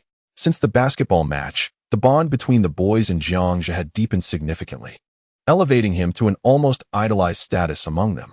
Chapter 58, stepped on by the young lady Ji Xiaofeng, hooked his arm around Jiang Zhe's shoulder, proudly displaying his newly acquired Baizha notebook. Brother Zhe, this notebook you bought is absolutely incredible. I declare this to be the most astonishing birthday gift I've ever received in my life. As long as you like it, Jiang Zhe replied. But why did you bring it to class? He was somewhat perplexed, having never noticed Ji Xiaofeng's penchant for showing off before. Hee. I just picked it up this morning and thought I'd bring it to school, Ji Xiaofeng chuckled. By the way, Brother Zhe, the restaurant is booked. It's at Yueshu Restaurant on Yongmen Road, 6:30 tonight. I read on Dazhong Dianping that their Sichuan cuisine is quite good. Shall we take a taxi together after school? Sure. Jiang Zhe agreed, but then reconsidered. On second thought, you all go ahead. I have something to attend to this afternoon. I'll just meet you directly at the restaurant. Oh, Brother Zhe, you need to take leave? What is going on? Is it again about Lu Ji? Xiaofeng began, but suddenly noticed Gu Ruoxi entering the classroom in a stunning dress. The room fell silent instantly. Even after 3 years of being classmates, the sight of Gu Ruoxi in such attire captivated everyone's attention. She was breathtakingly beautiful, radiating an intimidating aura. For some inexplicable reason, Ji Xiaofeng found himself unable to utter Lu Qian's name in her presence. It's nothing serious, just some family matters. Jiang Zhe casually replied while organizing his desk. Just then, he noticed Ji Xiaofeng and Wang Chao had simultaneously fallen silent. Curiously, he looked up and saw Gu Ruoxi approaching him with a stoic expression. You need to take leave? Gu Ruoxi inquired, lowering her gaze to meet his. What for? Jiang Zhe furrowed his brow slightly. There are some matters at home. Oh, she responded indifferently, halting in her tracks. At that moment, Ji Xiaofeng and Wang Chao were frozen in disbelief. Wang Chao exchanged glances with Ji Xiaofeng, silently questioning the situation. Why was the illustrious Gu Ruoxi suddenly engaging Brother Zhe in conversation? Hadn't she previously rejected him? Surely, she couldn't be having second thoughts? It was uncertain whether Gu Ruoxi was aware that Lu Qian and Jiang Zhe were already together. Perhaps she was, perhaps she wasn't. What a dramatic turn of events this was. The first and second campus beauties have simultaneously developed an affection for the same young man. Such a remarkable occurrence. Truly impressive. Zhigu. I Wang am in awe. I Ji am equally impressed. Just as the two were exchanging glances laden with unspoken words, Gu Ruoxi suddenly turned to Ji Xiaofeng and inquired, Is today your birthday? Yes, indeed. It's my 18th birthday, Ji Xiaofeng stammered. He was utterly taken aback by Gu Ruoxi's engagement, nearly dropping his laptop in surprise. The aloof and dignified Gu, the campus belle, rarely spoke to any other boys throughout the year, save for Jiang Zhe. What could possibly have prompted such a change today? Did the sun rise from the west? Or had Gu, the campus goddess, undergone a transformation, her demeanor suddenly brightening? Please hand me your payment code, Gu Ruoxi stated after a moment of silence. As she retrieved her phone. Payment code? Ji Xiaofeng was utterly perplexed.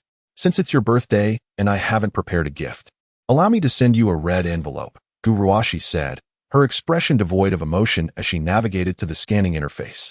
No, that's unnecessary, Ji Xiaofeng implored, casting a look of desperation towards Jiang Zhe. Don't just stand there. Help me out. Jiang Zhe, however, remained silent, fully aware of Gu Ruoxi's intentions. It was clear she planned to attend the evening birthday celebration. Fengzi, Gu Ruoxi wishes to send you a red envelope, so you might as well accept it, Jiang Zhe remarked calmly. Very well, Ji Xiaofeng replied, emboldened by Jiang Zhe's words, as he hesitantly offered his payment code to Gu Ruoxi. He shot another glance at Jiang Zhe, silently indicating, You suggested this. Whatever Gu Ruoxi was planning, it was of no concern to me, Ji. Ding. A notification chimed. 500 yuan received. A red envelope of such magnitude? Ji Xiaofeng exclaimed in astonishment.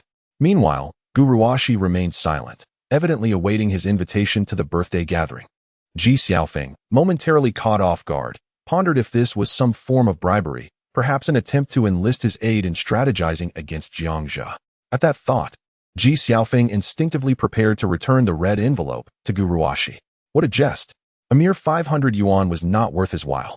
Jiang Zhe had gifted him a laptop worth 10,000 yuan. Surely he could discern the weight of such matters. In crucial moments, one must stand by their brother. Thus, Ji Xiaofeng declared earnestly, Gu Ruoxi, this red envelope is far too generous.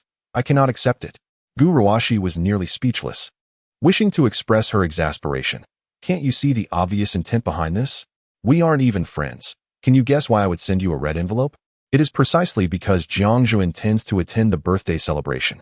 Gu Ruoxi was seething with anger, questioning the mental faculties of Ji Xiaofeng. Pfft. Jiang Zhe nearly burst into laughter. It was simply too amusing.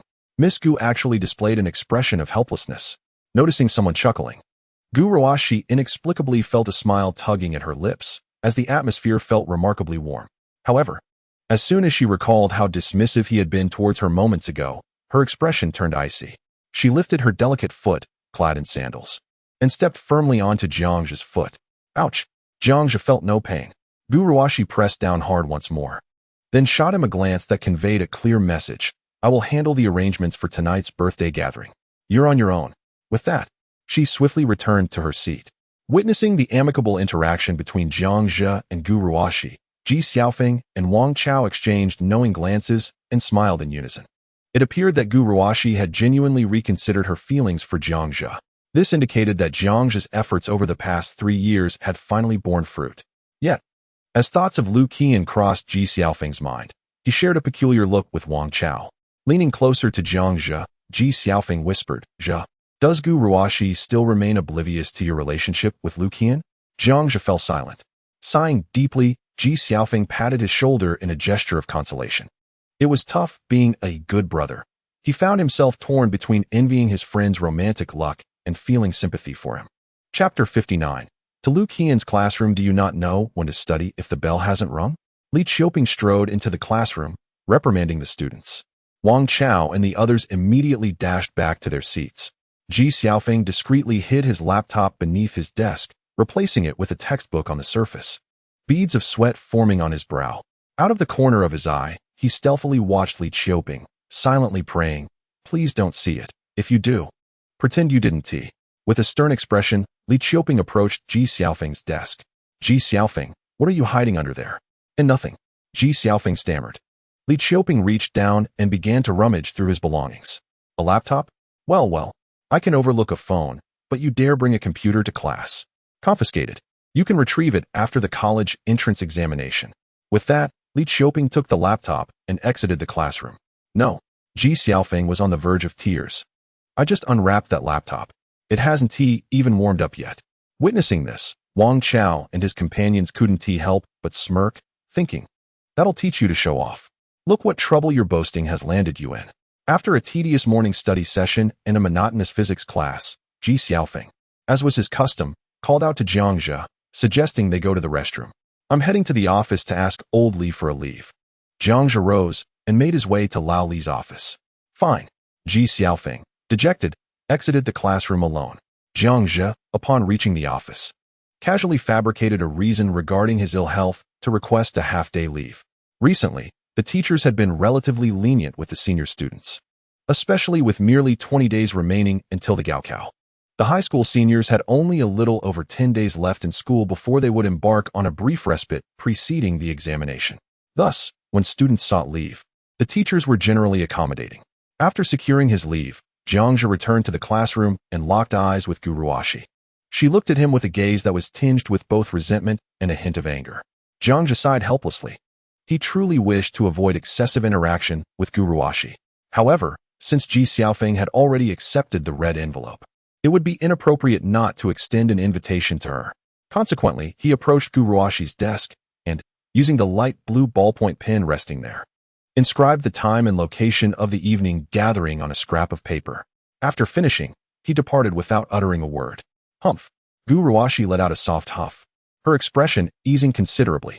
At that moment, she became increasingly convinced that someone was employing the strategy of feigned indifference to entice her. If he truly did not care, he could have simply declined. Why would he personally write down the details of the gathering for her if he didn't anticipate further interaction? Ding. Gu Ruoxi's affinity increased by 1. Current affinity, 66. With a faint smile, she glanced back at Jiang Zhe, contemplating how to seize an opportunity to convey her heartfelt apology that she had planned the day before. Their subtle exchange did not escape the notice of Zhou Wei. Seated in the front row, the aloof goddess, smiling while focusing on a particular individual, struck him like a thunderbolt. Could it be that the goddess had suddenly developed an interest in Jiang Zhe? No. Zhou Wei's heart screamed in protest. He could not allow such a thing to transpire. He turned, casting a resentful glare at Jiang Zhe, determined to find a way to make the goddess see through his facade. During the third period of self-study, Jiang Zhe retrieved his phone and opened the browser, searching for information regarding the factory where Jiang Yuanshan was employed. This factory was a privately owned enterprise, with its largest investor hailing from a prominent local investment company, Haicheng. Jiang Zhe examined the details of this company, known as Pfft Investment Company, Limited. Pfft Investment had injected 75 million into the factory where Jiang Yuanshan worked, securing a 65% stake, thus positioning itself as the principal shareholder. However, the management and operation of the factory were largely left to run independently, with shareholders primarily responsible for appointing the senior leadership, while lower-tier employees like Jiang Yuanshan were overseen by intermediate supervisors. For employees, the highest authority is undoubtedly the factory director, thought Jiang Zhe. He resolved to acquire the factory. Once he became the principal shareholder, he would possess absolute power over it. As for how to provide benefits to old Jiang and find tasks for him, that responsibility would fall to the factory director. During the break of the third lesson, Jiang Zhe stepped out of the classroom and made a call to Fading Investment Company to express his intention to mobilize a significant sum of money for the acquisition of the factory where Jiang Yuanshan worked. This investment firm was inherently profit-driven. As long as he offered a high enough price, they would be willing to sell their shares. They promptly arranged a meeting at 2:30 p.m. that afternoon at the headquarters of Fading Company to discuss the acquisition. After hanging up the phone, Jiang Zhe pondered whether he should acquire a vehicle for business dealings. After all, who would take a taxi when they were a major boss? He feared that if the investment company representatives saw him without a car, they might assume he could not afford one. Thus, during the break, he contacted several car dealerships. Although he did not yet possess a driver's license, Jiang Zhe was capable of driving. Moreover, with sufficient funds, nothing was beyond reach. He could even hire a personal driver, making the lack of a license a trivial matter. There were numerous car brands befitting a boss's status, but upon inquiry, most did not have cars available. The more luxurious the vehicle, the longer the wait for it to be reserved. After a series of calls, he found a Bentley Mulsanne valued at $8.2 million that was available for immediate delivery. He arranged to pick it up at noon, asking the dealership to prepare the necessary paperwork in advance. Having completed these tasks, he was about to return to class when he suddenly received a message from Longlegs. "I have taken my leave. Shall we meet at Westgate at noon?"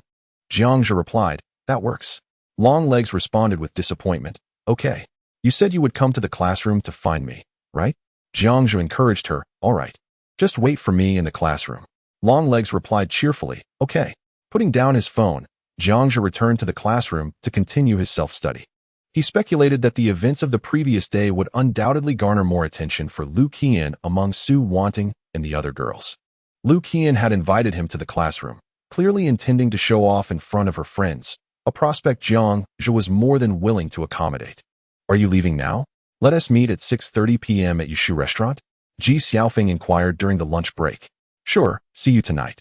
Jiang Zhe replied succinctly as he tidied up and exited the classroom. He once again exchanged glances with Gu Ruoxi, detecting a glimmer of joy in the other's gaze. Jiang Zhe immediately averted his eyes from her. He was well aware of Gu Ruoxi's thoughts. She was a girl of delicate emotions, capable of perceiving intentions from a mere glance. Especially when it came to him, upon noticing his gaze, she felt his attention and thus experienced a surge of delight. Jiang Zhe couldn't help but marvel at the peculiarities of life. Just days ago, he had been the one yearning for Gu Ruoxi's interest, yet now, the roles seemed to have reversed. She began to anticipate his attention. Chapter 60. Is it not enough to kill the body, but to also slay the heart? Jiang Zhe resolved to distance himself from Gu Ruoxi for a while, ensuring that she did not dwell on her feelings too much. It was best for her affection to remain at its current level, or perhaps diminish further. As the saying goes, some individuals, once missed, can never be pursued again. Jiang Zhe could never turn back to seek Gu Ruoxi again. Gu Ruoxi watched Jiang Zhe leave the classroom, her expression slightly despondent. Throughout the morning, she had been unable to find an opportunity to apologize to him. She had never before realized how arduous it could be to express remorse to another. After hesitating momentarily upon seeing Jiang Zhe depart, she rose. "Kuyan, do tell us, how far did you two progress last night? Did you go to a hotel? Did you spend the night out?" In class 4 of the senior year, Su Wanting and her friends encircled Lu Qian's desk, animatedly discussing the topic of Jiang Zhe. The impact he had on them the previous night was immense. Who could have imagined that this seemingly ordinary high school student was a wealthy individual capable of spending 50 million with ease? Even a figure like brother who had to heed Jiang Zhe's commands. If previously, Lu Qian had been the focal point of their little circle due to her stunning beauty, at this moment, she had become the center of attention solely because of Jiang Zhe's presence. Their conversations revolved around him. "Oh no, after you all left yesterday, we went home," Lu Qian said with a bashful smile. "Really?" Su Wanting and the others stared at her with skepticism, their faces betraying doubt. They could only imagine how bold she might have been in private after being so close in public. "And today? Where will you two be going?" "I don't know. I'll follow his lead," Lu Qian beamed, growing increasingly excited about their date. "Pfft." From the back, Yang Yuan scoffed, inwardly cursing, truly a couple of flirts. They've already hooked up in just a few days? The thought of having pursued Lu Qian for nearly 3 years without even the chance to go on a date together only intensified his resentment. However, his goddess was unexpectedly snatched away by a man he had only known for a few days. It seems that their relationship has progressed swiftly. Have they already engaged in everything that was meant to happen and what was not? Every time he reflects on this, Yang Yuan feels as if he has been pierced by 1,000 arrows. He has never anticipated the end of high school life with such fervor as he does now. This wretched campus. He wishes to remain for not a second longer. Ah, how handsome. Is he Jiang Zhe, the one who pursued Gu Ruoxi for 3 years? The devoted admirer? How can he be so striking? Suddenly, a chorus of shrieks erupted from a group of girls nearby. Jiang Zhe, in front of the entire class, strode gracefully towards Lu Qian and her companions. Is he here to see Lu Qian? I heard she confessed to him before. Could they be together now? Surely they are. Suddenly, Lu Qian felt a wave of envy wash over her peers for having such a handsome boyfriend. Listening to the chatter around her, Lu Qian felt an overwhelming sense of delight. The feeling of being envied by her contemporaries was exhilarating. Darling, why have you arrived so late? I've been waiting for you for ages. Lu Qian sweetly pouted, intimately wrapping her arm around Jiang Zhe's. She even used the endearing term darling. A display of excessive intimacy. Crack. Yang Yuan snapped his pen in frustration. Jiang Zhe praised Lu Qian, who had donned denim shorts today, her alluring legs exposed to the air. Jiang Zhe, where are you taking our Qian to play today? Su Wanting boldly threw a flirtatious glance at him. Jiang Zhe, remember to use protection. Would you like me to fetch you a couple? Another audacious girl from their group chimed in with a mischievous grin. No need. I am well prepared, Jiang Zhe replied playfully, joining in on the jest. Clang. Yang Yuan's elbow suddenly made an intimate acquaintance with the edge of his desk. I knew it. You two are definitely up to no good, Su Wanting remarked disdainfully, pointing at the couple. Hee hee, darling, shall we leave now? Lu Qian playfully bounced on her feet. Jiang Zhe coming to her class filled her with joy. Yes, let us go, Jiang Zhe smiled. Pop. Lu Qian blushed as she kissed Jiang Zhe on the cheek in front of everyone. A thunderous shock reverberated through Yang Yuan's desk. Amidst the envious gazes of onlookers, the two intertwined their hands and exited the classroom. In an instant, the classroom erupted in whispers. Jiang Zhe had pursued Gu Ruoxi for 3 years. How had he suddenly grown close to Lu Qian? It appeared their relationship was progressing swiftly. Had they even resorted to safety measures? Was Jiang Zhe truly a bold young man? After all, he was an exemplary student in the elite class. Certainly, such behavior was unexpected among diligent scholars. The gossiping girls' chatter reached Yang Yuan's ears, inciting his wrath. How infuriating. If they were to date, must they flaunt their affection before so many witnesses? It was utterly shameless. Yang Yuan clutched his aching elbow. Unable to discern whether the pain stemmed from his body or his heart, his expression contorted in displeasure. He was on the verge of exploding. He even suspected that this couple was displaying their affection intentionally to provoke him. How outrageous. Snatching his sister away was one thing, but to further inflict emotional torment was intolerable. Yang Yuan seethed with indignation. Were it not for his trepidation regarding Jiang Zhe's formidable physical prowess, he would have challenged him to a duel. Nearby, one of Yang Yuan's subordinates, noticing his fury, quietly suggested, Brother Yang, this fellow is exceedingly arrogant. Why don't we consider? Upon hearing this proposal, Yang Yuan's expression transformed, a sinister smile curling at the corners of his mouth. Very well. Let us proceed as such.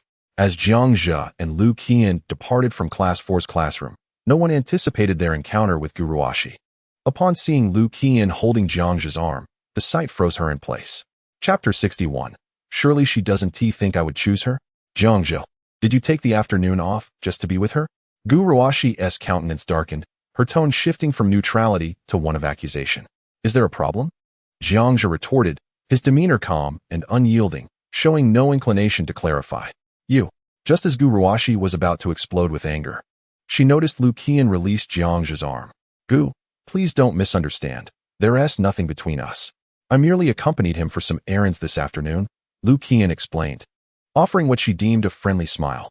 She recalled Jiang Zhe's words. He would not limit himself to being just her boyfriend. Moreover, her time in the country was fleeting, as she would soon study abroad. Ultimately, she and Jiang Zhe could only maintain a brief romantic relationship. If her presence were to jeopardize the relationship between Jiang Zhe and Gu Ruoxi, it would be regrettable. She was reluctant to become the unwelcome third party in their affair. Thus, she sincerely and amicably offered an explanation. However, Lu Qian's friendly smile appeared rather frivolous in Gu Ruoxi's eyes, almost as if it were a provocation. Had it not been for Lu Qian's seemingly sincere tone, Gu Ruoxi would have long since lost her temper. Jiang Zhe, is this truly necessary? If my previous attitude towards you was unkind, is an apology not sufficient? Gu Ruoxi directed her gaze towards Jiang Zhe. She calmed herself and reflected. It seemed to her that Jiang Zhe and Lu Qian were merely putting on an act before her. Based on her understanding of Jiang Zhe, he was not the type to be fickle, even if he no longer held affection for her or pursued her. It was inconceivable that he could develop feelings for another girl in just a few days. Furthermore, Lu Qian, with her somewhat superficial demeanor, was far from the type Jiang Zhe favored. The type Jiang Zhe appreciated was undoubtedly her. During the lunch break, while most students ventured out to eat, a small number remained in the classroom. Upon hearing the commotion in the corridor, curious heads popped out from classrooms 4 and 5, including Lu Jingjing. Oh my, Gu Ruoxi and Lu Qian are arguing? Is this the battlefield of love? No way. Are these two campus beauties truly becoming rivals? The onlookers began to whisper among themselves. Meanwhile, Zhou Wei observed the scene with an expression of understanding. I told you, Jiang Zhe is merely playing hard to get. By appearing with another girl before Gu Ruoxi, he aims to make her realize the value of what she has lost and to rekindle her affections for him. Look, Gu Ruoxi has indeed fallen for it. Hasn't she? However, several students from Class 5 scoffed at his confident assessment. Perhaps Zhou Wei's earlier remarks had some credibility, but now, due to the incident involving Chao Tingting, he had become nothing short of a scoundrel in their eyes, flirting with Chao Tingting while simultaneously trying to win Gu Ruoxi's favor. How could the words of such a person be trustworthy?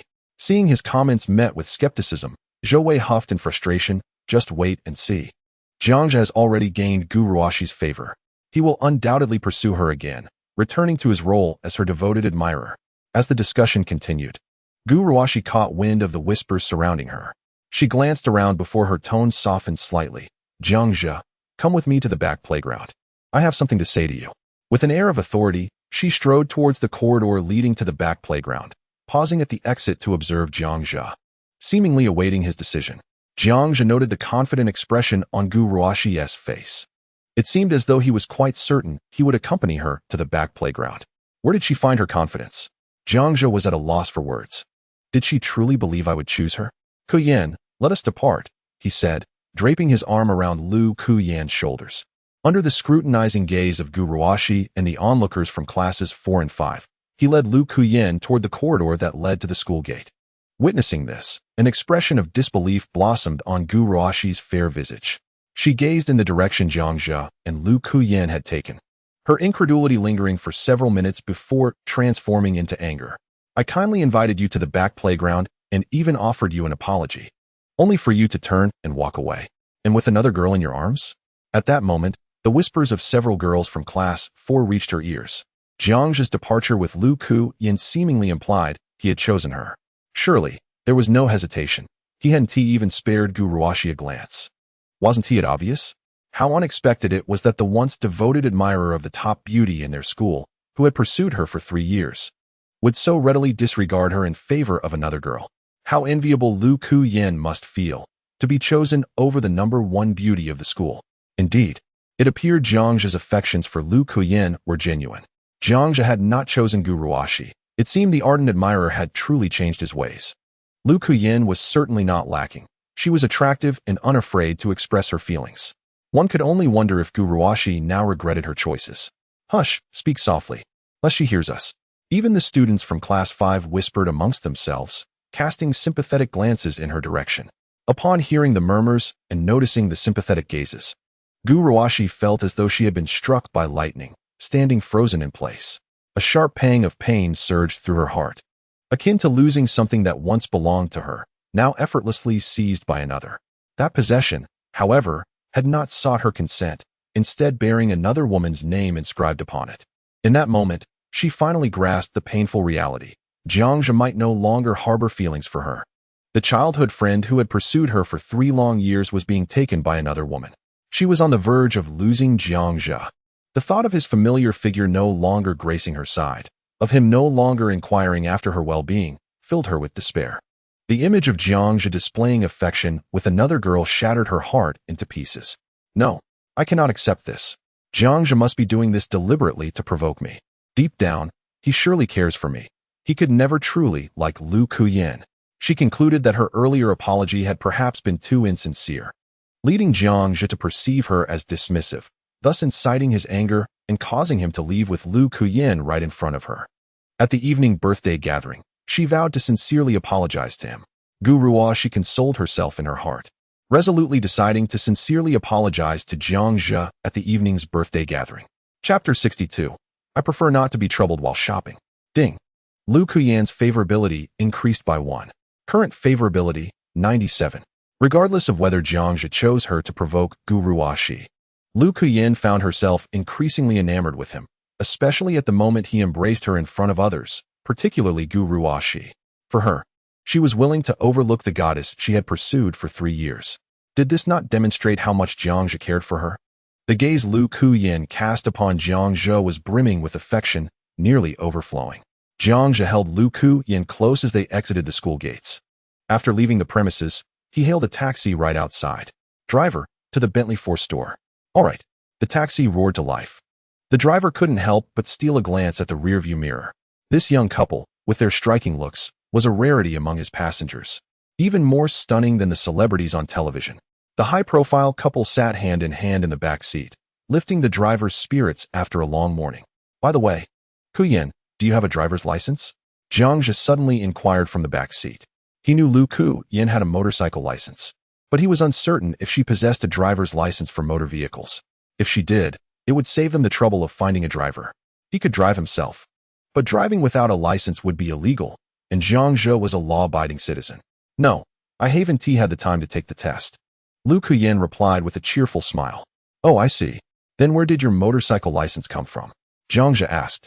My aunt helped me get it. She said she spent some money on it, Lu Kuyan answered. Is that so? Your aunt must be quite wealthy. Jiang Zhe responded, feigning surprise. Yes. My aunt is the president of a large company. The pride in Lu Kuyan was palpable as she spoke of her aunt. The president? How impressive. Jiang Zhe continued to play along, displaying astonishment. Didn't he expect that, did you? Coincidentally, at that moment, Lu Kuyan received a call from her aunt. Hello, auntie. Lu Kuyan answered, but after a few exchanges, her expression suddenly darkened. I haven't made up my mind yet. Please give me a little more time. I understand. She ended the call, her smile returning as if nothing had happened, leaning back into Jiang Zhe's embrace. Her aunt had called to inquire if she had chosen a school yet, but she was reluctant to dwell on it. She simply wished to relish the time spent with Jiang Zhe, postponing thoughts of studying abroad as long as possible. What did your aunt say? Jiang Zhe gently asked. Nothing much, just a minor issue, Lu Kuyan replied casually. Jiang Zhe cast a glance at her and immediately noticed the shadow lurking in the corners of her eyes. He gently shook his head. Observing Lu Kuyan's demeanor, he wondered if she intended to succumb to despair. Jiang Zhe refrained from saying more, since she was unwilling to speak. He would not press her. Nevertheless, he pondered whether he should seize an opportunity to pay a visit to Lu Kuyan's aunt. Suddenly, Lu Kuyan recalled something. I received a text message this morning, apparently from a Mr. Qian from the night city. Oh. Jiang Zhe took the phone from Lu Kuyan's hand to examine the message. Miss Lu, I apologize for the intrusion. My name is Qian Yunkai, and the night city is indeed my enterprise. I am sincerely grateful for your patronage.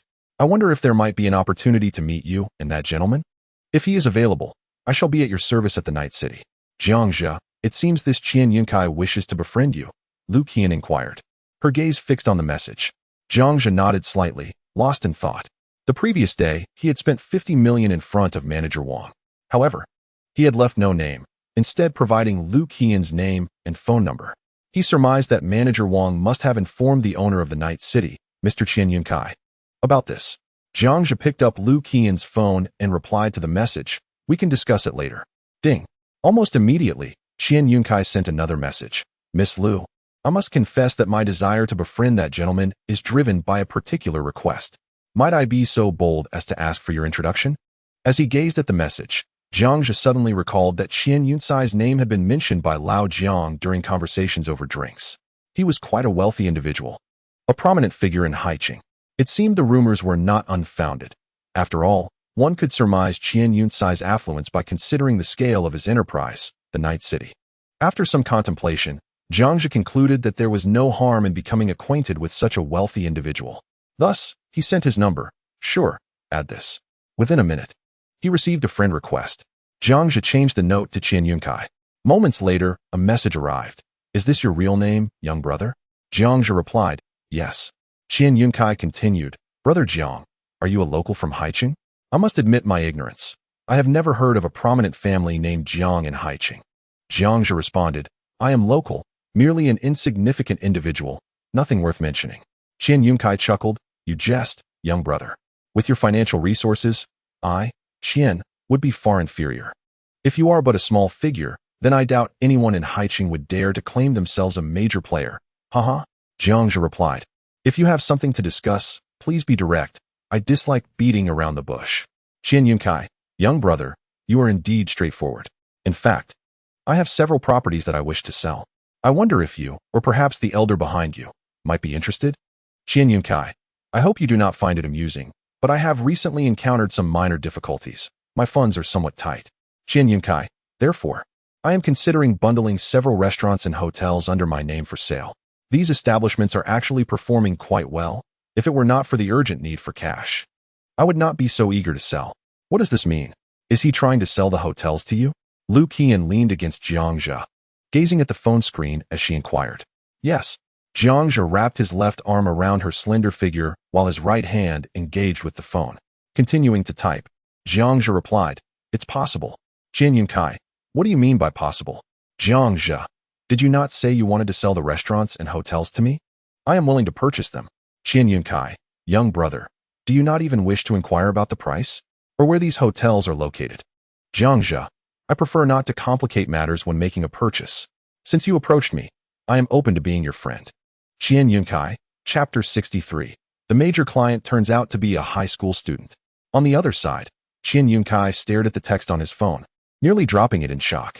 Qian Yuncai is quite wealthy, with assets spread throughout Haiqing and cash flow exceeding $1 billion. However, that does not mean he can simply buy at whim. Does he think this is akin to purchasing toys? These are serious businesses, not just one or two, but a total of 9 star-rated hotels and high-end restaurants. Even at a low price, they would still be valued at around 800 million. Such a substantial sum is not something Qian Yuncai could readily produce in a short time. Yet, this young brother has decided to buy without even asking a single question? Is he unaware of the financial requirements? Last night, he casually spent 50 million at a nightclub, even using the name of a woman. Clearly, this was an endeavor to charm a lady. Spending 50 million to woo a woman is an extravagant display, even for Qian Yuncai. One must understand, in this day and age, possessing 1 or 2 million is sufficient to entice any beautiful woman into bed. Why require 50 million? Qian Yuncai increasingly felt that perhaps this individual was an unimaginably significant figure. Qian Yuncai, the wealth and generosity of this young brother truly impresses me. Qian Yuncai, how about this? Let us find an opportunity to meet in person? Jiang Zhe, sure, you can make the arrangements, and I will see when I have time. Qian Yuncai, all right, I will have someone prepare the transfer agreement. Jiang Zhe, go ahead and prepare it. Qian Yuncai, aren't you going to ask about the price? Jiang Zhe, then do tell. Qian Yuncai, there are a total of 9 establishments, including 3 star-rated hotels, 2 5-star hotels, and 1 4-star hotel. The restaurants are also quite upscale, with a total value of at least 800 million. Jiang Zhe understood. Qian Yuncai, so, does that mean you have no objections? Jiang Zhe, no problem, merely 800 million. Qian Yuncai merely? Qian Yuncai gazed at his phone screen, utterly dismayed. Even as the wealthiest individual in Haiqing, would one not flinch at the prospect of disbursing 800 million? Initially, his intent in approaching Jiang Zhe was not to sell all his assets to him. He would have been content if Jiang Zhe could acquire 1 or 2 businesses. Who could have anticipated that Jiang Zhe would express an interest in purchasing everything without a moment's hesitation? Even when he quoted the staggering sum of 800 million, Jiang Zhe's demeanor remained remarkably composed. That is a sum of 800 million. Shouldn't one at least confer with their elders regarding such a significant decision? Qian Yuncai suddenly realized that Jiang Zhe's background might be even more formidable than he had imagined. Perhaps, despite appearing as a mere high school student, he was capable of mobilizing vast sums of money, being being the actual power broker of an influential family. The more prominent individuals like Qian Yunkai became, the more they understood their own limitations. While he may present himself as the leading figure in Shanghai, he was acutely aware that true power often resided in those unassuming, well-established families. A high school student like Jiang Zhe, who could effortlessly produce 800 million and nonchalantly spend 50 million on a nightclub membership, must surely be connected to a profoundly powerful entity. The ability to command such wealth suggests a position of significant influence even within a prominent family. Such individuals should be treated with utmost caution. Even if alliances cannot be formed, one must avoid incurring their wrath. Qian Yunkai. All right, young brother. I will contact you once I have made the necessary arrangements. In the taxi, Lu Qian's beautiful eyes curiously scrutinized Jiang Zhe. Jiang Zhe, just how much wealth do you possess to produce 800 million so effortlessly? Lu Qian was once again astounded by Jiang Zhe's financial prowess. That amount could nearly purchase her aunt's company. Jiang Zhe wrapped an arm around her waist and smiled, saying, "Now do you comprehend your boyfriend's capabilities? I have made it clear that I will not allow anyone to take you from me, and I possess the means to ensure your happiness. Therefore, do not let your mind wander into frivolous thoughts." Lu Qian felt the warmth of his hand on her waist, her face flushing. She obediently responded with a soft mm. Suddenly, a thought struck her. Could it be that Jiang Zhe is wealthier than her aunt? If she were to elope with him, with his resources, maintaining her for a lifetime would pose no challenge. She was no longer a child. She understood that financial power equated to influence in society. If she had wealth, her aunt would not compel her to study abroad. Lu Qian pondered whether to share this matter with her aunt, yet it felt somewhat awkward. How should she broach the subject? She spoke of finding a wealthy boyfriend who would support her for the rest of her life, thereby rendering her overseas studies unnecessary. One could only imagine the ire such words would evoke in her aunt. As Lu Qian indulged in her fanciful thoughts, the taxi arrived at their destination. The moment the stunning Lu Qian appeared at the entrance of the Bentley dealership, she instantly captivated the attention of those around her. What a beautiful girl! Indeed, it was a pity that such a rare gem was already taken. The handsome figure beside her must surely be her boyfriend. Wait, is he wearing a school uniform? Could he be a high school student? The staff within the Bentley showroom were no strangers to opulence. After all, the vehicles here, each worth millions, attracted affluent clients, be they wealthy entrepreneurs, pampered heirs, or portly middle-aged tycoons clad in tailored suits. They had never encountered a high school student dressed in uniform amidst such grandeur. As the couple entered the showroom, the employees exchanged intrigued glances and whispered amongst themselves. Just as they stepped inside, a voice rang out nearby. "Mr. Huang, are you satisfied with this vehicle?" A young man in eccentric attire was testing a Bentley Continental worth $2.5 million. Ignoring the staff's inquiry, Mr. Huang's gaze was fixated on Lu Qian's profile. So beautiful. Those long legs rival even the finest models. Even a man as experienced as Mr. Huang had rarely encountered such an exquisite beauty. Instantly, he felt a spark of interest. Regrettably, this captivating young woman was already in a relationship. And given her presence at the Bentley dealership, her companion was likely not an ordinary individual, though he appeared to be merely a high school student. His demeanor and bearing suggested otherwise. Mr. Huang, with his discerning eye, surmised that this remarkable girl's boyfriend might possess a noteworthy identity. However, the allure of Lu Qian was irresistible. Unable to restrain himself, Mr. Huang approached them, eager to engage. "Hello there. You both seem a bit unfamiliar. Are you here for a test drive?" With a friendly smile, he initiated conversation.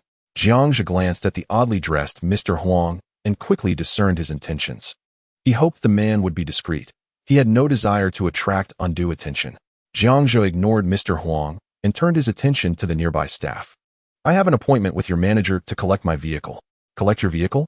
Upon hearing this, the sales manager promptly approached. "Sir, may I have your surname?" "My surname is Jiang." "You are the Mr. Jiang who called this morning?" "That would be me." "Excellent. The car has been prepared, and all the paperwork is in order. Would you like to take it for a test drive?" The manager inquired politely, a hint of astonishment evident on his face. Who could have imagined that a high school student would be the affluent client intending to purchase a luxury vehicle worth over 8 million? Chapter 64. Is she trying to seduce me? Upon hearing this, Huang Xiao was momentarily taken aback. It seemed that during a conversation with the manager and the sales team, it was mentioned that a significant client had called in the morning, expressing the desire to buy the 8.2 million Rolls-Royce Mulsanne outright. Huang Xiao himself was quite wealthy, as his family was engaged in the building materials business. His father provided him with a monthly allowance of over 100,000. Yet, even he had to finance a 2 million continental. How could he fathom someone outright purchasing an 8 million Mulsanne? Surely, even his father would think twice about that. The individual appeared to be merely a high school student, even younger than him. How could he be so extravagant? Huang Xiao couldn't help but take a second glance at the young man. No need for a test drive. I'm in a hurry. Kuyan, you can assist the manager with the paperwork. Jiang Zhe gestured to the nearby Lu Qian. Me? Lu Qian pointed to herself, momentarily stunned. Indeed, this car is for you, Jiang Zhe replied with a subtle smile, his tone casual. In that instant, astonishment washed over everyone, and their gazes converged. So, the luxury vehicle worth over 8 million was intended as a gift for his girlfriend? Such a high-caliber automobile is typically unattainable for ordinary wealthy individuals. It's usually reserved for billionaires. To think that someone so young could afford such a vehicle, and even more astonishingly, be willing to gift it to a girlfriend. How affluent he must be. Not only is he wealthy, but he is also young, handsome, and generous enough to buy an 8 million luxury car for his girlfriend. I wonder if I have a chance. A beautiful saleswoman murmured nearby. Darling, why are you buying me a car? Lu Qian gazed at Jiang Zhe with wide eyes, puzzled. Is there a need for a reason to spend money on you? Jiang Zhe responded nonchalantly. However, to Lu Qian, it felt remarkably domineering. That 50 million card was also in her name, but it was deposited in an account in the Night City. In contrast, the 8 million luxury car, though slightly less expensive, was tangible and thus more impactful. Darling, you're so domineering. Lu Qian blushed, playfully pouting. What's wrong? Don't you like it? Jiang Zhe smiled, looking at her. I love it. Lu Qian beamed with joy. Ding. Lu Qian was touched by the host's domineering gesture. Affection 1. Current affection, 98. Just a little more. Glancing at that system notification, Jiang Zhe felt a surge of anticipation. Lu Qian's affection was just a hair's breadth away from reaching 100. What kind of special reward would await him when that threshold was crossed? Mr. Jiang, the price of this Mulsanne is 2 million. May I confirm that you intend to purchase it outright? The manager gestured towards the black Mulsanne parked nearby. Full payment. Let us proceed with the card transaction now. Jiang Zhe followed the manager's gesture, nodding in satisfaction. The black Bentley Mulsanne exuded a subtle elegance, striking a balance between low profile and prestige. It would certainly suffice for conducting business. Ding. Transaction successful. A wealth point return of 1 million has been credited. Current balance, 1 billion. After spending over 8 million, with a 50 return rate, the wealth points had surged by nearly 0.05 billion. The system's funds had finally transformed from 5 billion to 49.9 billion. The pace of expenditure still felt rather sluggish. Jiang Zhe surveyed his surroundings. Were it not for the desire to maintain a low profile, he would have relished the opportunity to acquire every vehicle present. Very well, Mr. Jiang. Please hold on for a moment. The manager displayed a respectful smile. Even at a Bentley dealership, such high-caliber clients were exceedingly rare. Initially, he had harbored doubts about Jiang Zhe's ability to swipe the card for 2 million, given the youthfulness of the man before him. Yet, in the moment the transaction was approved, he was utterly captivated by this young gentleman. For salespeople like him, extravagant spenders were akin to benefactors. Madam, may I ask your surname? My surname is Liu. Very well, Miss Liu, I apologize for the delay. Please, accompany me to complete the paperwork. The manager courteously motioned for Lu Qian to step aside for the formalities. He then exchanged a meaningful glance with a female salesperson nearby, signaling her to expedite service for the clients. Such esteemed clientele must never be neglected. Allow me. Let me handle it. Do not compete with me. Next time, I shall yield to you. A group of attractive saleswomen engaged in a hushed dispute for a while, taking a full 3 minutes to determine a victor. A striking beauty clad in black stockings approached Jiang Zhe with a light jog. Sir, please come this way and have a seat while I fetch you some water. Jiang Zhe observed the black-stockinged saleswoman with admiration. It must be said, she was indeed a fitting representative of luxury car sales, possessing both remarkable looks and an enviable figure. With delicate features, fair skin, and an alluring silhouette, her slender legs and black stockings incited an impulse to reach out. While she might not rival Lu Qian in beauty, she was certainly a captivating sight in her own right. Only those affluent enough to afford million-dollar luxury vehicles could indulge in the service of such exquisite women. Jiang Zhe settled onto a nearby sofa as the saleswoman went to retrieve water. At that moment, the earlier interlocutor, Huang Xiao, approached with a cheerful demeanor. "Allow me to introduce myself. I am Huang Zipping. May I ask your name?" Huang Xiao had abandoned his initial condescension. In truth, those of considerable wealth often possess a sharper understanding of the nuances of circumstance than the average person. To lavishly spend 8 million on a luxurious car for a girl is not something an ordinary wealthy individual would do. Even Huang Xiao's father, who keeps a mistress, would not be so extravagant. Huang Xiao immediately discerned that the high school student before him possessed a status far superior to his own. There was truly no need to offend such a person over a girl. On the contrary, having more friends can open more avenues. Thus, Huang Xiao entertained the thought of befriending him. Jiang Zhe cast a dispassionate glance at him, stating, "My surname is Jiang."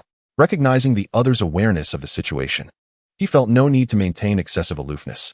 Haha, Jiang Xiao is indeed quite the gentleman. I dare say those young stars from the entertainment industry pale in comparison. Huang Xiao chuckled amiably, engaging in animated conversation. "Mediocre at best, merely second-rate," Jiang Zhe replied casually. "Come on, Jiang Xiao, do not be so modest." Huang Xiao laughed heartily. "By the way, how about we exchange contacts? We could gather together sometime." He produced his phone, displaying a QR code, leaning closer to Jiang Zhe with a mischievous smile. "I can introduce you to plenty of beautiful ladies." With a faint smile, Jiang Zhe accepted Huang Xiao as a friend. "No need for that. But if you have any business to introduce, I would appreciate it." He gave little thought to Huang Xiao's frivolous nature, doubting he could offer any worthwhile connections. However, given his current surplus of funds, any suggestions for expenditure would be welcome. "All right then, I shall take my leave, Jiang Xiao. We shall meet again when the opportunity arises." After exchanging a few pleasantries, Huang Xiao departed. Jiang Zhe, feeling somewhat bored, perused his phone. In truth, getting to know these affluent individuals could hold its advantages. Those with greater wealth often possess broader perspectives and energies. Wealthy individuals cultivate relationships. A single phone call or a casual greeting can lead to lucrative deals. The principle of more friends, more paths applies universally. As Jiang Zhe scrolled through his phone, he suddenly noticed the female salesperson standing nearby, her slender leg brushing against his thigh. He looked up to meet her gaze, and she flirtatiously winked at him, her expression decidedly alluring. Jiang Zhe frowned slightly. Is she attempting to seduce me? Chapter 65. Finding Jiang Zhe was well aware of the salesperson's intentions. Given his affluence, it was likely rare even at the Bentley dealership.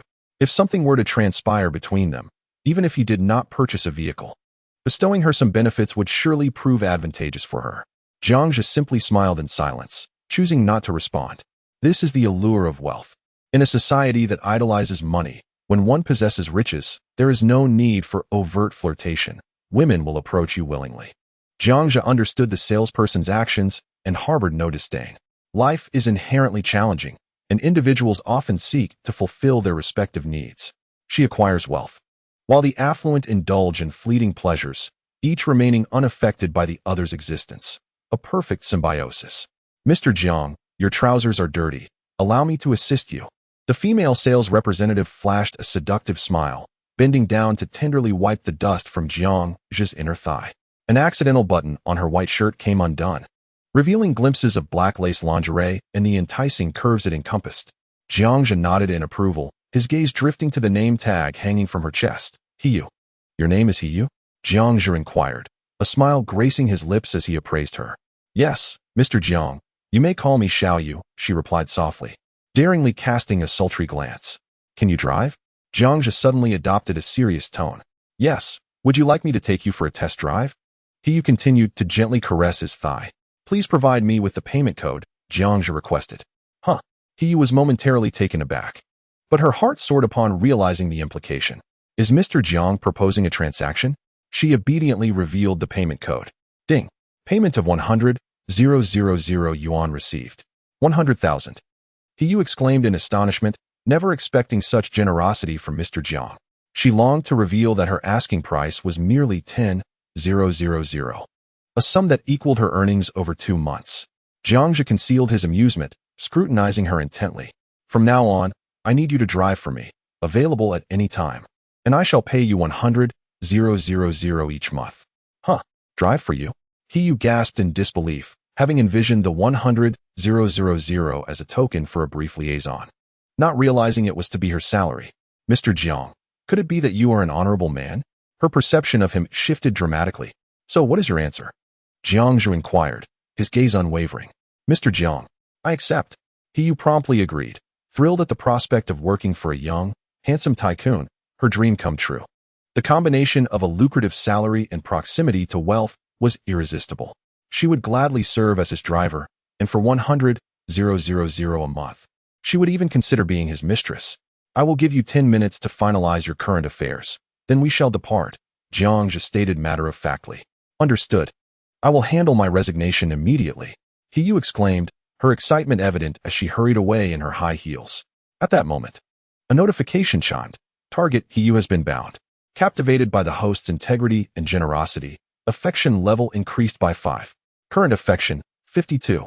Upon reaching a rapport of 51 with a target of the opposite sex, one may access detailed information. When expenditure surpasses 51 rapport, the return ratio of wealth points increases to 50. Ding. Consumption successful. A return of 50,000 wealth points has been acquired. Listening to the system's notification, Jiang Zhe was taken aback. Had he truly just bound himself? His initial intention was merely to find an aesthetically pleasing woman to serve as a driver. Could this really lead to such a binding? Moreover, Hiyu's affection was unexpectedly high, an astonishing 52 upon their first meeting. Jiang Zhe opened Hiyu's detailed information. Consumption target, Hiyu relationship, admiring subordinate, expenditure amount, 100,000 attractiveness, 91 affection, 52 fondness, age, 23 height, 166 centimeters, measurements, 89-52-90 experience, 189 instances, background, from a single-parent family. She left high school and entered society due to financial constraints. Possesses extensive sales experience, particularly with wealthy men. Personality, proactive and enthusiastic, adept at both offense and defense. She seldom declines invitations from affluent individuals, yet very few manage to penetrate her inner world. Preferences, wealth, handsome men. Emotional history, a lengthy narrative of 20,000 words. Click to inquire for detailed information. Skills, male manipulation techniques, advanced, sales proficiency, intermediate, motor vehicle operation, beginner, English, beginner. Gazing at Hiyu's detailed information, Jiang Zhe fell into a momentary silence. Hiyu's attractiveness was undeniable. With a score of 91, even if she did not surpass Lu Kuyan, she was indeed a rare gem. Among the female sales representatives in the store, Hiyu stood out with the highest allure. Otherwise, he would not have chosen her as his driver. However, despite his mental preparation, Jiang Zhe was still taken aback by the depth of Hiyu's profile. An impressive 189 instances of experience, preferences that include wealth and handsome men. And a lengthy emotional history suggests that Hiyu is unequivocally a woman who prioritizes money above all else. Her fondness for wealth has reached such a degree that it merits a place in her preferences. The reason for her affection being so high is simply because he embodies both charm and affluence.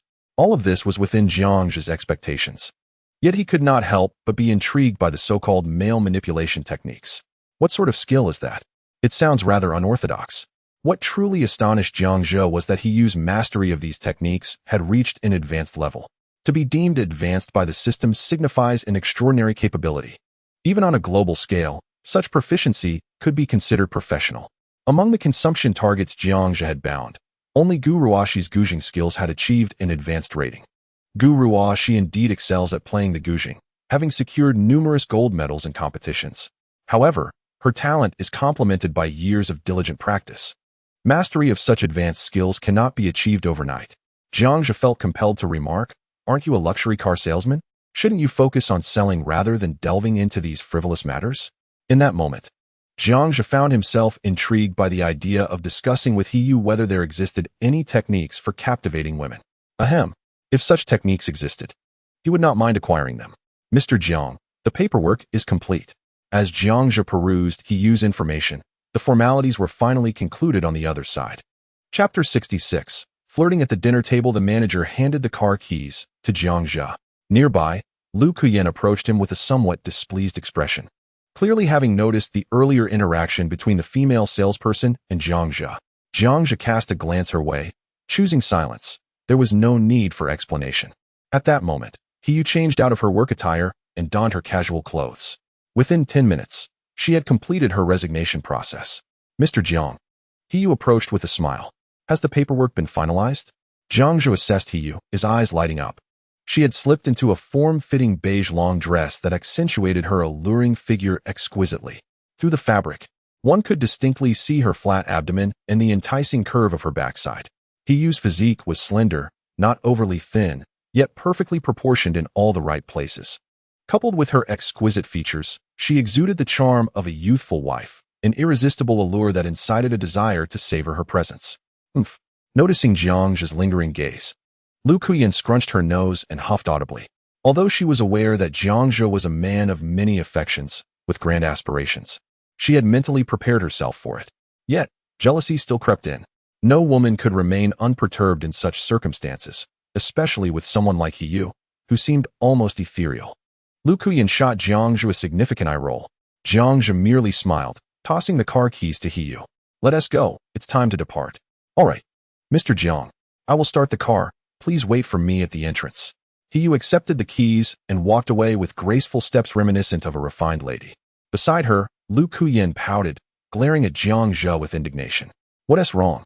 Upon witnessing her adorable yet irked demeanor, Jiang Zhe chuckled. Neither of us has a driver's license. Am I not merely hiring a driver? Lu Kuyan raised her chin, reproaching him with dissatisfaction. Have you ever seen a driver dressed so provocatively? Could you not find a more appropriate one? What? Jealous? Jiang Zhe smiled as he observed her, finding Lu Kuyan particularly endearing when she was jealous. Of course, I saw her touch your thigh just now. I have never even dared to do that. Lu Kuyan's gaze flickered to Jiang Zhe's thigh, her cheeks tinged with crimson. How audacious some women can be. It's utterly outrageous to be so forward with someone else's boyfriend. She was truly infuriated, yet her ire was directed at Jiang Zhe as well. Can't you just refuse her? Jiang Zhe stood by, intrigued. With no intention of soothing her or offering explanations, there would certainly be more egregious incidents in the future, and it was essential for Lu Kuyan to acclimatize to such occurrences. He drove the Bentley Mulsanne to the entrance of the fourth store, while Jiang Zhe and Lu Kuyan remained silent for 5 minutes. Lu Kuyan pouted, waiting for someone to placate her, yet that someone remained utterly indifferent. Frustrated, she stamped her foot, her expression one of pitiful indignation, on the verge of tears. At that moment, a low grumble erupted from Lu Kuyan's stomach. She suddenly remembered that she had woken up late that morning and had not had the chance to eat breakfast. Realizing her faux pas, Lu Kuyan's face flushed. How vexing. Here she was, fuming, and her stomach chose that moment to betray her. Jiang Zhe glanced at the time. It was nearly 1 o'clock. Let us go eat. With that, he stood still and extended a hand toward Lu Kuyan.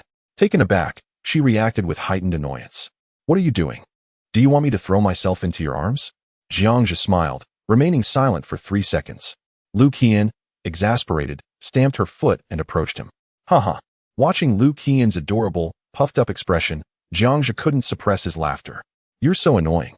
You're just taking advantage of the fact that I like you. Lu Kuyan was enveloped in Jiang Zhe's embrace, still seething with anger. However, as she felt the warmth of his hold, much of her irritation dissipated. Jiang Zhe wrapped his arms around her delicate figure and opened the rear door of the Bentley Mulsanne, gesturing for Lu Kuyan to enter first. As she climbed into the car, she glanced at the exquisite profile and fair neck of the driver's seat. Looking downward, she caught sight of his well-defined physique, causing her to pout once more. What a temptress! Not only does she possess beauty, but she also knows how to adorn herself. Even she couldn't help but steal a few extra glances. Lu Kuyan briefly glanced at her own figure, realizing she paled in comparison. Once they were seated in the car, Lu Kuyan did not allow Jiang Zhe to embrace her. She shifted her long legs to the left, sliding all the way to the window seat. He, smiling, glanced at the rearview mirror and gently inquired, Mr. Jiang, where to? Jiang Zhe, maintaining an expression of calmness, suggested, let us find a place to dine. He then turned his gaze towards the adorable yet irate girl beside him, saying, Kuyan, what would you like to eat? Pfft. Lu Kuyan scoffed, turning her head away in silence. Jiang Zhe chuckled softly. After a brief moment of silence, he glanced at the rearview mirror and inquired, Shall you? What do you wish to eat? He was momentarily taken aback, clearly surprised that Jiang Zhe would address her, and moreover, refer to her as Shall you. Ding. Favorability with He increased by 1. Current favorability, 53. Mr. Jiang, I know of a delightful hot pot restaurant nearby. He responded with a smile. Very well. Let us proceed to the hot pot restaurant you mentioned. Ding. Favorability with He increased by 1. Current favorability, 54. Jiang Zhe glanced at the rearview mirror once more, unable to discern any change in He expression. Although He was the type of woman who placed great value on material wealth, it was precisely for this reason that her extensive experiences made it challenging for her to let down her psychological defenses. The system rated her personality as proactive and enthusiastic, yet simultaneously high in offense and defense. She was indeed very proactive, yet her emotional barriers remained formidable. However, within the brief span of their car ride, her favorability had increased by 2 points. Could it be that his charm was simply irresistible? Jiang Zhe pondered. Meanwhile, Lu Kuyin was fuming in the car, stamping her feet in frustration. Why should we eat hot pot just because He suggested it? What does she mean to you? Jiang Zhe chose to ignore her, allowing her to stew in her anger. Accepting this early on would make it easier to handle any excessive situations that might arise later. During the drive, Jiang Zhe took out his phone to scroll through short videos.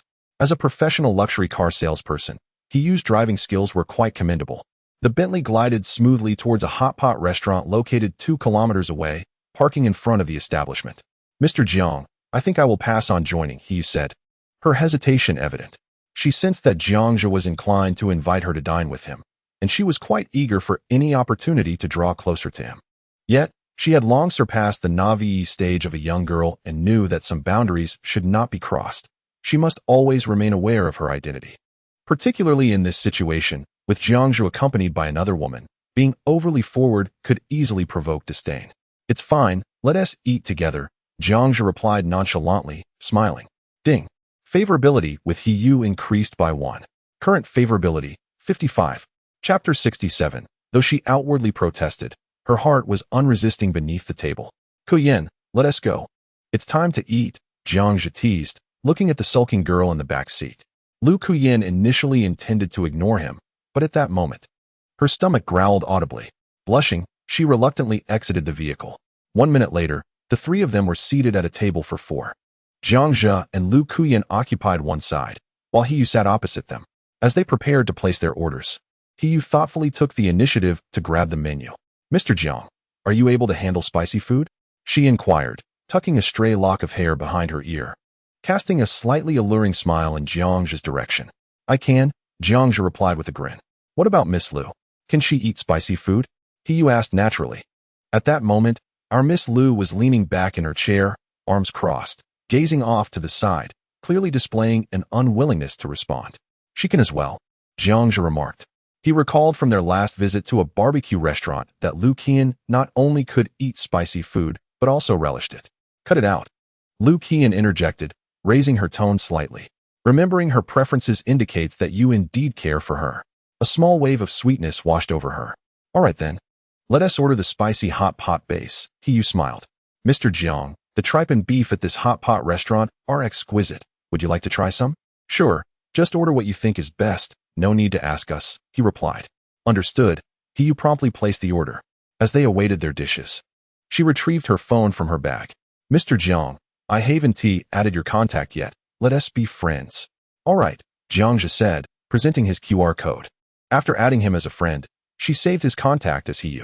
Out of the corner of her eye, Lu Qian discreetly glanced at the screen beside her, only to notice the familiar avatar labeled long legs. She looked down, feeling a surge of pride. While He was indeed beautiful and had a stunning figure, her legs were longer. Perhaps she was the one who truly suited him. Once the two had added each other as friends, an awkward silence enveloped the atmosphere. Jiang Zhe, relaxed, opened a short video app and began scrolling through videos. Observing this, both Lu Qian and He simultaneously took out their phones. Ding dong. Long legs. Do you really like my legs that much to give me such a nickname? Jiang Zhe, it's all right, come over and touch them. Long legs, not a chance. I'm upset. Jiang Zhe, if you won tea, you won tea. Little Bear shrugged. Long legs, you need to coax me. Jiang Zhe, touch my legs and I'll coax you. Long legs, coax me and I'll let you touch. Jiang Zhe, no negotiation then. Lu Qian shot a frustrated glance at Jiang Zhe, feeling a strong urge to say, is it really that difficult to coax me? I'm quite easy to please, you know. Suddenly, Her gaze fell upon the Bentley car keys next to Hiyu's bag, and her heart softened. In truth, even though Jiang Zhe had chosen Hiyu as his driver, she hadn't truly been angry. She was merely a tad envious. Yet, the fact that he hadn't come to coax her was far more infuriating than having Hiyu as a driver. Lu Qian was also aware that Jiang Zhe had discussed their relationship before agreeing to be her boyfriend. Being a boyfriend is acceptable, but it cannot be limited solely to being Lu Qian's boyfriend. Lu Qian had also undergone considerable psychological struggle before she acquiesced. Firstly, she had an immense affection for Jiang Zhe. Secondly, her time in the country was dwindling, and she did not wish for her youth to be marked by regret. Thus, she resolved to love bravely, to savor the sweetness of a romantic relationship, even if only for a fleeting moment. With a blush upon her cheeks, Lu Qian shifted her chair closer, instinctively extending her long legs toward him, thinking to herself that it would be best for her to take the initiative to reconcile. Just then, a notification chimed. Hiyu, Mr. Jiang, do you have time tonight? Shyly, Jiang Zhe was slightly taken aback upon seeing the message on his phone. He lifted his gaze to meet Hiyu's.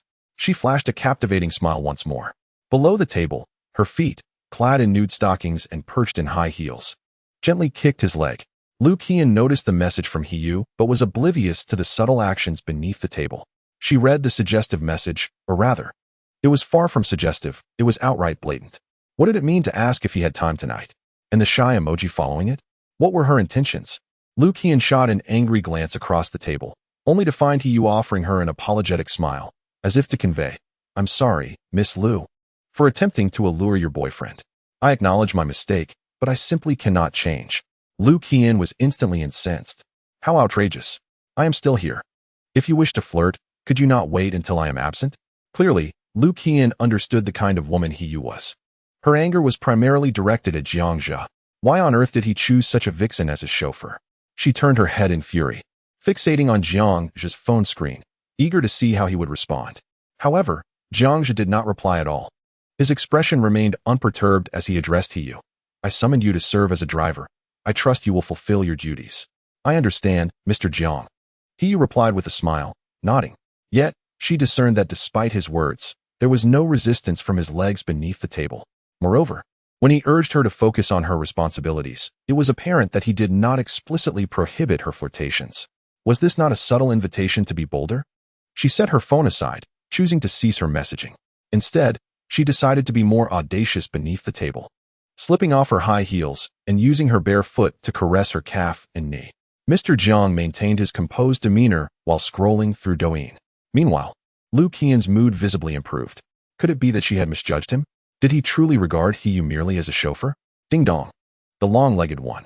Is it not permissible for you to touch me? After you do, you must coax me. Upon sending this message, she instinctively drew her chair closer. The distance to the adjacent seat barely 10 centimeters. Yet, Jiang Zhe remained unresponsive. Buzz. Lu Qian's phone vibrated. The inexperienced lad, it's too late. This time, I shall touch without consequence. The spirited girl you. The spirited girl. If you continue like this, I will genuinely become angry. At that moment, Lu Qian pouted, her eyes glistening with unshed tears. Observing this, Jiang Zhe ceased his teasing. With a gentle smile, he embraced her, softly murmuring, will you not be angry anymore? Humph. You naughty boy. I dislike you. Lu Qian pouted, playfully scolding him. She glanced across and noticed Hiyu engrossed in her phone. She thought to herself, I must seize the initiative before this enchantress. He must know that Jiang Zhe truly cares for me. Kiss me, and I shall forgive you. Thus, she unwittingly uttered these words. Chapter 68. Lu Qian, thank you. Immediately after speaking, Lu Qian regretted it. She had kissed Jiang Zhe's cheek twice. Yet he had never kissed her. How utterly embarrassing. Even Jiang Zhe seemed taken aback, given his understanding of Lu Qian. Such a remark was typically said in jest during moments of vexation.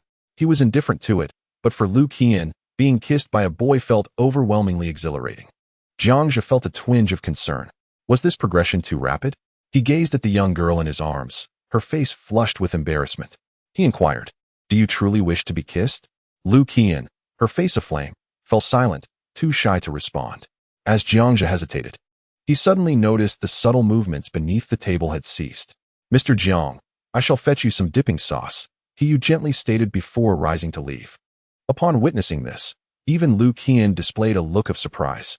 Hiyu's actions were evidently an attempt to avoid any misunderstandings. She was indeed very shy, particularly in the presence of others. Could it be that Hiyu had perceived this? Somehow, Lu Qian felt that Hiyu was no longer as detestable as before. In truth, her boyfriend was remarkably outstanding, handsome and affluent. Was it not entirely normal for other women to take an interest in him? Furthermore, Hiyu was merely after his wealth. Jiang Zhe had unequivocally expressed his stance against Hiyu's insidious advances. She was indeed Jiang Zhe's legitimate girlfriend. Upon reflection, there was simply no reason to feel envious. Lu Qian suddenly came to this realization. At that moment, someone blew softly into her ear. Now, it is just the two of us. Where would you like me to kiss you? Lu Qian's face flushed crimson in an instant. With a hint of trepidation, she softly uttered, "It's up to you, huh?" Jiang Zhe lowered his head and gently kissed the blushing face of the young girl. Instantly, a tender and velvety sensation enveloped his lips. Lu Qian, lacking any makeup, possessed skin as fresh and delicate as that of an infant, providing a delightful touch. After 3 seconds, Jiang Zhe reluctantly parted from her. Lu Qian, too shy to speak, lowered her head and nestled closer into Jiang Zhe's embrace, her small head finding refuge against his chest. He could distinctly perceive the fragrant aroma of her silky hair. Unable to restrain himself, he pressed his nose and mouth into her dark tresses, inhaling deeply. Lu Qian tightened her hold, striving to completely merge into the warmth of the man's embrace. They remained entwined for a while until the sound of footsteps echoed from outside. The waiter entered, bringing 2 plates of food to the table. Only then did Lu Qian, her cheeks still flushed, disengage from Jiang Zhe's arms. At that moment, Hiyu entered punctually, carrying several bottles of condiments. Noticing the girl's bashful demeanor, she was suddenly reminded of her own youthful days, a smile curling at the corners of her lips, a nostalgic sweetness. Her gaze shifted to the composed Mr. Jiang. Yet she couldn't help but reflect on the fact that, despite the girl's innocence, her boyfriend was undeniably a scoundrel. "Mr. Jiang, I brought a variety of seasonings. As I am unaware of your preferences," Hiyu said with a smile, placing the bottles down before taking a seat. She was indifferent to whether Mr. Jiang was a rogue. In fact, such a disposition was advantageous. Only a scoundrel would not resist her advances while in a relationship. As long as he did not refuse, she would ensure that Mr. Jiang experienced the most fervent of pursuits. Regardless of his past experiences, he was still a young man, easy prey, indeed. With this thought, Hiyu slipped off her shoes, tenderly selecting ingredients for the hot pot, while her foot stealthily ventured under the table, brushing against Mr. Jiang's pants. A subtle sensation of intimacy from the contact with her stockings prompted Jiang Zhe to involuntarily clear his throat. "Mr. Jiang, is everything all right? Is the broth too spicy for you?" Hiyu inquired with a concerned tone, a knowing smile gracing her lips.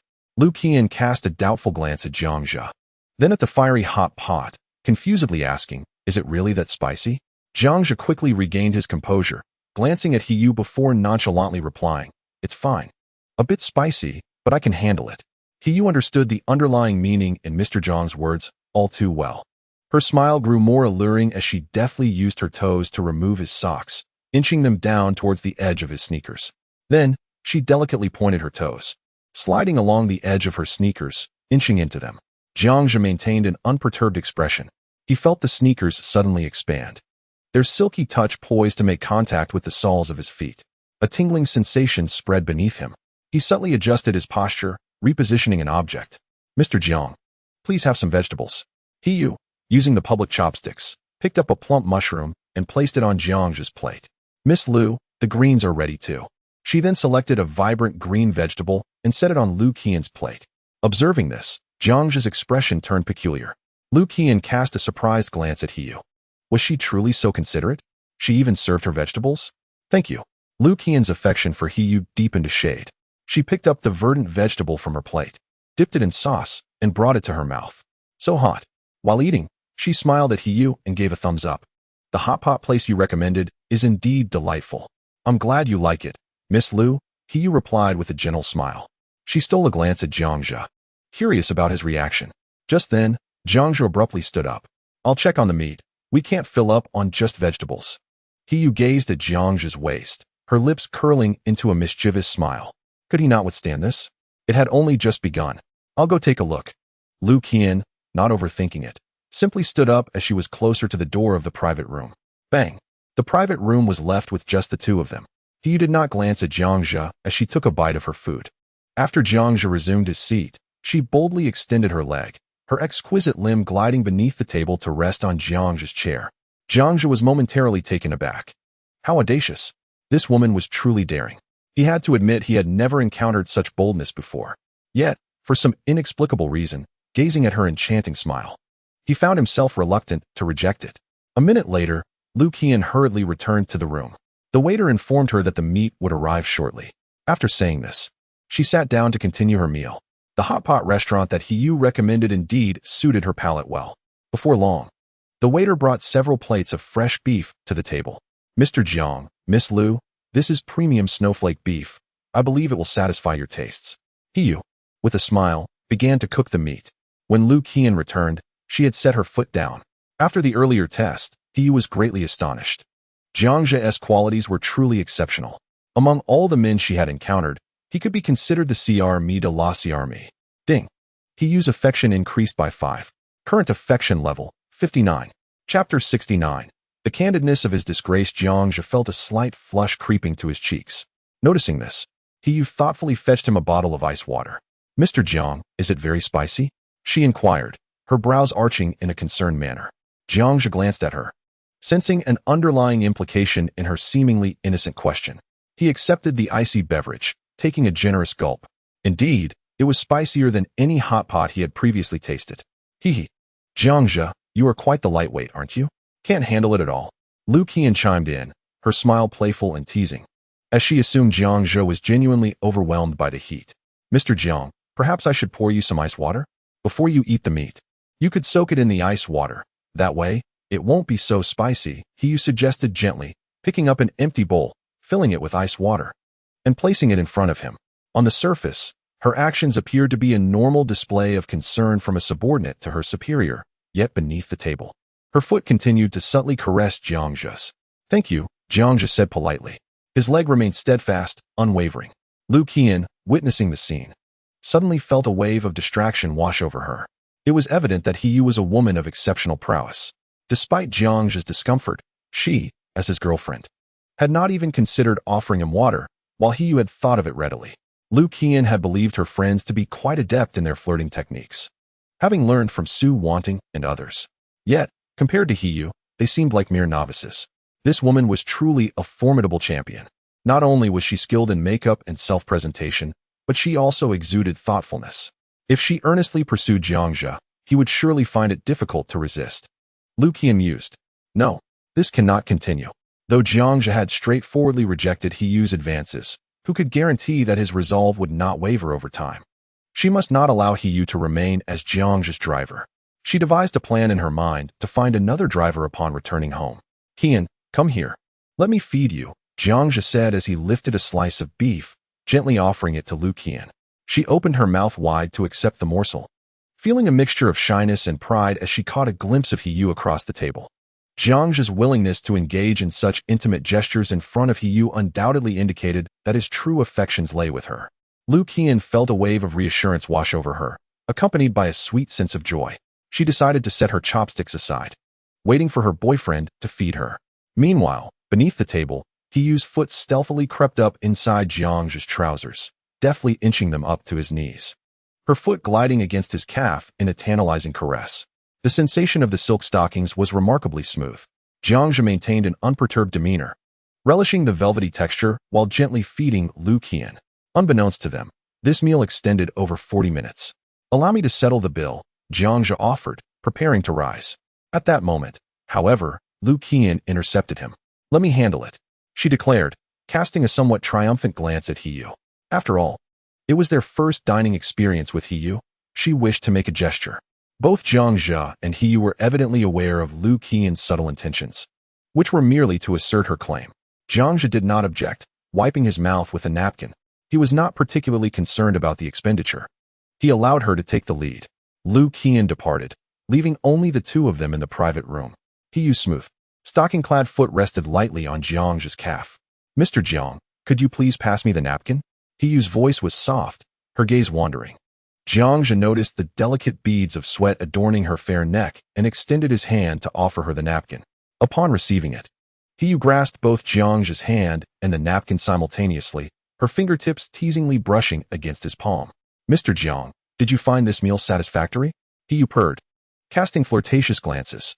Her petite foot beneath the table stirred once more. Jiang Zhe suddenly chuckled. It was decent. I didn't expect you to have such an eye for restaurants. If the opportunity arises, do recommend a few more. With that, he discreetly withdrew his hand. At his words, Hiyu's foot abruptly ceased its movement. How could she not comprehend the implications of Mr. Jiang's statement? Recommend a few more? You desire to meet again? Her eyes narrowed ever so slightly, and inwardly she mused. Mr. Jiang was not only a scoundrel, but one who exhibited no pretense. Hiyu had encountered numerous wealthy individuals. She had seen how affluence could corrupt, having dealt with many duplicitous men. It was not merely a matter of resisting external temptations. They often sought out targets themselves. Which of these tycoons did not discreetly conduct affairs while concealing them from their wives, let alone engage in furtive actions in the presence of their legitimate partners? It must be said, even with her vast experience in discerning character, Hiyu had never encountered a scoundrel as forthright as Mr. Jiang. She suddenly felt that even if their clandestine interactions beneath the table were discovered by Miss Liu, Mr. Jiang would unabashedly admit to them. Moreover, while Miss Liu might be angered, it seemed that her ire would likely not escalate to a point where their relationship would be irreparably damaged. A glimmer emerged in Hiyu's gaze as she regarded Jiang Zhe. She was a woman who reveled in seducing the affluent. For the sake of wealth, she would even offer her body. Yet, this did not imply she would invest her heart. She associated with those affluent men, drawn only by their wealth. Yet deep within, she harbored a profound disdain for the fickle hearts of scoundrels. Strangely, despite Mr. Jiang being a wealthy rogue himself, she found herself unable to loathe him. In fact, even while flirting discreetly under the table in the presence of Miss Liu, she felt an exhilarating thrill and found herself eagerly anticipating such moments. Was it perhaps Mr. Jiang's brazen candor that captivated her? Hiyu took a tissue, dabbing the beads of sweat on her graceful neck and collarbone. Her gaze towards Mr. Jiang softened, imbued with tenderness. Ding! Hiyu was touched by the host's frankness, garnering a fondness score of 3. Current fondness, 62. Jiang Zhe raised an eyebrow, appraising Hiyu with a glance. Perhaps, having Hiyu as a driver was not such a bad idea after all. At the very least, a woman like her could serve as a cautionary tale for others, reminding them that he, Jiang Zhe, was an unrepentant rogue. Even a woman of Hiyu's caliber would not refuse him. He hoped they were all aware that none should presume to monopolize him. Furthermore, the occasional thrill of subtle provocations was certainly enticing. The more Jiang Zhe contemplated, the more he felt it was essential to keep Hiyu close. The bill is settled. Let us depart. Miss Liu returned to the private room, casting a triumphant glance at Hiyu, laden with a warning. I am Jiang Zhe's legitimate girlfriend. I trust you understand your place and refrain from overstepping. Hiyu merely smiled indifferently. She had no intention of stooping to quarrel with a young girl. At her level, the naivete of Liu Qian was almost amusing. Let us go. It's time to attend to business. Jiang Zhe glanced at the time. Their meeting with Fading Investment Company was scheduled for 2:30 in the afternoon, and they were nearly late. Chapter 70. Is President Jiang not going to pull some strings? The trio exited the hot pot restaurant and climbed into the Bentley Mulsanne, with Hiyu at the wheel. Miss Liu's mood visibly brightened. Jiang Zhe's earlier rejection of Hiyu had already dulled her anger. After the meal, her disdain for Hiyu had significantly diminished. Liu Qian settled into the back seat, leaning into Jiang Zhe's embrace. He cast her a glance, suddenly recalling the evening's gathering. By the way, Qian, I'm attending Ji Xiaofeng's birthday party tonight. Would you like to join? Yes, yes, Liu Qian instinctively replied. Yet, her expression shifted to one of disappointment as she remembered something. I'm afraid I can't. My aunt is returning home for dinner tonight. I must go home as well. I see. Perhaps we can join forces next time, Jiang Zhe said, his gaze fixed ahead. He recalled that Gu Ruoxi would also be attending the evening's festivities. Although the earlier incident in the corridor had transpired, Gu Ruoxi's favorable impression remained intact, suggesting that she would most likely attend the birthday party that evening. He suddenly recalled that he had yet to inform Ji Xiaofeng about this matter. Thus, he took out his phone and sent a message to Ji Xiaofeng. Is she going too? Jiang Zhe sent this message in the presence of Liu Qian. Upon noticing it, Liu Qian felt a tremor in her heart. If he was an intruder between her and Jiang Zhe, in some respects, she could also be considered an intruder in Gu Ruoxi's life. After all, Jiang Zhe had pursued Gu Ruoxi for a full 3 years. On the surface, Jiang Zhe had expressed indifference, yet 3 years of affection could hardly be dismissed so easily. While Lu Qian felt a measure of confidence when facing He Yu, she had to concede that she could not compete with Gu Ruoxi. Gu Ruoxi's physical attributes were even more remarkable than her own. Not to mention that she had known Jiang Zhe since childhood. Jiang Zhe had cherished Gu Ruoxi for 3 long years. The realization that Gu Ruoxi would also attend the birthday gathering inevitably left Lu Qian feeling somewhat disheartened. Jiang Zhe noticed her change in demeanor, but chose to remain silent. "Mr. Jiang, this is the place," she announced 20 minutes later. Following the navigation, He Yu parked the Bentley Mulsanne in the basement of a certain building. Jiang Zhe said, taking Lu Qian's hand as they exited the car. "He Yu, you wait in the car for a moment. It shouldn't take long. And we still need to make a trip to the factory." "All right, I understand, Mr. Jiang," He Yu replied with a polite smile. She was acutely aware of her role and understood that Mr. Jiang's primary purpose was to have her serve as the driver, to avoid inciting his displeasure. She needed to perform her duties diligently. As for matters beyond her responsibilities, she knew that patience was essential. Jiang Zhe held Lu Qian's delicate hand as they entered the elevator on the basement level. He pressed the button for the floor where the fading company was located, and the elevator ascended smoothly. Lu Qian turned to look at her reflection in the mirror and, almost instinctively, asked, "Whose legs look better, mine or Gu Ruoxi's?" Jiang Zhe was momentarily taken aback, but managed a resigned smile. "Of course, yours." His words were undoubtedly sincere.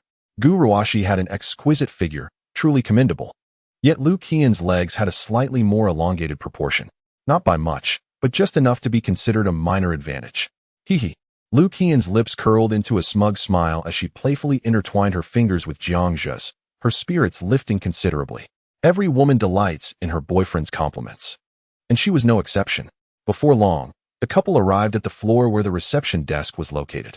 The receptionist, upon seeing this strikingly attractive young couple, wore an expression of mild astonishment. Simultaneously, she was greatly perplexed. "This is an office space. Do you young people not realize you've chosen the wrong venue for a date?" Jiang Zhe, holding Lu Qian's hand, strode directly towards the reception. "Hello. My surname is Jiang.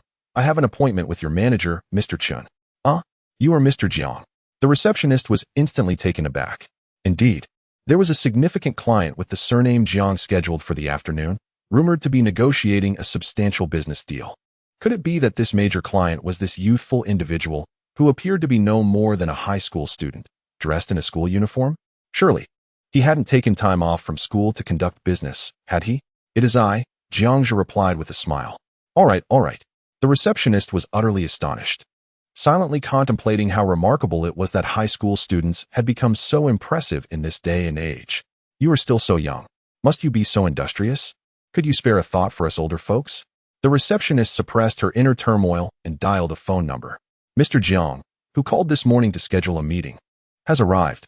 After hanging up, within less than 2 minutes, a woman dressed in professional attire, presumably a secretary, politely guided the two into the company, leading them to a conference room to await their meeting.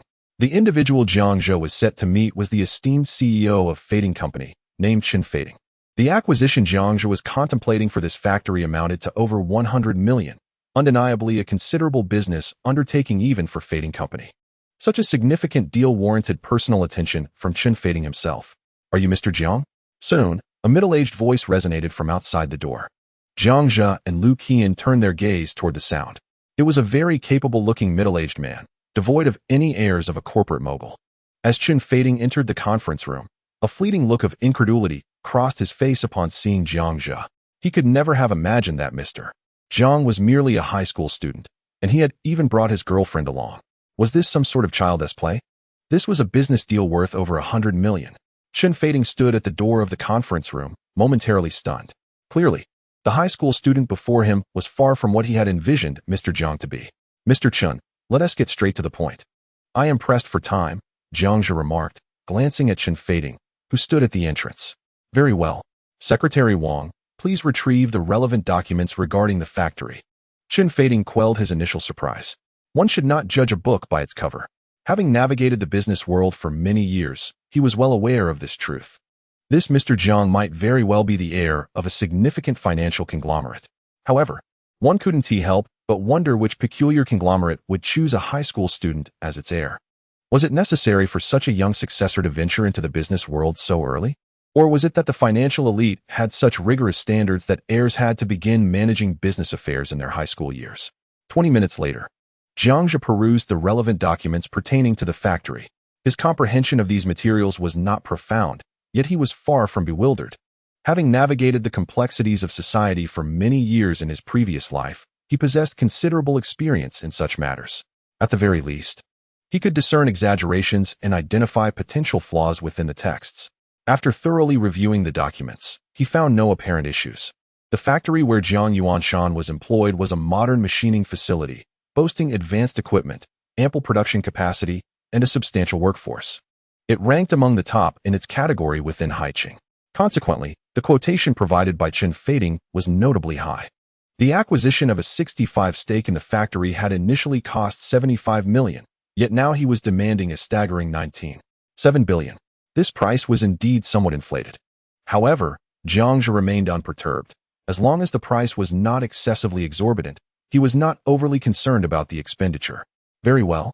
I have no objections and am ready to sign the contract, he stated. Oh, Pfft replied, slightly astonished.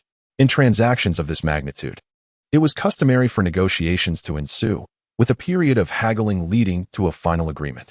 Pfft had not anticipated that a contract could be signed today without any negotiation whatsoever. Did Jiang Zhe truly intend to forego any bargaining? Were the arguments he had meticulously prepared for price reduction rendered futile? Chapter 71. They soon realized the importance Pfft couldn't help but regard Jiang Zhe with newfound respect. Could it be that Jiang Zhe possessed considerable financial resources? Was nearly 2 billion merely trifling to him?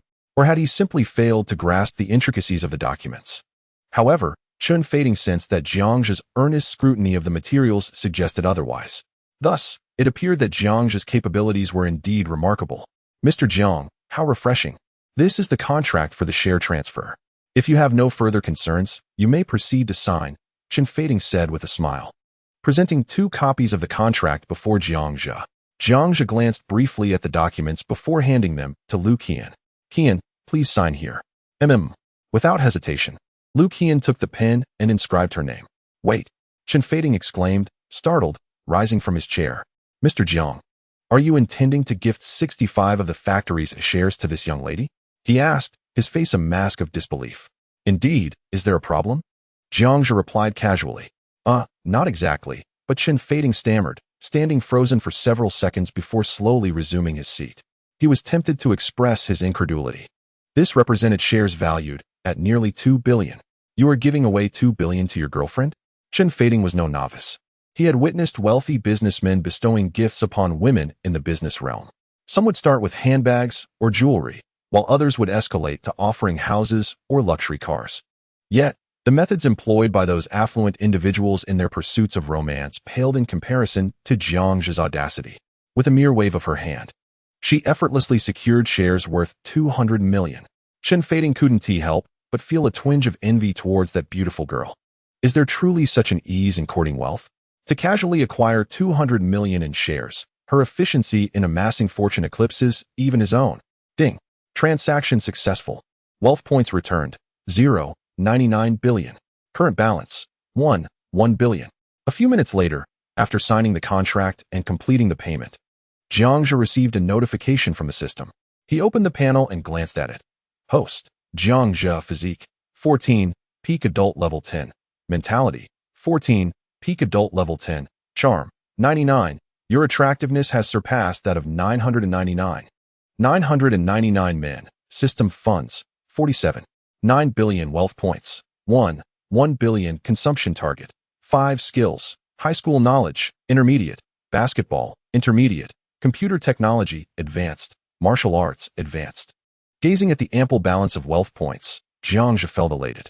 Embracing the soft figure beside him, he planted a kiss on Lu Qian's cheek in front of Pfft.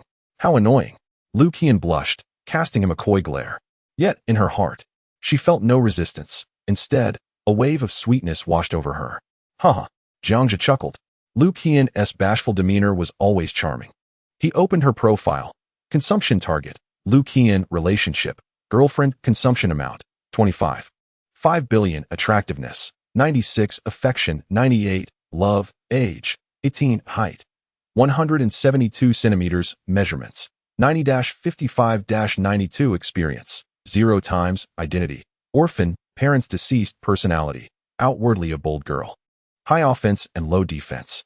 Externally strong, yet internally reclusive, yearning for affection. Likes, acting cool, making friends, dating her boyfriend. Romantic history, currently in her first love, engaging in relatively intimate gestures with her boyfriend. Skills, high school knowledge, beginner, motorcycle maneuvering, beginner. In Liu Qian's detailed profile, Jiang Zhe noted some remarkable changes. First, their relationship had evolved from pursuer to boyfriend and girlfriend. In the preferences section, a new entry appeared, dating her boyfriend. It seems that preferences are not immutable. They can transform over time, deepening with life experiences. Furthermore, her romantic history had also shifted. Liu Qian had finally moved beyond the novice stage. Hand-holding, hugging, leg touching, cheek kissing, while perhaps not deeply intimate, they certainly marked a departure from the realm of the inexperienced. Gazing at the stunning visage and alluring figure of the young woman beside him, Jiang Zhe contemplated when to introduce her to the world of adults. After completing the necessary formalities, Jiang Zhe turned his attention to Chen Fading. Mr. Chen, please inform the factory that we are ready for the handover. Certainly, Chen Fading replied. Addressing his secretary, notify the senior management at the factory that the new major shareholder is coming for the transition. Understood, Mr. Chen. Would you care to exchange contact details? Perhaps we could share a cup of tea sometime? After delivering his instructions, Chen Fading shook hands with Jiang Zhe as he rose to depart. Very well. Let us exchange contacts. Jiang Zhe took out his phone, scanned the code, and added Chen Fading as a friend. Mr. Jiang, I won't see you off. Please take care. Please, remain seated. After bidding farewell to Chen Fading, Jiang Zhe took the hand of Liu Qian and entered the elevator. Indeed, the wealthy are a resource unto themselves. Certain sales strategies targeting affluent individuals may even be willing to incur costs merely to secure a friendship with them. Typically, those with greater purchasing power can yield immense opportunities and wealth. Of course, Jiang Zhe found himself in a position where he did not require such connections. Mr. Jiang, is that uniform from Haicheng No. 1 High School? Chen Fading returned to the conference room, suddenly recalling that his daughter's uniform was the same as the one Jiang Zhe wore. I should inquire with my daughter, someone of Mr. Jiang's stature must be quite well known at school. Chen Fading could hardly contain his curiosity about Jiang Zhe. At such a young age, he possessed formidable financial resources. Chen Fading had never heard of a prominent family named Jiang in Haicheng. Mr. Jiang, are we departing now? A few minutes later, Jiang Zhe and Liu Qian returned to the parking garage on the lower level. As they entered the vehicle, He greeted him with a polite smile, exuding professionalism. If Jiang Zhe did not possess profound insight into this woman, he might have questioned whether she was a professional driver. To Zhongqing Machinery Processing Factory, Jiang Zhe stated. Glancing at the time, ding. As the Bentley smoothly started, Chen Fading sent him a list of names and contact numbers. Mr. Jiang, these individuals are the senior management at Zhongqing Factory. I have already informed them. Thank you, Mr. Chen. Jiang Zhe opened the business cards shared by Chen Fading, which included phone numbers, positions, and names. Zhongqing Factory, a large-scale processing establishment, boasted thousands of employees, divided into numerous departments. The highest-ranking positions included a general manager and 3 deputy general managers, commonly known as the factory director and deputy directors, along with various senior roles across departments such as procurement, production, technology, equipment, and human resources. After careful consideration, Jiang Zhe opted not to contact the factory directors, but instead dialed the number of the human resources manager. Hello, Mr. Chen has informed you that the factory shareholders have changed, correct? Is that you, Mr. Jiang? Indeed, it is I. My license plate number is to inform all department managers and the factory director that a meeting will commence in 40 minutes. Understood. Jiang Zhe spoke succinctly, finishing his arrangements before promptly hanging up the phone. In his embrace, Liu Qian gazed at him with admiration. Darling, you are rather commanding, aren't you? Jiang Zhe smiled quietly, though he did not relish such assertiveness. However, matters concerning old Jiang necessitated a more serious demeanor. Ding. He was moved by the host's decisive manner, gaining a point of affection. Current affection level, 63. Approximately 40 minutes later, the Bentley glided through the gates of the Zhongqing factory. The human resources manager had alerted them in advance, and the gatekeeper was already aware of the license plate number, recognizing the extraordinary figure within the vehicle. They promptly allowed the Bentley entry into the factory grounds.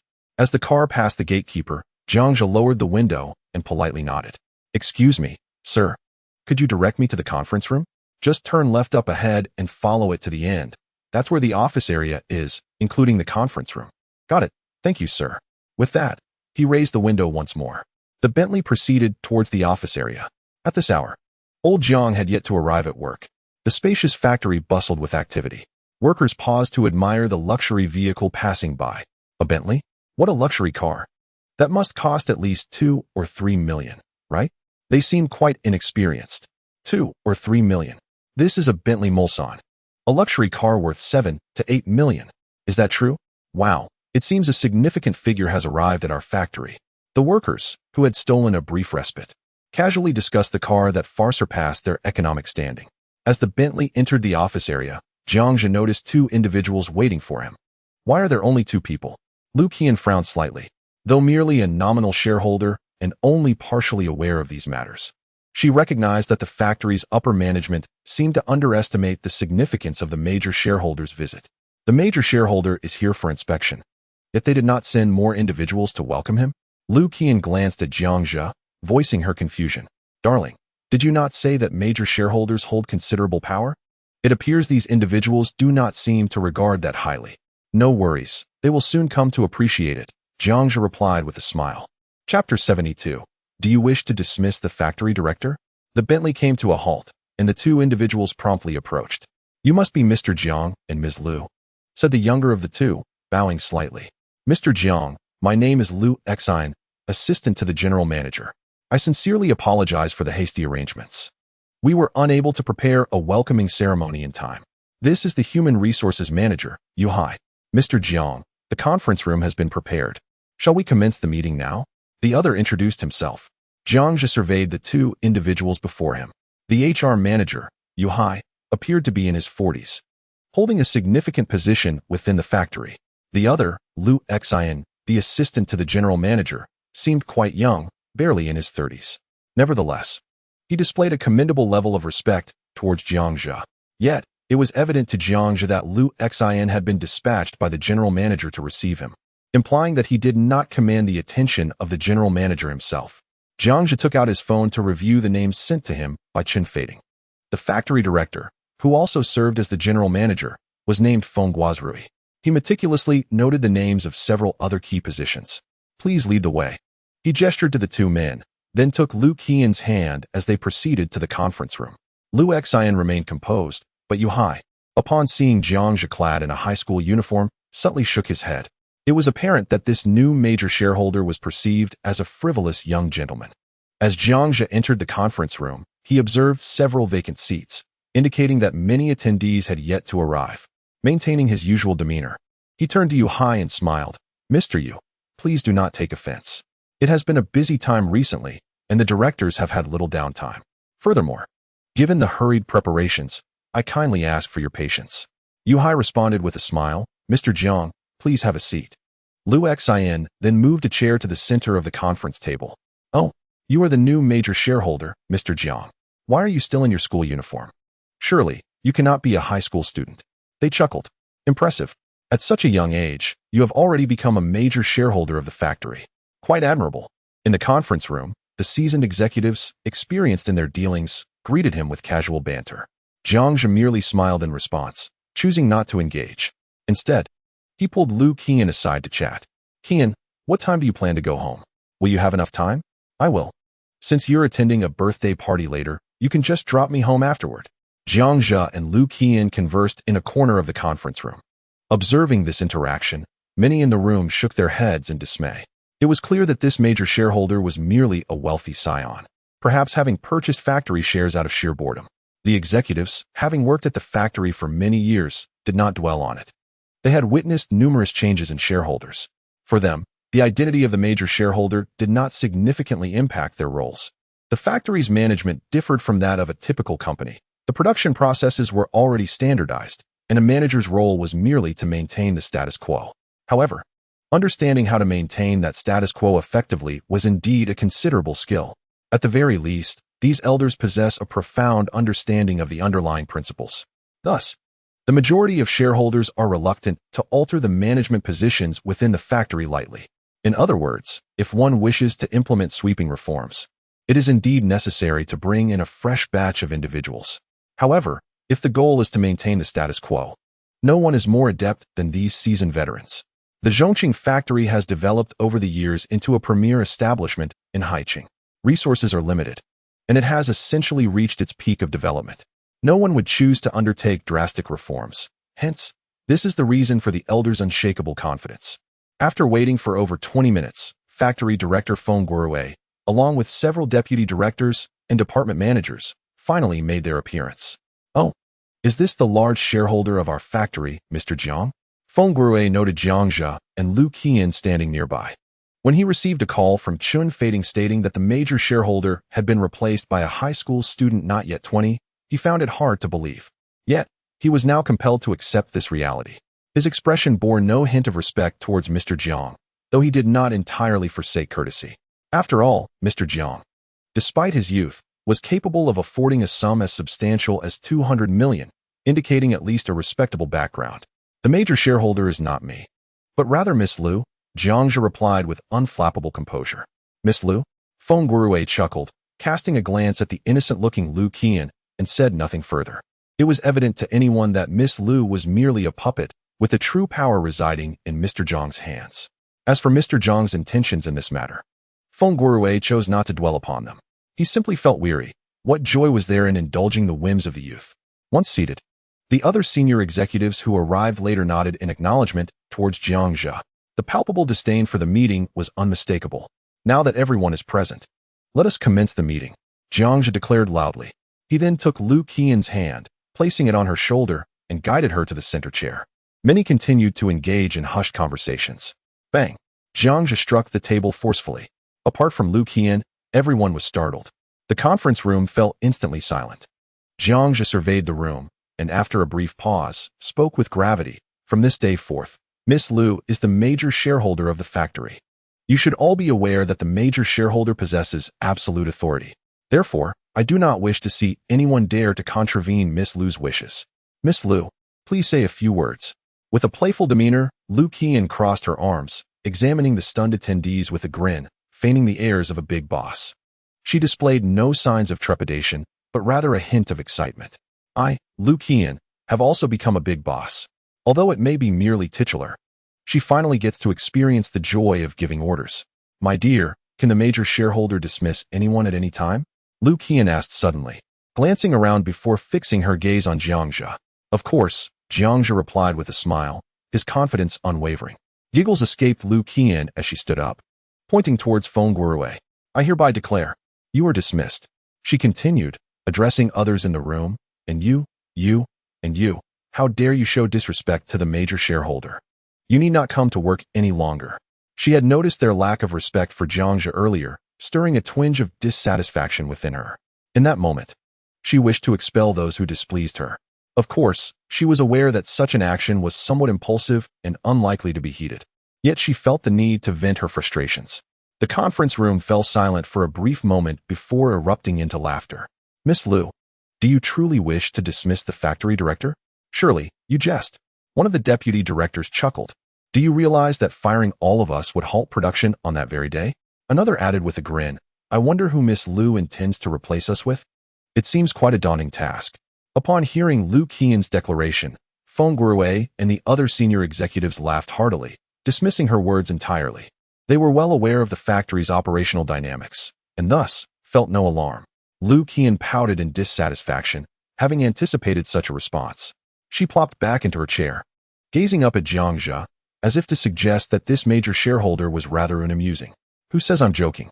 At that moment, Jiang Zhe spoke loudly, drawing everyone's attention. It was evident that while Lu Qian appeared to be the major shareholder, the true authority lay with Mr. Jiang, whose words carried far more weight. "What does this mean? Mr. Jiang, do you genuinely intend to dismiss all of us directors?" One deputy director inquired, furrowing his brow. Jiang Zhe turned to the HR manager, Yu Hai, and spoke sternly. "Manager Yu, proceed to process their resignations immediately." Yu Hai hesitated, nervously glancing at Feng Guorui. He understood that as long as Feng Guorui held the director's position, he would always have to consider Feng's opinions. Who could say whether Mr. Jiang was serious or not? Moreover, he had never witnessed a major shareholder arriving and immediately dismissing personnel. Such a mass dismissal would undoubtedly cause issues for the factory. As a seasoned veteran of the factory, Yu Hai knew he could not afford to offend either party. Thus, he opted to observe from the sidelines, awaiting the unfolding of events. Feng Guorui remained composed, showing no signs of fear at the prospect of Mr. Jiang's dismissal. With a disdainful snort, he spoke in a didactic tone. Mr. Jiang, since you lack understanding, allow me to elucidate. Managing thousands of employees, equipment, production lines, procurement, maintenance, and distribution is not a task that just anyone can handle. If you were to dismiss us veterans, the factory would plunge into paralysis instantaneously. Do you comprehend the magnitude of the losses that would ensue? Do you think you can simply dismiss us as you please? However, if you are intent on mismanaging the factory and causing thousands to lose their livelihoods, then let us part ways amicably. Perhaps it would be best for the factory to close its doors for good. With that, Feng Guorui dismissively waved his hand, turning away in annoyance at having to explain himself to someone so inexperienced. Mr. Jiang, Director Feng speaks the truth. Have you considered the consequences of dismissing all of us? One must not act impulsively. Once the factory halts production, who will be responsible for the sustenance of thousands? Who will disburse their wages? The deputy directors advised earnestly. Oh, indeed, I do not understand, Jiang Zhe replied with a smile, his gaze drifting to the financial manager. What is the current balance in the factory's account? At present, there are approximately 37 million remaining, earmarked for this quarter's employee salaries, the financial manager reported candidly.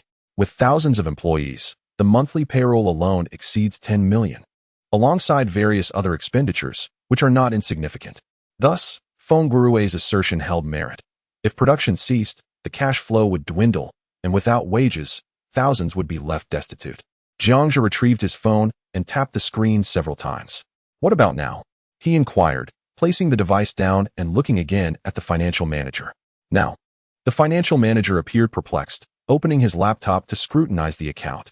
A moment later, he was left speechless upon witnessing a staggering figure. 15 billion, he exclaimed, astonished at the sudden influx of funds into the factory's account. What? 15 billion? A profound silence enveloped the conference room as the executives turned to the composed Mr. Jiang, seated effortlessly behind Miss Liu. Mr. Jiang, is this funding perhaps from you? Indeed, Jiang Zhe confirmed, resting his hands on Liu Qian's chair and surveying the room. Did you not just express concern over potential production halts and cash flow issues? Hence, I facilitated a modest transfer. Now, it seems there is no reason to fear disruptions. Is there? Upon hearing these words, the senior executives in the conference room were rendered speechless, each sinking into their chairs, unable to utter a sound. 15 billion. Was that truly a mere trifling sum?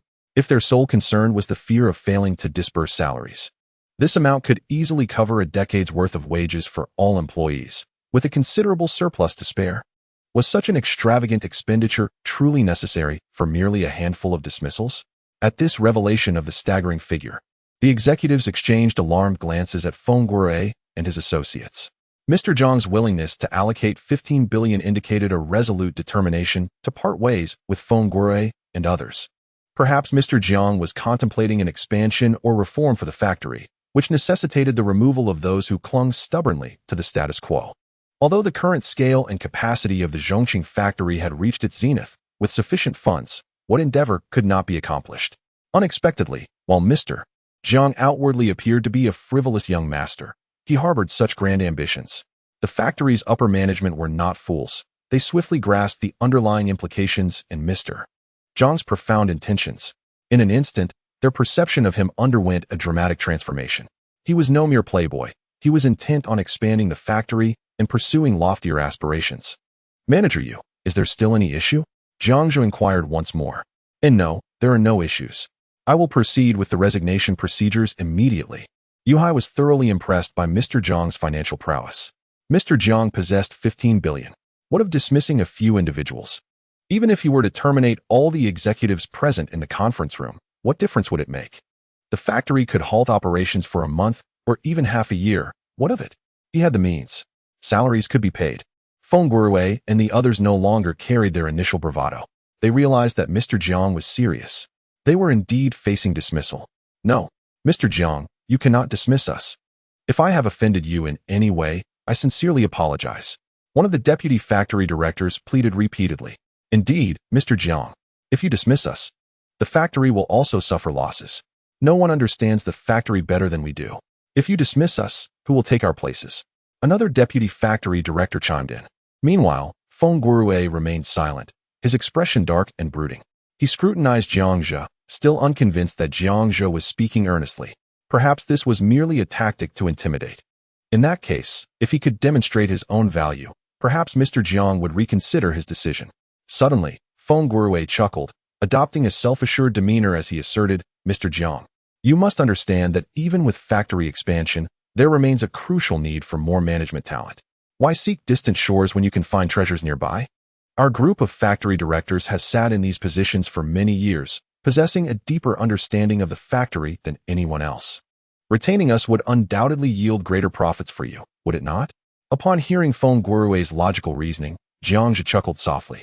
He lifted his head slightly, a hint of disdain flickering in his gaze as he replied, Who claims I intend to expand? Who asserts that I seek profit? Chapter 74. I am Mr. Jiang soared. What does this mean? You do not plan to make a profit? Feng Guorui furrowed his brow, unable to comprehend how anyone could possibly lack a desire for profit. Even the wealthiest magnates would not disdain an abundance of riches. Is your wealth so vast that it cannot be exhausted? Jiang Zhe sneered. I am merely in a foul mood and wish to dismiss you all. Do you truly believe I require the factory to generate profit for me? The trifling gains of a mere factory are hardly worthy of my attention. Trifling gains? At this, Feng Guorui and the others were left in shock. The Zhongqing factory is undeniably one of the most prominent in Haiqing, with its profitability well established. Yet, in Mr. Jiang's eyes, it is merely a paltry sum. Upon reflection, it seemed reasonable that Mr. Jiang could casually transfer 15 billion. Perhaps he truly does not need the factory's meager profits. I have no need for disobedient subordinates. Jiang Zhe's tone suddenly grew serious, his gaze landing on the assistant general manager, Liu Xian. Liu Xian, I hereby announce that you shall be the new director of Zhongqing Factory. All appointments of senior executives will be your responsibility alone. Do you have any objections? Me? The director? Liu Xian pointed incredulously at himself, utterly unprepared for Mr. Jiang to entrust him with such a position. In terms of capability, there are many who surpass him. As for seniority, he is but a mere assistant. Why would Mr. Jiang appoint him? Could it be out of trust? Jiang Zhe reiterated, Indeed, it is you. Do you possess the confidence for this role? Liu Xian, filled with emotion, replied, Rest assured, Mr. Jiang, I will not disappoint your expectations. Nonsense. Feng Guorui's expression darkened. Mr. Jiang, you are being utterly reckless. In that moment, he finally realized that Mr. Jiang was serious. He was already appointing a factory director. Do you think such actions will win the respect of others? Feng Guorui, in a fit of rage, gestured toward Liu Xian. He is merely a young man. Do you think everyone will heed his words? Disobedience? Jiang Zhe's lips curled into a cold smile. All who refuse to comply will be dismissed. He surveyed the room, his voice icy as he declared, I will say this one last time. This factory has no need for disobedient employees. Upon uttering these words, the senior executives in the conference room immediately lowered their heads in submission. Mr. Jiang dares to speak and acts decisively. The same sentiment prevails. Wealthy individuals possess the power to dismiss all members of a conference room without consequence, even if the factory ceases operations. It could afford to pay its employees for a decade without hesitation. Do we truly require the presence of a few senior executives?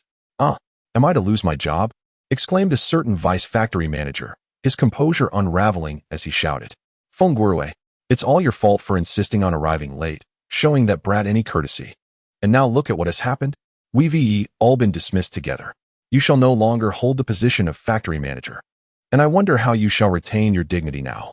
Another vice manager pointed an accusing finger at Feng Guorui, unleashing a torrent of invective. Feng Guorui, overwhelmed, had initially thought the newly appointed major shareholder was merely a young upstart. He assumed that the meeting was just a formality, that the factory would still be under his authority as the manager. Who could have anticipated that a mere tardiness of 20 minutes would lead to his dismissal? Moreover, this major shareholder possessed such formidable power, ready to invest an astonishing sum of 15 billion at a moment's notice. He was even willing to incur losses to ensure their expulsion. You're merely a high school student. Must you wield such audacity? Cold sweat trickled down Feng Guorui's brow as he fell to his knees, pleading fervently. Mr. Jiang, I have elderly parents and children to care for. At my age, where am I to find employment if you dismiss me? I implore you to grant me a chance. I apologize. I acknowledge that I initially disrespected you. I can change. I can change. Please. Mr. Jiang showed no inclination to engage with him. In desperation, Feng Guowei turned to Lu Xin, pleading, Little Lu, no. Director Lu, please. Say a few kind words on my behalf. Even if I cannot be the factory manager, just help me retain a position. For the sake of our long-standing relationship, I beg you to intercede. Lu Xin, however, remained stern-faced and serious. Feng Guowei, you are no longer an employee of this factory. Please cease your entreaties. If you do not leave, I shall summon security. Lu Xin displayed no sympathy towards Feng Guowei. One was a disgraced former employee, while the other was a major shareholder who had shown him favor. It was obvious whom one would choose. As a mere assistant, Lu Xin recognized that Mr. Jiang was willing to elevate him to the position of factory manager, granting him immense power, a veritable rebirth. He resolved to become Mr. Jiang's sword, striking where directed. If Mr. Jiang decreed Feng Guowei's dismissal, he would certainly show no mercy. No. Feng Guowei and the others were dragged out by security. Enough. You all may leave. Lu Xin. Stay behind. Jiang Zhe waved his hand impatiently. These high-level executives had grown too comfortable in their positions, relying on their tenure to act with impunity. Did they truly require a demonstration of authority? Whom could one blame? Mr. Jiang, what are your instructions? Lu Xin inquired once the others had departed. In the conference room, only 3 individuals remained. Lu Xin, with a respectful demeanor, lowered his head and spoke, Please take special care of this individual. Jiang Zhe produced a piece of paper and inscribed the name Jiang Yuanshan upon it. Understood, Lu Xin replied, taking the paper and glancing at the name, suddenly realizing its significance. Surname Jiang? Mr. Jiang, could he possibly be? Do not inquire about matters that do not concern you, Jiang Zhe interjected, cutting off Lu Xin's questioning. Do your utmost to promote him and assign him more leisurely tasks. It is unnecessary for anyone to know that I am the one behind this, and ensure that your care for him remains discreet. Additionally, the major shareholder of the factory is Miss Lu. Do you comprehend my meaning? Jiang Zhe patted Lu Xin on the shoulder. Rest assured, Mr. Jiang. I will handle it diligently. Lu Xin assured repeatedly. Caring for an employee was a trivial matter for him in his capacity as the factory director. Moreover, it was evident to even the most oblivious that Jiang Yuanshan was clearly related to Mr. Jiang by blood. Mr. Jiang's discreet care for him indicated that he must be someone of great importance to him. Appointing Miss Lu as the major shareholder was evidently a strategy to conceal identities. However, how exactly should Mr. Jiang's factory expansion be executed? Lu Xin inquired. Expansion? Jiang Zhe chuckled nonchalantly. Such trivial matters are for you to decide. Work diligently. I have faith in you. After exchanging contact information with Lu Xin, Jiang Zhe took Lu Qian's hand and departed. Once they left, Lu Xin remained silent in the conference room for a considerable time until dusk settled. He took out a tissue to wipe away his tears. Mr. Jiang, please rest assured. I will never betray your trust in me. Chapter 75. He used alarm as Chun Fading finished his shift and returned home. He ended a call with a high-ranking official from the factory. What could Mr. Jiang be planning? To infuse the factory with a staggering 15 billion. He muttered in shock to himself. 15 billion. Such a colossal sum is not easily obtainable, even for me. Yet Mr. Jiang dares to invest this fortune in a factory? It is known that the total value of that factory is merely around 3 billion. Could it be that Mr. Jiang intends to expand the factory? Chun Fading pondered for a long time, unable to decipher Mr. Jiang's true intentions. Even if expansion were the goal, there seemed no necessity for such an enormous immediate investment. His curiosity regarding Mr. Jiang's identity intensified. Could it be a trial set by a prominent financial magnate for their heir? After much speculation, he arrived at a rough conclusion. As he understood, some elite families assign tests to their chosen heirs during selection. Those who excel are awarded the privilege of family leadership. Considering Mr. Jiang's age, it was natural for him to surmise that Mr. Jiang was a junior member of a certain lineage. Coupled with the lavish investment of 15 billion in a factory, it was evident that he was preparing for some significant action. Moreover, it is indeed a significant move. A comprehensive analysis leads us to an unmistakable conclusion.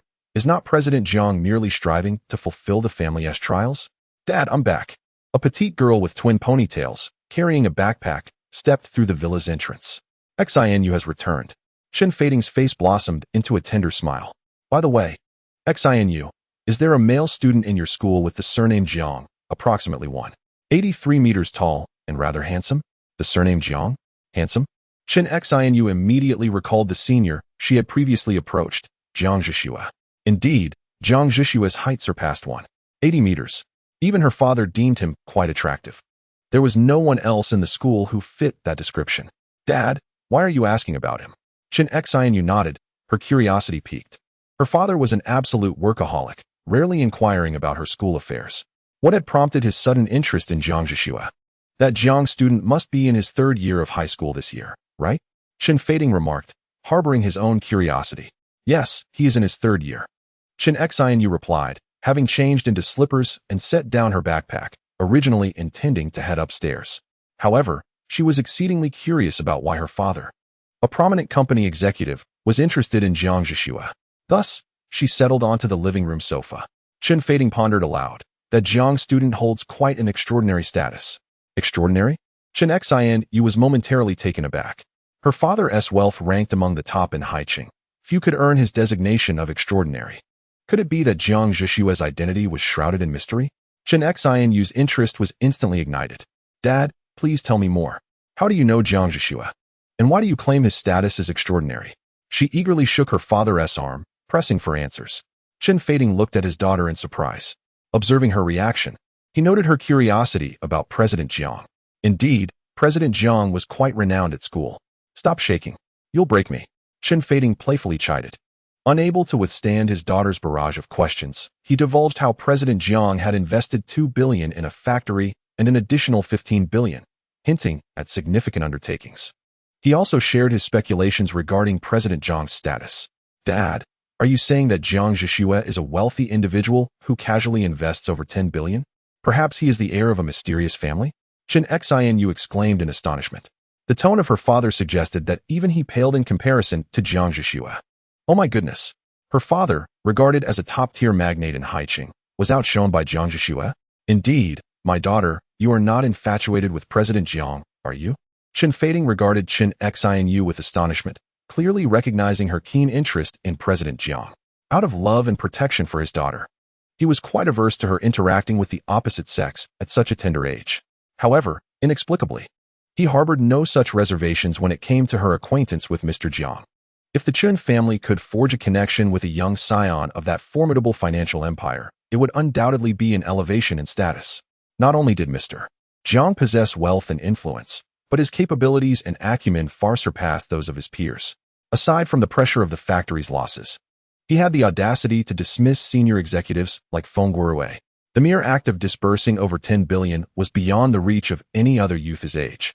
Remarkably, Mr. Jiang was still a high school student. Most high schoolers would likely struggle to comprehend the factory's documentation. A young man of such competence, background, and yet not even 20 years of age, certainly held limitless potential for the future. For the Chen family, Mr. Jiang would undoubtedly be an exceptional son-in-law. Nevertheless, Chen Fading affectionately ruffled his daughter's hair. She was still far too young. Moreover, he respected her wishes in matters of the heart. Not to mention, Mr. Jiang already had a girlfriend, the exquisite Miss Liu, whose physique and beauty were nothing short of extraordinary. Chen Fading did not believe his daughter could rival her. By the way, Dad, do you have Senior Jiang Zhe's contact information? At this moment, Chen Xinyue excitedly inquired. Yes, I do, Chen Fading replied with a wry smile. He had always recognized his daughter's lively and cheerful nature and could easily discern her intentions. Quickly, share Senior Jiang Zhe's contact with me. All right, Chen Fading acquiesced, passing his daughter the information. In truth, he harbored a sense of compassion. Although he doubted Mr. Jiang would take an interest in his daughter, they were indeed classmates. If this connection could lead to acquaintance with someone of Mr. Jiang's caliber, it would undeniably yield immense benefits for the Chen family. Mr. Jiang, where to? Upon entering the luxurious Bentley, Heilu revealed a gentle smile. Jiang Zhe glanced at the time and replied, take me to the Sichuan restaurant on Yong'an Road. And then you can drop Qian home.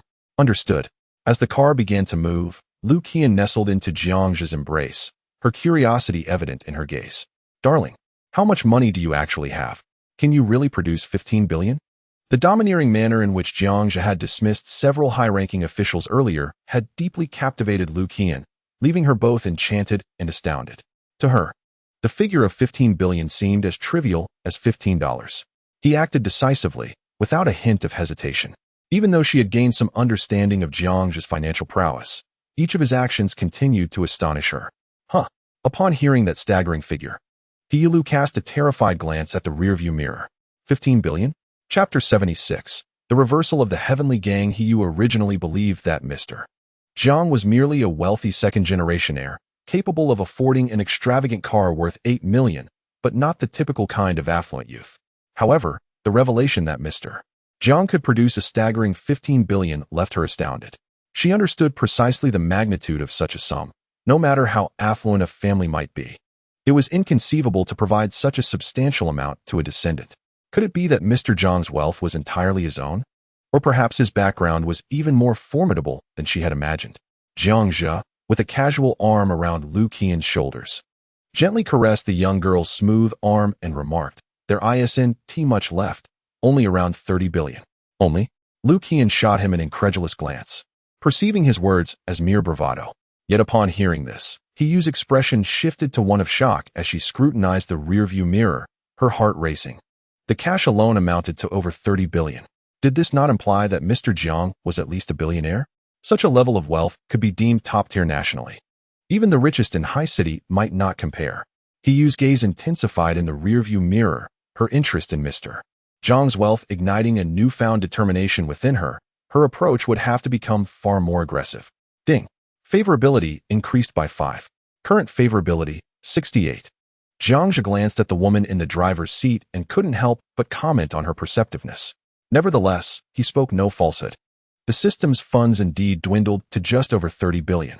However, once expended, they would refresh anew. He examined the balance of his wealth points. The money allocated to the Zhongqing factory was not merely a personal expense for Lu Qian. To elaborate, this sum would benefit the entire factory, including its shareholders and employees. As long as there were multiple beneficiaries, the return on wealth points would be proportionate at 10%. Thus, spending 15 billion would yield a return of 15 billion in wealth points, boosting the balance to 125 billion. Despite having spent so liberally, the system's funds for the 7th stage, totaling 100 billion, remained unexhausted. Alas, the challenge of spending was indeed formidable. Jiang Zhe sighed softly. Could this be the dilemma of happiness? Yu, please exchange contact information with Qian. You will be responsible for her transportation from now on. Jiang Zhe instructed as the Bentley approached the venue for the birthday celebration. Understood, Mr. Jiang. See you tomorrow, dear. Lu Qian cheerfully wrapped her arms around Jiang Zhe's neck and planted a kiss on his cheek. In the aftermath, she realized she had nearly kissed his lips, causing her cheeks to flush crimson. Jiang Zhe, holding her petite form, swayed slightly and grinned mischievously. How about another one? With a shy demeanor, Lu Qian complied, planting yet another gentle peck on his cheek. Jiang Zhe, slightly curled his lips, captivated by the softness of the young girl's lips that stirred his heart. Unable to resist, he enveloped her delicate figure tightly, his breath mingling with the fragrance of her skin as he inhaled deeply, intoxicated by her scent. How annoying. It tickles. Lu Qian quivered shyly, yet she did not resist, clinging tightly to Jiang Zhe, unwilling to let go. Your grandson is calling you. A voice broke the moment as Jiang Zhe's phone vibrated in his pocket. Hello, Zhigu, are you not here yet? Everyone's arrived, and we are just waiting for you. Ji Xiaofeng's booming voice echoed through the line. I'm already at the door, Jiang Zhe replied. Hurry up. Gu Ruoxi is here too. If you don't come, the guys won't dare to speak. The atmosphere is utterly terrifying, Ji Xiaofeng remarked in a low tone. All right, I got it. I'll be there soon, Qian. Okay. Lu Qian murmured as Jiang Zhe hung up, stepping down from the Bentley under her reluctant gaze. As he exited the vehicle, he caught a glimpse of Yu casting him a flirtatious glance, accompanied by a hand gesture resembling a phone. Jiang Zhe regarded her with indifference, offering no response. A minute later, he entered the private room where Ji Xiaofeng and the others were gathered. The restaurant boasted a pleasant ambience, with a spacious private room featuring a large round table capable of seating at least 15 guests. However, Ji Xiaofeng and several other boys were crammed on one side of the table, while the opposite side remained wide open, occupied solely by a stunning girl in a dress, exuding an icy demeanor.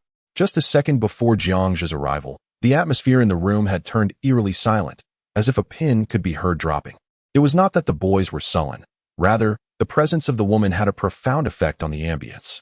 Merely sitting there, aloof and silent, had rendered Ji Xiaofeng and the others, who had known her for 3 years, too intimidated to speak. "Zhigu, you finally made it," Ji Xiaofeng exclaimed with relief, signaling Wang Chao beside him. "Go tell the waiter to serve the dishes." Wang Chao dashed out of the room, observing the boys huddled together. Jiang Zhe shook his head in disbelief. "Isn't it spacious enough? Why must you all squeeze together?" He gestured for the boys to rearrange their seats. At that moment, his gaze met Gu Ruoshi's. She gestured toward the chair beside her, inviting him to sit next to her. However, Jiang Zhe chose to ignore her, pulling up a chair beside Ji Xiaofeng, leaving 3 vacant seats between him and Gu Ruoshi. "You."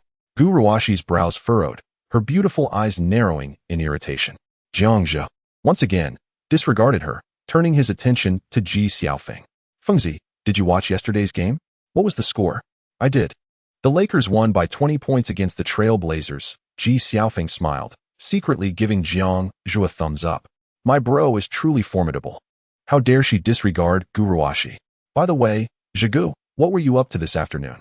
Was there something on your agenda?" A boy they had previously played basketball with initiated a conversation with Jiang Zhe. "Nothing significant, just went out for some consumption, spent over $1 billion. Haha, Zhigu. You truly have a sense of humor." "I am not joking, merely a little over $1 billion. Jiang Zhe engaged in cheerful banter with the boys. At that moment, Gu Ruoshi suddenly rose from her seat. With a rhythmic thud of her footsteps, she strode over to Jiang Zhe's side and sat down on the chair beside him, evidently displeased. She then inched her chair closer to Jiang Zhe, reducing the distance between them to less than 5 centimeters. Witnessing this, the room fell silent once more. The expressions on the boys' faces morphed in a whirlwind of emotions. They were both intrigued and utterly astonished.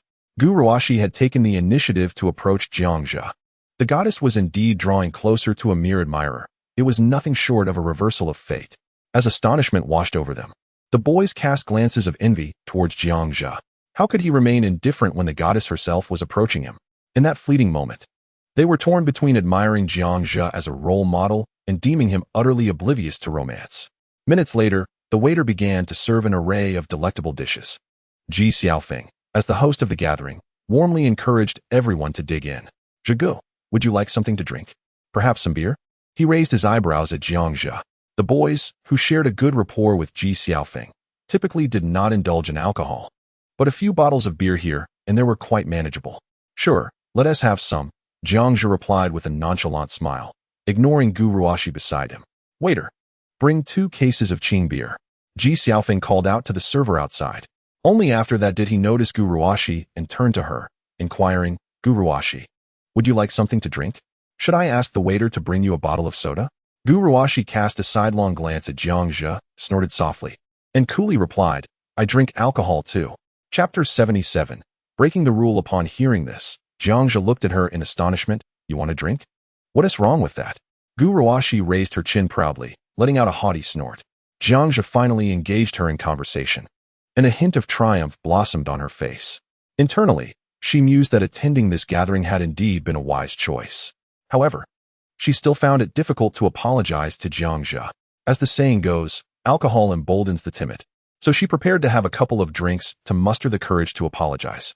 Jiang Zhe gazed at her, momentarily stunned. After a few seconds of silence, he realized he was well aware of Gu Ruoshi's limitations. She had no tolerance for alcohol, even when it came to beer.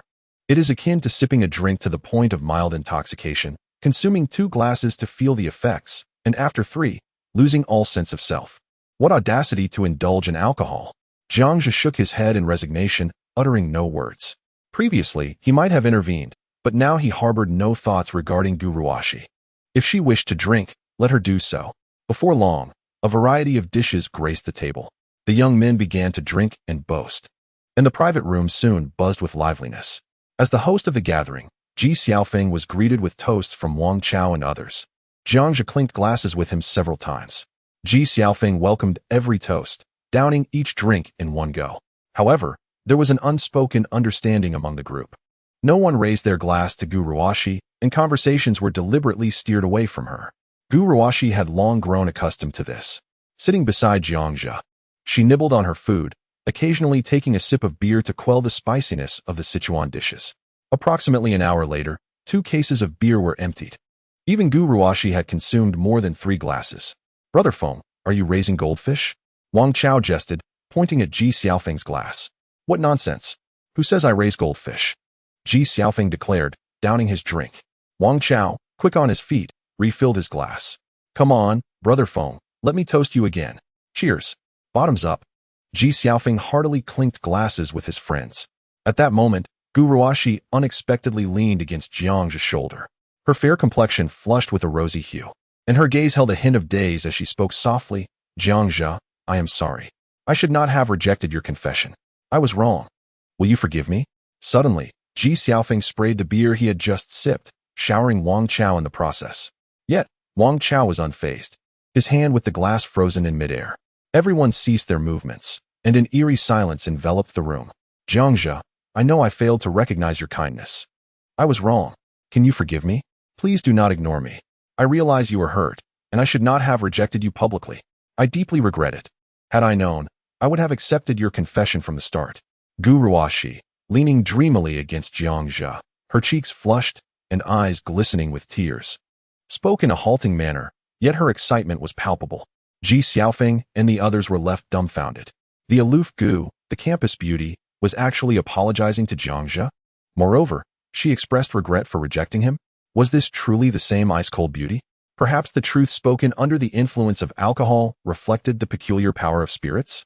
As Gu Ruoxi concluded her heartfelt words, tears welled up in her eyes, threatening to spill over. Her mind swirled in confusion, and she felt as though the entire room was spinning.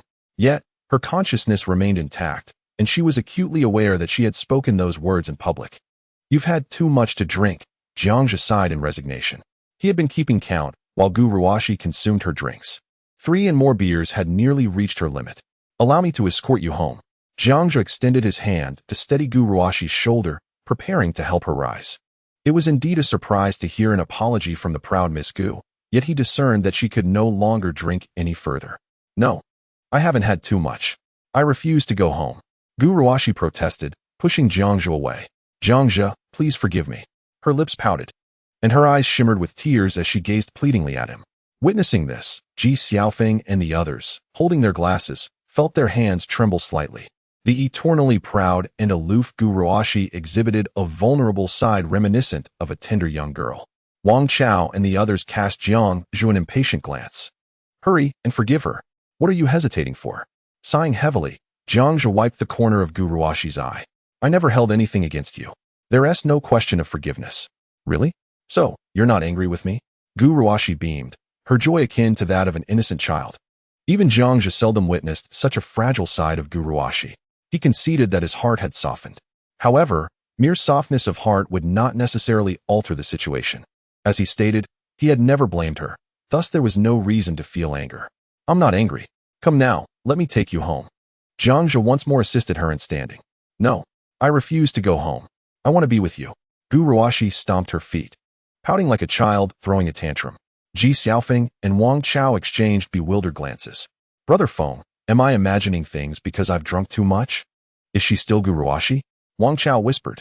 I too question whether I have overindulged, Ji Xiaofeng said dully, patting his forehead in an effort to regain clarity. All right. Then we won't go home. But you must sit quietly and refrain from drinking any more, understood? Jiang Zhe spoke to her, as one would soothe a child, gently ruffling Gu Ruoxi's hair. Okay. Gu Ruoxi giggled, nodding obediently. Could you please bring me a bottle of water? Jiang Zhe called to a waiter outside the door. Ding. Gu Ruoxi was touched by her host's tender care. Affection level increased by 3. Current affection level, 69. She gazed at the system notification with intrigue. Jiang Zhe could certainly discern that Gu Ruoxi was still conscious. Indeed, she was aware of her actions, yet under the intoxication of alcohol, she had lost control over her behavior. Even her innermost thoughts could not be contained. In that moment, she instinctively sought to immerse herself in the most comfortable state. Resembling a little girl, a stark contrast to her usual aloof demeanor. Zhigu, what is happening? Ji Xiaofeng inquired with a vacant expression. What else could it be? She's just drunk, Jiang Zhe replied with resignation. In truth, even he seldom witnessed this side of Gu Ruoxi. It was only when she was inebriated or bedridden and unconscious that she would assume the guise of an innocent girl. In this state, Guruwashi appeared endearing, shedding her coldness and pride to become a genuinely lovable, pure maiden. However, should she recall her embarrassing antics the following day, regret would inevitably ensue. The last time Guruwashi had been intoxicated was quite some time ago. After that occasion, she vowed to abstain from alcohol henceforth. Yet today, in a bid to summon the courage to express her feelings, she willingly broke her vow. Chapter 78. Don't touch me, everyone. Do not concern yourselves with her. Do not allow her to disrupt the atmosphere. Come, Fengzi, let us toast, Jiang Zhe cheerfully proclaimed as he raised his glass. Very well. Ji Xiaofeng poured himself a drink and downed it in one gulp. Soon, the private room was once more filled with the lively clinking of glasses. Ji Xiaofeng requested a case of beer from the waiter. Within a matter of minutes, each young man had consumed an average of 35 bottles of beer, with Ji Xiaofeng indulging the most, finishing 7 or 8 bottles. Despite his impressive tolerance, he too felt the effects and made several trips to the restroom. As the men became increasingly inebriated, their conversation veered into nonsensical territory, with some even steering the dialogue towards Guruwashi. Guruwashi, does that mean you have feelings for Zhigo? Wang Chao slurred. Hee. Upon hearing this, Guruwashi broke into a silly grin, propping herself on the chair, swaying slightly. Her gaze fixated on Jiang Zhe. Jiang Zhe silently wrapped his arms around her petite form. Ding. Guruwashi's affection 1. Current affection, 70. Jiang Zhe had also consumed a fair amount of alcohol, but his constitution was exceptional, far surpassing the limits of ordinary individuals. In that moment, he was the most sober person at the table. Embracing the delicate figure beside him, Jiang Zhe found himself momentarily lost in thought. A famous saying echoed in his mind. Good girls should not be let down, and bad girls should not be wasted. This fleeting notion was not an indication of his feelings towards Guruwashi, but rather a mere reflection on her physical presence. Wow, Zhigu, I truly envy you.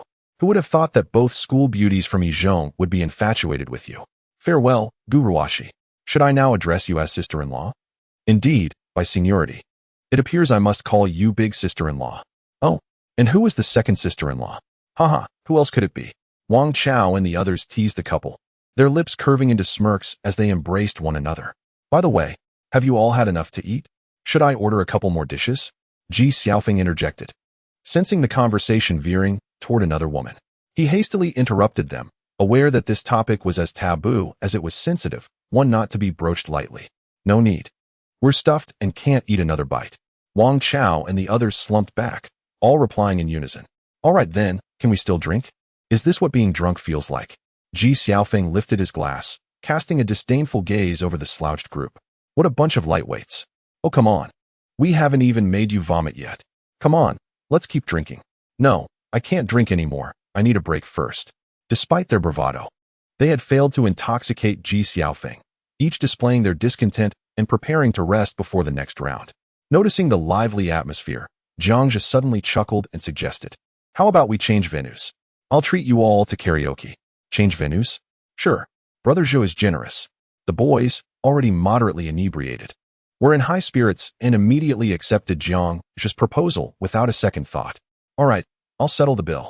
Ji Xiaofeng laughed heartily as he dashed downstairs to pay. Jiang Zhe turned to the innocent girl nestled in his arms, unscrewing a bottle of mineral water to offer her a sip. Shall I escort you home? Yes. I want to go too. Guruwashi leaned against Jiang Zhe, shaking her head. After drinking a mouthful of water, the flush on her face slightly subsided. Yet her gaze remained dazed, still entrapped in the innocence of her state. Jiang Zhe sighed helplessly. If she wished to enjoy herself, he would let her, for he was certain nothing would go amiss with him around. Several minutes later, they hailed 3 taxis to a nearby establishment. By this time, it was already 8:30 in the evening, and the temperature had begun to cool. As they exited the taxis, a refreshing evening breeze greeted them, reviving their spirits. Guruwashi was embraced by Jiang Zhe, and as the gentle wind brushed past, her awareness sharpened momentarily. Realizing their intimate position, her face gradually flushed. Yet, inexplicably, despite regaining some clarity, she found herself reluctant to distance herself from the man's warm embrace. Are you feeling better? Jiang Zhe inquired, glancing down at the girl in his arms. I'm not drunk. Guruwashi feigned drunkenness, whispering softly. Ding. Guruwashi felt a twinge of embarrassment for her act of pretending to be inebriated. Affection 1. Current affection level, 71. Pretending to be drunk? Jiang Zhe was momentarily taken aback, casting a scornful glance at the girl nestled in his embrace. He chuckled softly, amused by her pretense, yet chose not to expose her guise. With the girl still in his arms, he followed Ji Xiaofeng and the others into the luxurious venue. At the bar, Jiang Zhe purchased an extravagant beverage package priced at 999. Soon after, the group entered a lavish private room and took their seats. Gu Ruoxi remained ensconced in Jiang Zhe's embrace, her head bowed in shyness, unable to meet the gaze of those around her.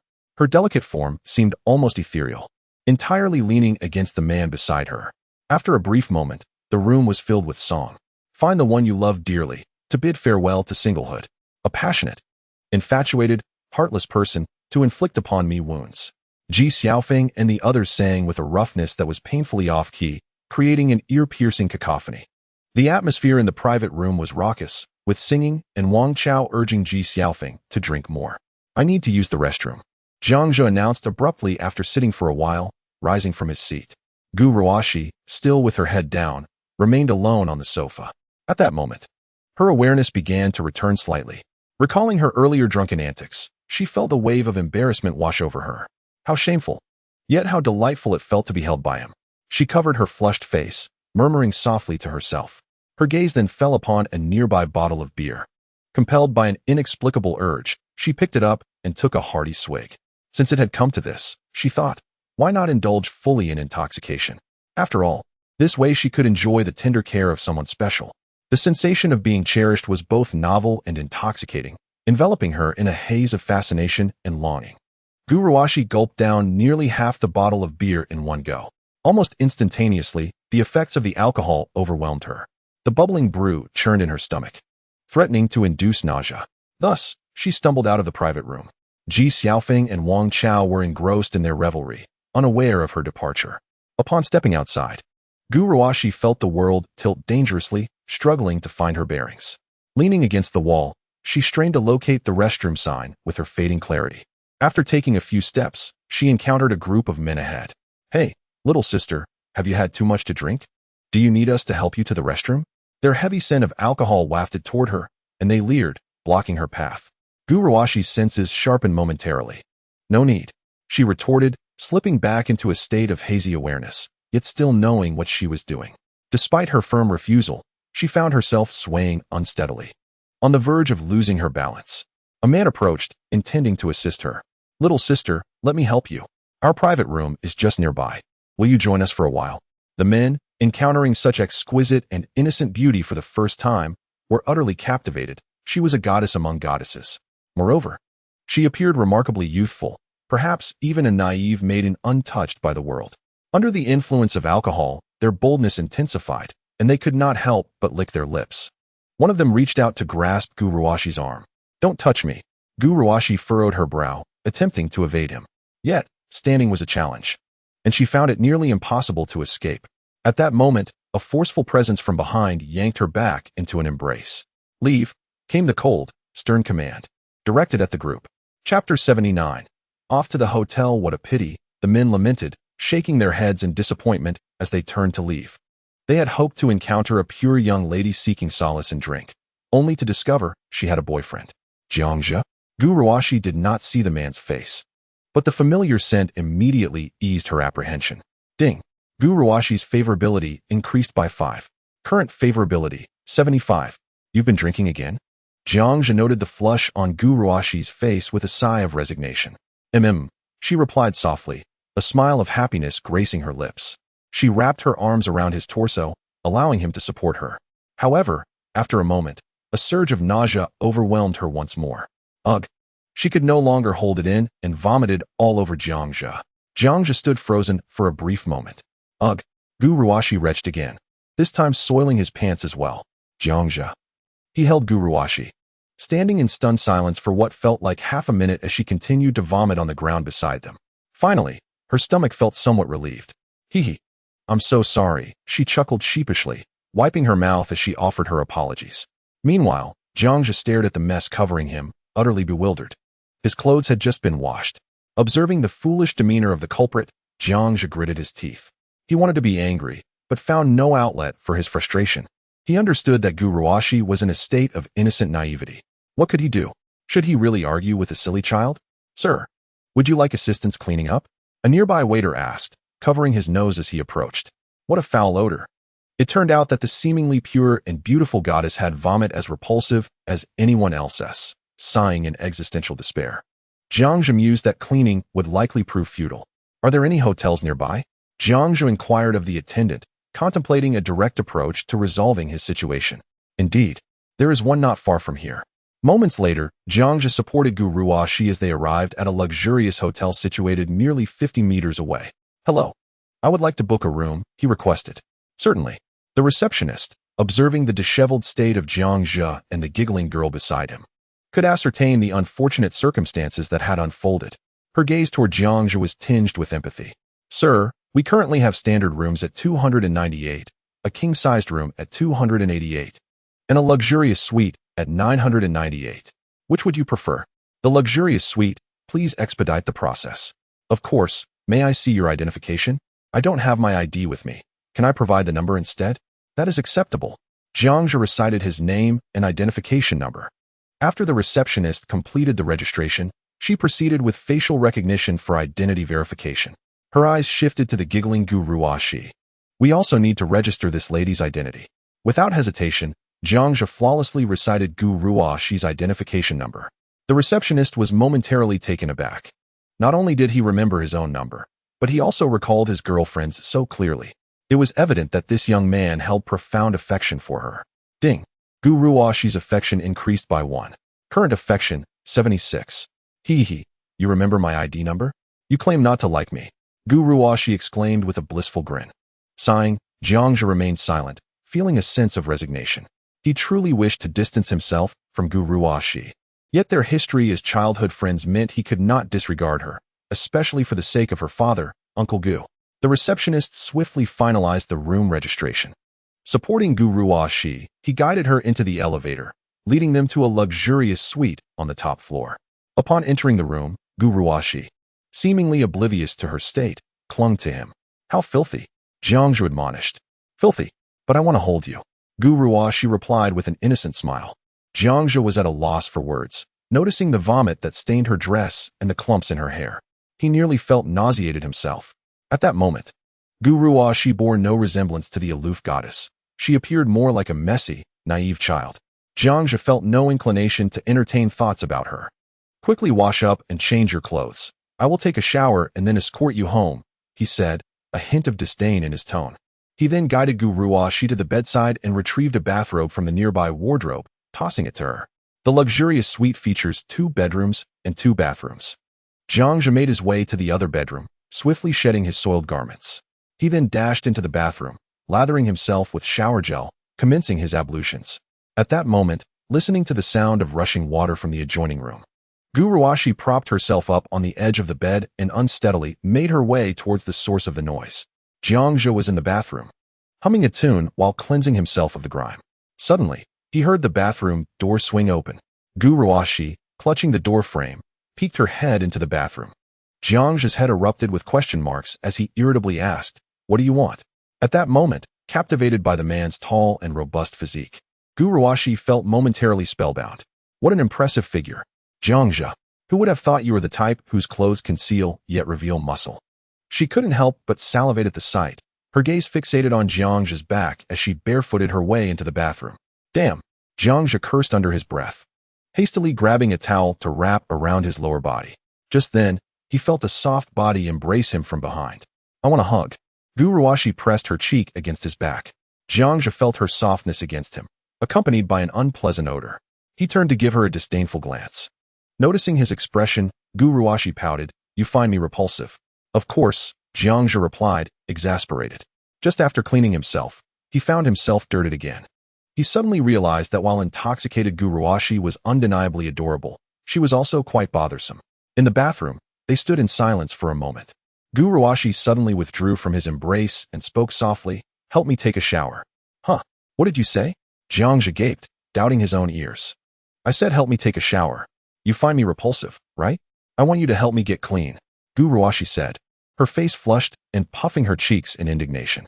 As she spoke, She began to unfasten the buttons of her dress. With a soft thud, the dress fell to the bathroom floor. Chapter 80. Gu Ruoshi. Am I becoming a lovesick fool? Jiang Zhe swallowed hard instinctively. Turning around, he was met with a provocative sight. The girl stood before him clad only in a set of white lingerie, her fair skin a striking visual contrast. Her perfectly proportioned figure was fully on display. This is inappropriate. Jiang Zhe's voice carried a hint of hoarseness. What's inappropriate? We used to bathe together as children.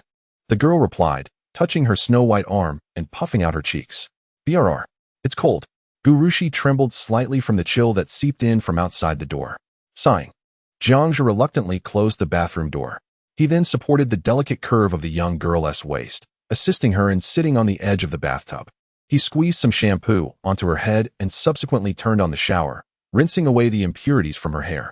Ding. Favorability increased by 1. Current favorability, 77.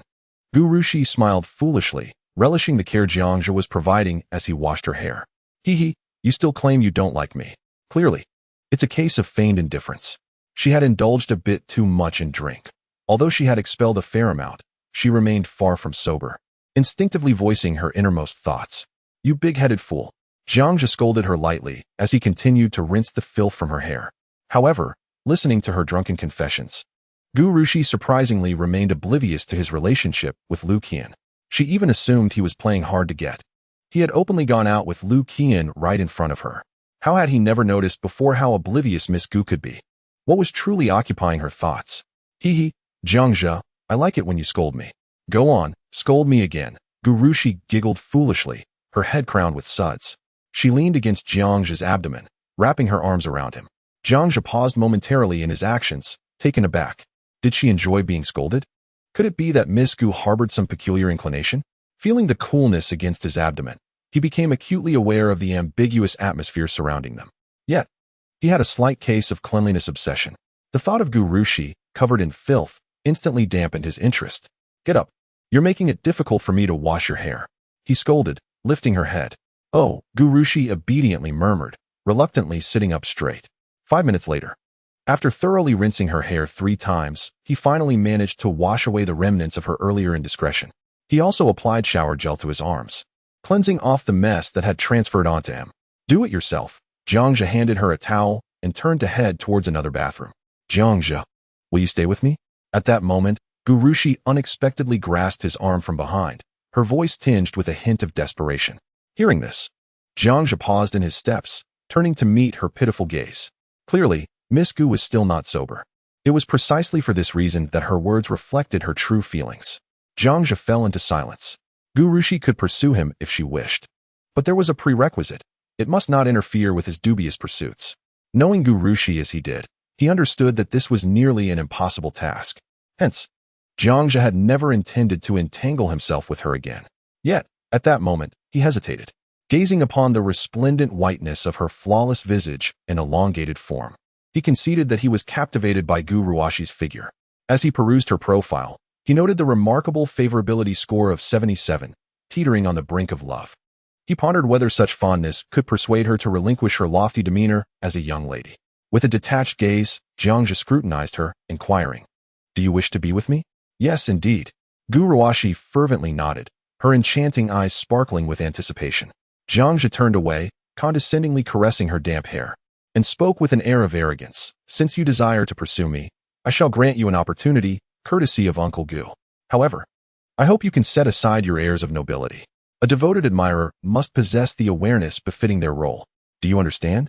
Stunned by Jiang Zhe's haughty remarks, Gu Ruoshi found herself momentarily at a loss. Still intoxicated, her mind remained somewhat clouded, yet her powers of judgment were not entirely compromised. Logically, Jiang Zhe's lack of outright rejection should have been welcome news. But why had she suddenly become a mere admirer? And the mention of Uncle Gu sounded so familiar. Thus, it appeared that Jiang Zhe was merely offering her the chance to pursue him, akin to the opportunities she had once extended to him, permitting pursuit without any promise of partnership. Gu Ruoshi stood there, momentarily stunned, struggling to grasp the implications. Do you comprehend my meaning? Jiang Zhe extended a hand, pinching her delicate cheek. Yes, I understand. Gu Ruoshi, with a dazed expression, nodded, implying that as long as she played the role of an admirer, he would bestow upon her a chance. Precisely. Jiang Zhe draped a towel over her head, reminding her that time was of the essence. She should hurry and dry off before he escorted her home. 20 minutes later, Jiang Zhe stood at the hotel reception, settling the payment for 2 bathrobes. The pair, clad in the hotel's robes, hailed a cab to the upscale neighborhood where Gu Ruoxi resided. Throughout the journey, she remained inebriated, with Jiang Zhe assisting her even in donning the bathrobe. The hair-washing process inevitably led to some rather intimate physical contact, for as the saying goes, one must seize opportunities when they arise. Jiang Zhe was far from a paragon of virtue. Ding dong. The doorbell rang. Gu Tianming approached to open the door, momentarily taken aback by the sight of the two in bathrobes, and he couldn't help but notice his daughter's dazed state.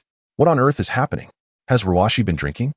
Gu Tianming felt no immediate concern for his daughter's well-being, given she was in Jiang Zhe's company. However, he was taken aback to discover that his daughter, who had resolutely vowed to abstain from alcohol, had broken her promise. Well, she drank quite a bit and ended up throwing up all over me, Jiang Zhe explained, supporting Gu Ruoxi as they entered, and proceeded to recount the events that had transpired to Gu Tianming. Upon hearing the commotion, Dong Yun emerged from the inner room. Aunt Dong, Jiang Zhe greeted politely with a nod. Did Xiaozhe drink too much? Dong Yun inquired with a smile, quickly moving to support Gu Ruoxi. Hee mama. Gu Ruoxi giggled foolishly and nestled into Dong Yun's embrace. My daughter, why on earth did you suddenly indulge in alcohol? Dong Yun held her close, her own beautiful eyes, reminiscent of Gu Ruoxi's, sparkling with surprise. She had witnessed her daughter inebriated before. The reason Gu Ruoxi typically abstained from alcohol was the fear of the disarray that followed intoxication. Today, not only had she broken her vow, but she had also consumed a considerable amount, even vomiting all over Jiang Zhe. Is this because of Jiang Zhe? Dong Yun cast a questioning glance at him, genuinely curious about the events of the birthday gathering that evening. Jiang Zhe, feeling exasperated, was reluctant to elaborate. He had been vomited on and was tasked with caring for the foolish child, which was already quite bothersome. Uncle Gu, Aunt Dong, may I take my leave? He announced, preparing to depart. All right, Gu Tianming replied, somewhat dazed, nodding instinctively. Wait. Dong Yun grasped Jiang Zhe's arm firmly, her gaze assessing the bathrobe he wore. Xiaozhe, where are your clothes? Jiang Zhe gestured towards Gu Ruoxi beside him, exclaiming helplessly, they were too dirty, so I left them at the hotel. I see. Dong Yun mused for a moment before saying, it's getting late. You shouldn't go back tonight. Stay here for the night, and I'll have someone bring you some clothes in the morning. Without further ado, she pulled Jiang Zhe inside. Xiaozhe, you should stay here for the night. We have a guest room ready, Dong Yun insisted as she ushered Jiang Zhe further in. She signaled to Gu Tianming to show Jiang Zhe to the guest room, then assisted the inebriated Gu Ruoxi toward the bedroom. I should have been more considerate. Aunt Dong is right. It is too late. Let's stay at Uncle Gu's for the night. I'll call your father shortly to inform him, Gu Tianming added. All right, then thank you, Uncle Gu. Jiang Zhe conceded, no longer resisting. He followed Gu Tianming into the guest room. The Gu family resided in a spacious flat of nearly 300 square meters. While it could not compare to the luxurious villa of Lu Qian, it was certainly a lavish abode.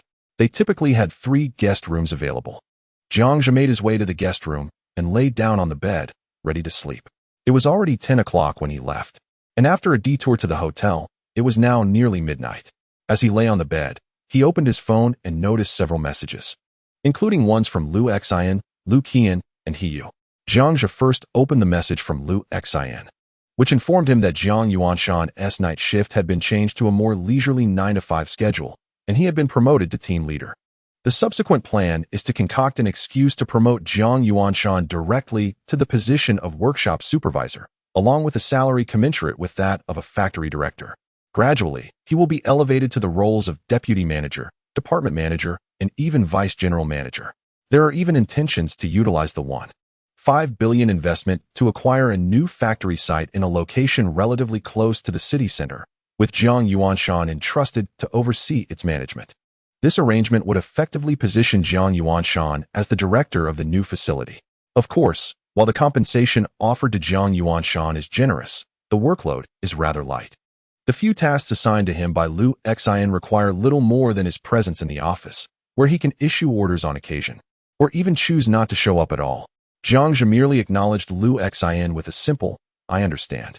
Lu Xian is efficient in his dealings and perceptive enough to promote Jiang Yuanshan step by step, ensuring that the latter remains oblivious to the machinations behind the scenes. This way, Jiang Yuanshan can enjoy the benefits while also gaining recognition of his self-worth. Once he ascends to the roles of manager and deputy director, he will have considerably less time to manage Jiang Zhe. Jiang Zhe increasingly feels that acquiring the factory is a stroke of genius. In the future, if old Jiang attempts to threaten him again, he can simply call Lu Xin. After all, if his son's words go unheard, surely the voice of a senior leader will command attention. This should allow him to hold sway over old Jiang. In high spirits, Jiang Zhe then turned his attention to a message from Lu Qian. Long legs. Has the birthday party concluded? Jiang Zhe quickly typed a response. It's over. I'm already lying in bed. Almost instantaneously, he received a reply. Did it end so late? What about Guruwashi? Did she attend too? Jiang Zhe replied, yes. Long legs. Oh. Jiang Zhe continued, why are you still awake so late? Long legs. Because I'm thinking of you. I can't sleep for missing you. Long legs. Image. Jiang Zhe opened the photo Lu Qian sent, revealing a selfie of her resting on a pillow, with a pink pillow supporting her chin.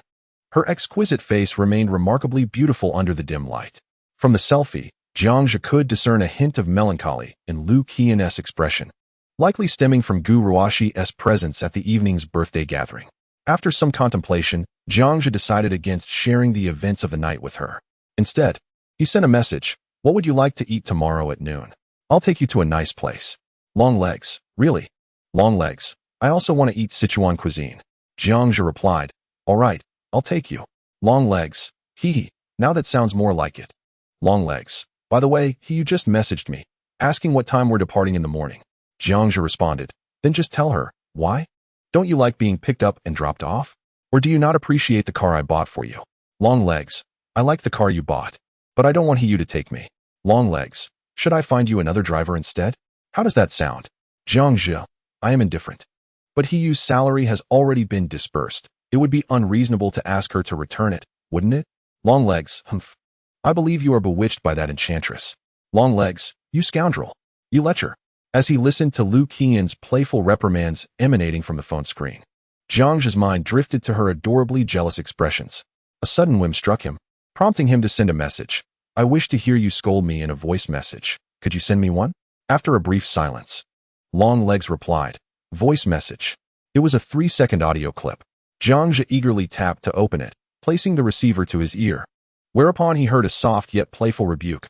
I utterly detest you. You scoundrel. You lecher. He chuckled, a satisfied smile gracing his lips. Lu Qian's voice was melodious, crisp, and delightful, tinged with just the right amount of playful charm. He was tempted to call her. Perhaps a video call could be contemplated, though he hesitated, mindful of the presence of others and the potential for Uncle Gu or Aunt Dong to overhear, which would be rather impolite. Thus, he refrained, chatting with Lu Qian for a while before exchanging goodnights. Exiting the chat interface, he noticed a message from Hiyu sent over an hour ago. Hiyu, Mr. Jiang, do you find these outfits appealing? Hiyu. Image. Gazing at the provocative images of lingerie, Jiang Zhe felt no stir within him. From the moment he accepted Hiyu's friend request, he anticipated such messages from her. The angles of the photos were expertly chosen, each one enough to quicken the pulse, revealing Hiyu's undeniable prowess in captivating men. Jiang Zhe perused the images and sent Hiyu a message. What is so appealing about the clothes? Ding dong. A minute later, Hiyu sent an image of herself without clothing. Hiyu. Image. Hiyu. Mr. Jiang, is this satisfactory? Shy, Jiang Zhe gazed at the photo, where she strategically covered her important areas with her hands. It was evident that she was teasing him. Hiyu was indeed skilled, and her physique was a considerable asset.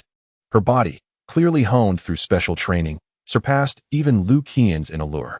Jiang Zhe smiled slightly and replied, acceptable. Let this be the standard moving forward. Ding dong. Hiyu, may I send you a photo every night? Jiang Zhe chose not to respond. He shut off his phone, preparing for sleep. Just then, a few knocks echoed from the door.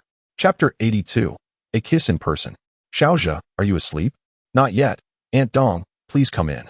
Jiang Zhe straightened his clothes and rose from the bed. Dong Yin entered the guest room with a smile, leaving the door ajar. She sat at the edge of Jiang Zhe's bed, her tone gentle as she inquired. Xiaozhe, could you share with me what transpired at the birthday party tonight? Why did Ruashi consume so much alcohol? Jiang Zhe let out a sigh, weary of offering extensive explanations. He replied dismissively. Perhaps I was in a good mood today and indulged in a few extra drinks. Oh, I see. Dong Yun nodded thoughtfully, then inquired, Xiao Zhe, who was the girl you went shopping with the other day? Is she your girlfriend? As she spoke, a subtle smile graced her lips, and her gaze scrutinized Jiang Zhe intently. Having previously probed, she had discerned her daughter's affection for Jiang Zhe. In fact, her daughter's deliberate intoxication today was likely a reflection of this sentiment, prompting her to probe Jiang Zhe's feelings. Is there a problem? Jiang Zhe replied calmly. With his affirmative response, Dong Yun fell into silence. Though she had sensed the closeness between Jiang Zhe and the girl, she was taken aback by his unabashed admission. In that moment, a flicker of irritation arose within Dong Yun. She understood that her daughter had never consented to a relationship with Jiang Zhe. Their bond was merely that of childhood friends. Even if Jiang Zhe were to pursue another girl, she felt she had no grounds for objection. Yet, was their progression not too rapid? Just days after confessing to a childhood friend he had pursued for 3 years, he had already transitioned to a romantic relationship with another girl? How had she not realized that Xiao Zhe was adept at navigating romantic entanglements? Dong Yun found herself at a loss for words, caught off guard by Jiang Zhe's candid acknowledgement. Just then, a cacophony of footsteps echoed from outside the door. He. Mommy, Jiang Zhe, I want to sleep here. Gu Ruoxi leaned against the door, her face adorned with a silly grin as she staggered towards the bed. Seeing this, Dong Yun helped her up and said helplessly, Dear, you and Xiao Zhe are no longer children. It's improper for boys and girls to share a bed. Be obedient and return to your room. No, I want to sleep with Jiang Zhe, Gu Ruoxi insisted, playfully pouting. Dong Yun's attempts at persuasion fell on deaf ears. She could only quietly gesture to Jiang Zhe, let her sleep here. Once she is asleep, Xiao Zhe, you can move to another guest room. Jiang Zhe shrugged indifferently, unbothered by the situation. In truth, he wouldn't mind sharing a bed with Gu Ruoxi, though he couldn't guarantee that it would remain a purely innocent slumber. Please, hurry and sleep. Be good. Dong Yun coaxed her daughter as she helped her onto the bed. Jiang Zhe sat on the edge, leaning against the headboard. Gu Ruoxi, with a bright smile, nestled close to Jiang Zhe's arm. Noticing that he showed no intention of lying down, she asked, Jiang Zhe, why aren't you lying down? Jiang Zhe cast a silent glance at Dong Yun, feeling somewhat exasperated. Xiao Zhe, why don't you lie down? Dong Yun signaled to him with her eyes, indicating that he should first help Gu Ruoxi fall asleep. With another sigh, Jiang Zhe reclined beside Gu Ruoxi. Had he known it would be this troublesome, he would have resolutely declined the invitation to stay. Hey Mom, why aren't you going out? Jiang Zhe and I are about to sleep, Gu Ruoxi said with a cheerful smile, glancing at Dong Yun. Dong Yun fell silent once more. While she trusted Xiao Zhe's character, she harbored doubts about her daughter's inebriated state. If she were to leave, who could guarantee that nothing untoward would occur? Thus, she gently replied, I'll go out once you're asleep. All right then, Gu Ruoxi did not press further. With a sweet smile gracing her lips, she curled up next to Jiang Zhe, her hands resting on her chest. She gazed at the profile of Jiang Zhe. Jiang Zhe, you're so handsome. After a brief pause, she inexplicably extended a hand and caressed his face. Then, right before Dong Yun's eyes, she turned Jiang Zhe's face towards her and kissed him on the lips. Dong Yun, Jiang Zhe, did I just get forcefully kissed? Jiang Zhe was instantly bewildered. Your mother is still here. If you want a kiss, shouldn't it be done away from prying eyes? Ding. Gu Ruoxi has given her first kiss, affection 5. Current affection, 82. Notification, the target Gu Ruoxi's affection has reached a level of love. If you remain steadfast, I shall stay by your side through life and death. Please continue your efforts, as reaching an affection level of 100 will unlock a special reward. Dong Yun's face was etched with terror. She could hardly believe her eyes. Her daughter was kissing a boy right in front of her. Moreover, just moments ago, she had discovered that Jiang Zhe had a girlfriend. What on earth was happening? Her daughter had always maintained her integrity. Besides conversing with Jiang Zhe, she hardly spoke to other males, let alone kissed them. This kiss was undoubtedly her daughter's first. Dong Yun did not particularly care about the significance of a first kiss. However, she understood her daughter well. Gu Ruoxi possessed a proud and strong-willed nature, marked by extreme self-awareness. The fact that she willingly initiated her first kiss indicated that she harbored feelings for Xiao Zhe, and those feelings had evidently reached a considerable depth. Though her daughter was somewhat intoxicated, she was not completely out of it. She likely remained aware of her actions. If she were to awaken the next morning and realize what she had done, would she feel embarrassed and succumb to a breakdown? Of course, A breakdown was a secondary concern. If her daughter were to learn that Xiao Zhe was already in a relationship with another girl, would her self-esteem lead to complications? Dong Yun's emotions were tumultuous, a mixture of feelings that momentarily made her forget to intervene. The two remained locked in their kiss for several seconds. Gu Ruoxi reluctantly pulled away, her face slightly flushed. Jiang Zhe, now I belong to you, she declared, asserting her claim, and nestled closely against Jiang Zhe. Her lips curved in a smile as she closed her eyes. In less than a minute, the sound of steady breathing filled the air. Observing this, Jiang Zhe remained expressionless, silently rising to head towards another guest room. Dong Yun also tucked Gu Ruoxi in, turned off the light, and followed Jiang Zhe out of the door. She pulled Jiang Zhe into the living room, sighed with a sense of gravity, and said, Xiao Zhe, Ruoxi has had a bit too much to drink. Please do not take it to heart. Oh, I don't mind, Jiang Zhe replied casually, sensing that Dong Yun wished to have a serious conversation with him. At that moment, he felt irritable, regretting his decision to stay at Uncle Gu's home. Gu Ruoxi was his first kiss. Did that not hold significance for him as well? At that moment, Dong Yun fell silent for a brief period, seemingly having made a resolution. Slowly, she began, Xiao Zhe, perhaps you should consider ending things with that girl? Huh? Jiang Zhe looked at Dong Yun in astonishment, taken aback by her unexpected words. Throughout their acquaintance, Dong Yun had never supported his relationship with Gu Ruoxi. Now, suggesting he sever ties with Lu Qian, had she perhaps changed her stance? Dong Yun forced a strained smile. Xiao Zhe, you should be able to see Ruoxi's feelings for you. Do not blame Annie for meddling. You and Ruoxi have grown up together, although she can be a bit proud. If you two are truly in love, I would wholeheartedly bless your union. In recent times, you and Ruoxi should strive together. You could help her with her studies, aiming to attend the same university. After graduation, you could marry. Auntie will take care of everything, requiring no betrothal gifts from you. And I would even help you and Ruoxi purchase a home in Haiqing. Wait a moment. Jiang Zhe interrupted hastily, his mind racing. Was Annie Dong thinking too far ahead? She was already contemplating marriage? He realized that she had likely noticed the kiss between him and Gu Ruoxi just moments ago. Dong Yun probably sensed Gu Ruoxi's affection for him and intended to genuinely facilitate their relationship. Even the notion of waiving the betrothal gifts and offering financial assistance for a house was indeed sincere. However, why did she assume he would willingly marry her daughter? What gave her such confidence? Furthermore, despite being his elder, what right did she have to demand he end things with Lu Qian? Annie Dong, I understand your perspective, but I must respectfully decline, Jiang Zhe stated with a serious yet polite tone. What did you say? You do not agree? Dong Yun was momentarily taken aback, contemplating that in the past, she would have actively supported their union. Xiao Zhe would have eagerly accepted her endorsement. Yet now, not only was she supportive, but she had also offered exceedingly generous conditions. You actually do not consent? Xiao Zhe, do you not have feelings for Ruoxi? Dong Yun asked. Bewildered. Although I once held affection, that was in the past. Jiang Zhe gazed at Dong Yun with an impassive expression, earnestly stating, Aunt Dong, the past is the past, and the present is the present. If your daughter harbors feelings for me and wishes to pursue me, I am not averse to granting her the opportunity. However, matters of the heart cannot be coerced, and I sincerely hope, Aunt Dong, that you will refrain from further interference in my affairs. Upon uttering these serious words, Jiang Zhe observed Dong Yun step back in shock, astonished at his demeanor. She had never anticipated that the once timid and slightly introverted Jiang Zhe would dare to address her in such a manner. What had he experienced to undergo such a profound transformation? Dong Yun wished to say more, yet Jiang Zhe abruptly gestured to silence her. Aunt Dong, there is no need for further discussion. It is getting late. Please rest early. I shall not trouble you any longer and will take my leave. With that, he swiftly departed.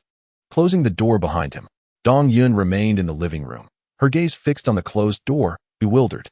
Throughout the years, even Jiang Yuanshan and Zhang Wanxia had shown her due respect, recognizing the considerable disparity between the Jiang and Gu families.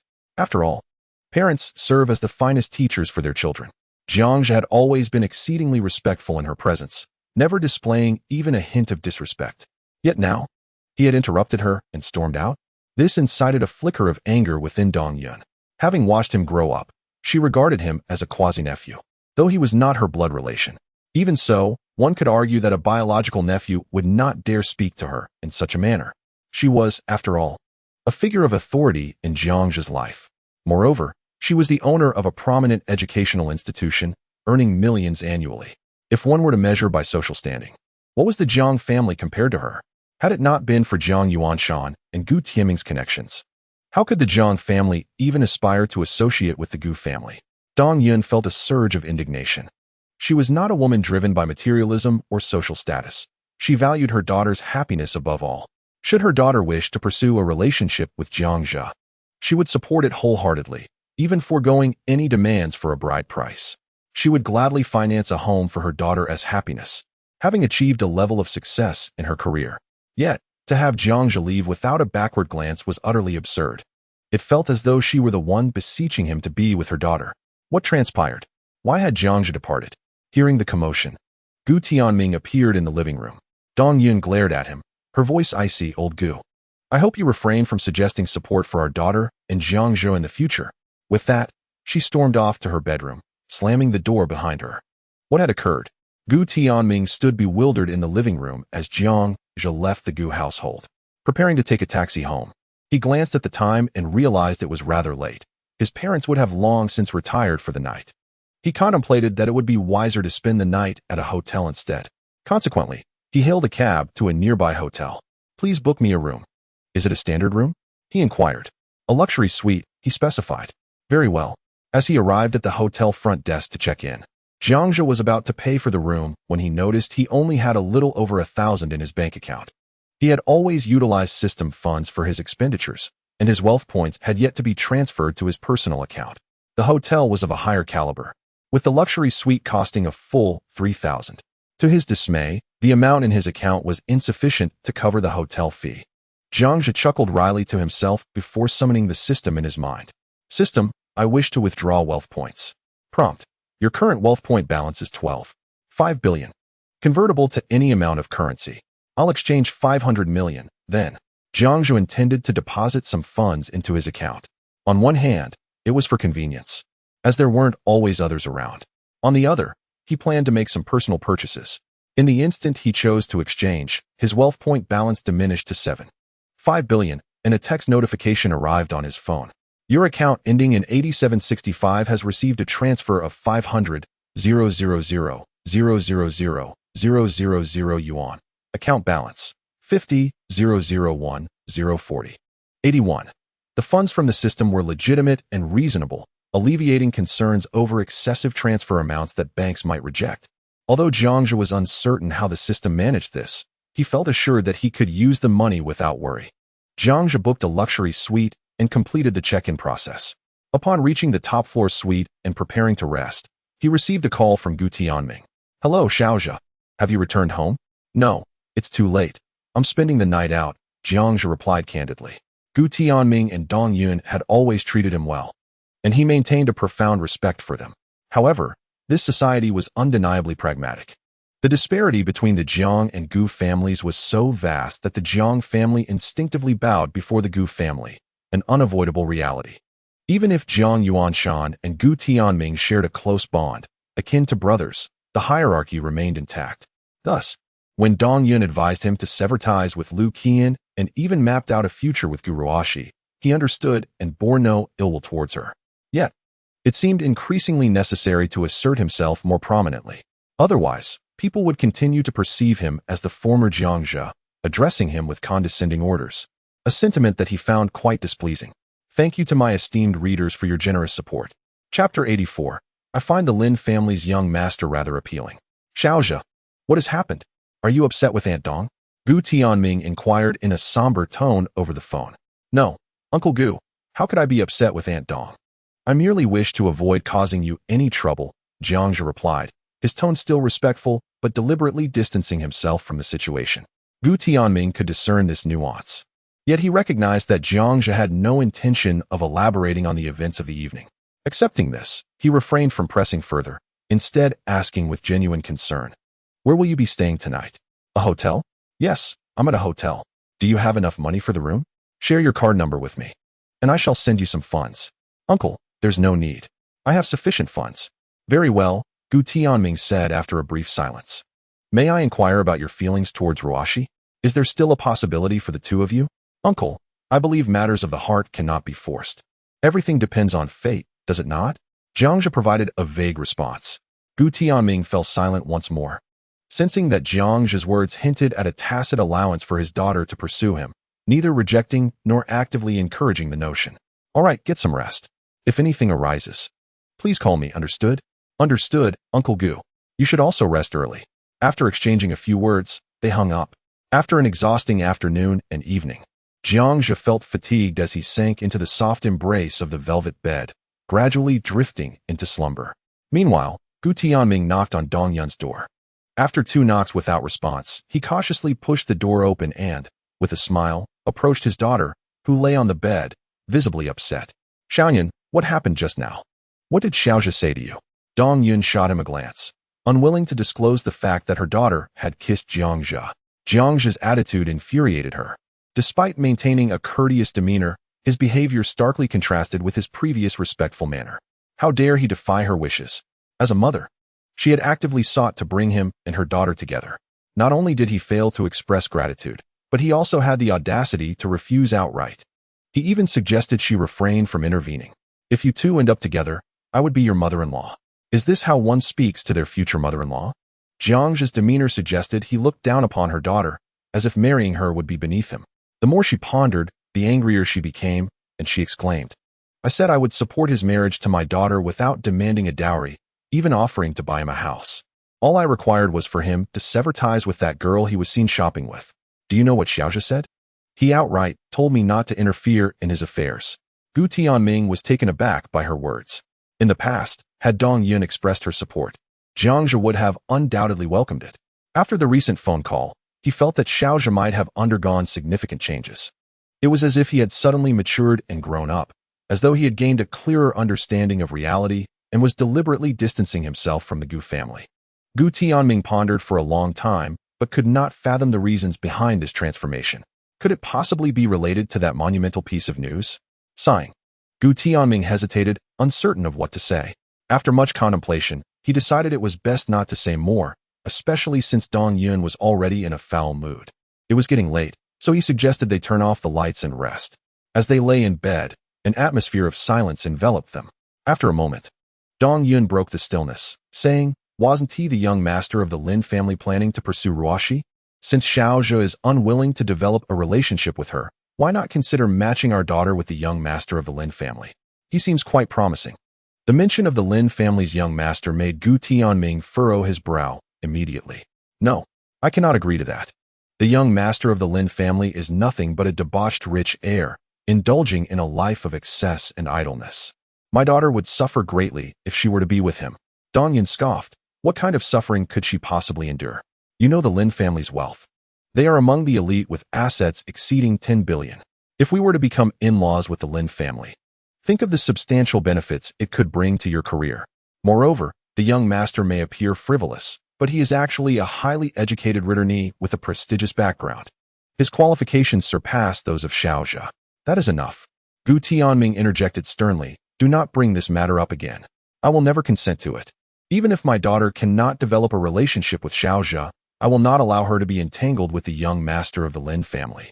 With that, he turned off the bedside lamp and turned over, signaling the finality of his stance. He understood Dong Yun's perspective. Her desire to match their daughter with the Lin family stemmed from an appreciation for their wealth, coupled with her own background as an educated intellectual in the field of education, which granted her a bias towards academically accomplished individuals. However, Dong Yun only relied on hearsay and was unaware of the true character of the young master of the Lin family.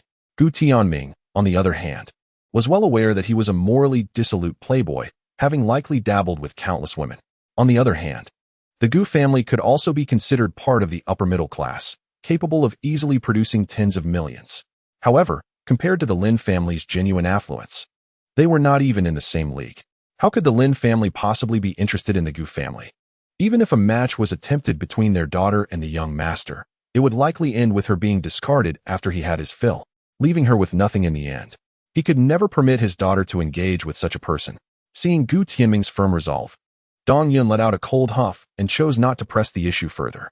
However, she secretly contemplated finding an opportunity for their daughter to meet the young master of the Lin family, despite her daughter's clear disinterest in him.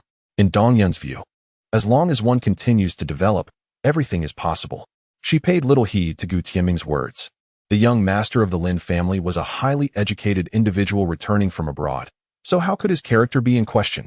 The next day, when Gu Ruoxi awoke, she recalled everything that had transpired the previous night. She had actually vomited on Jiang Zhe. Moreover, they had gone to a hotel together. In front of Jiang Zhe, she had removed her clothes, demanding he bathe her. As if that were not enough, she had audaciously requested to sleep with Jiang Zhe in front of her own mother. And she had even kissed him. As she reflected on each event from last night, Gu Ruoxi's eyes glazed over, and a look of bewilderment washed over her exquisite face. Impossible, I must be dreaming. Gu Ruoxi found it hard to believe. She lay in bed, closed her eyes, and sought to comfort herself, attempting to convince her mind that all that had occurred was merely a dream. It was all just a drunken illusion. However, if it were an illusion, how did she end up in the guest room? If it were an illusion, how could her memories be so vivid? Gu Ruoxi's mental state crumbled. She grabbed a pillow and buried her head beneath it. For her, the events of last night were tantamount to social death. She truly felt as though she no longer wanted to live. Chapter 85. You must be with me. Gu Ruoxi reminisced about the story from last night, recalling the tenderness with which someone had cared for her while she was intoxicated, and how he had protected her from those repugnant men, pulling her into his embrace. A wave of sweetness surged within her heart. She cherished this feeling. The fact that he was willing to care for her while she was drunk and pull her into his arms indicated that this seemingly indifferent person genuinely cared for her. Ding. Favorability 1. Current favorability, 83. Yet, the moment she thought of her disgraceful behavior from the previous night, how she had vomited all over Jiang Zhe, regret flooded her. She shouldn't have drunk so much. She had been too impulsive. The elegant image she had maintained for years in front of him was utterly destroyed in a single night. While at the hotel, Jiang Zhe washing her hair had touched her deeply. However, as much as she was moved, it was infuriating that he had actually dared to touch her. The memory of his wandering hands on her body instantly flushed her cheeks with a deep crimson. Jiang Zhe, I never expected you to be so unrestrained. You're nothing short of a lecher. Damn it. Pervert. Scoundrel. Gu Ruoxi cursed repeatedly, using the pillow as a stand-in for his face, hitting it with all her might. What was most infuriating was that all of this had been initiated by her. If she hadn't taken the initiative to enter the bathroom, to ask him to bathe her, to request a hug, he wouldn't have taken advantage of her.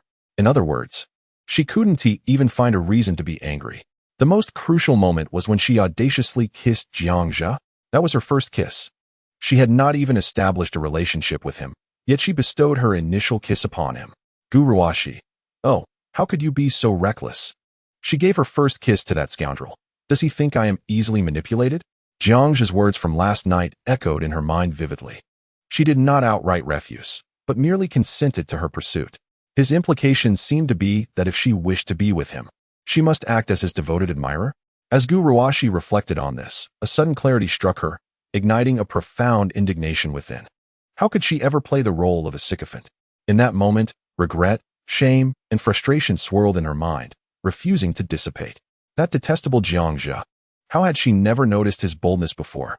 However, his unseemly behavior indicated that he still held feelings for her. Having given him her first kiss, surely he would not decline a relationship? Fueled by a mix of anger and anticipation for his response, she dashed out, determined to clarify matters, only to discover that the guest room in her home was empty. Jiang Zhe was not there. Where could he have gone? In her anxiety, Gu Ruoxi could not afford to ponder for too long. She returned to her room, retrieved her phone, and dialed his number. Hello? After 2 rings, Jiang Zhe mumbled sleepily. He was sprawled on the large bed in the hotel, awakened by the ringing, feeling somewhat irritable. Gu Ruoxi paused for a moment before asking, somewhat displeased, Where are you? In a hotel. Why are you at a hotel? Alone? Yes, I didn't want to disturb you at your home, so I went to the hotel. Is there something you need? If not, I'm hanging up. Jiang Zhe's tone was rife with impatience. Don't hang up. Gu Ruoxi quickly interjected. Pausing for 2 seconds to muster her courage, she asked, Jiang Zhe, what am I to you right now? What do you think? Jiang Zhe scoffed, countering her question. What kind of attitude is that? Gu Ruoxi's anger flared even more. She had given him her first kiss and had nearly revealed everything to him. And yet, he had the audacity to treat her in such a manner. What do you mean by my attitude? Gu Ruoxi, remember what I said last night. A sycophant must possess the mindset of one. Do not flaunt your airs of superiority before me. With that, Jiang Zhe cut off the call before she could respond. Gu Ruoshi felt her chest heaving with fury. How dare he hang up on me? She dialed his number again, but this time, the receiver announced, "The number you have dialed is turned off." Infuriated, Gu Ruoshi hurled her phone to the ground. Breathing heavily, she sat on her bed, simmering with resentment. He actually called me a sycophant? Does that mean his words last night were genuine? Hasn't he agreed to be with me? No. I must make this clear to him. The affordable options have all been seized by him. He must remain by my side. Gu Ruoshi stormed into the bathroom, her expression fuming as she hastily washed up and dressed before heading downstairs. She did not even greet her parents and promptly hailed a cab to school. At the hotel, Jiang Zhe was awakened early by the noise and found himself unable to return to slumber. He glanced at the clothing beside him, pondering the absurdity of attending school in a bathrobe. Since it was still not yet 5 o'clock, he had ample time to return home and change. Upon powering on his phone, he noticed a message from Qian Yunkai sent in the early hours. "Brother Jiang, the paperwork is ready. When will you be available?" Jiang Zhe replied, "In a few days. I need to prepare for the college entrance examination and cannot spare the time." Setting his phone aside, Jiang Zhe contemplated the worth of the hotels owned by Qian Yunkai, valued at 800 million. To whom should he gift such a fortune? Among the individuals he had in mind, Lu Qian seemed the most appropriate choice. She was aware of his affluent status, and their relationship was sufficiently close, allowing him to spend on her without reservations. However, after the events of the previous night, he felt compelled to be more ostentatious. This was not to prove anything to Gu Tianming or Dong Yun, but rather to ensure that his parents recognized the transformation of the Jiang family. From now on, they would no longer have to concern themselves with others' opinions. Within the consumption options, there existed a category for family members, meaning relatives could also be designated as consumption targets. Since he would need to utilize the system's funds anyway, prioritizing expenditures for his parents was paramount. After some contemplation, Jiang Zhe decided to bestow the 800 million hotel and fine dining establishment upon his mother, allowing her to experience the thrill of being a major proprietor. 20 minutes later, Jiang Zhe returned home, where he found Zhang Wanxia preparing breakfast in the kitchen. Zhang Yuanshan, unusually early, sat in the living room perusing the newspaper. "Dad, why are you up so early today?" "Brat, I heard from your Uncle Gu that you went to a classmate's reunion and drank last night." "Yes. It was Ji Xiaofeng's birthday, so I had a few drinks." Jiang Zhe noted that his father seemed to be in good spirits. He chose not to address the underlying issues and, after changing into a fresh outfit, joined his mother at the table, where breakfast was ready. "Son, you haven't eaten yet. Have you? Come and have breakfast." "I'm coming." Thus, the three of them sat down at the dining table together, a rare occasion. "Dad, weren't you supposed to be on the night shift? Why haven't you caught up on sleep?" Jiang Zhe inquired as he ate. "Pfft. Your father is now the team leader. From now on, my working hours will shift to 9 to 5. No more night shifts for me," Zhang Yuanshan declared proudly. "Team leader? Impressive. You must be in charge of quite a few people, right?" Jiang Zhe feigned astonishment. "Haha, of course. Lao Li and Lao Zhao are now under my supervision." Zhang Yuanshan grinned broadly, his laughter filling the room.